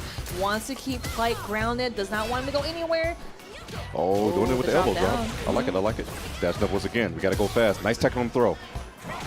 Bro, these people on the beach don't even know what's going on. They just cheering. Oh, Jesus. that's huge. But obviously, is it gonna kill? Oh, yep. Snap your fingers, do your step. He can do it all by himself. That's JP, and he's definitely gonna get that kill. Beautiful stuff right there from FG Marathon. Let's go. One round up. Oh, my God. Okay. Oh, we're so far. I It's always, awesome. I always call it the online special, where it's just like, I remember I was playing this one match where this guy, he was playing Ryu. He just like walked up and just did EXDP. I'm like, okay, understandable. Have a great day. Have a great day. You know what? This is your world. I'll just live in it. My fault. Oh, Ooh, that's what he wanted to do earlier. But here we go. FG Marathon was able to get away in and stop her. But no, with that graffiti teleportation that we were talking about earlier, she has such a better way of getting in, going through the stalagmites, portals, whatnot. Oh, conversion off this is beautiful. Okay, that's actually really sick. That was really sick. Level 1. Doesn't have a can to get the extension. Oh, goes to just jab and wake up. Back God damn, dash. you Called it means. out. Goes one, goes to teleport. Jesus Christ.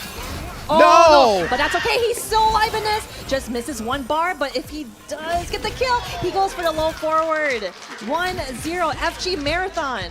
So composed, not even showing the brick in the face. All right, he's just locked in, flight. Trying to get his game started, but it's not been started at all. Goes in with the throw. Hey, your theme is playing now. You got a chance. Never mind, you got jab checked. Oh my God. Oh, that was a huge punish counter, but I wasn't sure if FG Marathon was ready for that. You give a person with good pushes, JP is just like, man, what do you do? No answer, just going in for the parry. Oh no, but gets hit right there. Oh, wait a second, that fierce. That's the one that made Shine smile ear to ear. There we go, that OD amnesia. Okay, that's actually really smart just to kind of be invincible for a little bit because of the paint can on the ground. Oh, delays, just a tad of spinner count on the throw. Not quite deaf, but guess what? The command grab. You just gonna stand there, let me grip you up? Fine. I'll do just Put that. those grippers away. Set point now for FG Marathon Flight. This is your last chance. You gotta lock in, bucko. Oh my God, dash on the side? Unfortunate. Yeah, just onto the other side. That was really good for FG Marathon, but now that side worked. Oh wait, Amnesia, we forgot about something. Goes in for the throw, just gets to change the position. I like it. Snaps the fingers once again. Full screen action. Very smart, yep. Trying to go in for the drive rush, but fully calculated. Nice, God, great conversion. That was actually really sick. Now you're back at square one. FG Marathon keeping them out.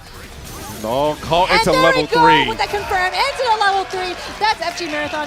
White is unfortunately going home. 7th place is actually really good, coming in from one of the strongest tournaments here. Obviously, you got Roundhouse, Combo Breaker and whatnot. But I feel like the Midwest has so many strong players where it's like it could be anyone's game. Exactly, and this is one of those matchups. Also, while I look at it, I saw FG Marathon just play. I'm like, who the hell put this man in losers? Who put him in losers? Who put him in losers? You playing like that? Like, who put you down there? Yeah, see, see, he's actually just standing there, just talking about the match. See, he's really studious, and he really wants to know what's going on with the other players. Had what were we doing here, or is there something I could have done better here? He will literally just stand there with you and talk about it. We're gonna figure it out together. It's that dude. He's that dude. But of course, we gotta get off stage. We gotta have our next match come under the way. Oh yeah. Oh yeah. Congratulations to those two. They played super well. Yes. Obviously, we'll see play in future tournaments. Yes, for sure. Definitely. For sure. Maybe at Frosty's. Who knows? Hopefully so. Frosty's gonna be actually really lit. We're actually gonna be looking. I mean, it's always lit every year, right? Like, you're not lying. You're not lying about it. But yeah, looks like we got Colibri and Ramsey. It was funny because I was like, hey, Ramsey, come commentate with me so we could give Tento a break. And he's like, that's actually a good idea. And we can watch Tento play on stream. My kin is so dusty. My kin is dusty. My Zangief, I'm gonna use modern man Zangief because I ain't got the 720s, bro. I'm gonna keep Works it buck. out. I could do a 360, but 720, I'll break my PS5 controller. Not gonna lie. Yeah, so I know that I was talking to Ramsey about it earlier today.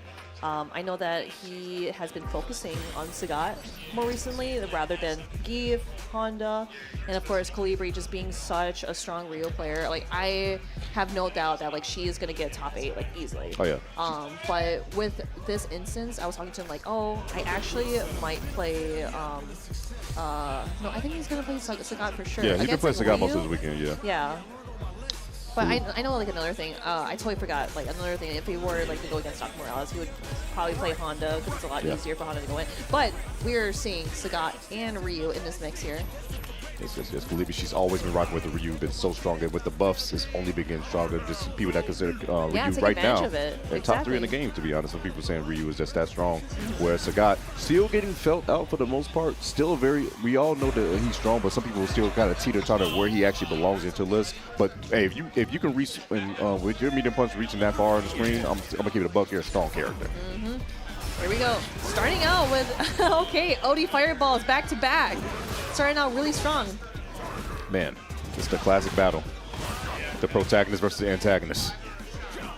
Ryu never thought he was going to see this man again. Oh, no. A little too far out.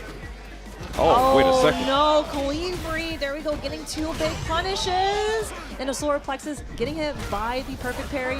Here we go, Ramsey's turn. Trade. And with the trade, but no conversion afterwards. Back there for Colibri. Oh, blows it up. Back dash on wake up is beautiful. Choose overthrow.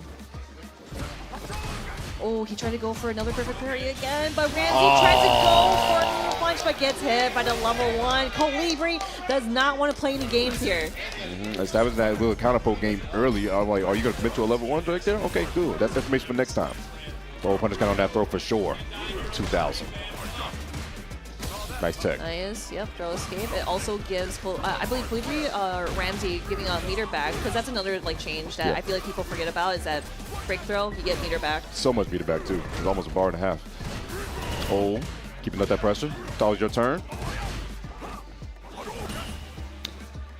Both under that throw. Oh! There's a lot of scrambling going on right now. Gets the back throw. This is going to be huge for Colibri. Would you make it happen? That would be crazy.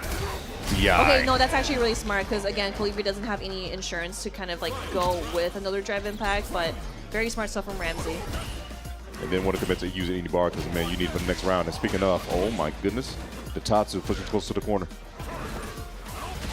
Nice interrupt on this man, Ramsey. That was actually really sick. That was the conversion because he tried to go for a follow-up as well from the counter hit, but in that instance, he was able to get it this time.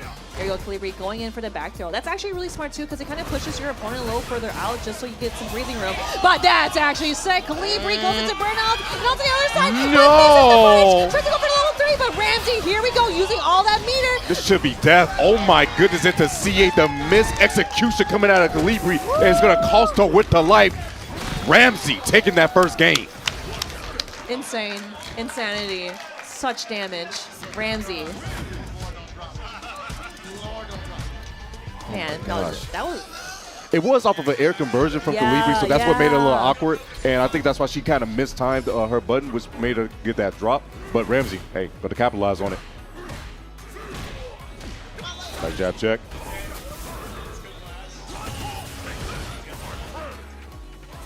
Stand patient right now. Yep, there we go to DP. Can jump on Sagat. Right back at you. Can pressure Ryu as well. He got a grown man DP. Just looking for his moment. Oh, yep, there we go with that OD fireball. I thought that Ramsey might have wanted to get some room in there, but no. Got the perfect parry, just like the first instance in that match. Now back into the corner. Oh, that was meaty as hell. Drive rush at the throw. Colibri, will you bite? No. There's a DP. Yup, ODDP, get off of me. Look forward, there's a throw. Yes, the back one. Throw fireball. That's actually really smart. Yeah, that's actually really smart. But that's okay. Oh, no. Right into my loving arms. Hold this back throw. It's just funny in an instance where it's like, oh, like the whole fireball didn't kill. I'll go to you. Chip me out. DI's right through. DP's order. That was a lot of damage, my God. Oh, not blocking on wake up. Colibri, she's going to hold a lot of damage for this. Jesus. Nice. Yeah, that is a good amount of damage with that overhead. It looks like Ramsey's looking pretty clean here. Going in for just that DP. No ender whatsoever. Calibri, unfortunately, going home. Yeah. Oh, that's so unfortunate because, like, you know, there were so many instances where she definitely could have, like, lived. But it's just, it's such, I don't know how to put it, like a very sticky situation, right? Very I'm sticky trying to situation. think, because it's like, you know, with the fireball, like, for the chip out, right? I like, like where she did the Tatsu afterwards. I was Yes. just like, no! Like obviously she could have still lived, but in that very moment, it's just like such a peril moment that it's like, I don't know what to do. Like, Yeah. I feel like tough. a That's lot really of things tough. fell apart after that air conversion. Like, you know, had the air conversion with the Yeah, fireball, of and then, course. like, you had it, but then you dropped that combo, and all the momentum after that just kind of shifted. And, like, that happens to a lot of players where they don't recover from situations like that, and you can tell. It's like, take that. Hey, remember, guys, you can always take up to a minute in between games. You're allowed to do that to compose yourself. It's really important to do so. even just going to character select, just kind of like, Yeah. like look at the characters maybe, just be like, I should have played that character. Oh, God, I should have been throwing fans. What's your name? Mine? Yeah. I think I should have played mine. It's a pretty good character right there, okay? Runs people some money. But Oh man, you can't do this to me, guys. it happens. It happens, but Doc it's got to happen. Morales versus FG Marathon. Like, Loser side. One of these this boys is going loser home. side, yes. So again, this is going to be JP versus Dalsum. Kind of a weird matchup because obviously, you know, Dalsum having his teleportation and JP just having the defense and offense game like so strong. I wonder how this is going to pan out, and especially with like Doc's match against Zadie. I hope that we can see more interactions with the teleportation that he has done, which is like so sick, right? But we'll see how FG Marathon goes for how patient he is. All in due time. But we're in the back alley with it. Well, you know, this is a strange space for these two to actually meet up. I don't even know what the lore would be, but, you know, nonetheless. Snapping his fingers once again, shutting up the crack meters. There's nah. That is FG Marathon crazy. is built like that, That okay? is insane. That's my boy. I have never seen that button whip punch like that, bro. That is a person who laughs. Again. Don't press it again, please. That's one of the moments where you're like, okay, I got to find another option here. Oh no, just a little too early, but here we go. Doc Morales finding that way in. Perfect parry off the fireball. No, for real, who put this man in loser? Someone let me know. Dashing forward. Impatient game. Not going to commit too much. 40 seconds left on the clock. Got plenty of time to work with. Yeah, Doc Morales still has the exactly. life lead, too. The crazy part about it. Doesn't need to force anything. Yeah, he really wants him to crack. Oh, okay, that was actually a really sick mix-up, but misses the big punish. Here we go, FG Marathon knocking him down, setting up the portal, and the Stalagmite gets hit by the portal. Gonna go in once again? No, just stand patient. 20 seconds left on the clock, by the way. 2 snaps here. Oh, you know, I thought of an interesting thing. I thought like the portal would kind of negate the Fireball, I was coming thinking in. too. The jump in, the 2 feet. Okay, we got no. Tyson. Wait, Doc still has life lead. Wait. No. Doc has life lead. No, he doesn't. Okay, 3 seconds left, man. Sorry. No, you can get loud. It's cool. Bro, if you were here, that was the most hypest thing ever, especially going down the clock too. Stand patient, no. Jump right over it. I mean, it's got the floaty jumps. Oh, okay, but that's okay. He was able to block back, but this is what Doc Morales wants. He wants him to knock him down in the corner. He's just playing patient. Like I mentioned before, FG Marathon's like the most patient player that you can play against. Trying to go jump in, not going to work out too well. Big jump, no. Tries to jump over the fireball, going in for that roundhouse, but not looking so hot there. Doc Morales is doing a really good job at keeping FG Marathon out. There we go with the Stalagmite portal set up. What's the move here? I'm seeing some frustration come out of this man, FG Marathon. Trying to look for another whip punch. It's not going to happen right there. Step back. Still my turn. Trying to walk this man down, but yo, that JP walk speed, man. He's taking a lot of stroll through the park. It's not a stroll in this case.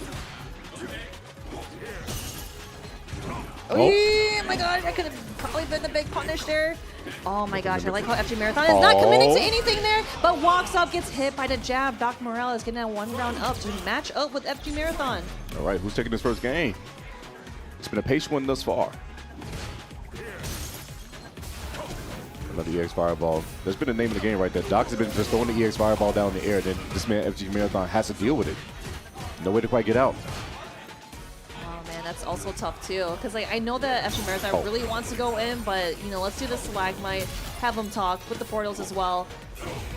Oh, there we go with the Fireball. That's actually really smart. It's going to put Doc Morales at a pixel drive meter. So he has to block the Stalagmite afterwards. All right, there's the pixel. Goes over the Going EX. into the portals. And he got over floats away. He's still in the green. That's huge. Going in for the punish off the teleportation. Trying to get him burnt out, but not at this point anymore. Bottom line is Doc is still good because he still has a drive meter. As long as he's not on burnout, he's going to be just fine. Wait a second before he throws another EX Fireball. Oh! That could have been it. Oh, he tried to go in for disguise, but no hit whatsoever. Doc Morales is just floating like a bee, and that is huge. That's what FG Marathon won. He's going 1-0 against Doc Morales. He comes right there, Taylor quick forward to his face like, bro, what do I do? Huh, just going right back in. That boy FG Marathon didn't want to hear none of that. He said, let's go back to playing, bro. Honestly, you should be like, yeah, let's talk about it. Like during the match, just like, hey guys, we gotta go on with the tournament. This is like the worst thing ever for JP because JP's dead ass looking at this man, looking up like, hey, this is the pinata that's just too far in the air. My cane can't reach. Oh, beautiful punch right again. I'm telling you, man, he's a bot. Stand patient. The floats, the drill. Get off me. Defense is going crazy right now. Counter hit. What did you press right there? Doesn't matter. Gonna get called the worst way. Big jump. Okay, yep, big jump on a roundhouse there with the anti-air. Doc Morales is trying to keep FG Marathon into the corner with a dive kick. It's level 1. Yep. Lots of damage right there. Good to walk back. Playing my game. Oh, yeah, drill. It looks like Doc Morales has him in his clutch. This is looking a lot better from the previous match. All right, we see the corner game being the stats right here by Doc. Another anti-air, clean. Show a little leg. Oh, the amnesia, big punish. Jab check. No crouch or trunk quite yet, just the jabs. I love how like FG Marathon doesn't want to like challenge, especially when he's floating so close to him. Yeah, right there. There's a teleport reaction, beautiful stuff right there. Sets another fireball. It's the drills is really in this space right here has really been killing this man FG Marathon. Oh, big anti-air. Yep, here we go. Great opener, FG Marathon. Now we observe. Marathon still playing the space game, but unfortunately gets roundhouse to the face. Yep, and no more portal. If he gets hit, no, that could have been a big juggle potential. It Spins goes in it. for the super, especially when he is in the yellow. That is gonna kill. Oh, he's dead for sure. Put up the Christmas tree real early. Oh my God. Jingle bells, jingle bells, jingle bells. Yeah, he ain't singing jingle bells. That man dead. That's a dirt nap. Look for that whip punish just again. Not gonna happen, but Marathon, he's so close. Oh, great jump on the land. No, just kidding. I thought it would have been a big punish. Yeah. Buries it. Stays patient. No delay. Nice punish. Interesting. Yep, we'll be able to punish counter. Going in for the teleportation just to get a little closer to Doc Morales. Tries to punish him on the way down from the dive. You see Marathon next stand a little bit more not buttonsy in that situation where he knows the drill is getting closer by.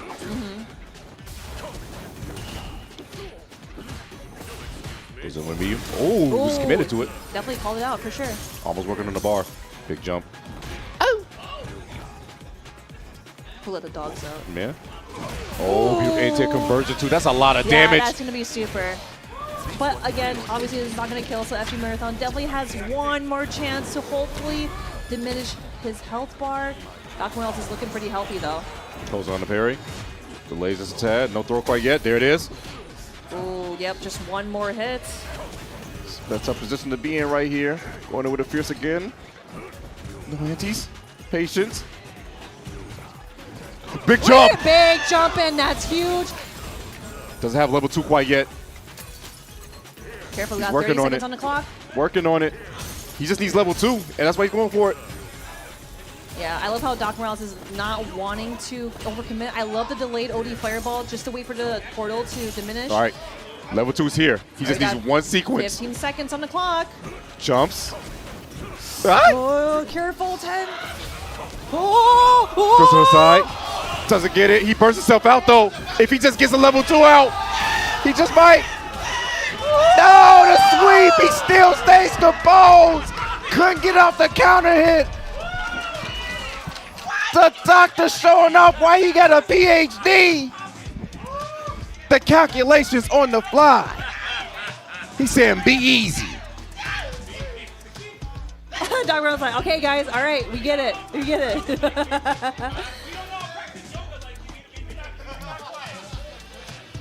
Yeah, he's chilling. He's chilling. He's chilling. My God. This is actually really insane. Just, like, so many close matches between these two. Like, it could be anyone's game. But now I like how FG Marathon is just, yeah, like, he's standing at a space where he's trying to punish his roundhouse here. But also, you got to be aware of drill, too. So he's trying to micromanage both You of really those. got to be careful with the drills. Oh, perfect parry on that. You got JP themes. Oh, yeah, my that's what he's God. fishing for. That's what's up. Big fish. Flows right over it. Still stand patient, stay composed. Yep, Doc Morales is just taking the time to just teleport and, you know, float around. Slowly put FG Marathon into the corner, too. Oh, anti-air was clean. Showing a little leg for that anti-air. Blocks the fireball coming in. Let's stay patient. Oh, yeah, you gotta be careful. Please be careful in this range for sure. Closest attack, so he does have to deal with the departure. Just what? Oh, Right into it. Counter hit once again. Goes to sweep. The drill. No, doesn't quite. There it is. It's always going to come. You got to be aware of it. The level 1 going to close out. Closes out on the very last hit, too. So here we go. Doc Morales sitting at match point. Just one more match, and then FG Marathon is going home here. Doc stands so composed right now. He's playing his game and playing his game appropriately. Fireball actually into more float. Jumps in once again. Making Marathon freeze at his approach. Oh, get back down to the ground. How many times I got to teach you this lesson, old man? Oh, we heard an imperfect parry there. Ooh. All right, there we go. Big opener for FG Marathon. Now we just got to get the game started here. Floating over the stalagmite, the portals. Work his way. Oh, we thought he was going to teleport in front. He didn't. Stays back. That's actually really smart from FG Marathon because he's using his portals as an insurance to kind of like close the gap here. Oh, beautiful. There it is. Very beautiful. Going in for a level 1 super. That's a good amount of damage, too. This is a great opportunity for FG Marathon to just kind of chill, trying to chip away at Doc Morales' health. And now you see the kind of pace change a little bit because, you know, Doc has to approach, but Marathon don't get too overzealous. You don't need to force anything quite yet, but no, there's a drill. Bad situation right here. Goes to sweep. Oh, my God. Oh, no. Gets hit. Oh, no, but he could have waited for level 3. No, patience. Can go for the kill right here. Goes for throw. Nice sec. He said, put down the ghost. Parries it. A pixel left for Marathon. Oh, no. There it is. Doc Morales gets the upper hand against FG Marathon, going 2-1, eliminating him from the bracket here at Midwest Mixfest. Man, that was really solid. Like I said, it could have gone both ways, right? Because there were so many scrambles, but those scrambles were like, no, this is actually supposed to happen. Where like we both know that we're trying to, you know, go for the mix-ups, going in for hitting the normals from like from far away. They played so well. That was good set. Her heart hurts. It's okay. My heart hurts because that is my homie. Like I said, ride or die. Seriously. He played so well, but again, we're going to see more of FG Marathon. Hopefully, it might be at Frosty's. You'll see him at Frosty's. We're going to see, actually. I would love to see as many boys as possible here at Frosty, especially everybody to come out here for the Midwest side of things. But speaking of the Midwest side of things, Ramsey versus Earl. Whew, these are your homeboys. Yeah. Earl. Yeah, I mean, like, you've seen him like play a lot, right? Like you've seen him play like, you know, a bunch of like Ignites or even just kind of any other local tournaments. So I'm sure like they already know like how they're gonna play because again, like they're homies.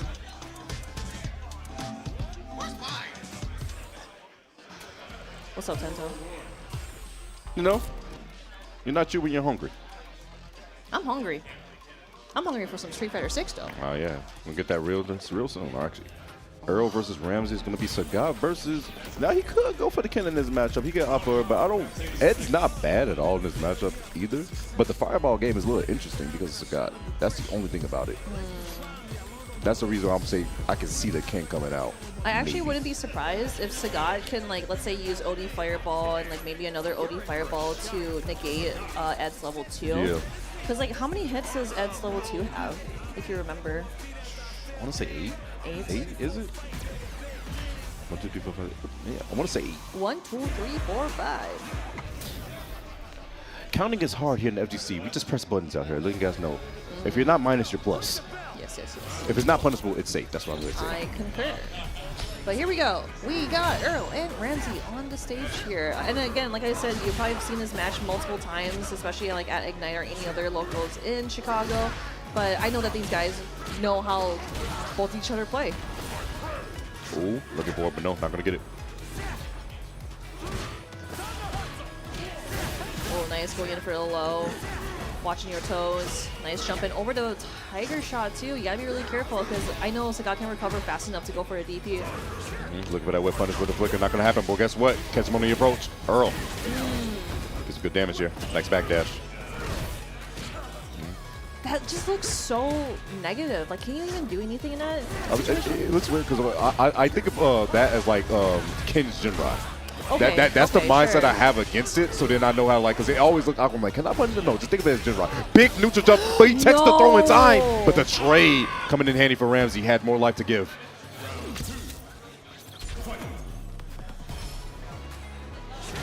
Oh, Nice. Here we go, Earl. Knockdown 2. Great challenge coming in from Ramsey with that punish counter. Then when the knee, that's plus frames. Looking for the flicker is this man Earl.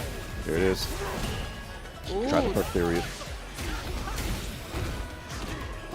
Nice, catching him, catching Ramsey, pressing the button here. I like how he's using all of his bars just to go for the level 3. Here we get that kill, string him up. Never underestimate me. Uppa. All she wrote. That boy Sagat is down. Had the new kid in the block here, all right? He ain't here I was about gonna me say, yet. like, Sagat's dead. Like, he looks dead. Like, That's old. He's 70 years old. He can't take those hits, bro. Oh, no. it's time to rest, old man. It sounds like that teaches us old man. Oh, confirms the level 1. Mad damage. Jeez, that did mad damage.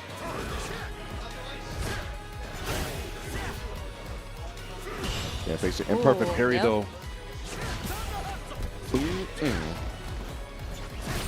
Bring him in. Oh, you try to press. That's real cute. Kill rush going in. Oh, nice. He was crouching underneath the high Tiger Shot. Oh, Get air. back jump. No anti-air. That's okay. Oh, the Superman plus get under. It's actually really huge. Here we go with like the level 1 on deck. Here we go. Ramsey with level 2. Goes in for the DP. He's so lucky to have level 3 right there. He would have died. Stand patient. Everybody at the cafe watching. That's huge. Yep, he's going to use up all of his meter and go in for the level 1 to hopefully close it out. But no, he jumps it. And there goes the grab throw. The whip. No one. No. Ow. Goes in with an overhead good block. Chip is an issue. Yeah. Guys, what's happening? Earl just needs a little bit more for a level 2. Okay, it's okay, it's okay, it's okay. We're Oh. back in the green. We're back in the green. EX. Parries. Stand patient. Oh my God, the Oh short my whiffed. God. Still there patient. Ah, there it is, right underneath the fireball. Earl's able to take that game. 1-0. Got right into the flicker range and got the trade in his favor. Earl's up. One more game needed. Nice start combo, gets a knockdown.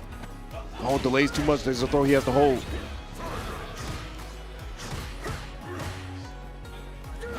Oh, nice. He's been utilizing that button a lot, especially kind of like going over the low forwards or any low buttons that Ramsey is throwing out. Really smart stuff that Earl's taking advantage of that. Oh, gets hit. Oh, the strong's coming in handy.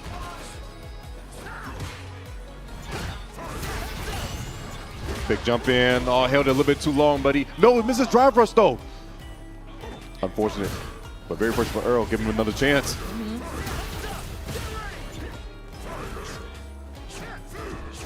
Oh my gosh, that could have been a big punish, but I wonder why he's going in for the straight up into the upward phase.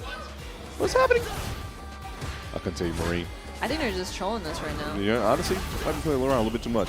Drive games look a little starving on either side, but Fireball's going crazy right now for Ramsey. Gotta watch the ankles, the toes. It's gonna hurt. Short coming in handy. That doesn't know Muay Thai, all right? The kicks hurt. I'm telling you. Nice technical. It's under. Oh, yep, just right underneath the tiger shot. Yeah, caught Ramsey pressing buttons.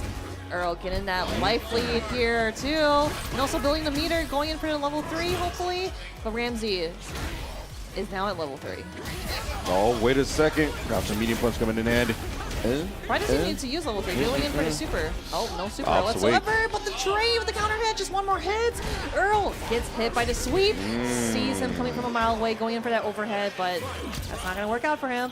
Earl sitting at match point against Ramsey. Again, whoever loses is going home. And unfortunately, it looked like this man Ramsey might be put on the back burner. Earl, full steam ahead. Oh, that could have been a grab, but we got the grab after the parry attempt. Goes for back throw. Huge. Yeah, especially going into the corner is going to give him a lot of things to work with, but Earl does not get a confirm afterwards. But here we go. Again, underneath that fireball. He has been so successful doing that with that level 2. Got the dreams. Hey. It's out here. Oh, the crowd's getting real hype for this. Yeah. So going coast to coast, gets the throw. One more guess right now for Ramsey. Brings him in. Ah, and there it is. Ramsey is unfortunately going home here. Earl proceeding through top 4. Beautiful stuff to Earl. Going to be making his way into that top 4 loser semis. Let's see if he gets his run back upstairs. But Ramsey, yo, big ups to Ramsey, closing out at 5th place. Big shout out to my boy, my teammate. No, big shout outs indeed. And I mean, like, you know, I've mentioned to you before where he just only wants to focus on Sagat. And, like, his Sagat is so good. Like, probably, like, at the level where his Zanki is, his Hana is. Like, he's a very, very strong player, obviously. We'll see that Frosties, right? That is his hometown in Chicago. But, man, we have gotten so far from the bracket. I know that there's about, like, 137 people that entered for Street Fighter 6. And I was talking to Pete about this. He's like, this is probably the biggest Street Fighter 6 event in Minnesota. So whoa, I'm caught, right? Like, it's so awesome to see that, like, everyone's here, especially all around from the Midwest. But, yeah, we got top 4 so far. Hey, everyone, are you enjoying top 8 so far? That's awesome. I'm liking out from those vibes, But we're going to take a quick little break. But when we come back, we'll have top 4 action coming underway. Don't go anywhere.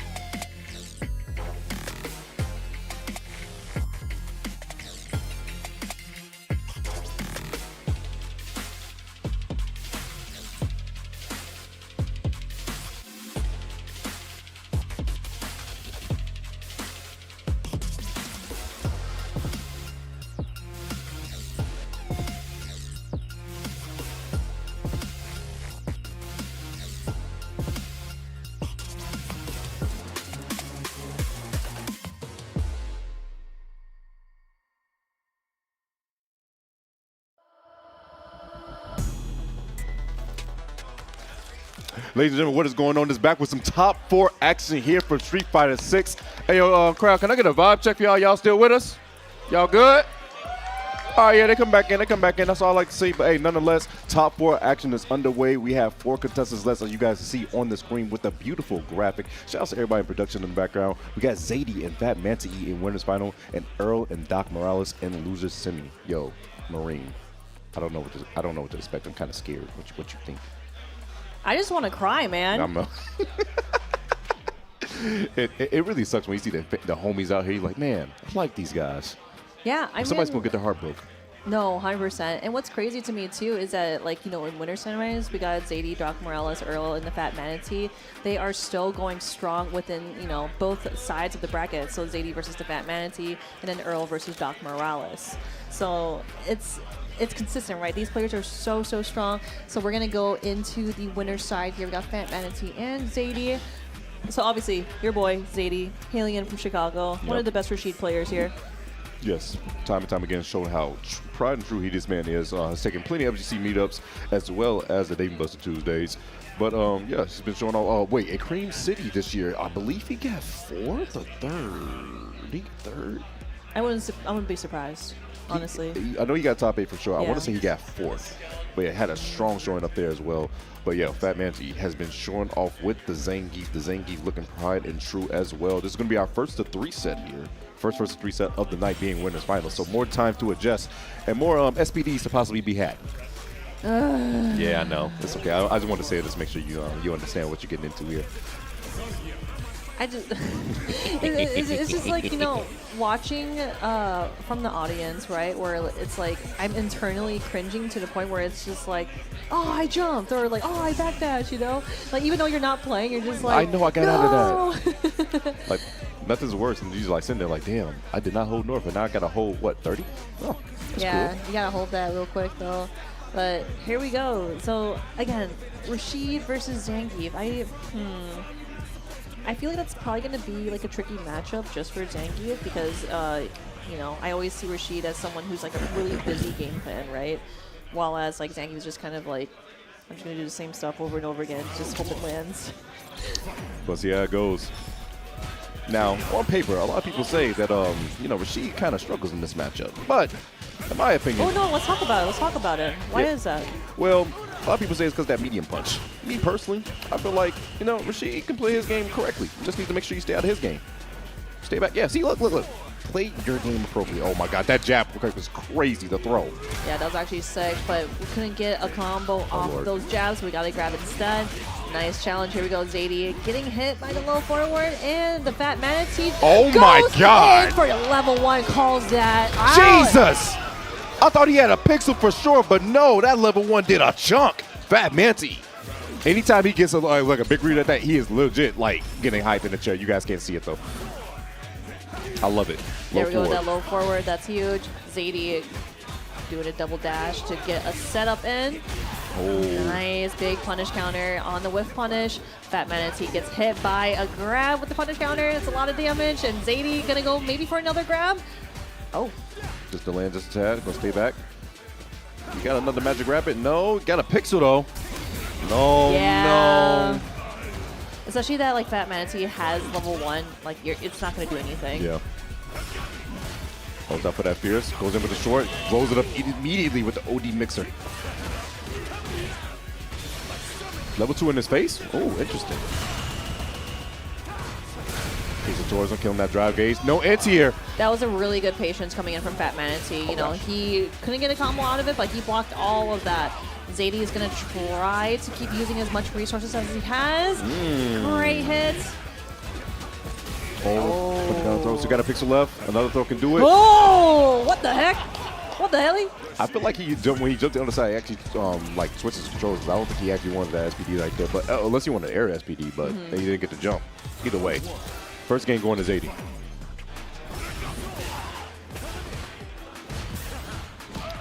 Trying to set this man up to press something. Catch the counter here right this time. Oh God, the body splash. Punish down on it. Yeah. Oh, yep, going for the walk up and into the punish counter grab after the parry attempt. Nice. I like how Zadie's like really taking the horns from the bowl here, because usually you think that Zangie would kind of like take any control of it, but Zadie knows how to play against Zangie. Maybe because like he has very familiar experiences with Ramsey playing Zangie, so it's like I already know how this matchup goes. Definitely so. We see it all in due time, but wait a second. Ball 4 sets up another level 2. Putting the pressure on Fat Manti. There's a throw. Gonna kick it towards him.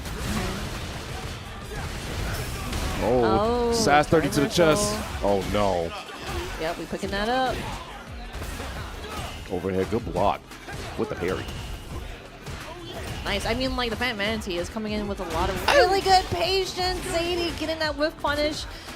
Now we're going down and out with that grab. Oh, jabs him up. Using up all his meter. Yeah, you got to use it all. Zadie going 2-0 against the Fat Manatee. Again, this is first to 3. So it's more time to adjust. Fat Manti, I have not seen him play any other character than the Zangief from Yaka. So he's going right back into it. Zadie stands strong, gets another little forward.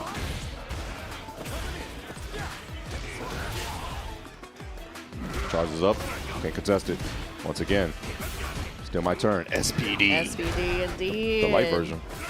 And I think that's the first SPD we've seen so far. They get a buff up. Thought it was your turn. That's real cute. Yeah, you gotta hold all of that. I know that Fat Manatee does not want to use the meter, because if he uses driver reversal, it will go into burnout, but just sitting there, you're eventually gonna get into burnouts. Wait, still uses the Pierce. Not gonna be close enough. Oh, that could have been it, but just a little tad out there. Here we go, Fat Manatee going in for the Siberian Express, putting Zadie in burnout. This is not looking too hot. The Fat Manatee is back in the green, though. That's perfect timing, because we got the level 2 super. Are we gonna block this? Are we gonna? No, I don't know about the OD Lariat, though. I like the decision. Goes for mix-up, does go for throw. Killing that drive gauge, though. He's back at burnout. That's so unfortunate. Huge. Zadie using all of his resources, putting Manatee in burnout twice in that one sequence. Oh my gosh, he had the whole burnout again. They went bird watching at the wrong time. Zadie's now on set point. Big jump in. Nice parry.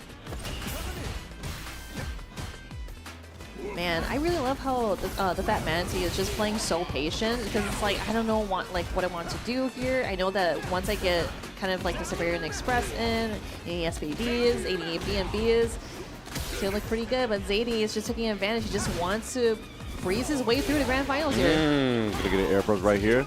Set some up nice. Overhead, good block. Just another throw. He can throw loop him to death. He just might. Oh no, he's gonna go for a level 2 super just to close things out. Now you gotta guess, especially with that much health. The Fat Manatee, no! Beautiful stuff by Zadie. Takes down Fat Manatee 3-0 and puts himself in winner's side grand finals, guaranteed top 2 for the night. There we have it. Yeah, 3-0. And no, like I said, like Zadie was able to take the bowl from the horns, you know, and was able to kind of like combat or like navigate like how the match was gonna go. He played it really well, and like I said, you know, he probably has a lot of experience against Zangief coming in from like the locals in Chicago. The Fat Manatee obviously is going to be into losers, so we will definitely see who he's going to play between these two. So I know we got up next, we got Earl versus Doc Morales. Ooh, this is a really interesting one, because I feel like the Ed versus the Dawson matchup is actually kind of volatile either way, because they can both play their pace. Ed can kind of, his projectile, he can kind of play his game a little bit more, especially when level 2 becomes a factor. And as you said before, now you make me think about it, level 2 versus level 2. Throwing it up in the air versus going horizontal, very linear, you know, that becomes a factor. But yeah, Ed's game here can definitely, and then especially with the flicker of whip punish that he can do, I could see it being an advantage. But Doc has been showing just what I saw from his adjustment that he had against Marathon. Truthfully can change up the pace when he realizes, hey, okay, you know what? This isn't working. I'm going to stay in the air as much as possible. And that's how I'm going to change his approach. That what can he do against Ed? We're going to find out. And this is going back to the first of 2 setting, guys. So, yeah, best time to adjust and more time to tilt. Yeah, 100%. I was just thinking, you know, obviously Earl probably going in for the Ken pick against Dawson. Because, like, I was just thinking, like, how Ed, he could just kind of, like, hold his flicker and kind of go for the aerial version. Where, like, we've seen Doc Morales just taking it up into the skies, you know, taking it up to his advantage. And, of course, he's going to abuse that just to kind of you know, get away from fireballs, get away from edge level 2, but no, never mind. Looks like we are going to go for the Ken pick because looks like Earl is more comfortable with this decision here. Kenneth Masters. If you guys do not know, Earl got second last year at this event, Midwest Mixfest. Look and see if you can try to get even further this time around.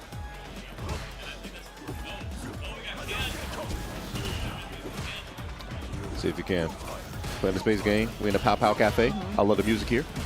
Now, you know, it's always like in the same situation where it's kind of like, hey, we're full screen and Dawson just throws out Crouching Fierce. It's like, okay, now I can like throw a Fierce and follow up. Here we go. Doc Morales getting hit. Earl going in for a very explosive combo again. Trying himself a little shimmy with the Fierce. Just stepping back. Oh, once again, he said, I know you're going to press something. I'm going to keep walking back and pressing Fierce. You got to do it in due time. Oh, there we go. That's what Earl wanted. He really wants to put Doc Morales in burnout, getting hit by the overhead. You got to hold all of this. You cannot jump away. We're going to sit down and shut up. Oh, you shut up and shut up for real. Overhead coming through off of the run mix. Beautiful stuff by Earl. Try to go for the sweet punish. Nice. Oh, yeah. Saw the drill, called it out really well. But here we go. Doc Morales going for the regular BMB into the OD fireball. Oh, my God. Roundhouse coming in handy once again. There's a DP. Run DP at that. Oh! Let's get it. Oh, counter DI. The drive impact returning into favor. He thought he was going to use up all of his meter, going in for the level 3 super, and hoping that things won't close out here unless it's going to be scaled out. No, he did. That was the damage of a broke man. All right, he's for sure dead. He's like, come back, pay the bill. No, he ain't got no bill. He ain't got no money to pay the bills with. So that's why you're here. That's why he's here right now, fighting in this cafe.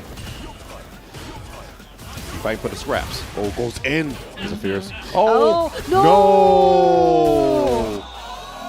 Controller disconnect for Earl. Okay, no, but they definitely got to reset, though. Around. Yeah, that's super unfortunate. Because, like, I know that Earl has mentioned that, like, there was, like, disconnects for, like, his controller and whatnot. Yeah. That is so unfortunate. Stays back with it. See if he lets it interrupt him. Gonna roar back in.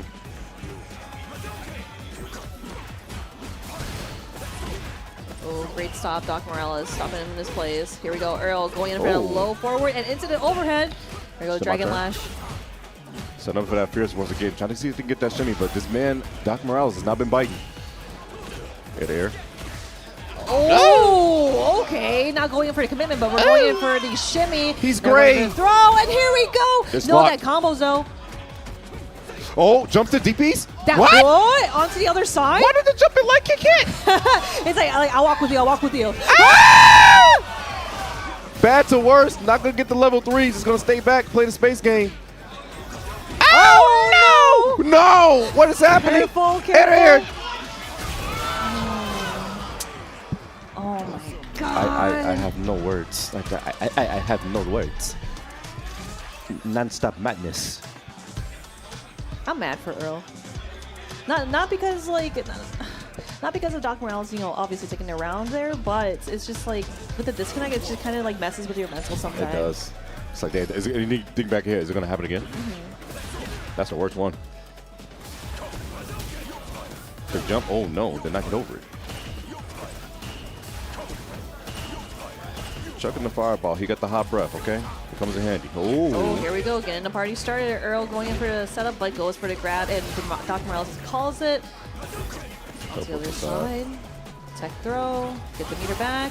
Oh, got called. Couldn't get there in time, though. Oh, goes for the tar combo. It whipped, but luckily did not get punished. Oh, no. Runs into it. The drills.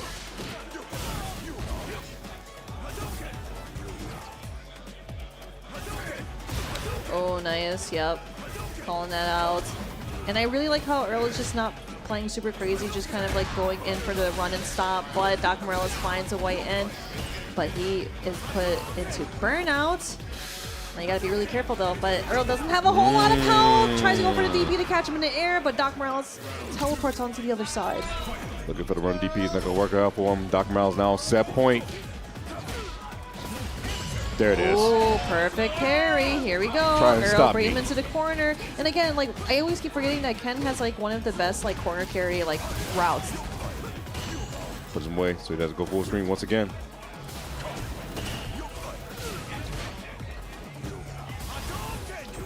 Too much off it, runs in.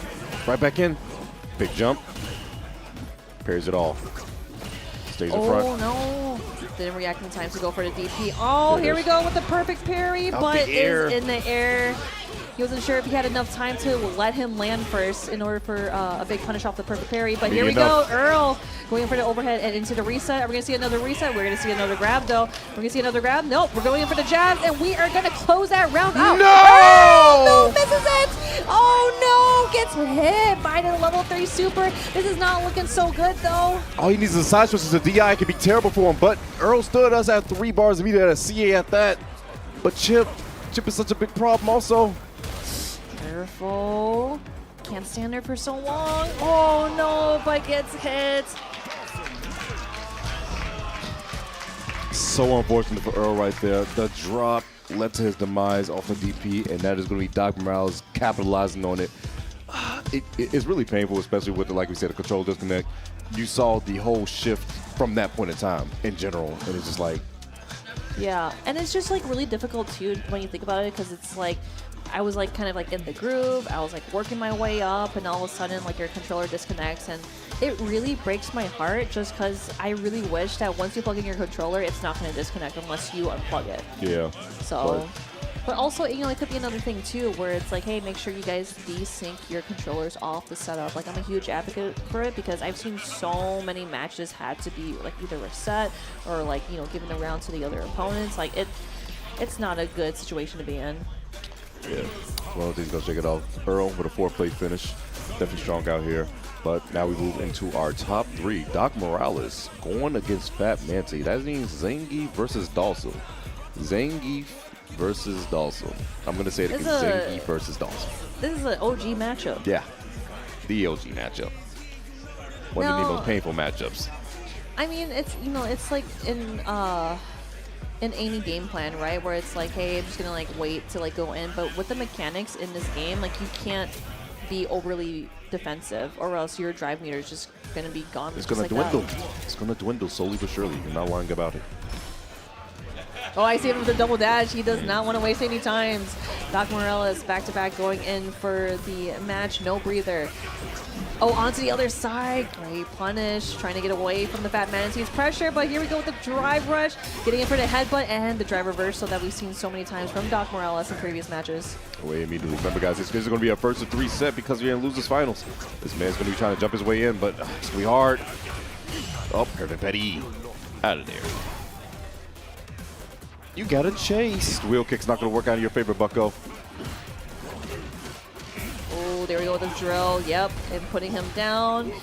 And again, like, you know, I like how Doc Morales isn't just trying to like go in every time, but with that teleportation that works out so well for how slow Zangief's buttons are, it takes it to his advantage, and he just looks very successful in this matchup.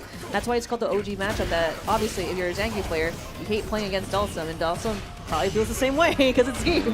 Well, you say we got a little mechanic, as you said. The mechanics in this game allows you to do some things a little bit differently, and a perfect parry coming in handy right there for Fat Manti. Oh wait, there's a down jab. Hold on. Yeah, there we go, the drive reversal. And I like how he was always optimizing for it. And onto the other side with the teleportation. And backing out, double dash, or double backdash. Ooh, and another drill, no. Nice, and another one too. Oh, and just one more hit. Doc Morales can close that out, and he does 1-0. It was a good moment right there for Fat Manti, but unfortunately could not capitalize too much on it. Doc's just going to be playing this game. Hey, you got to come to me, and good luck with that. I've got... No, you don't have anything. No. Don't say anything more. This is the power of yoga, Zangief. You know nothing about this. Ooh, yeah. See, like, this is what Doc Morales wants to go for. He tries to go for his setup. Oh, the teleportation. Here we go, my Fat Manatee, but does not go for any drive rush to start the setup here. Doc Morales literally has him in his grasp here. Never give up. Never give in. Tried his best as Fat Mancy, but guess what? It's just so much you got to look out for. Another counter hit. Oh, Doc Morales could definitely extend that combo, but I don't want to be the kind of person that goes, actually, pushes the glasses up. You could optimize a little bit better here, Bucko. Not going to get it right there. Another one on the board from his man, Doc Morales. Teleports away. Oh, try to jump. Oh, there's SPD. There we go. SPD, first one in the set here. And a heavy one, too. Oh. I had a feeling that Fat Mancy was definitely going to call out the drive reversal, but I like how Doc Morales is still getting away with the drive reversal, but gets hit from the skies. Fat Mancy with a lot of health, but in burnouts. Big jump in, though. Yes, there you go. Again, like I always mention, when you're in burnout and like you have that much health, you can risk a lot of things. Might as well. And Zangief, if he needs to use that health bar, you got extra for a reason. Sometimes you got to tank a couple hits. And wait a second. Oh, trying to go for an SPD again. Wheel kick to keep him grounded. Hold on, plus frames. Oh, just get his charge fierce. Great drill. Catching him on the charge, but here we go with the level 3 super. And of course, we're going to charge up that drive meter as well, hoping to get some leg room, breathing room. But now Fat Mancy kind of back from full screen, trying to go back into the first phase of what Dawson wants you to be in. Going in for the SPD. Here we go, number 2. Fat Mancy gets the whale kick. Whale kick. I call that the sunset drive. I miss Laura, man. I'm coping hard, my bad. It's okay, it's okay.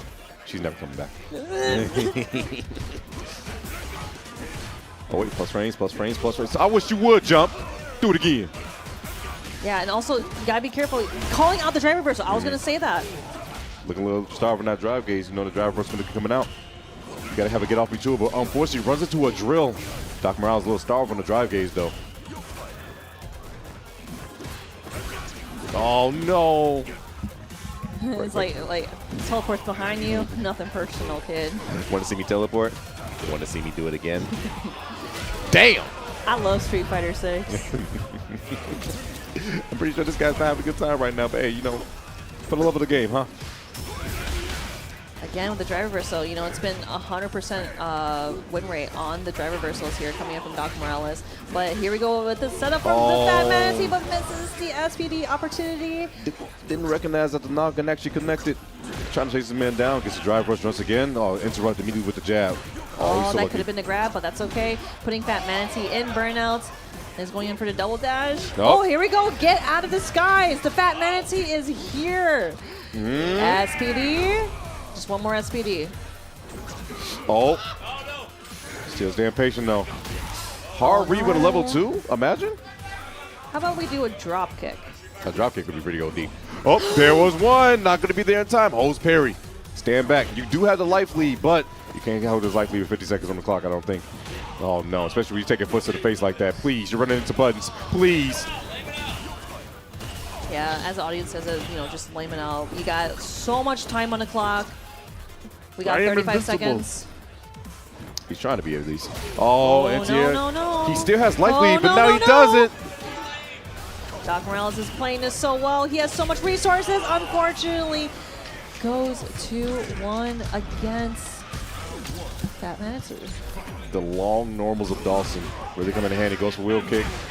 The crowd getting hype every time he gets a hit. Conversion off the lariat. On the other side, great parry. Yep, the Fat Mancy does not want to lose any resources. Tries to do that shot and goes for the SPD after the Yoga Flame. That was a fast round. Holy smokes.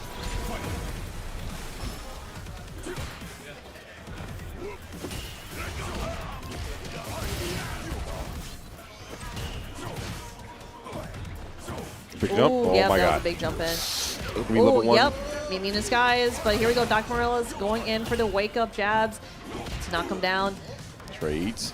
Trying to go for a drop kick again. Not going to work out, but a drill. Got pressing again. The counter hit. What are you doing? What do you do? Oh, careful. You don't want to use too much of your parry or else your meter's just going to go down. The drop kick looks a little scary. Getting chipped away little by little. Big jump. Oh my God, yep, there he goes, the jump, and here we go, the Fat Mancy, where he shines the best, SPD. He's coming for sure, but gets hit by the drive reversal. Wheel kick. Rosemary does another drive reversal. Again, with the Teleports drive out. reversal. Oh! Yo! Oh! No, we're out. We're out. We're out. Are we out? No. Oh, here we go. Fat Manatee is still alive in this. 2-2 between these two. Here it is. Oh, that's Iberian Express. No one's home. Nope, he didn't buy that train ticket. It's not the Polar Express, my guy. Oh my God. Foot to the face, holds that damage punish counter. He's holding the parry, losing that drive gauge. As you say, you can't be doing that too often. Wait, never mind. Yep, onto the other side. Yep, that's going to be a punish counter. Doc Morales is utilizing just a neutral jump just to keep the Fat Manatee out. Goes for the level 1 and just one more hit, and Doc Morales will get that round 1 up. Sitting at match point, Doc Morales. A perfect on the board. One more round away to go into grand finals. Just fly away now. Fly. Oh, no antes. Teleports behind you. Back to square one. You got to chase. Good luck with that, Bucko.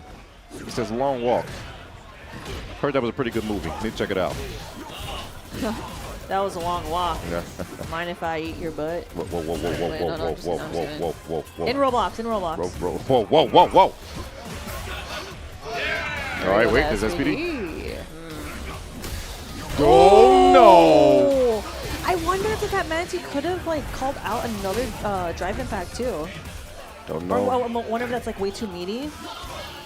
Talented, maybe somebody got a loud letter, high fight, check it out. But nonetheless, this is going to be like all she wrote, Fat Manatee. It's such a big mountain to climb. And you're not going to be able to do it. Just that last bit, it's super unfortunate, but again, with that OG matchup, it's just always like Dawson's going to win this.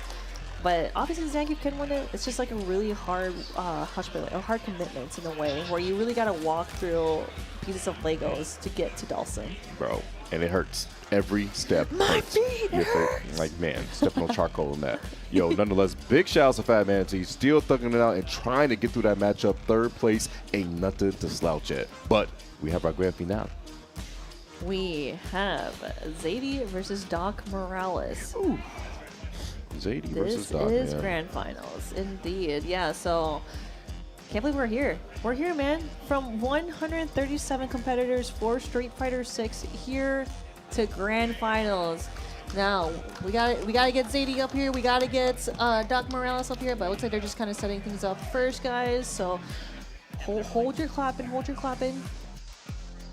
Hold it there, hold it there. Big shouts to everyone that's been helping out. You know, production has been great. The event is being run, you know, trying to make sure things happen out here in the Midwest side of things. Minnesota on the rise, as you said, one of the biggest Street Fighter events here in Minnesota. So big congrats to that as well. But it comes down to only two. You guys still do exclamation point bracket at any time in the chat if you guys want to find out what led up to these moments. The crowd is getting ready. And remember, guys, right after this, we still do have 2 SKO 2v2 edition for the 5K pop bonus.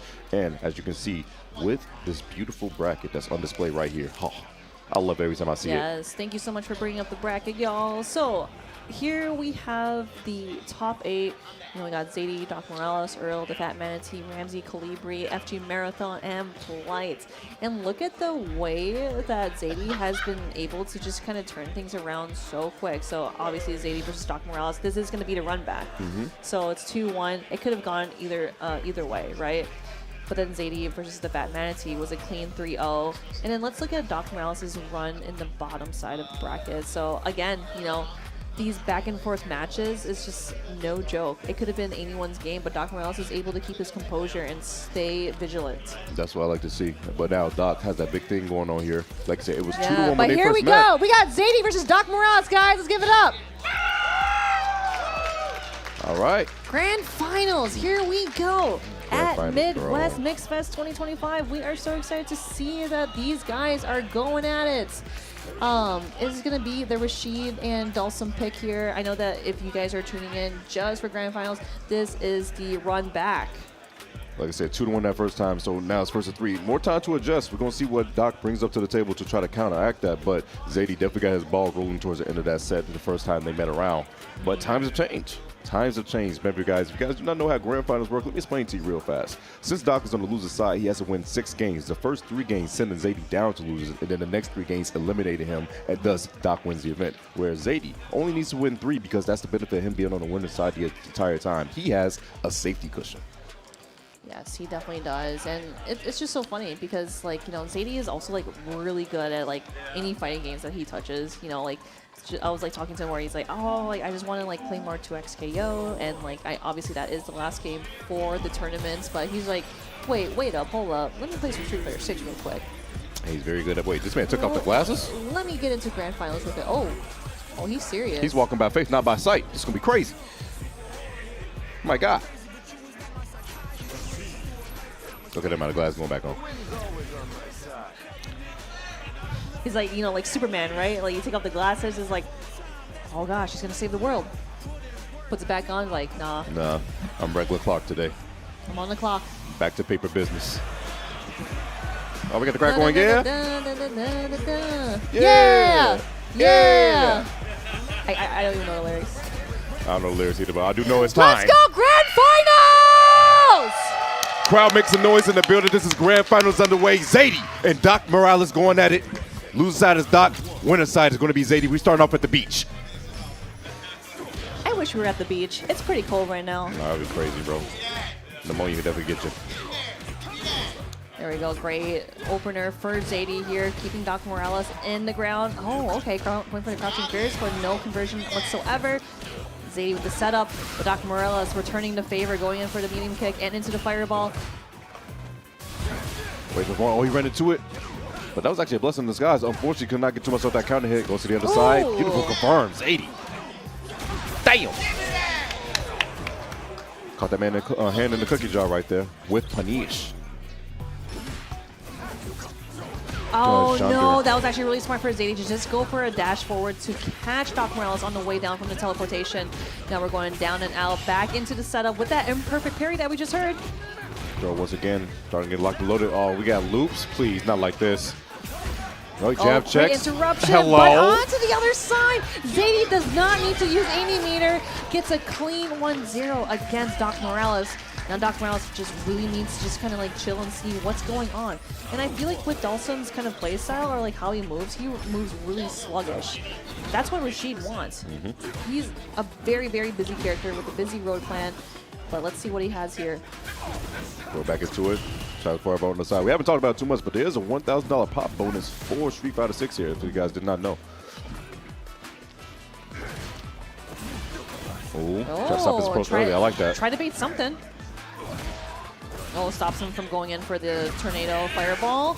Here we go, Doc Morales going in for the juggle, and no setup, no follow-up whatsoever. Does not want to overcommit because we might want to be careful with the OD mixer. Does not matter. Here we go, Doc Morales with the life lead.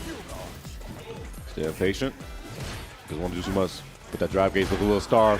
Very smart stuff. Doc Morales is playing it so patient here Cartwheel. too. Does not want Zadie to come through. Gets hit by the first part of the OD tornado fireball. Great challenge. Great challenge. Air to air. Gets called. And he still had enough hit advantage. Beautiful stuff right there with that roundhouse, man. Insane button. Oh, God. I must go to my people. Yeah, you go back to the corner. That's where you're going. Oh, meaty stuff right there. The counter hit. Got called press or something. Down and out. Here we go. Zadie does have level 2 in his arsenal. Gets hit by the trade. Yes. I wonder if he wants to try to work up for a level 3 maybe? Nah, he's no, not yet. Oh, with punish and the sweep afterwards, the conversion, the awareness right there. Beautiful stuff from Zadie. Can go up 2-0 right now.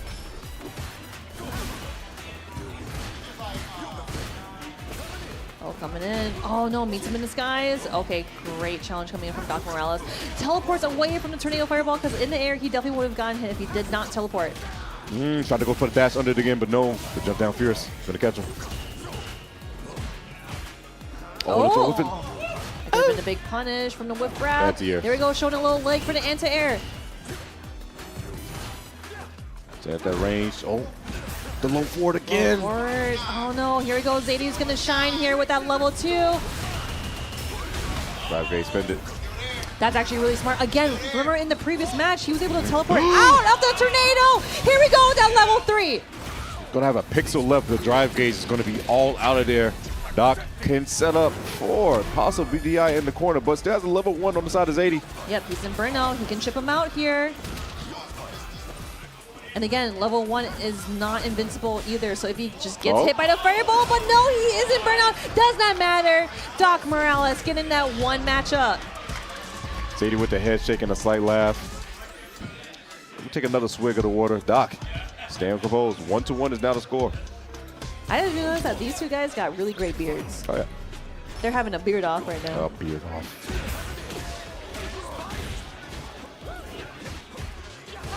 Shot us up for another whip on. It's not going to happen too much. Stand at that little range, though. Caught him flinching. That's 2. Oh, big jump.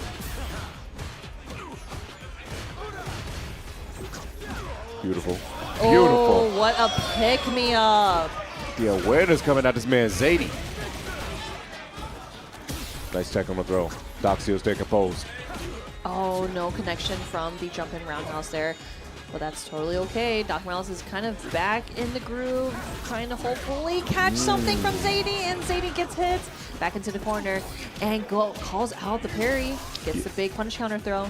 Trying to go right again, jumps off the wall, another air dash, beautiful stuff. Now he's out of the jam. Hold on, right back in, and that's going to be a big conversion. Beautiful stuff from Zadie. Definitely saw that teleportation from a mile away. See what it is. Stand patient. Zadie's trying to stay at that range where I've been seeing. He's been trying to do that contested game where if he goes for a teleport, he gets a dash under. But the last 2 times he's been doing it, he got stuffed. Gonna get called. Oh, he was airborne. Oh, very meaty setup. Here we go. Doc Morales going to get hit at any opportunity here. Gets grabbed. Zadie calls out the parry. Gets grabbed again. Level 2 is there. Stand patient. Nice duck under. There it is. He is going to use up all of his grab meter, but misses the big punish. Oh, here we go. Summon you. Great Desert Storm. Now careful onto the other side. Again, There's no way you hung yourself. He's looking around, shaking the head. This man teleported to the table. No, he said, you know what? I'm going to just give it to you for free. Free 99 special.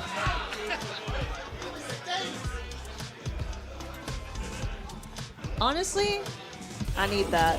I don't need that, bro. I need that, man. Man ran into the twister. It's just like a free dub? Too much mental stack. I'm just gonna go kill myself. I'm just done here. Let's try the next game.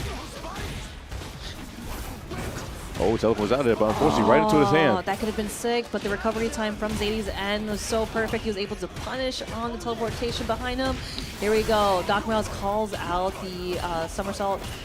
He's able to jab it out. But he is in now and burned out. Is he going to recover from that last situation? That's the issue. But no, he's going bird watching on the beach. This is the time to do that, but unfortunately, you're in a fight, and that's going to cost you tournament point now for Zadie.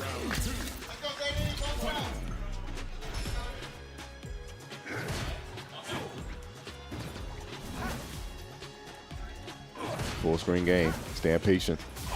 Yeah, especially that Doc Morales can't like throw out too many limbs, because we've seen Zadie just throw out fireballs to hopefully connect with the fireball, and then he could get kind of like a free way in temporarily. Looking for it right there. Plus frames. Oh, you thought it was your turn. No, sorry, Bob. That was his turn again. Doc Morales is getting hit, opening up like a book. He does not want to risk to do drive reversal here in this instance, but Zadie wants him to use it. Playing very patient, very strong. There is a drive reversal. But with that much health and that much drive meter, this is not looking too hot. Wait a second. Teleports out. Okay. Don't teleport again, please. Oh, he tried to get the tornado back to throw it back at Doc Morales. Oh, there we go. That's going to be killed. Going in for the level 1 super. And there it is. Zadie is your champion for Midwest Mixfest 2025. in Street Fighter 6. Beautiful stuff to Zadie, staying composed and taking that dub. He will be your Street Fighter 6 champion. Big ups to the young man. Stand up on the winner's side the entire time. Great stuff. And again, you know, it's been such a clean match from the previous one where he went 3-0 against the Fat Manatee, 3-0 against Doc Morales. He did not want to get that bracket reset. Yeah, no, there's no so reset. Clean. Now he's just like, if I play 2x KO right now. Yeah, he's done for the day. He is actually with it. And guess what? Very strong song, bro. Yeah, godlike player indeed. All right, beautiful stuff to Zadie. Stand, like I said, stand on the winner's side the entire time. Winning the tournament for winners is not the easiest thing to do, but you did not drop an entire set for the weekend. That is insane to think about. I mean, Man, like, it's definitely going to sting, especially when you're just like, oh, I'm going to, you know, not teleport into Rashid's level 2 tornado, and he just kind of does. Maybe he thought he had, like, enough room to kind of, like, be outside of it, or it was just maybe a misinput, or he's just like, nah, F it. He thought the tornado was off screen already. He's like, nope. Just know it's just going to hold this right there. Jeez, no, that's got to sting for sure. But it looks like we are formulating our top 8, giving out the medals for this event. And again, 137 players for Street Fighter 6 here at Midwest Mixfest. Biggest one yet. It just means like, hey, if you play Street Fighter 6, you got to come through Minnesota. Please, come to the Midwest. It's great times out here. This event is only going to grow and get better and better as in due time. And of course, like you said, you got to support your locals, but also support small regionals as well in your area, because you never know, they could be the next big thing. Exactly. So yeah, but in the meantime, hey, like I said, guys, hope you guys have been enjoying the show this much. You can still do exclamation point bracket, and there's still going to be some action going around here later on. But by all means, like I said, sign up for your locals, and please look out for the other places that you can show support here in Minnesota. I know you guys got your monthlies and everything going on. But yeah, cool cat. I think it's time. Hey, show us these top 8 medals, man. Yo, thanks, Tento. I appreciate you. Hey, gang, what'd you think of Street Fighter 6?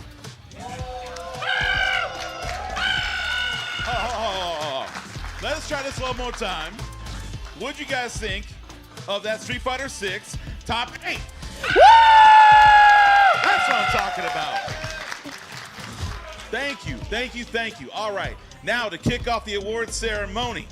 Tied in 7th place, Calibri.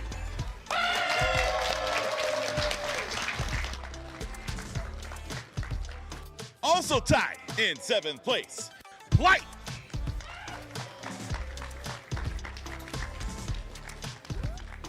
Our 5th placements, Ramsey.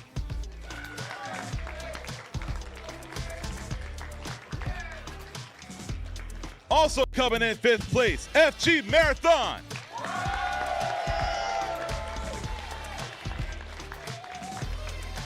And in 4th place, Earl.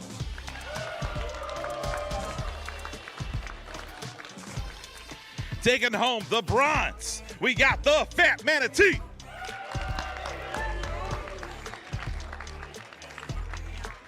Taking the silver, we have Doc Morales 24. And your Street Fighter 6 Midwest Mixfest Grand Champion, Zaidi.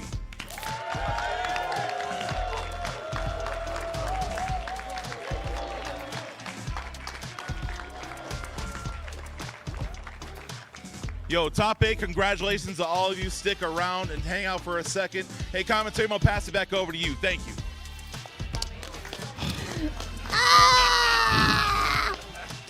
Hey, it was a great one on display, wasn't it, Marine?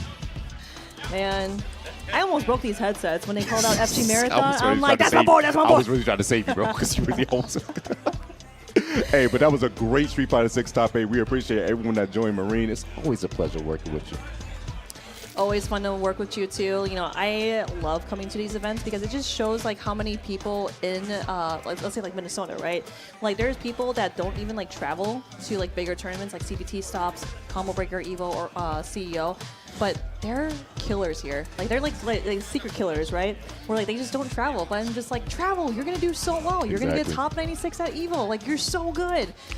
So you get that snippet of here at Midwest Mixfest with these amazing players that you probably don't see that often. But again, it just kind of highlights the beauty of the Midwest here in Minnesota. And always, like I said, please support your regionals and please come out. You'll never know. Like those hidden killers, that could be you. All you gotta do is put yourself out there and get that commitment going. But that's gonna be it from us. We're gonna be signing off. But 2XKO duos will be happening for that 5K popcorn sponsored by Riot right after this. Don't go anywhere. We'll have more action underway. See you guys later.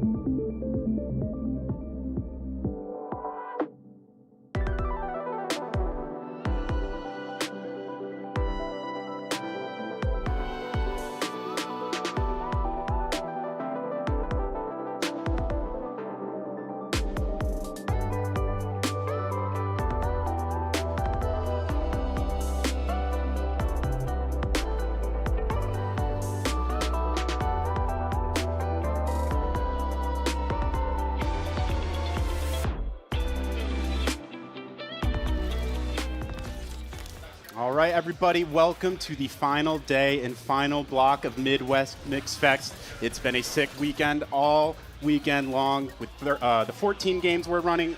We've crowned 13 champions already, and it's time to crown the final one in our 2XKO duo bracket. This is a first impact event with that fat $5,000 prize pool, so a lot on the line here, and it's going to be a fantastic way to wrap up the day and the weekend. It's going to be me and Nitin alongside the one, the only Tong, holding it down for you guys. How are you feeling? I'm feeling great, man. I'm excited about this duos only bracket. You know what I mean? Look, this is the first one I've seen on this scale where it's doubles, duos only. What are we calling it? Teams. I don't care. It doesn't matter. There's 2 players on each side, all right? And the first 2 players that are going to be coming up is going to be Diaphone and K7 Show Off. Mr. Phone himself in the building, you already know, going up against Fooly Cooley. Fooly Cooley, one of the top teams locally, as far as I know. They actually won the first initial duos only bracket here in Minnesota. So, and then of course, other side of winners, we're gonna have TJBA and Tay versus Duke and Freak. And then of course we got losers. We got some killers and losers here as well. Yeah, we're gonna be eating good all bracket long. We got Hero Awesome and a Nutty Vivo going up against Banambulance and Lord T-Rex, which is some fire tags. I'm not gonna lie, they're really kicking it with that one. And we got Bakarina and Yusei on the other side going up against Mr. Poopies and Mad Ruru. So maybe some questionable tags on that side of the bracket, but either way, we'll see if their gameplay can back up the trash talk in that frame of things. And as you see, the players already went through, did their button check. We're going to be hopping right in after this champ select to game 1. You already know the Yasuo and Teemo's coming through for Diaphone and K7. We'll see what the other team's going to pull up here for us. Look at that. They got the tech down in champ select, too. You see how fast that was? They're ready. They're ready. They practice every aspect of this. Like I mentioned, Fooly Cooley actually won the inaugural duo-only tournament here in Minnesota. Shout outs to Run the Mix, who's been holding it down for that part. So, but they're going to go up against potentially the best team in the world. Maybe second best team. I don't know. I hope Leffen and Super Noon aren't listening, all right? So yeah, we got to see them in a matchup soon. Maybe we can get a little salty sweet action coming up in the future. But for now, it is going to be just up to the Midwest to see if they can knock off K7 and Diaphone from taking their second 2XKO bracket of the weekend. They already claimed that mixed bracket prize pool with that duo bounty, so extra $1,000 there. Now they're fighting for the share of this 5K. You know, I did not realize how much more complex the fist pumps were going to be in duos. You got to get the tech, and then you're from the opposite ends. You really got to reach for that. You got those stubby arms. It's going to be a struggle, but man, here we go. Hopping right into the action, playing the game the way I personally think it's meant to be played, 2-on-2, take advantage of all these dual play mechanics. I'm sure we're going to dive into those throughout the match. And there's going to be no struggles here in the matchup. Starting up right away. I can't remember. K7, obviously, with the Yasuo. That's going to be the one hard thing, trying to remember who plays who. But obviously, K7, one of the best Yasuos out there. Yeah, no question. He's been dominating, had a great run over at DIY, and now looking to dominate just like they did in the mixed bracket here. And off to a fantastic start. Still untouched and already going to be wiping off the Yasuo from Fooly Cooley. That was a speed run right there. Yeah, and Fooly Cooley with no break, just half health Echo. This might be over already. We'll see. Yeah, we got the classic B&B here, and good sign. We're not dropping that right off the bat. We've been seeing a little bit this weekend. Echo's hitting that super time winder a little bit late, so maybe stream nerves are not in play here. Like you said, they've already held the belt for a duo tournament, so they're no stranger to being in this situation. I like the simple stuff Diaphone and K7 are going for right off the bat, though, you know?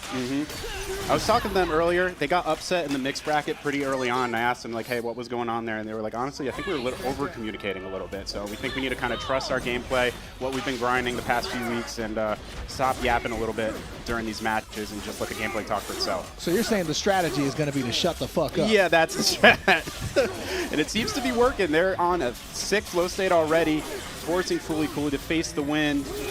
Look at all this damage. This is the classic double down route we've been seeing all weekend. It's so much damage on deck, and if you're not breaking early, you're just going to have to hold all that plus the OP. Oh, and the dash up throw here to finish off Yasuo. Fooly Cooley down to the Echo just again. Hit him with the bees right off the bat to wrap up that life bar. Perfect still on the table here as K7's just going to continue on with this pressure. Catches a backdash with the low and baiting the burst as well on top of it. What a sick start. They're just ready for every level of defense here. Yeah, that's a ridiculous switch to be able to block the burst. Yeah, normally you see a lot of players get a lot of success blocking those versus if they're rocking freestyle, but K7 and the Diaphone just on the double down here, so gonna have those crazy reactions if you're gonna go for the tag block. And perfect off the table here. Fury's about to run out, so no chance at a TOD here, but still gonna burst and somehow manages to get through it with that roll. Yeah, making great use of the Chrono Strike to get mix-ups here, but you're so low on health. One hit on Teemo should be able to finish it off, though. He says, please don't touch me. I got a slingshot. And I don't think this level 3 is going to go all the way through. Is Teemo committed to an action? It is. So there's going to be a little bit of damage onto the Yas, and it's going to be Teemo off the board. That's the one great thing 2XKO has done, is that your teammate doesn't get in the way of you being able to land level 3s, you know? Yeah, you just go right through that and right away getting the mix. Is this Pixel comeback about to happen? Bro, you can hear the crowd popping off for their Minnesota favorite right now. Oh, yeah, they're ready to see their boys pop off here, get the sick upset, but unfortunately, enemy AC-130 is inbound. We hit that 11-kill streak, call in the Yordle, and clean that up real quick. I can tell you played some Call of Duty because you knew exactly how many kills. I'm self-reporting hard right now. But, man, good stuff. I mean, the hometown heroes here did make it pretty close in that second round. The first one was a little bit more dominant, so maybe if they continue on that trend, they can take one of these rounds here. And that's a great way to start off, getting that mix with the rewind. Whiffs on that downward slash. Unfortunately, just not enough hit stun. That hitbox is definitely big enough to connect if it was. Yeah, and that's definitely going to cost him here. Yasuo is going to be in dire straits. You already know after the super, he's going to have to eat. Yeah, how many times are you going to have to hold this combo and lose 80% before you consider popping that break earlier in the round? Wonder if that adaptation is going to come through, but at this rate, you're not going to have too much time to adapt. You know, maybe saving the Fury here for Echo. Echo almost came back on the whole team by himself. That is true. That is true. I don't know. I'm just a believer popping that break early. You had a chance to get it back once more at the end of the round, if at all possible. I mean, especially with this team. You've seen it. It's already been 80%. There's no way they're dropping this combo between Diaphone and K7. So you let them get that BMB. I'd personally recommend getting out of it early. But, hey, there's a reason why I'm talking and they're playing, right? That's true. That's true. All right. Diaphone definitely getting the mushroom party started. Yeah, it's a fun thing they've been doing. They'll go for that Yasuo Rekka and then handshake tag so Teemo can set up the mushrooms while K7 can still input each of those Rekka follow-ups while still being tagged out. So it just buys a lot of time to hold them down and block stun. Yeah, that's pretty advanced strats there from the Diaphone K7 side. Yeah, gotta love to see them taking advantage of those dual mechanics. There's a lot of hidden tech there to be optimized. I'm sure we're going to be seeing a lot of that continue on here. It's time for the mix while you hold the super tag. Great defense so far, and unfortunately still going to get clipped afterwards. It feels like blocking against this team sometimes, you're just delaying the inevitable, right? Like, you just know the mix is going to keep on coming. It's definitely a struggle, but there's really good eye from K7 to hit that 2H there. As soon as your opponent jumps, I feel like that's definitely one of the things that separate the top level from the high level, mid-level players. Yeah, it's a lot of situational awareness you got to develop in this game, especially taking advantage of all those tools Yasuo has. He definitely has a full kit to take advantage of, so knowing when and where to use those is going to be massive. You see here, unfortunately, just barely going to drop. Just a little bit of a weird spacing on that interaction. And now it's back into the Rekka block pressure here. Yeah, unfortunately, dashing up just to block isn't going to be the winning strategy. You're going to definitely have to apply some real pressure here, but we just went on a block fest. Yeah, Yasuo dashing all across the screen, looking like a League of Legends match here. No minions to be found. He's still going to be sliding all around here. Teemo just throwing darts there in the background, just wanted to feel included, I guess. There was no shot that was connecting. Yeah, but the Time Winder assist has been pretty nullified thanks to the wind wall, and Yasuo is going to be nullified altogether because he's going to die. It's crazy, as if Yasuo needed any help to pick off throw, right? But those shrooms were there, ready to do the job. We'll take that if you're on the side of Diaphone and K7. And man, right away into the follow-up after, and great awareness to use the ultimate just before the break comes through, so able to knock them out in 4 clean rounds. They are looking dominant so far. Yeah, once again, the awareness to get that 2H. It's almost like he's putting himself in those situations to bait his opponent to come down with that button. But yeah, as expected, the dominant performance here, like you said, almost had a Pixel Health Echo comeback, though. Yeah, I was pretty hyped. I was believing it, man. The crowd was getting ready to pop off for that. They already were halfway through, kind of believing it was going to happen, but unfortunately, it's not going to happen. So those gamers will have to hop over to the loser side. If they want to run back, it's going to be in Grands, and they're going to have to take 6 games against these two. That's an uphill battle, but many steps to go before we get to that point. I got to be careful of these steps. So we got Diaphone knocking chairs over. You won, bro. You don't have to get mad. Yeah, what is this Hungry Box impression, bro? We don't need to be tossing chairs around, bro. It's fine. It's fine. Oh, man. Like I said, duos definitely the most fun way I feel like to play this game right now. Yeah. I'm having an incredible time. Obviously, I still play mostly solo just because it's the easiest and most accessible, but anytime I get a chance to play some duos, man, I'm about it. Yeah, I talked about it a little bit earlier this weekend. If you guys have been watching 2X, you've been hearing me yap a lot, so sorry to repeat, but I just held off on playing ranked on solo for my account until I hit GM. I just played duo with the homie Zeke over there. He's in the chat on me. He's a real one, and man, it was such a rewarding grind. To get there with a homie rather than just playing by yourself the whole time, it feels extra special to really hit that milestone. Man, what kind of fighting game player has friends like that, bro? Self-reporting, bro. First I talk about Call of Duty, now I got friends that are actually willing to grind. I'm kidding. All right, though. We got the other side of winners coming up, though. TJBA versus with Tay versus Duke and Freak. Like I said, Duke and Freak definitely the dominant players in the 2X KO scene around here.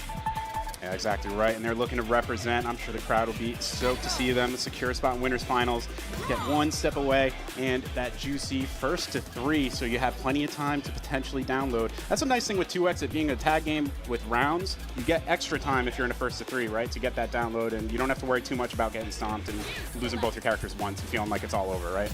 Yeah, for sure. I mean, normally with versus games or like team-based games, you only get the one game instead of the rounds, and it definitely feels like you never get a chance to adapt. Here, you do get a little bit more opportunity. Like I said, Freak is probably the best fighting game player in Minnesota. This guy has been dominant in so many different games from what I've seen. He plays Grand Blue, Uni, Street Fighter, and he's been killing everybody in 2SKO around here. We're going to see if him and Duke can pull it off for Minnesota. Exactly right, and I believe, if I remember correctly, in the mixed bracket, Diaphone and K7 were upset pretty early on by What the Falcon, and then I believe Freak knocked out What the Falcon a bit later. So if we're just going off that hierarchy, he definitely has the potential to hang with those two. So definitely, I would lean with them being the favorite here in this winter semis. That means Freak is better than Diaphone and K7, right? That's just math, right? That's how that works. I don't have no math degree, but that seems like that checks out. Either way, here we're going to hop in and representing the Ari Braum. We saw a bit of this earlier on their way up through the bracket and really utilized it pretty well. Surprisingly, not a lot of just holding the Braum shield with the Ari assist behind it. They really try to prioritize getting that unbreakable and abusing the armor with their pressure. I mean, both strategies are pretty good, but I feel like at the highest level, a lot of people are probably used to dealing with the shield, so it makes a lot of sense to adjust to that. You see here the tentacle on deck, so that could have led to a full extension. Smart choice, use that break early. Don't deal with any of it, and you get the happy birthday for it. So it goes from bad to worse here for Freak and Duke. Gonna have to hold all this damage.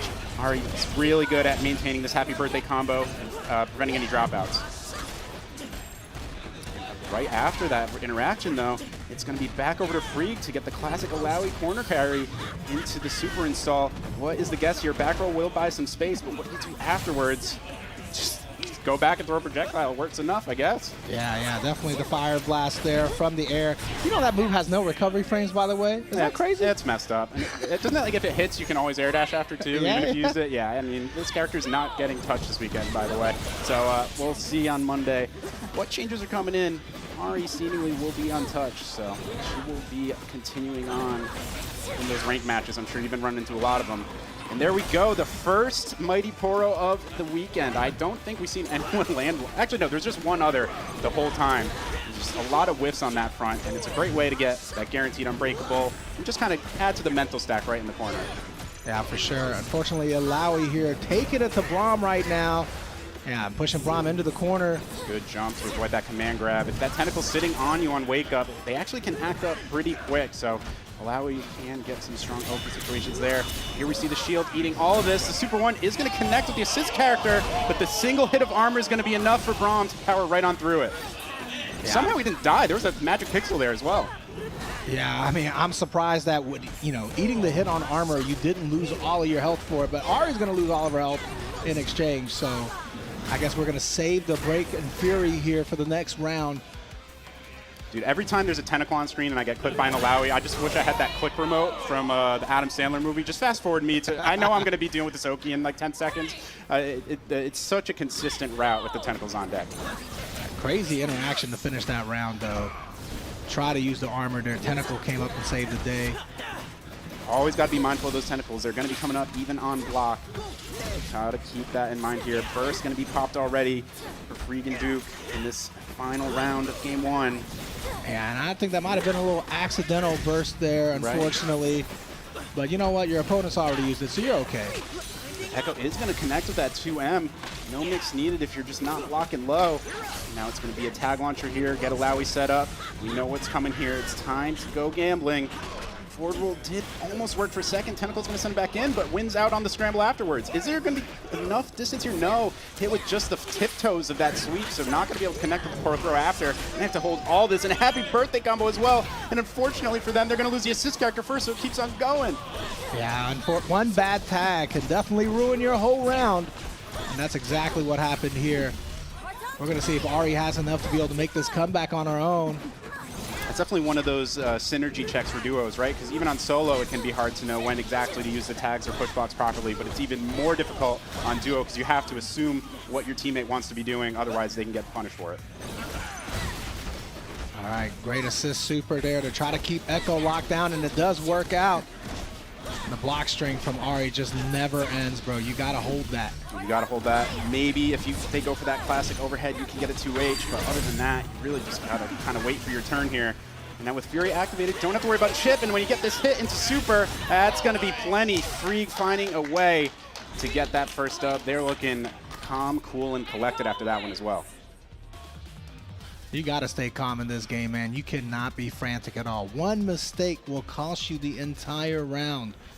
That's what I love about this game. Tag games should be dynamic like that. 100%. And like you said, with Freak's history being one of the top players in the region, it makes sense. Not really fazed by this situation. He's been here plenty of times before, so maybe there's a little bit more money on the line than the average regional, but hey, it just adds to the hype here. If you're able to take that dub, break gonna come through. Get off me, Brom. We don't want to deal with that unbreakable just yet. And now gonna confirm off that assist. No hit afterwards, and the parry is gonna connect on the overhead. Great awareness there. Yeah, great conversion from Echo's side. Got to be a little bit more careful on the tags, though. I feel like we're not getting enough reward for the tags. As soon as I said that, though. Yes, sir. Yeah, team of TJ and Tay, no problems converting off of that tag. Yeah, great choice there to go for that super as well. You get extra damage if you have the screen space for every hit to come out. Oh, amazing throw there to get the finish. No, but that's all right. Assist picks it up. Foxfire Blast assist. We're good. Yeah, that spacing worked out perfectly for them, so great stuff here. Echo's going to be off the table. It's just going to be an Alawi here, and no Fury for just a bit. There's going to be plenty of health to go through and a break. So we'll see if Free can find a way, or Free can Duke rather, find a way to make this route back. This is not the start to that comeback for sure. We're going to be dealing with that classic medium Oki. No, we're tag launching into the Braum. You have Unbreakable on deck, so you can't spend it and get it back if you so choose. But goes for the wrong route in the corner, so not going to be able to clean that up. Yeah, we're going to be able to carry all the way to the corner here with the relaunch. Yeah, it wasn't quite all the way in the corner, so just opts to go for Super 1 here, get a little bit of extra damage. One touch could lead to death, unless the break is going to come through immediately. Gotta have those reactions ready. Oh, catches the throw with the 2M. Oh, and doing anything he can to chip out there. Excellent work from Freak's side. And they managed to chip away a little bit of Darius' health in the back, so would have been the start of something, but immediately going to get that clip through the Fury as well. And it's an unfortunate way to end that round after a near comeback. Yeah, I'm glad he opted to be a little bit aggressive there with the Ari. You can't be too conservative in this gameplay. I feel like a lot of people, when they get a lead, they get to be a little bit too passive, let their opponent just kind of style on them too much. 100%. Full agreement there, and the overhead is going to clip afterwards here. No pickup after the wall bounce, and a whiffed command throw afterwards. Got to check your spacing on that one, and now you're going to have to eat this classic Echo B&B. Are we going to go tag launcher, or are we just going to go for Oki? It's actually going to be a little bit of a drop situation. Going to get caught out, already committed to that Chrono Strike in the air. So great call out. I don't think he spotted that, but just wanted to buy some room here, and it ends up paying off big time for TNT. Oh, gotta love that if you're Alawi. When you clip on both characters, you get 2 tentacles on deck to play with. And now, like we said before, all it takes is 1, and now you get this guaranteed conversion afterward. I imagine we go right into Super 1, get that little bit of extra damage, lock that in. I mean, sometimes when you're trying to make a 2-on-1 comeback, you need a little prayer on your side. Prayer of motion, definitely getting it done. Ari, though, once again, just like the end of last round, being aggressive on the open. Yeah, it definitely can be tough for Alawi to deal with that. You kind of got a hard call out with a 2H. Otherwise, not many of her moves are going to contest the airspace that Ari's going to be navigating in. You see that into full effect here. Went for the little air dash mix-up, just a little bit out of range here to connect. Yeah, it's so scary to 2H against Ari, though. The way that she dashes back and forth, you might be the one whiffing. Oh, that cross up, the Kane hitbox connects on the other side. And with Fury on deck, that could have potentially led to death. Nope, I guess you can't super after the back throw, it looks like, and now it's going to be double Fury. So Chip is back on the table here while both are active. Oh, and Braum just gets pushed right back out. You don't get to play in this match. Oh, no! The My Time clipped, but there wasn't a confirm afterwards, and they were just matching the level 3 because, hey, why not? You have the meter. Pays off big time, and knocking out that Alawi here. And that's going to be game 2 on the way to TNT. Yeah, good job tying it up there. And that's the thing, when you're in the corner like that, you know, you're getting all this pressure, you're low on health, could be chipped out. Nothing wrong with going for a random level 3 every now and then. You know, we call it dynamic. Some people call it random. I call it dynamic. I call it the Beyblade. You just got to let it rip every once in a while. There you go. And what we were talking about before, keeping your calm in this game is so important, and you got to be aware of your opponent being willing to match that. Yes, got to catch on to those habits. And it's even harder on duo, right? Because you got to pay attention to habits per character. It's not even characters or habits per team. Yeah, exactly. Each player could definitely be playing a little bit different. These lights are just going to continue on getting damage to the Ari in the background. Braum is going to end up getting clipped afterwards on the landing. Maybe wasn't expecting another hitbox there. Everyone's getting hit right now. I think every single character just took damage, and it's going to be Ari winning out on top after that scramble. And it should lead to a dead Alawi if they don't opt to break. They do not, so that is going to be the start of this round going the way of TNT. Can the solo Echo make it back? There is Fury to play with, but that's 2 big health bars and a break that they have to go through. You know, I feel like it might have been a risky choice not to break earlier there, but we'll see if it pays off with this Fury. Already used a bunch of it with the Fury dash, but it's working out.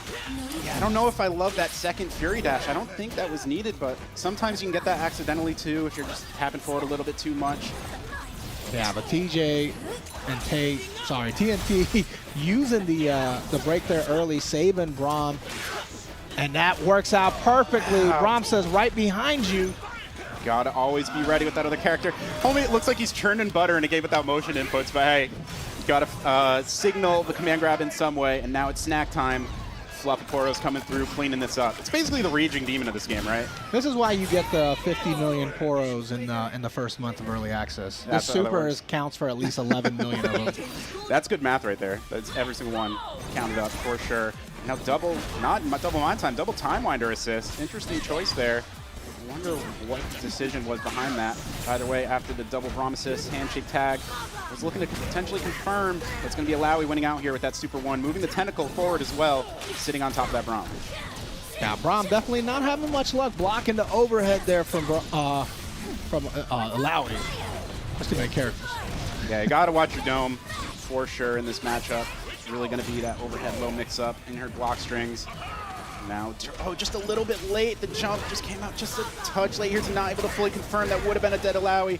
And now it's Braum in disadvantaged state, going back full screen, trying to find a way to get this Ari in here. Or not. Maybe we're just a firm believer Braum's the way to do it. Okay, there we go. Handshake tag is going to come through. Oh, but yeah, it does not work out here. Ari gets slapped up right away. Yeah, got clipped quickly, and then just with that NA reset right after, going to be forced to break there. Great challenge there from Braum. Quick break, though, from Freak Duke's side. Yeah, here comes the pressure. 3 tentacles on deck. What's the option? And Ari just sends through all 3 and gets the clip as well. That forward assist so valuable for him. Oh, my God. This is the match round here. TJ and Tay could take it all. That's that point here. And the parry hitting from behind. It does cover both sides, mid and high. And that's going to pay off big time here. Going to go right into the super. And it almost looks like we had an IRL knockout there, but that's going to be GG going over to TNT, taking it, knocking out one of the Midwest's best in Freak. bro, that's the composure we're talking about. The game-winning parry, you know? Like, when everything is on the line, $5,000 on the line, and you're willing to parry there, you just know. Because if you do not successfully parry, you just lost your character. Yep, that's a full bar gone. Your character's likely gone as well, and it just can really spiral at that point. Especially in this game, when advantage state can usually just lead into more advantage state over and over. Giving up that loss in neutral and meter on top of it is such a big trade-off. Yeah, this is definitely a momentum-based game for sure. Yes. I think there's a good reason that they did the round-based system here, because games would be over real quick unless they added a lot more health on top of that. Yeah, momentum also carries over from round to round sometimes, obviously, with the the burst or break mechanic. Or if you're playing Teemo, you can get some badge progress as well. It depends on your character situation, for sure. Oh, for sure, yeah. But, yeah. You know, I really thought that duos would take longer to set up and run through these tournaments, but the way the UI is set up, everybody's button checking at the same time. It really doesn't seem like it's taking much longer than a solo tournament. Yeah, we were talking about a bit about that before, and I was really surprised all throughout the weekend. I mean, shout out to the TOs and event organizers here for making everything run smooth as butter, and shout out to the players for making it work pretty smoothly too. My only complaint for these players is we do have button checks at Champ Select. There's no need to be loading into the match every single time to check it, but I guess with all that money on the line, you want to be triple checking that. Nothing's going to go wrong. I'm an in-game button checker sometimes. I get it. Sometimes I'm like, I don't know if I trust the setup. You know, I don't know if I trust myself. Do I remember how to do my combo? Fair. That's fair. I don't even trust my own eyes, so that's understandable. Okay. That's just a little bit of double security there. Totally understandable here.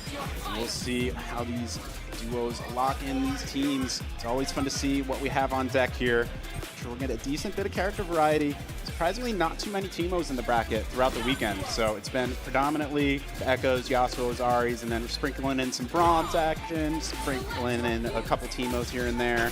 Seen some Vi. I think the only character we've seen like once was Warwick and Blitz. Other than that, everyone's gotten some good representation. Hey, you know, I'm happy to see some big bodies in here. Seeing a Braum twice in a row, that's not something I would have expected in top 8. But yeah, no complaints from me on that. But yeah, a little bit of bias. I'm hoping someone named Mr. Poopies wins the tournament this weekend, you know? I wonder what inspired you for that. Hey, man, that's a good name. Yeah. Well, as they do betray me and go into the button check here. They heard you. They said you don't like it? Too bad. Yeah, we got to cut off the house mic before these matches. Don't let these guys know what I'm saying. Either way, they'll get checked in here. Letting some intros rock a little bit. We've got some new voice lines coming through. I don't know if you saw on socials. They posted some of those unique intros are going to continue to be added to the game. They got some real good ones for Teemo. Blitz is calling him a demon at some point, and he's like, I'm not a demon. What are you talking about? Oh, I didn't know they were adding more voices for the existing characters. That's pretty dope. Yep. Yeah, there's a bunch of them, I think, for Blitz and a couple other characters, but it was predominantly Blitz and Teemo, so I'm spoiled there. That's my team that I'm rocking, so I'm glad to have it. You're one of those. I know what you are. Oh, look, I'm half in the big body grappler camp. All right, you can't fully hate on it, right? Okay. I'm not dropping Blitz. I thought about it for a little bit, but I was like, I can't do it. Blitz is going to be the best character next week, man. Don't worry. Yeah, stay tuned for those patch notes dropping tomorrow. I'm praying they drop before my flight home because I need something to read through that whole time. I think I'm stuck in the middle row. I'm not feeling good about it, man. You got to get the aisle row, bro. You got to get the aisle seats. They're doing the seat assignment for me now. More and more airlines are doing that. Bro, come on now. Let me just book it early and secure my spot without paying another $300, but either way, we're hopping in here. Echo, Teemo, 2x assist. Definitely agree with the Fuse choice on this side. It's either going to be 2x or double down predominantly with that. And then we have the Braum Yasuo, another Braum here for you. Rocking the double down as well. Don't know if I love the double down with Yasuo Braum. Oh, what a ridiculous throw reset to get the finish here. You know, 20 seconds in, we haven't seen Teemo do a lot of zoning. I say that as soon as he steps back to zone. They're listening to us, man. They are tuned in. And man, maybe they don't need any advice. They're rocking. Wow, I can't believe that actually connected. A lot of times when you land really high in that time winder, that medium's going to whiff, but barely clipped on Braum's toes there. And that's going to lead into another conversion here as well. In the next interaction, we got some shroom loops for you. Everybody's favorite combo route, but unfortunately gonna drop. No butt slam here. And it's just going to be more time to farm badges. Yeah, with this low of a health bar, man, you just hold that Fury and wait for the next round. You're going to have to get a lucky happy birthday if you're trying to keep this going. Yep. I was talking with Boba Timo, one of the premier Timo players in the country right now. Mostly he's just playing online, not entering brackets, but he was even saying, like, hey, if I get a strong lead with Timo, I'm actually going to drop the combo intentionally and start farming those badges and make them earn the win if they're going to get the round. Yeah, just get the extra progress. Definitely nothing wrong with that. Yasuo already wasted a meter, though, trying to parry at the beginning here. And that's what we're talking about. Parries, you can definitely, kind of, hurt yourself with that. Yeah, it's a high commitment option with a high reward, so really got to be ready. And you got to be extra careful, too. If you're holding that down back, if you're playing at home, this might happen to you from time to time. You think you parry, but you're actually holding down back, so you get the low parry, and that's going to lose to mids and highs. So just another thing to keep in mind when you're using that tool. You see here the classic pressure from Braum going for the sweep after. It is going to connect after the handshake tag, but no conversion afterwards here, so going to reset to neutral. Yas does get the clip, so is able to set up his own solo pressure here. Good defense here. Just playing it calm and cool collected, backing off a bit. I like to see people go for parry a bit more on that super. It's a little easier than you think to get that timing, and it prevents the additional chip, because all you have to do is parry one hit of it, and the rest of it goes away. I do feel like as the game goes on and people are continuing to improve, we're going to see more parries on those Rift Supers. Yeah, because despite what you may read on Twitter, people don't have the game entirely figured out and optimized just yet. There's a lot that needs to still be experimented with. Like, I'm sure you're aware, Alawi has a just frame. I haven't seen a single person post any tech about that. I did not know that. Yeah, it's messed up. People need to start hitting the lab a bit more. But here we go here. Hot stuff is on deck, so we're going to connect through. And I think the super was just going to be buffered in there as well. That happens from time to time. So a little meter wasted, but not the end of the world when you got 2 on deck. Oh, pizza cutter coming through. Watch the back of your dome. Oh, no full conversion afterwards. That is rare for that situation. But Super Shroom is going to come through and do plenty of work. The JM isn't going to connect, but the 5H will on the ground, chopping that Braum in half with that axe.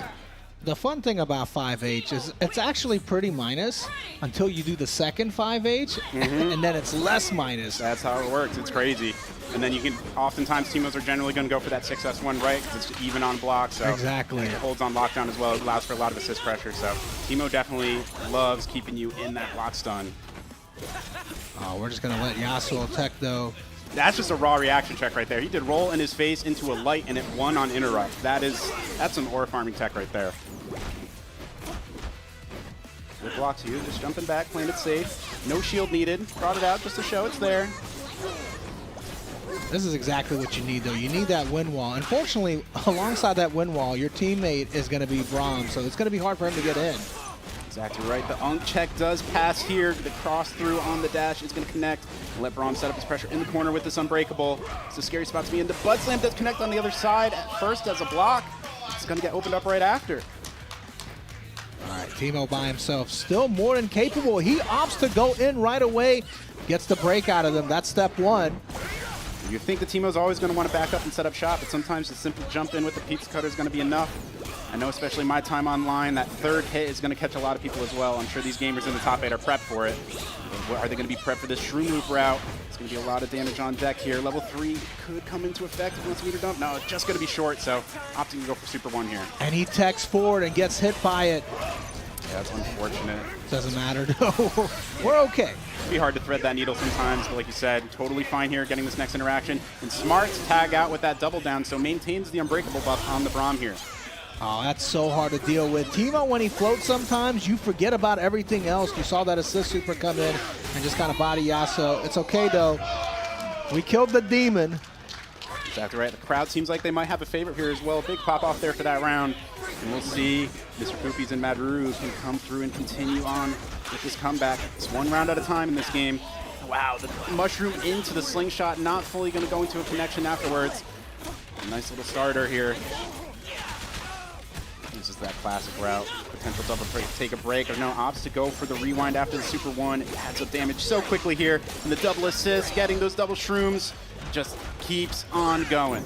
Really great teamwork there. You can tell they've practiced that route before. It's really, some of those routes are much harder to do when you have a duo instead of a solo. So you have to practice it. They're still easily, not easily, they're still capable of doing it, obviously. You can still do all the optimal stuff and sometimes even better things. 100%, yeah. We'll definitely have to talk about what those hidden buffs are for duos. That specific route actually isn't too bad. The Echo can kind of just mash, take a break, and the Teemo just has to throw the Shroom on the second hit of each take a break, and it's pretty reliable at that point. Oh no, huge happy birthday opportunity here. Good call on the break early. Yeah, that's really scary. If you can land that super assist with Yasuo on both characters like that, get the stagger, at least it's so much damage. You see how much came off the assist as well.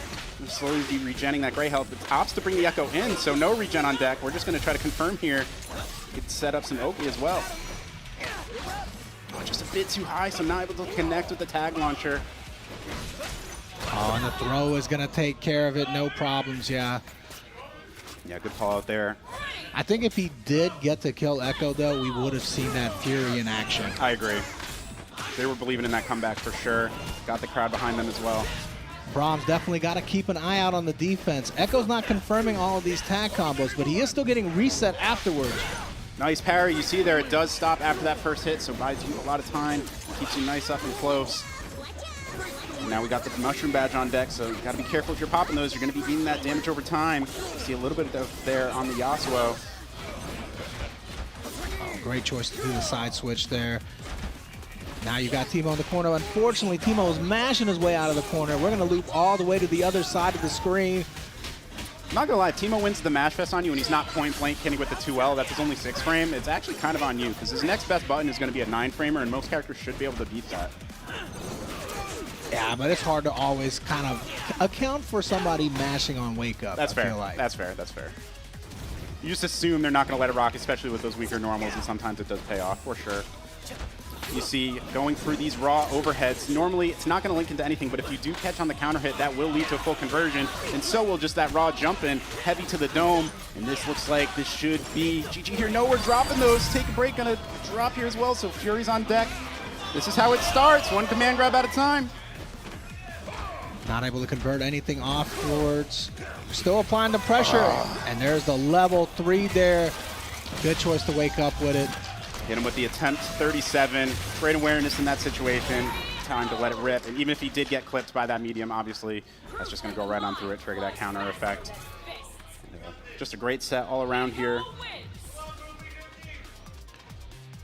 Are they confusing? Yeah, I was going to say, they're done, right? They looked like they were ready to hop in for another match. I don't blame them. I'm trying to grind this game every time I'm on the setup. Yeah, I want to run it back, bro. I got my controller right here. Let me run it, man. You should give me 1 pass per bracket where I can run it back. Just like a celebrity shot in bracket? That's sick.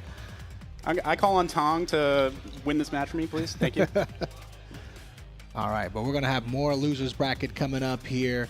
We got Hero Awesome versus Nutty Vivo. And Nutty Vivo. And Nutty. I'm sorry. I'm so not used to 2 people being on the same team. I get it. Yeah. Going up against Vanambulance and Lord T-Rex. That's tag of the day, 100%.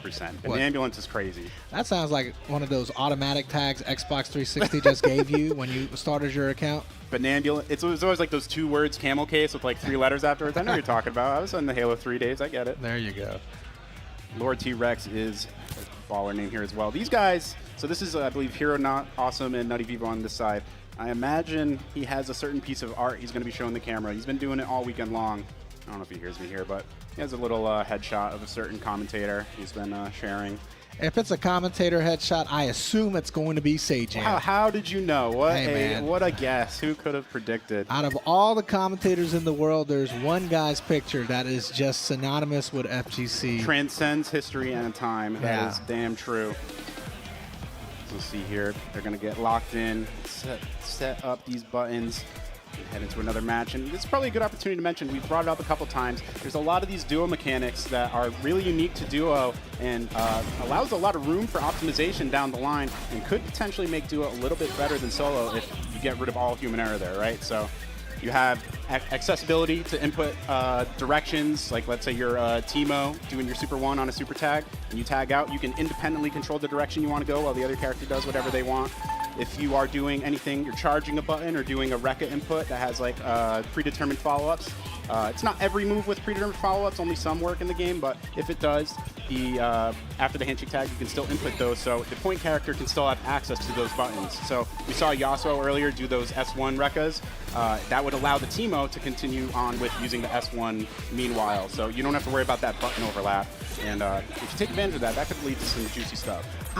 I'm glad to know that there are some strengths, some advantages you get as playing as, for playing as a duo. That's important, and I feel like you need those because, you're sharing, you're sharing two brains, right? Yeah. You can't always communicate to each other telepathically as many games as you might have played with each other. You sometimes need a little bit of an advantage, Yeah, maybe that team in Japan, 2 wins, they might have that twin telepathy going on, but if you don't have that buff, yeah, you're definitely working with a lot more points of failure potentially. So there is that trade-off for sure that could allow duos to be a little bit more optimal here.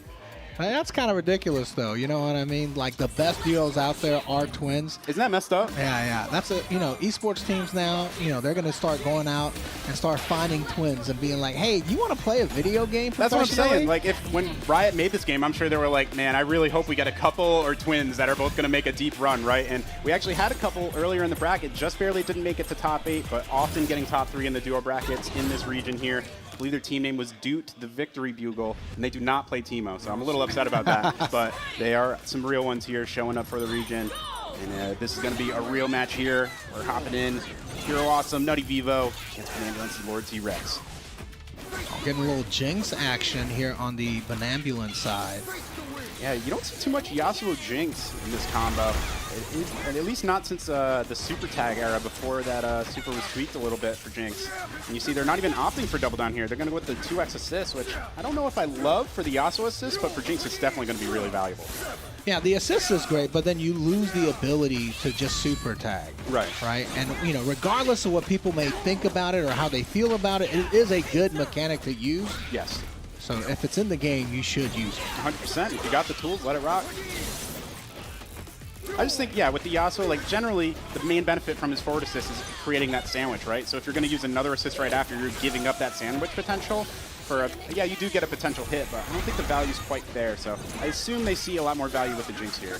Because that Jinx rocket is fantastic for Yasuo to follow up with. He can switch sides easily as it's following behind him and create that 50-50. Very valuable. Yeah, some of these projectiles, though, they're going to find a difficult time just because of the wind wall. Yeah, so some of the projectiles from Jinx will just immediately get deleted or pop on it. So you saw the rocket there just get deleted. But some of them, especially the Clappy, is just going to bounce off of it a few times in place. So that actually is almost a buff sometimes for Jinx because it continues to patrol that space in between her and the wind wall rather than just getting deleted right away. Oh, that's pretty neat. Yeah.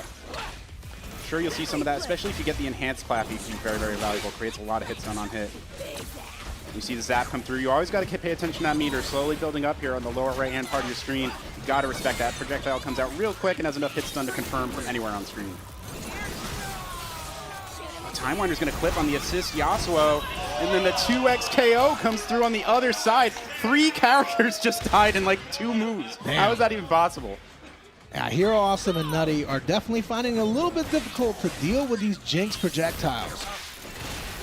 Been kind of blowing them up a little bit. Yeah, you see right there, forcing the break right away. Now it's going to be a huge break advantage here, already a round up. Oh, just a plain old jump in. Sometimes the no mix-up is the mix-up, you know what I mean? And there you go, you see that in action, the Clappy running up against that wind wall. Just buys a little extra time, throwing up that screen. And throwing that out there and then getting your jump in just kind of disables your opponent from being able to 2H in that situation. Exactly. Yeah, because I believe that projectile doesn't go away if you hit the Jinx, so while some others might. See the rocket's just going to go under the Yasuo, not going to clip.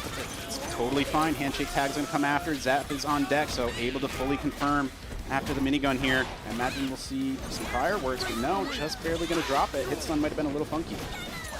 I think once you get adjusted to the mental stack, the whip punishes are going to be a lot more frequent in this game, as you saw earlier.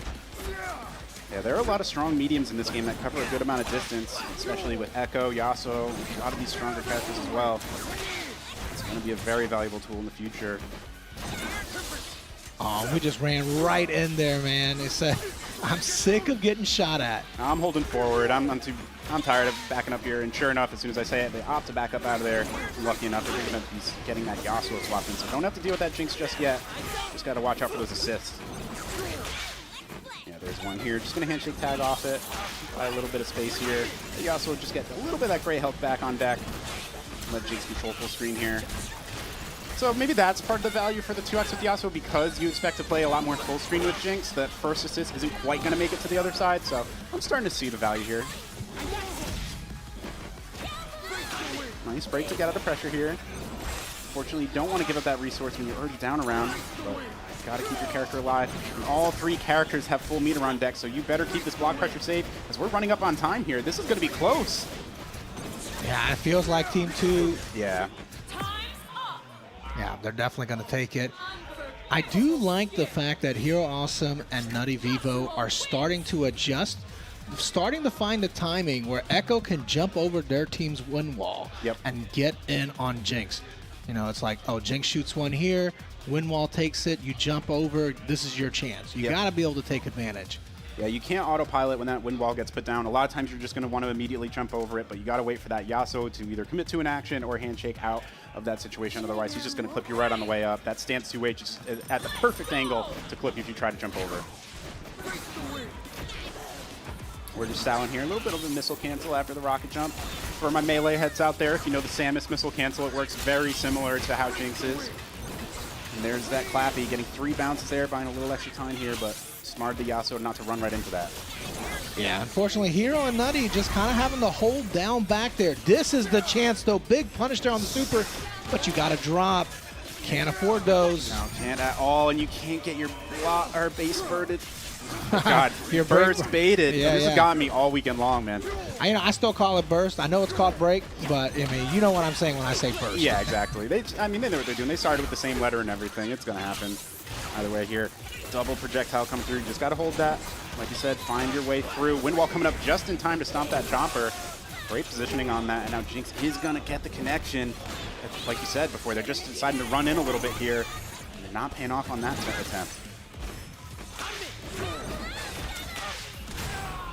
Oh my God, and the rocket kills off Yasuo. That was so visually tricky with multiple characters getting hit at the same time. But that is going to be a Yasuo off the table here, so it's going to be Echo with the execution check on the burrito. Not quite going to connect here. Didn't get the opening. Oh, and a great step back there to punish the landing. And I assume, yeah, that Fury's not even going to come online in time, so the super is going to connect. That is another round on the board here. 1 round away from securing this set and moving on to top 6. What do Hero Awesome and Nutty have to say about it? It's time to lock in if you're going to make this comeback. It has to start now. And this is how it can begin with this first opening here. A little Yasuo on Yasuo action. Do we opt for the reset here? Just going to force the get up. Double assist did connect, but no conversion afterwards. Didn't believe the second was going to land. Yeah, wasn't very aggressive with that follow-up on the reset. Surprised to see it, especially because of this team having Jinx. It's been given so many problems. Exactly right. Shout out to Dr. Doom, that foot dive animation. Love to see it. I'm going to get the confirm after the assist as well. It's going to be a good amount of damage here, but Ops to just continue on the pressure rather than spending any meter. Oh, big 2H from Echo there. Might be able to kill off Yasuo. Ops to go for the reset as well. Get up attack is going to connect, so that burrito was not frame perfect. Really got to have that execution down if you're going to be running that on loop. Oh, good choice to go in right after you get the blocks done from the Yasuo assist. Unfortunately, Yasuo with one big move there. It doesn't matter, though. 2H comes in, saves the day. Yeah, I like the timing on that break as well. Make sure you maintain corner positioning. Great choice here, as it did lead to an open up. Now the Time Winder did connect, but just barely not in range to get the launcher afterwards. I feel like the big thing Hero and Nutty are missing here, just these follow-ups after the resets. Exactly. You got to be ready in those scramble situations. That's what separates the boys from the men, so to speak, in these duo comps. You see the beam super. It's going to get a little bit of damage, but it's not that great in neutral unless you know it's going to kill. Good conversion off the Time Winder here. No, but a big drop once again. These drops are costing so much. It's missing, but I don't think that ever connects. I don't think it was just a mistiming. Either way, gotta deal with these clappies coming through, and they're getting enhanced right away. That's unfortunate. They actually didn't hit with an ideal follow-up after. It could have been a guaranteed launch, and now you're gonna have to hold that. Yeah, big whiff on the super there. Desperation attempt. Sometimes it works out, but Jinx was just too high. And now this zap is gonna be all you need. No air parry in this game, so you just kind of have to hold that. Unless you have Fury and the opponent doesn't, you're just going to get chipped out in that situation. That is GG. And great set. It's one of those 2-0s that doesn't feel like a stomp at all, right? Yeah, it was definitely back and forth for sure. Ambulance and Lord T-Rex, though, just a little bit stronger there in the end, able to take it home. Like I said, that Jinx was really a problem, you know?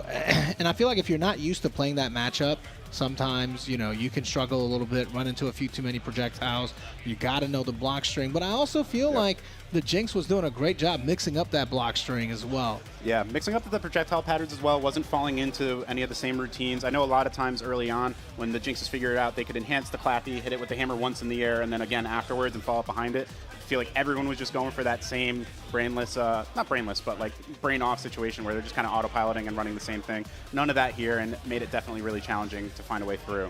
So. Yeah, but shout outs to Hero Awesome and Nutty Vivo for being in top 8 this weekend. Like I said, ridiculously strong bracket for duos only. Yeah, duos only. We had 48 teams sign up, so 40 have been eliminated, and now I guess 41 or 2. Yeah, I mean, it's been a really stacked lineup. A lot of people entered mixed as well with the same duo that they're running in the duo bracket. Makes a lot of sense. If you've been grinding, you want to kind of keep up with that practice, right? Put it to work. So it's definitely some good warm up for the big bracket for duos. I saw some of the duos kind of split up though and play solo. Yeah, in the mixed bracket. Right? Yeah. I'm curious to see how that works out. If it's like a mutual agreement, or sometimes they're just like, no, I look, I can only backpack you in one bracket. There's no way I'm doing it in another one.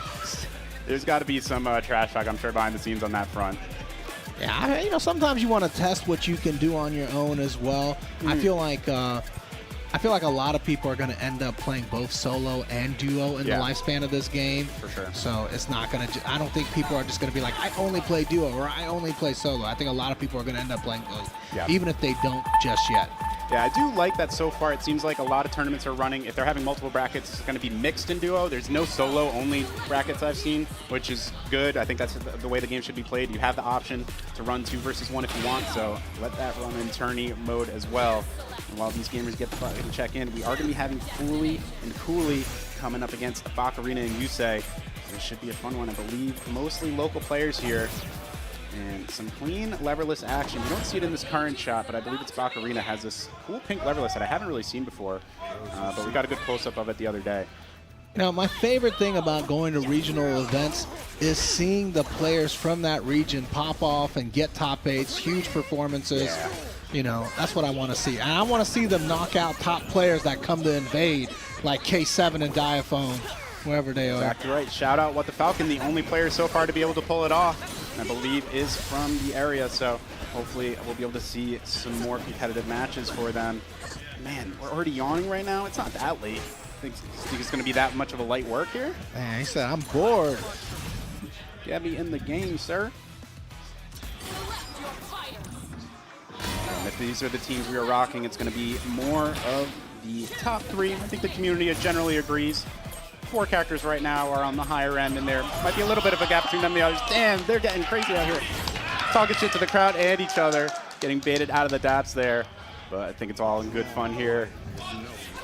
Friendly rivalry here in the Midwest. Yeah, nothing wrong with that. Double tag on round start. Why didn't you guys just pick who you want on point? Unless it's specifically for this team. It's the mix. Yeah, true. Mind games. You think you're going to be dealing with this Echo. Nope. Time for shrooms. And you can kind of just choose to win wall there in the beginning if you want, but you got to watch for the tag, right? Yes, correct. Yeah, nothing that can really challenge that on round start. Great conversion off of that time winder there. Looking clean with it. Going to go for the reset, and we're going to follow up aggressively with the meaty. I love it. Yeah, got to continue that pressure. No assist to follow him up afterwards, but just going to follow up and see what opening they can get. Now you got to find a way through these shrooms and slingshots. The jump S1 is going to get you closer, but landing in the shrooms is going to prevent any type of closeout you had there. Yeah, I feel like the jump S1 was preemptive. He thought the tag was coming potentially. Oh, yeah, I could totally see that, actually. It's very common Yasuo's will try to go for that jump over cross-up where they S1 over the head of the opponent and call the assist behind them. I think there was a little too much distance there for that to be on the table, but could have been just trying to get their teammate in one way or the other. Now it's going to be back to Teemo setting up shop here. What is the answer here? Yasuo can kind of slice through a lot of these shrooms very quickly. As you see here, able to knock one out and the Echo. Yeah, great wind wall there. That's exactly what he was looking for. Trying to inch closer so he can wind wall right. Oh my God.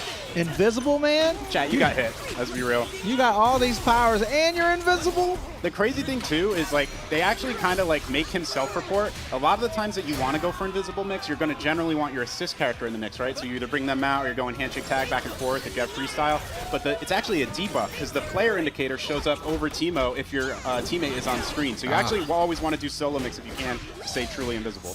Oh, I did not know that. I'm going to look for that the next time he goes invisible. Yeah, I was trying to set up. There was I don't know if you remember from the Teemo trailer, there was a wild restand situation with Teemo Blitz, and I was trying to recreate it, and I was like, wait, they can just see me the whole time. They just see the player 2 indicator right there. It's like, kind of defeats the purpose. Oh, they can see plenty of Teemo just right there, finishing off with a level 3. I love that animation, so good. Both of these teams are playing so strong right now to start it off, man. We love to see it. Getting that throw tech as well. It's a very tight window in this game, so always shows how locked in these gamers are, knowing what's on deck, and getting the badge progress onto the slingshot while trading in for the Echo to get the conversion. Going to force the breakout here. Oh, that throwing that time winder downwards when you jump, man, it's really unstoppable a lot of the times. Someone's got to be up there and meet you face to face.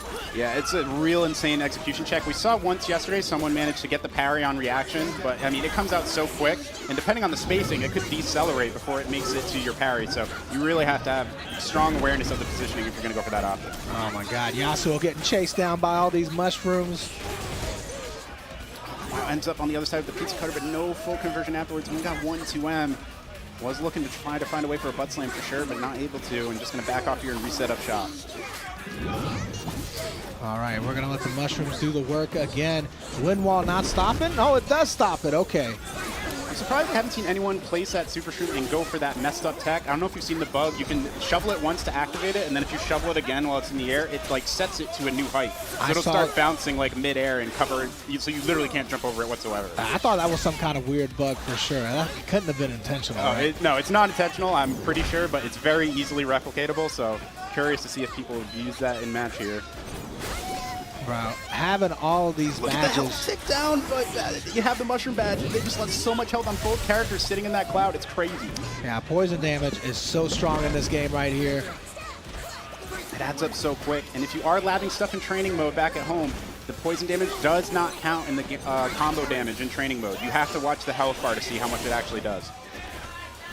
Oh no, and the get-up attack finishes him off. He thought he had an opportunity there on that knockdown.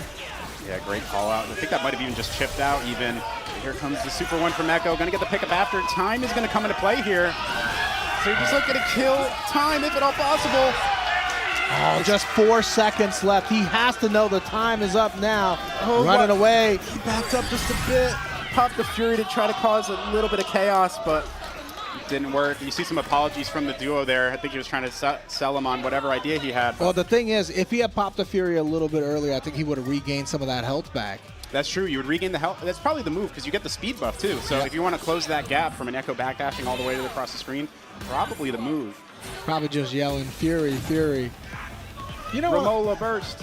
You know, this is one of the, this is like I said, this is one of the first big duo-only tournaments in person, right? This might be the first big one. Yep. And I'm starting to see where we might need some advanced tech in the production side, where maybe we need to get the players some headphones so they can communicate with each other. Oh. You know? That's true. When the crowd's getting a little crazy, I can only imagine as the events just continue to get bigger and bigger, the audience is going to get louder and louder. And it's going to be hard to get those communications through. You're going to have to get hand signals down at some point. And I was talking to Daiphone and K7. They were saying they have round start play calls like it's a football play. Yeah, like yeah, Blue 82 on round start, and you know what mix to go for. So you got to have that. But yeah, I feel like if you can just communicate what to do with your teammate and the other team can't hear you, yes, that's kind of nice. For sure. So I'm sure that's something we're going to look into in the future. I was telling them they should try getting like a code word to fake calling for a burst, so you make the opponent try to bait it, and then they just drop the combo intentionally. My code word is going to be don't burst. They'll never see it coming. Nice roll through, but not going to get the confirm afterwards because burst is going to cause that to drop here. And nice reaction on the charge heavy. Missed me with that. I'm going to hit it right back at you. Oh, we got the route ready for it on deck. Backing up with the time winder. No conversion afterwards. Just barely not close enough. Man, he had the sauce ready for us. Yeah, my dude was definitely styling on him a little bit too hard, maybe. Here we go, right back into the beating. Doesn't connect. I don't know where that time winder went, but now you're going to be eating this Teemo damage. Oh, as soon as you get close enough to Teemo, man, he smacks you with the frying pan. Sends you right back out of there. That Super 1 just creates so much distance between. I have to worry about that bush behind you as well. You can easily come up behind you with a cross-up, and following up that slingshot creates so much guaranteed pressure. You got to be careful for the roll-through, and then you got to be ready for the forward throw afterwards. If Echo has enough meter on deck, is able to drop that ult afterwards. This should be enough to kill. No, not quite. I feel like Fooly Cooley has done such a good job of being able to close distance on Teemo, but not getting the offense afterwards. It's like, okay, we finally made it here. Now what? Step 1 is complete. Step 2, we'll revisit that part of the plan later.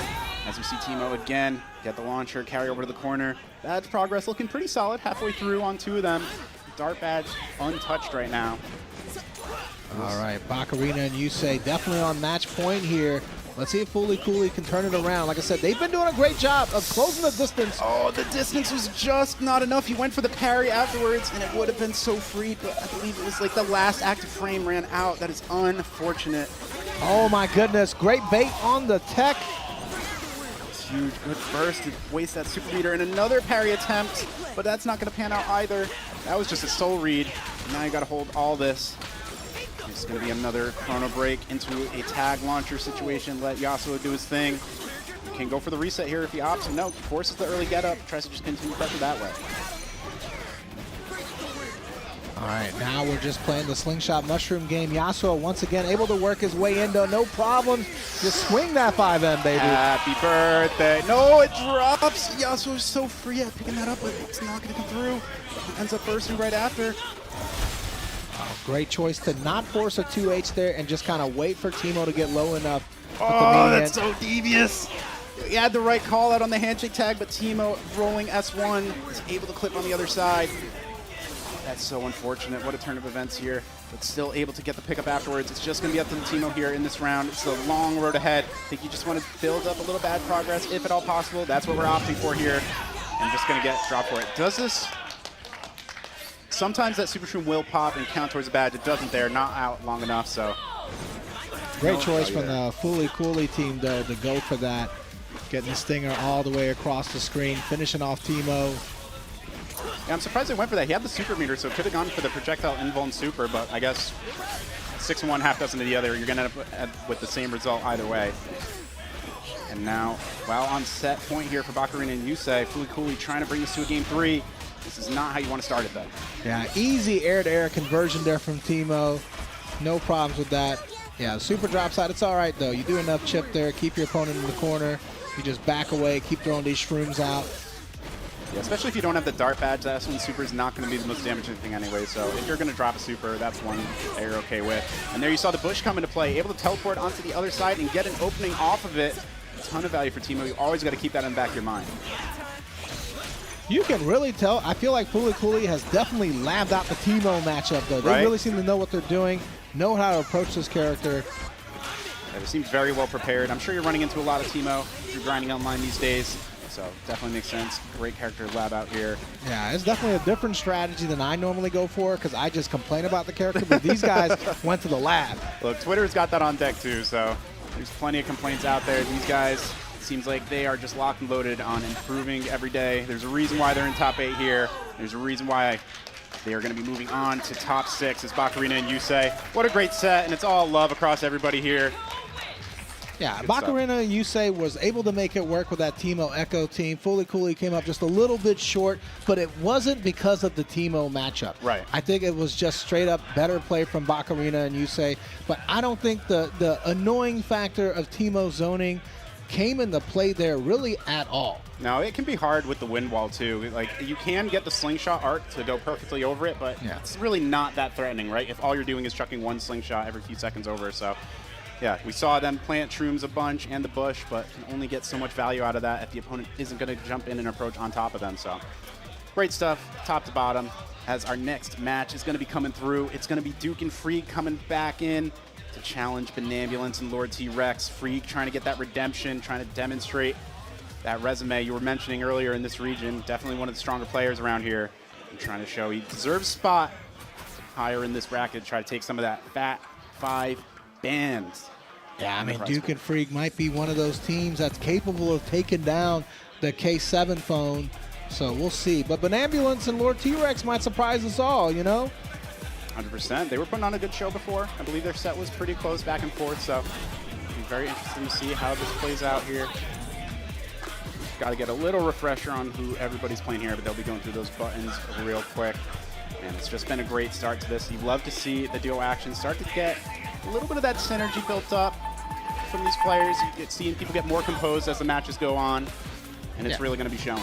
I mean, playing on stream, playing on stage is definitely a different feeling from being out there in pools and top 16 as well. So, you know, you got to get a little bit more comfortable here. But also, this is to get in the top 4. You win this match, you get a significant boost to that prize money your team is winning, all right? Everybody wants to take home a little extra money. Yeah, it's a big jump in money there, and luckily for us, these gamers aren't even going to waste any time with an in-game button check. We're hopping right into the action here. Let's see who takes it. Is it going to be the Yasuo and Jinx, or is it going to be the Echo Alawi? A little bit of an old school comp versus a comp you really just don't see much with the Yasuo Jinx 2X assist.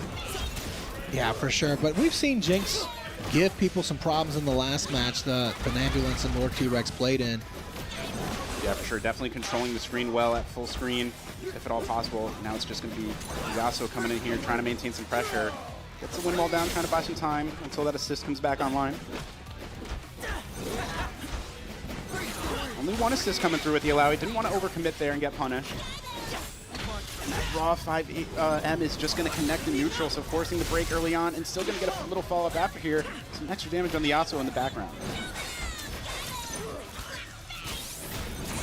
There's a setup. Toss all those projectiles. Get down, Mr. President. I'll hold that for you. We just slowly going to have to dash block their way in here. And is able to do so. Didn't believe in the Rekka. That could have been a lot of damage onto both characters. But unfortunately, now going to have to eat a bunch of damage in the other direction. Oh, unfortunate with the anti-air bullets there.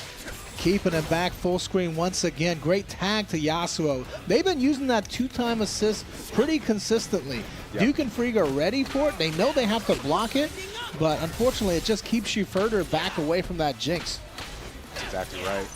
Got to be aware of how those interactions are going to come through. We have an attempt at a variation of the OS. I think that's a little closer to the kebab, but not going to come through yet again.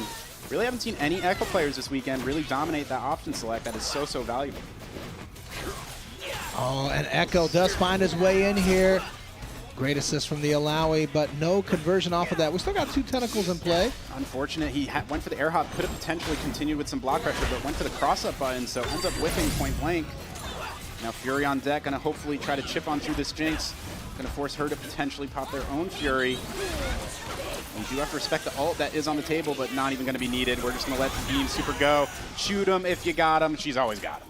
Yeah, I feel like Echo is trying to jump out of that block string there. Yasuo assist, keeping him grounded though. Trying to jump out of block stun is dangerous in this game. Exactly right. And just a raw hit on that handshake tag. No reaction there because there was no interrupt on deck. Unless there was a potential start to a jump. Maybe got caught in the jump frames. Either way. Oh, not enough motion there for Alawi though. Yasuo just jumps in. Seeing a few drop combos here. It's going to cost you. You got to be careful. Yeah, got to take advantage of every opportunity you get here. It's just going to get harder and harder with less room for error the further you get in this bracket. And now is the time you got to clean things up. See there the charge to S2. Able to get a little bit of pressure after the rewind, but not going to matter. Alawi comes in, gets clipped by the minigun. Looks like Yasuo and Jinx are in a great position here to clean up this first game. Oh, not yet though. We're checking the burrito. Don't quite have it on deck yet. Still does continue some pressure and able to get the mix afterwards. Still a pretty advantageous situation, even if you drop it. Yeah, might be able to get the kill here on Jinx. Yeah. That's going to be huge one-on-one situation here. And we're pretty close to Fury as well. We might be able to close this out.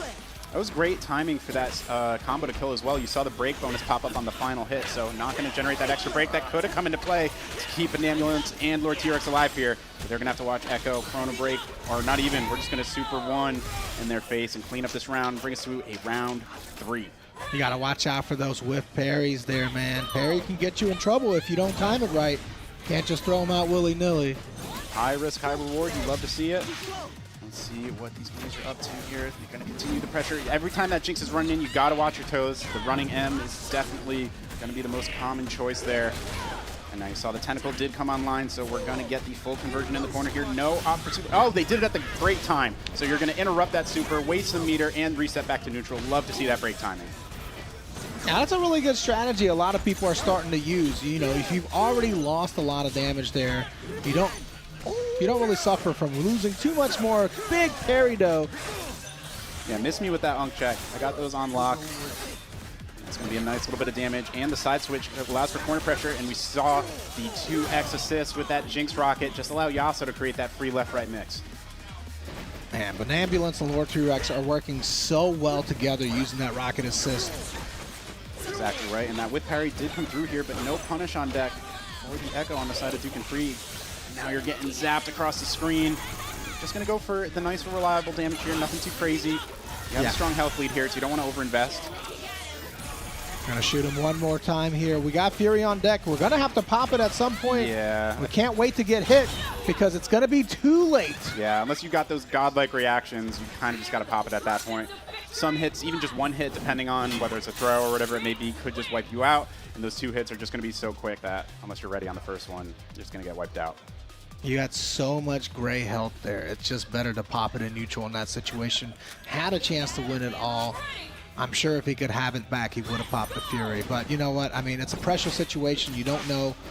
You don't want it to get blocked either. Right. Yeah. I mean, hindsight's obviously 20/20, but I think you just got to play the risk-reward game, and unfortunately, it doesn't pay out on that turn here. Great blocks here on the dash through. Not getting mixed here, but the happy birthday is going to come through after. Surprising drop, and didn't have to invest the break. That was a big break for Duke and Freak there, no pun intended. Yeah, just dashing up to get the 5M though. Nice, the back assist from Alawi covers so much screen space.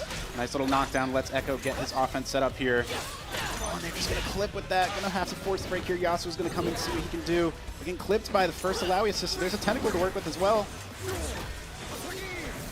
Yeah, we're just gonna hide behind the wind wall there for a little bit.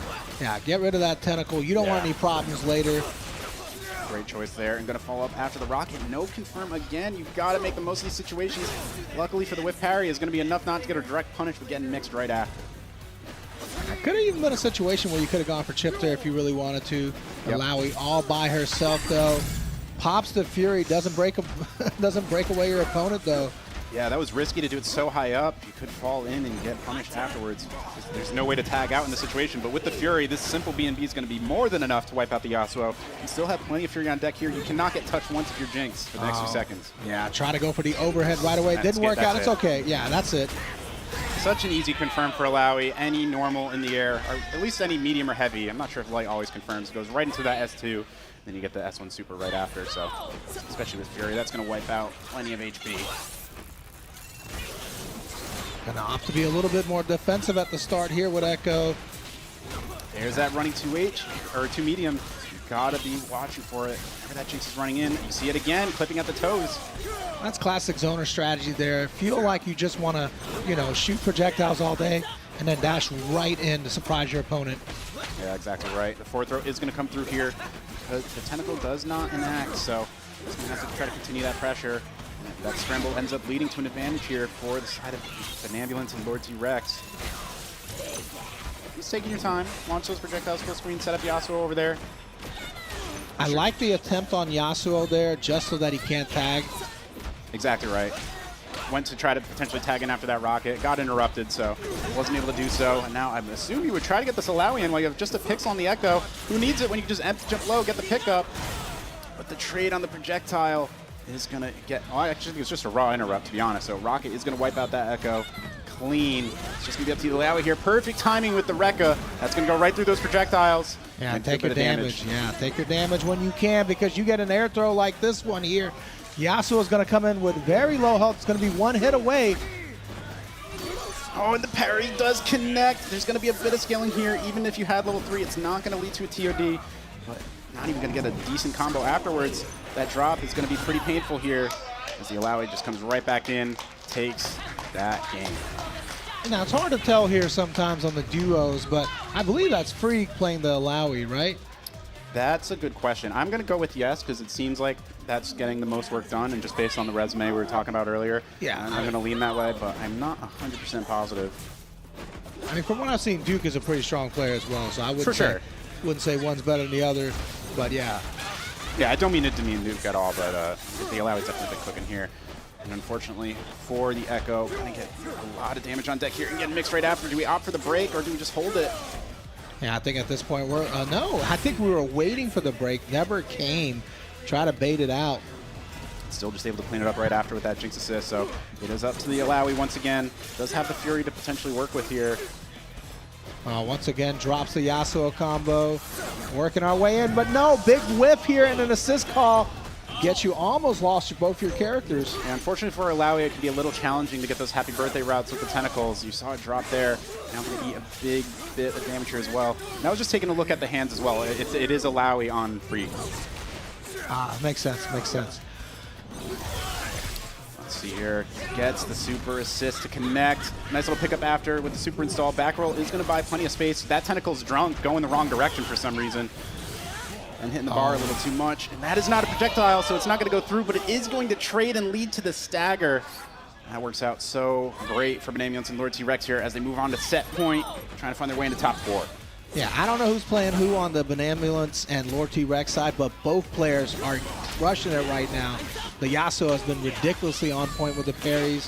Obviously, Jinx has been great with the projectiles and the timing. But we're going to see if he has what it takes here. They got one more round to go before they can close it out. Exactly right, covering all that space with the enhanced choppy and the minigun. Yasuo's dashing in and out. Just handshake tag, play things a little safe here, and the stance 2H is going to connect, but no full conversion after. Yasuo has some of the most reliable combat routes in the game. You can't be dropping those opportunities. Good choices here from Ban and Lord. Backing away here. Unfortunately, though, Duke able to close the distance quickly with that dash up. And going for the tag launcher here. Time to go gambling. What is the guess? It's always high risk with such low reward, but the forward roll is going to pan out this time and get you back into the corner. Control. Nice dash through with the Yasuo to connect, but again, no conversion. The mix, it's like if you get the mix but no combo after, it's like getting the nasty cross up and missing the jumper, right? Like you can't miss a layup. It's not really a highlight. Like you got to get the whole thing. But yeah, definitely the set play from Van and Lord is ridiculously on point right now. For sure. Yeah, they've got this stuff well timed out. That was probably the best duo mix-up I've seen so far today. Yeah, I would agree so far. Imagine things will just get more and more crazy as we continue up the bracket. What a whiff. Just barely doesn't hit on the other side. The parries come through, but it's not going to be enough. Wasn't mashing to catch the Yasuo parry, so not going to connect. It's going to be an Alawi off the table. It's just going to be up to Echo here on their tournament life. Echo might be able to get the kill here. No, break is going to come into play maybe. Oh, they did it too high, so they ended up falling into a punish. Unfortunately for the side of Duke and Frigg, they only killed the point character, weren't able to kill the assist character in that same combo. Well, this might be just enough for Duke here to be able to close this out. You better keep this pressure real tight. There was 3 meter on deck for the Yasuo, but that's going to be plenty. Gets the conversion here. You're going to a final game, final round to secure the final spot in top 4. Yeah, match point for both teams right now. The pressure is definitely on. Good tag here with a rocket. Nice and simple, but unfortunately, your opponent just jumps up and comes down on you. I can't believe that rocket went over the Echo there. That was crazy. It was really low. It didn't even connect. Now you're going to have to deal with this install super again. Time to go gambling. And you're going to get picked up with the forward throw. You got to deal with that mix one more time. So much pressure here coming through. Good stuff. Blocking the lows here. And the missed parry again. No. We're betting it all on black, and it's coming up green. Unfortunate choice here. And the stray hit in the air is going to be a counter hit, so able to fully convert afterwards as well. Time to guess again. Likely for your character at this point. Charge overhead is going to create another tentacle with a jump in afterwards. It's going to be enough. Going to force the Fury out here. Jinx all alone, trying to keep the set alive here. And not going to do it. Getting caught on the toes. GG's. What a set back and forth. Great stuff. And that's going to be going the way of Duke and Freak. Yeah, Duke and Freak, the Minnesota favorites here, showing off, getting in the way of top 4. Yeah, and the crowd's loving it. Lots of applause here for these gamers, and they're happy to see their boys pop off here for sure. And man, what a great start to this top 8. It is just up to 4 gamers left. We had 48 teams sign up, only 4 remain. That means 44 have been eliminated. That means there's only 4 people competing for that massive, massive prize pool. 8 people. Oh, exactly. 4 teams, 8 people. Good call, good call. Is it 98 entrants, right? But 48 teams. Yeah, we got to start doing math now. It's so wild. confusing now. Now I got to count to a much higher number than I'm used to. Yeah, so. I only have 10 fingers, man. How am I supposed to keep track of all these guys? But, man, what a great start. I know it's been a sick one. And if you guys at home want to take a quick break here with us, we're going to step away. Great time to grab a snack, hit the bathroom, and get ready to lock in for these final matches. It's going to be a good one. Don't go anywhere.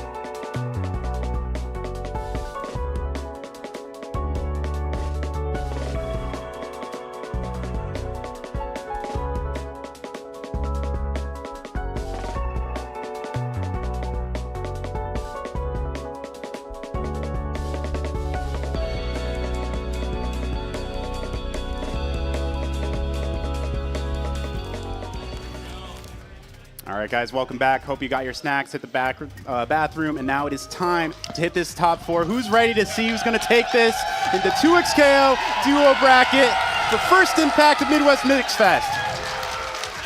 I'm ready. I'm going to tell you right now, I'm ready to see somebody take down K7 and Diaphone. You know, I'm sick of Mr. Phone and Mr. Show Off.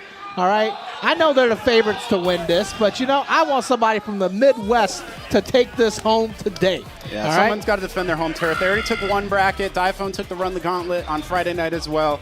Time to show some resistance. And yeah, I'm not going to lie, these Midwest gamers have been seeming to lock in more and more the further we get in this bracket. I would not be surprised if they start to get challenged here.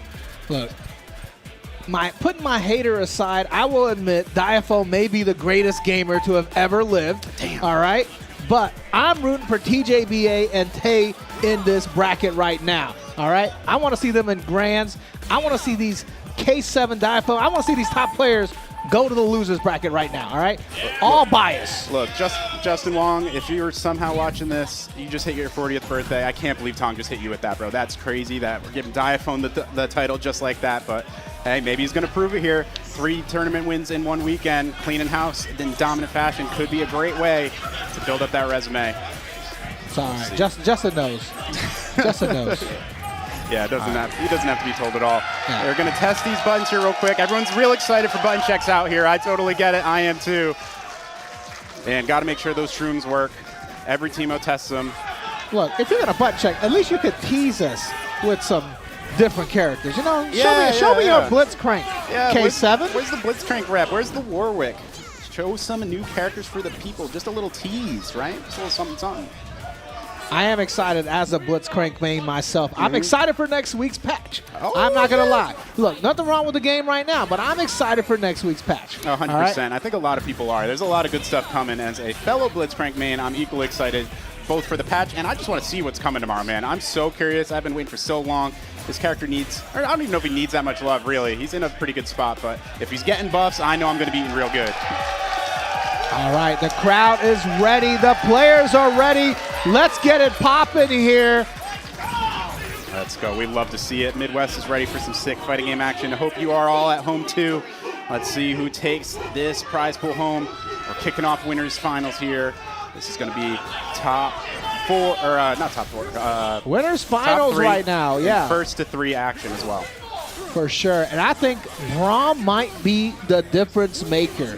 All right. I don't know how much experience Diaphone and K7 have against Braum, considering that as a top player, you're normally playing against other top players in practice, right? Yes. And how many top players do you know that play Braum? Not many. And early on, Diaphone was one of the Braum players, so he has a little bit of experience as a character. I don't know how much he's been fighting against them, but I'm not going to lie. They may not see him often, but this could be why. They're getting deleted before they get a chance to play. You know, matchup may not matter when both your characters are falling off the screen here. Yeah, Timo's going to be able to finish this off super easy. All that smack I was talking about Diaphone and K7, they're like, nah, shut up, Tong. And look at all that dart badge progress as well. That route is so sick to build up that badge. And it just adds to so much more damage on the line. And immediately into another happy birthday. What a brutal start here for TNT. Just going to get so much health wiped off the board here, and it's not done yet. Diaphone K7, just watch out. As soon as TNT plugs in the controllers, bro, it's going to be over for y'all. Yeah, I mean, they did a button check, but maybe they need a second one just to make sure the first button check worked, right? Oh, no, that's all right. We're live now. Ari, yes. Mash those 2 L's, baby. Get in there. Yeah, we ain't scared out here. Mash those buttons. We should be a little scared right now. Look, man, I didn't pay $3.99 to block, right? I'm pressing buttons. My dude is slinging rocks right now. And we're slicing and dicing on top of that, wielding that Sephiroth sword to maximum effect here. This is going to be game 1 over in the blink of an eye. That's a new PB. Okay, that was a little too fast for me. All right, come on, TNT. Let's get it together. I know you guys got what it takes. It's a first to 3. That first game was just for data. We didn't get a lot of data because it was fast. But it is for data. Look, we got that fiber, so don't need much time to get the full download. Okay, maybe we need a second game for data. All right, this is also for data. Well, yeah, this isn't the set, so you've got plenty of time to work with here. Man, right into the tag launcher again.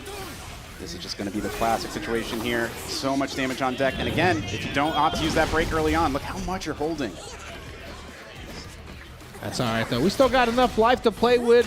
And, yeah, we're going to tag into the Braum, obviously. Not an optimal tag, but that's okay. Smack around Teemo a little bit just for his crimes. Smack Teemo while flexing with a one-finger push-up. That's some aura farming right there out of Braum. It's even on the assist character. You don't even need to do that. You're just doing it for fun. How you do a one-finger push-up? You weigh like 500 pounds as Braum, bro. I can barely do one push-up with 10 fingers. Man, I wish I got 10 hands down.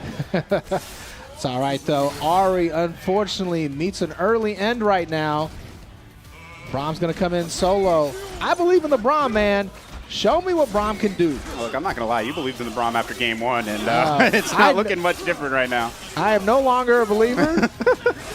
Maybe in the next round. Ask me in 15 seconds. It's all right. You know, K7 just got lucky, bro. Yeah, Honestly, that's all it was. Placing those buttons in the optimal place every single time, you know, that's luck. Look, the crowd isn't believing in them, though. They want this comeback from TNT. Can they have this explosive comeback and earn their namesake? Or are they just going to continue kind of getting rolled a little bit? This has been a brutal start here for them.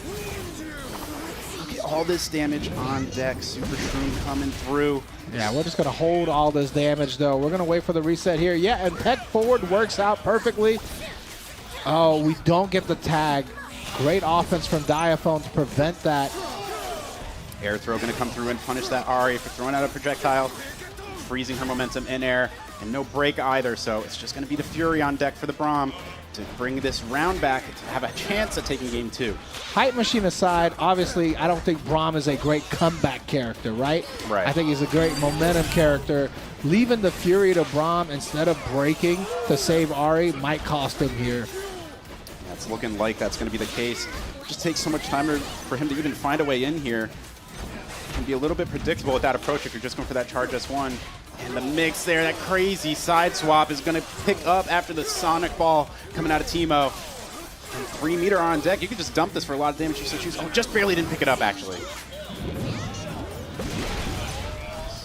Interesting. Limit Strike comes through there. Maybe he did the roll behind the Super Shroom. Kind of hard to tell, but able to pick up afterwards. A quick start, 2-0 here. I mean, all the gamers out here in the Midwest are having a great time. Either way, they're trying to send some love over to their hometown heroes. It's going to be a long road ahead of them, but if they're going to do it, it has to start somewhere. I'm sending all my love to TNT, bro. Boo K7 and Diaphone right now. All right? If there's a time and a place, it is now. Gets the falling L to connect. That pesky dart is going to be a counter hit, so able to get this conversion afterwards. Just set up the Shroom for a little bit of Oki pressure. Oh, no. They gave Teemo an 11-frame overhead. Wow. That Yordle needs it for sure. Yay, Teemo. We all love Teemo. That's all right. I thought Teemo was a cute character, you know? They did a good job with him, man. That character's got a lot of personality. He's a little demon, but he's having a great time over there. You put some respect on his name. That's a junior Bandle Scout right there. He worked hard for that title. All right, and of course, we have the tag right off the super there. Great work from K7 and Diaphone. The synergy is too strong. We're going to get rid of Braum. Yes, sir. If we get one combo here with Limit Break, we have a chance at Fury before this round is up. That is true, and you definitely need it. You don't want to fall down to your final life of the set already. And you can tell they're slowing down the pace here a little bit to feel things out. That Super Sis is going to get a lot of damage on deck to both characters, but Yasuo going to connect through with that 2H. Assuming we don't drop this, just let the ult rip. That's going to be another round secured. Great stuff out of K7. Man, I can't believe they allowed Yasuo to get 3 meters. He should be stopped at 2. He doesn't need that. That's my feet. That's my 2x KO bug hashtag. Your homie's leaking the patch notes already. Be ready on Tuesday. All right, tagging into the Braum here. Let's go, Braum. Get closer. Don't worry about the shield. Hit him with the shield. Oh, unfortunate. The 17 overheads here from Yasuo. Too much for Braum to block. Hitting him right on that ball dome. Now the classic extension we've been seeing. It's setting up the pressure with the Burning Bush afterwards. And gets the flip over to the other side with that Shroom Toss. And great parry on the Pizza Cutter. No conversion after. Yeah, dropping that conversion there is huge. You had the opportunity that you were looking for with an amazing parry. If you just heard an audible groan from outside your window at home, that was the entire audience being disappointed that that parry didn't lead to a pickup. Oh, the stare down does not work. Down for TNT. Diaphone, quick with it.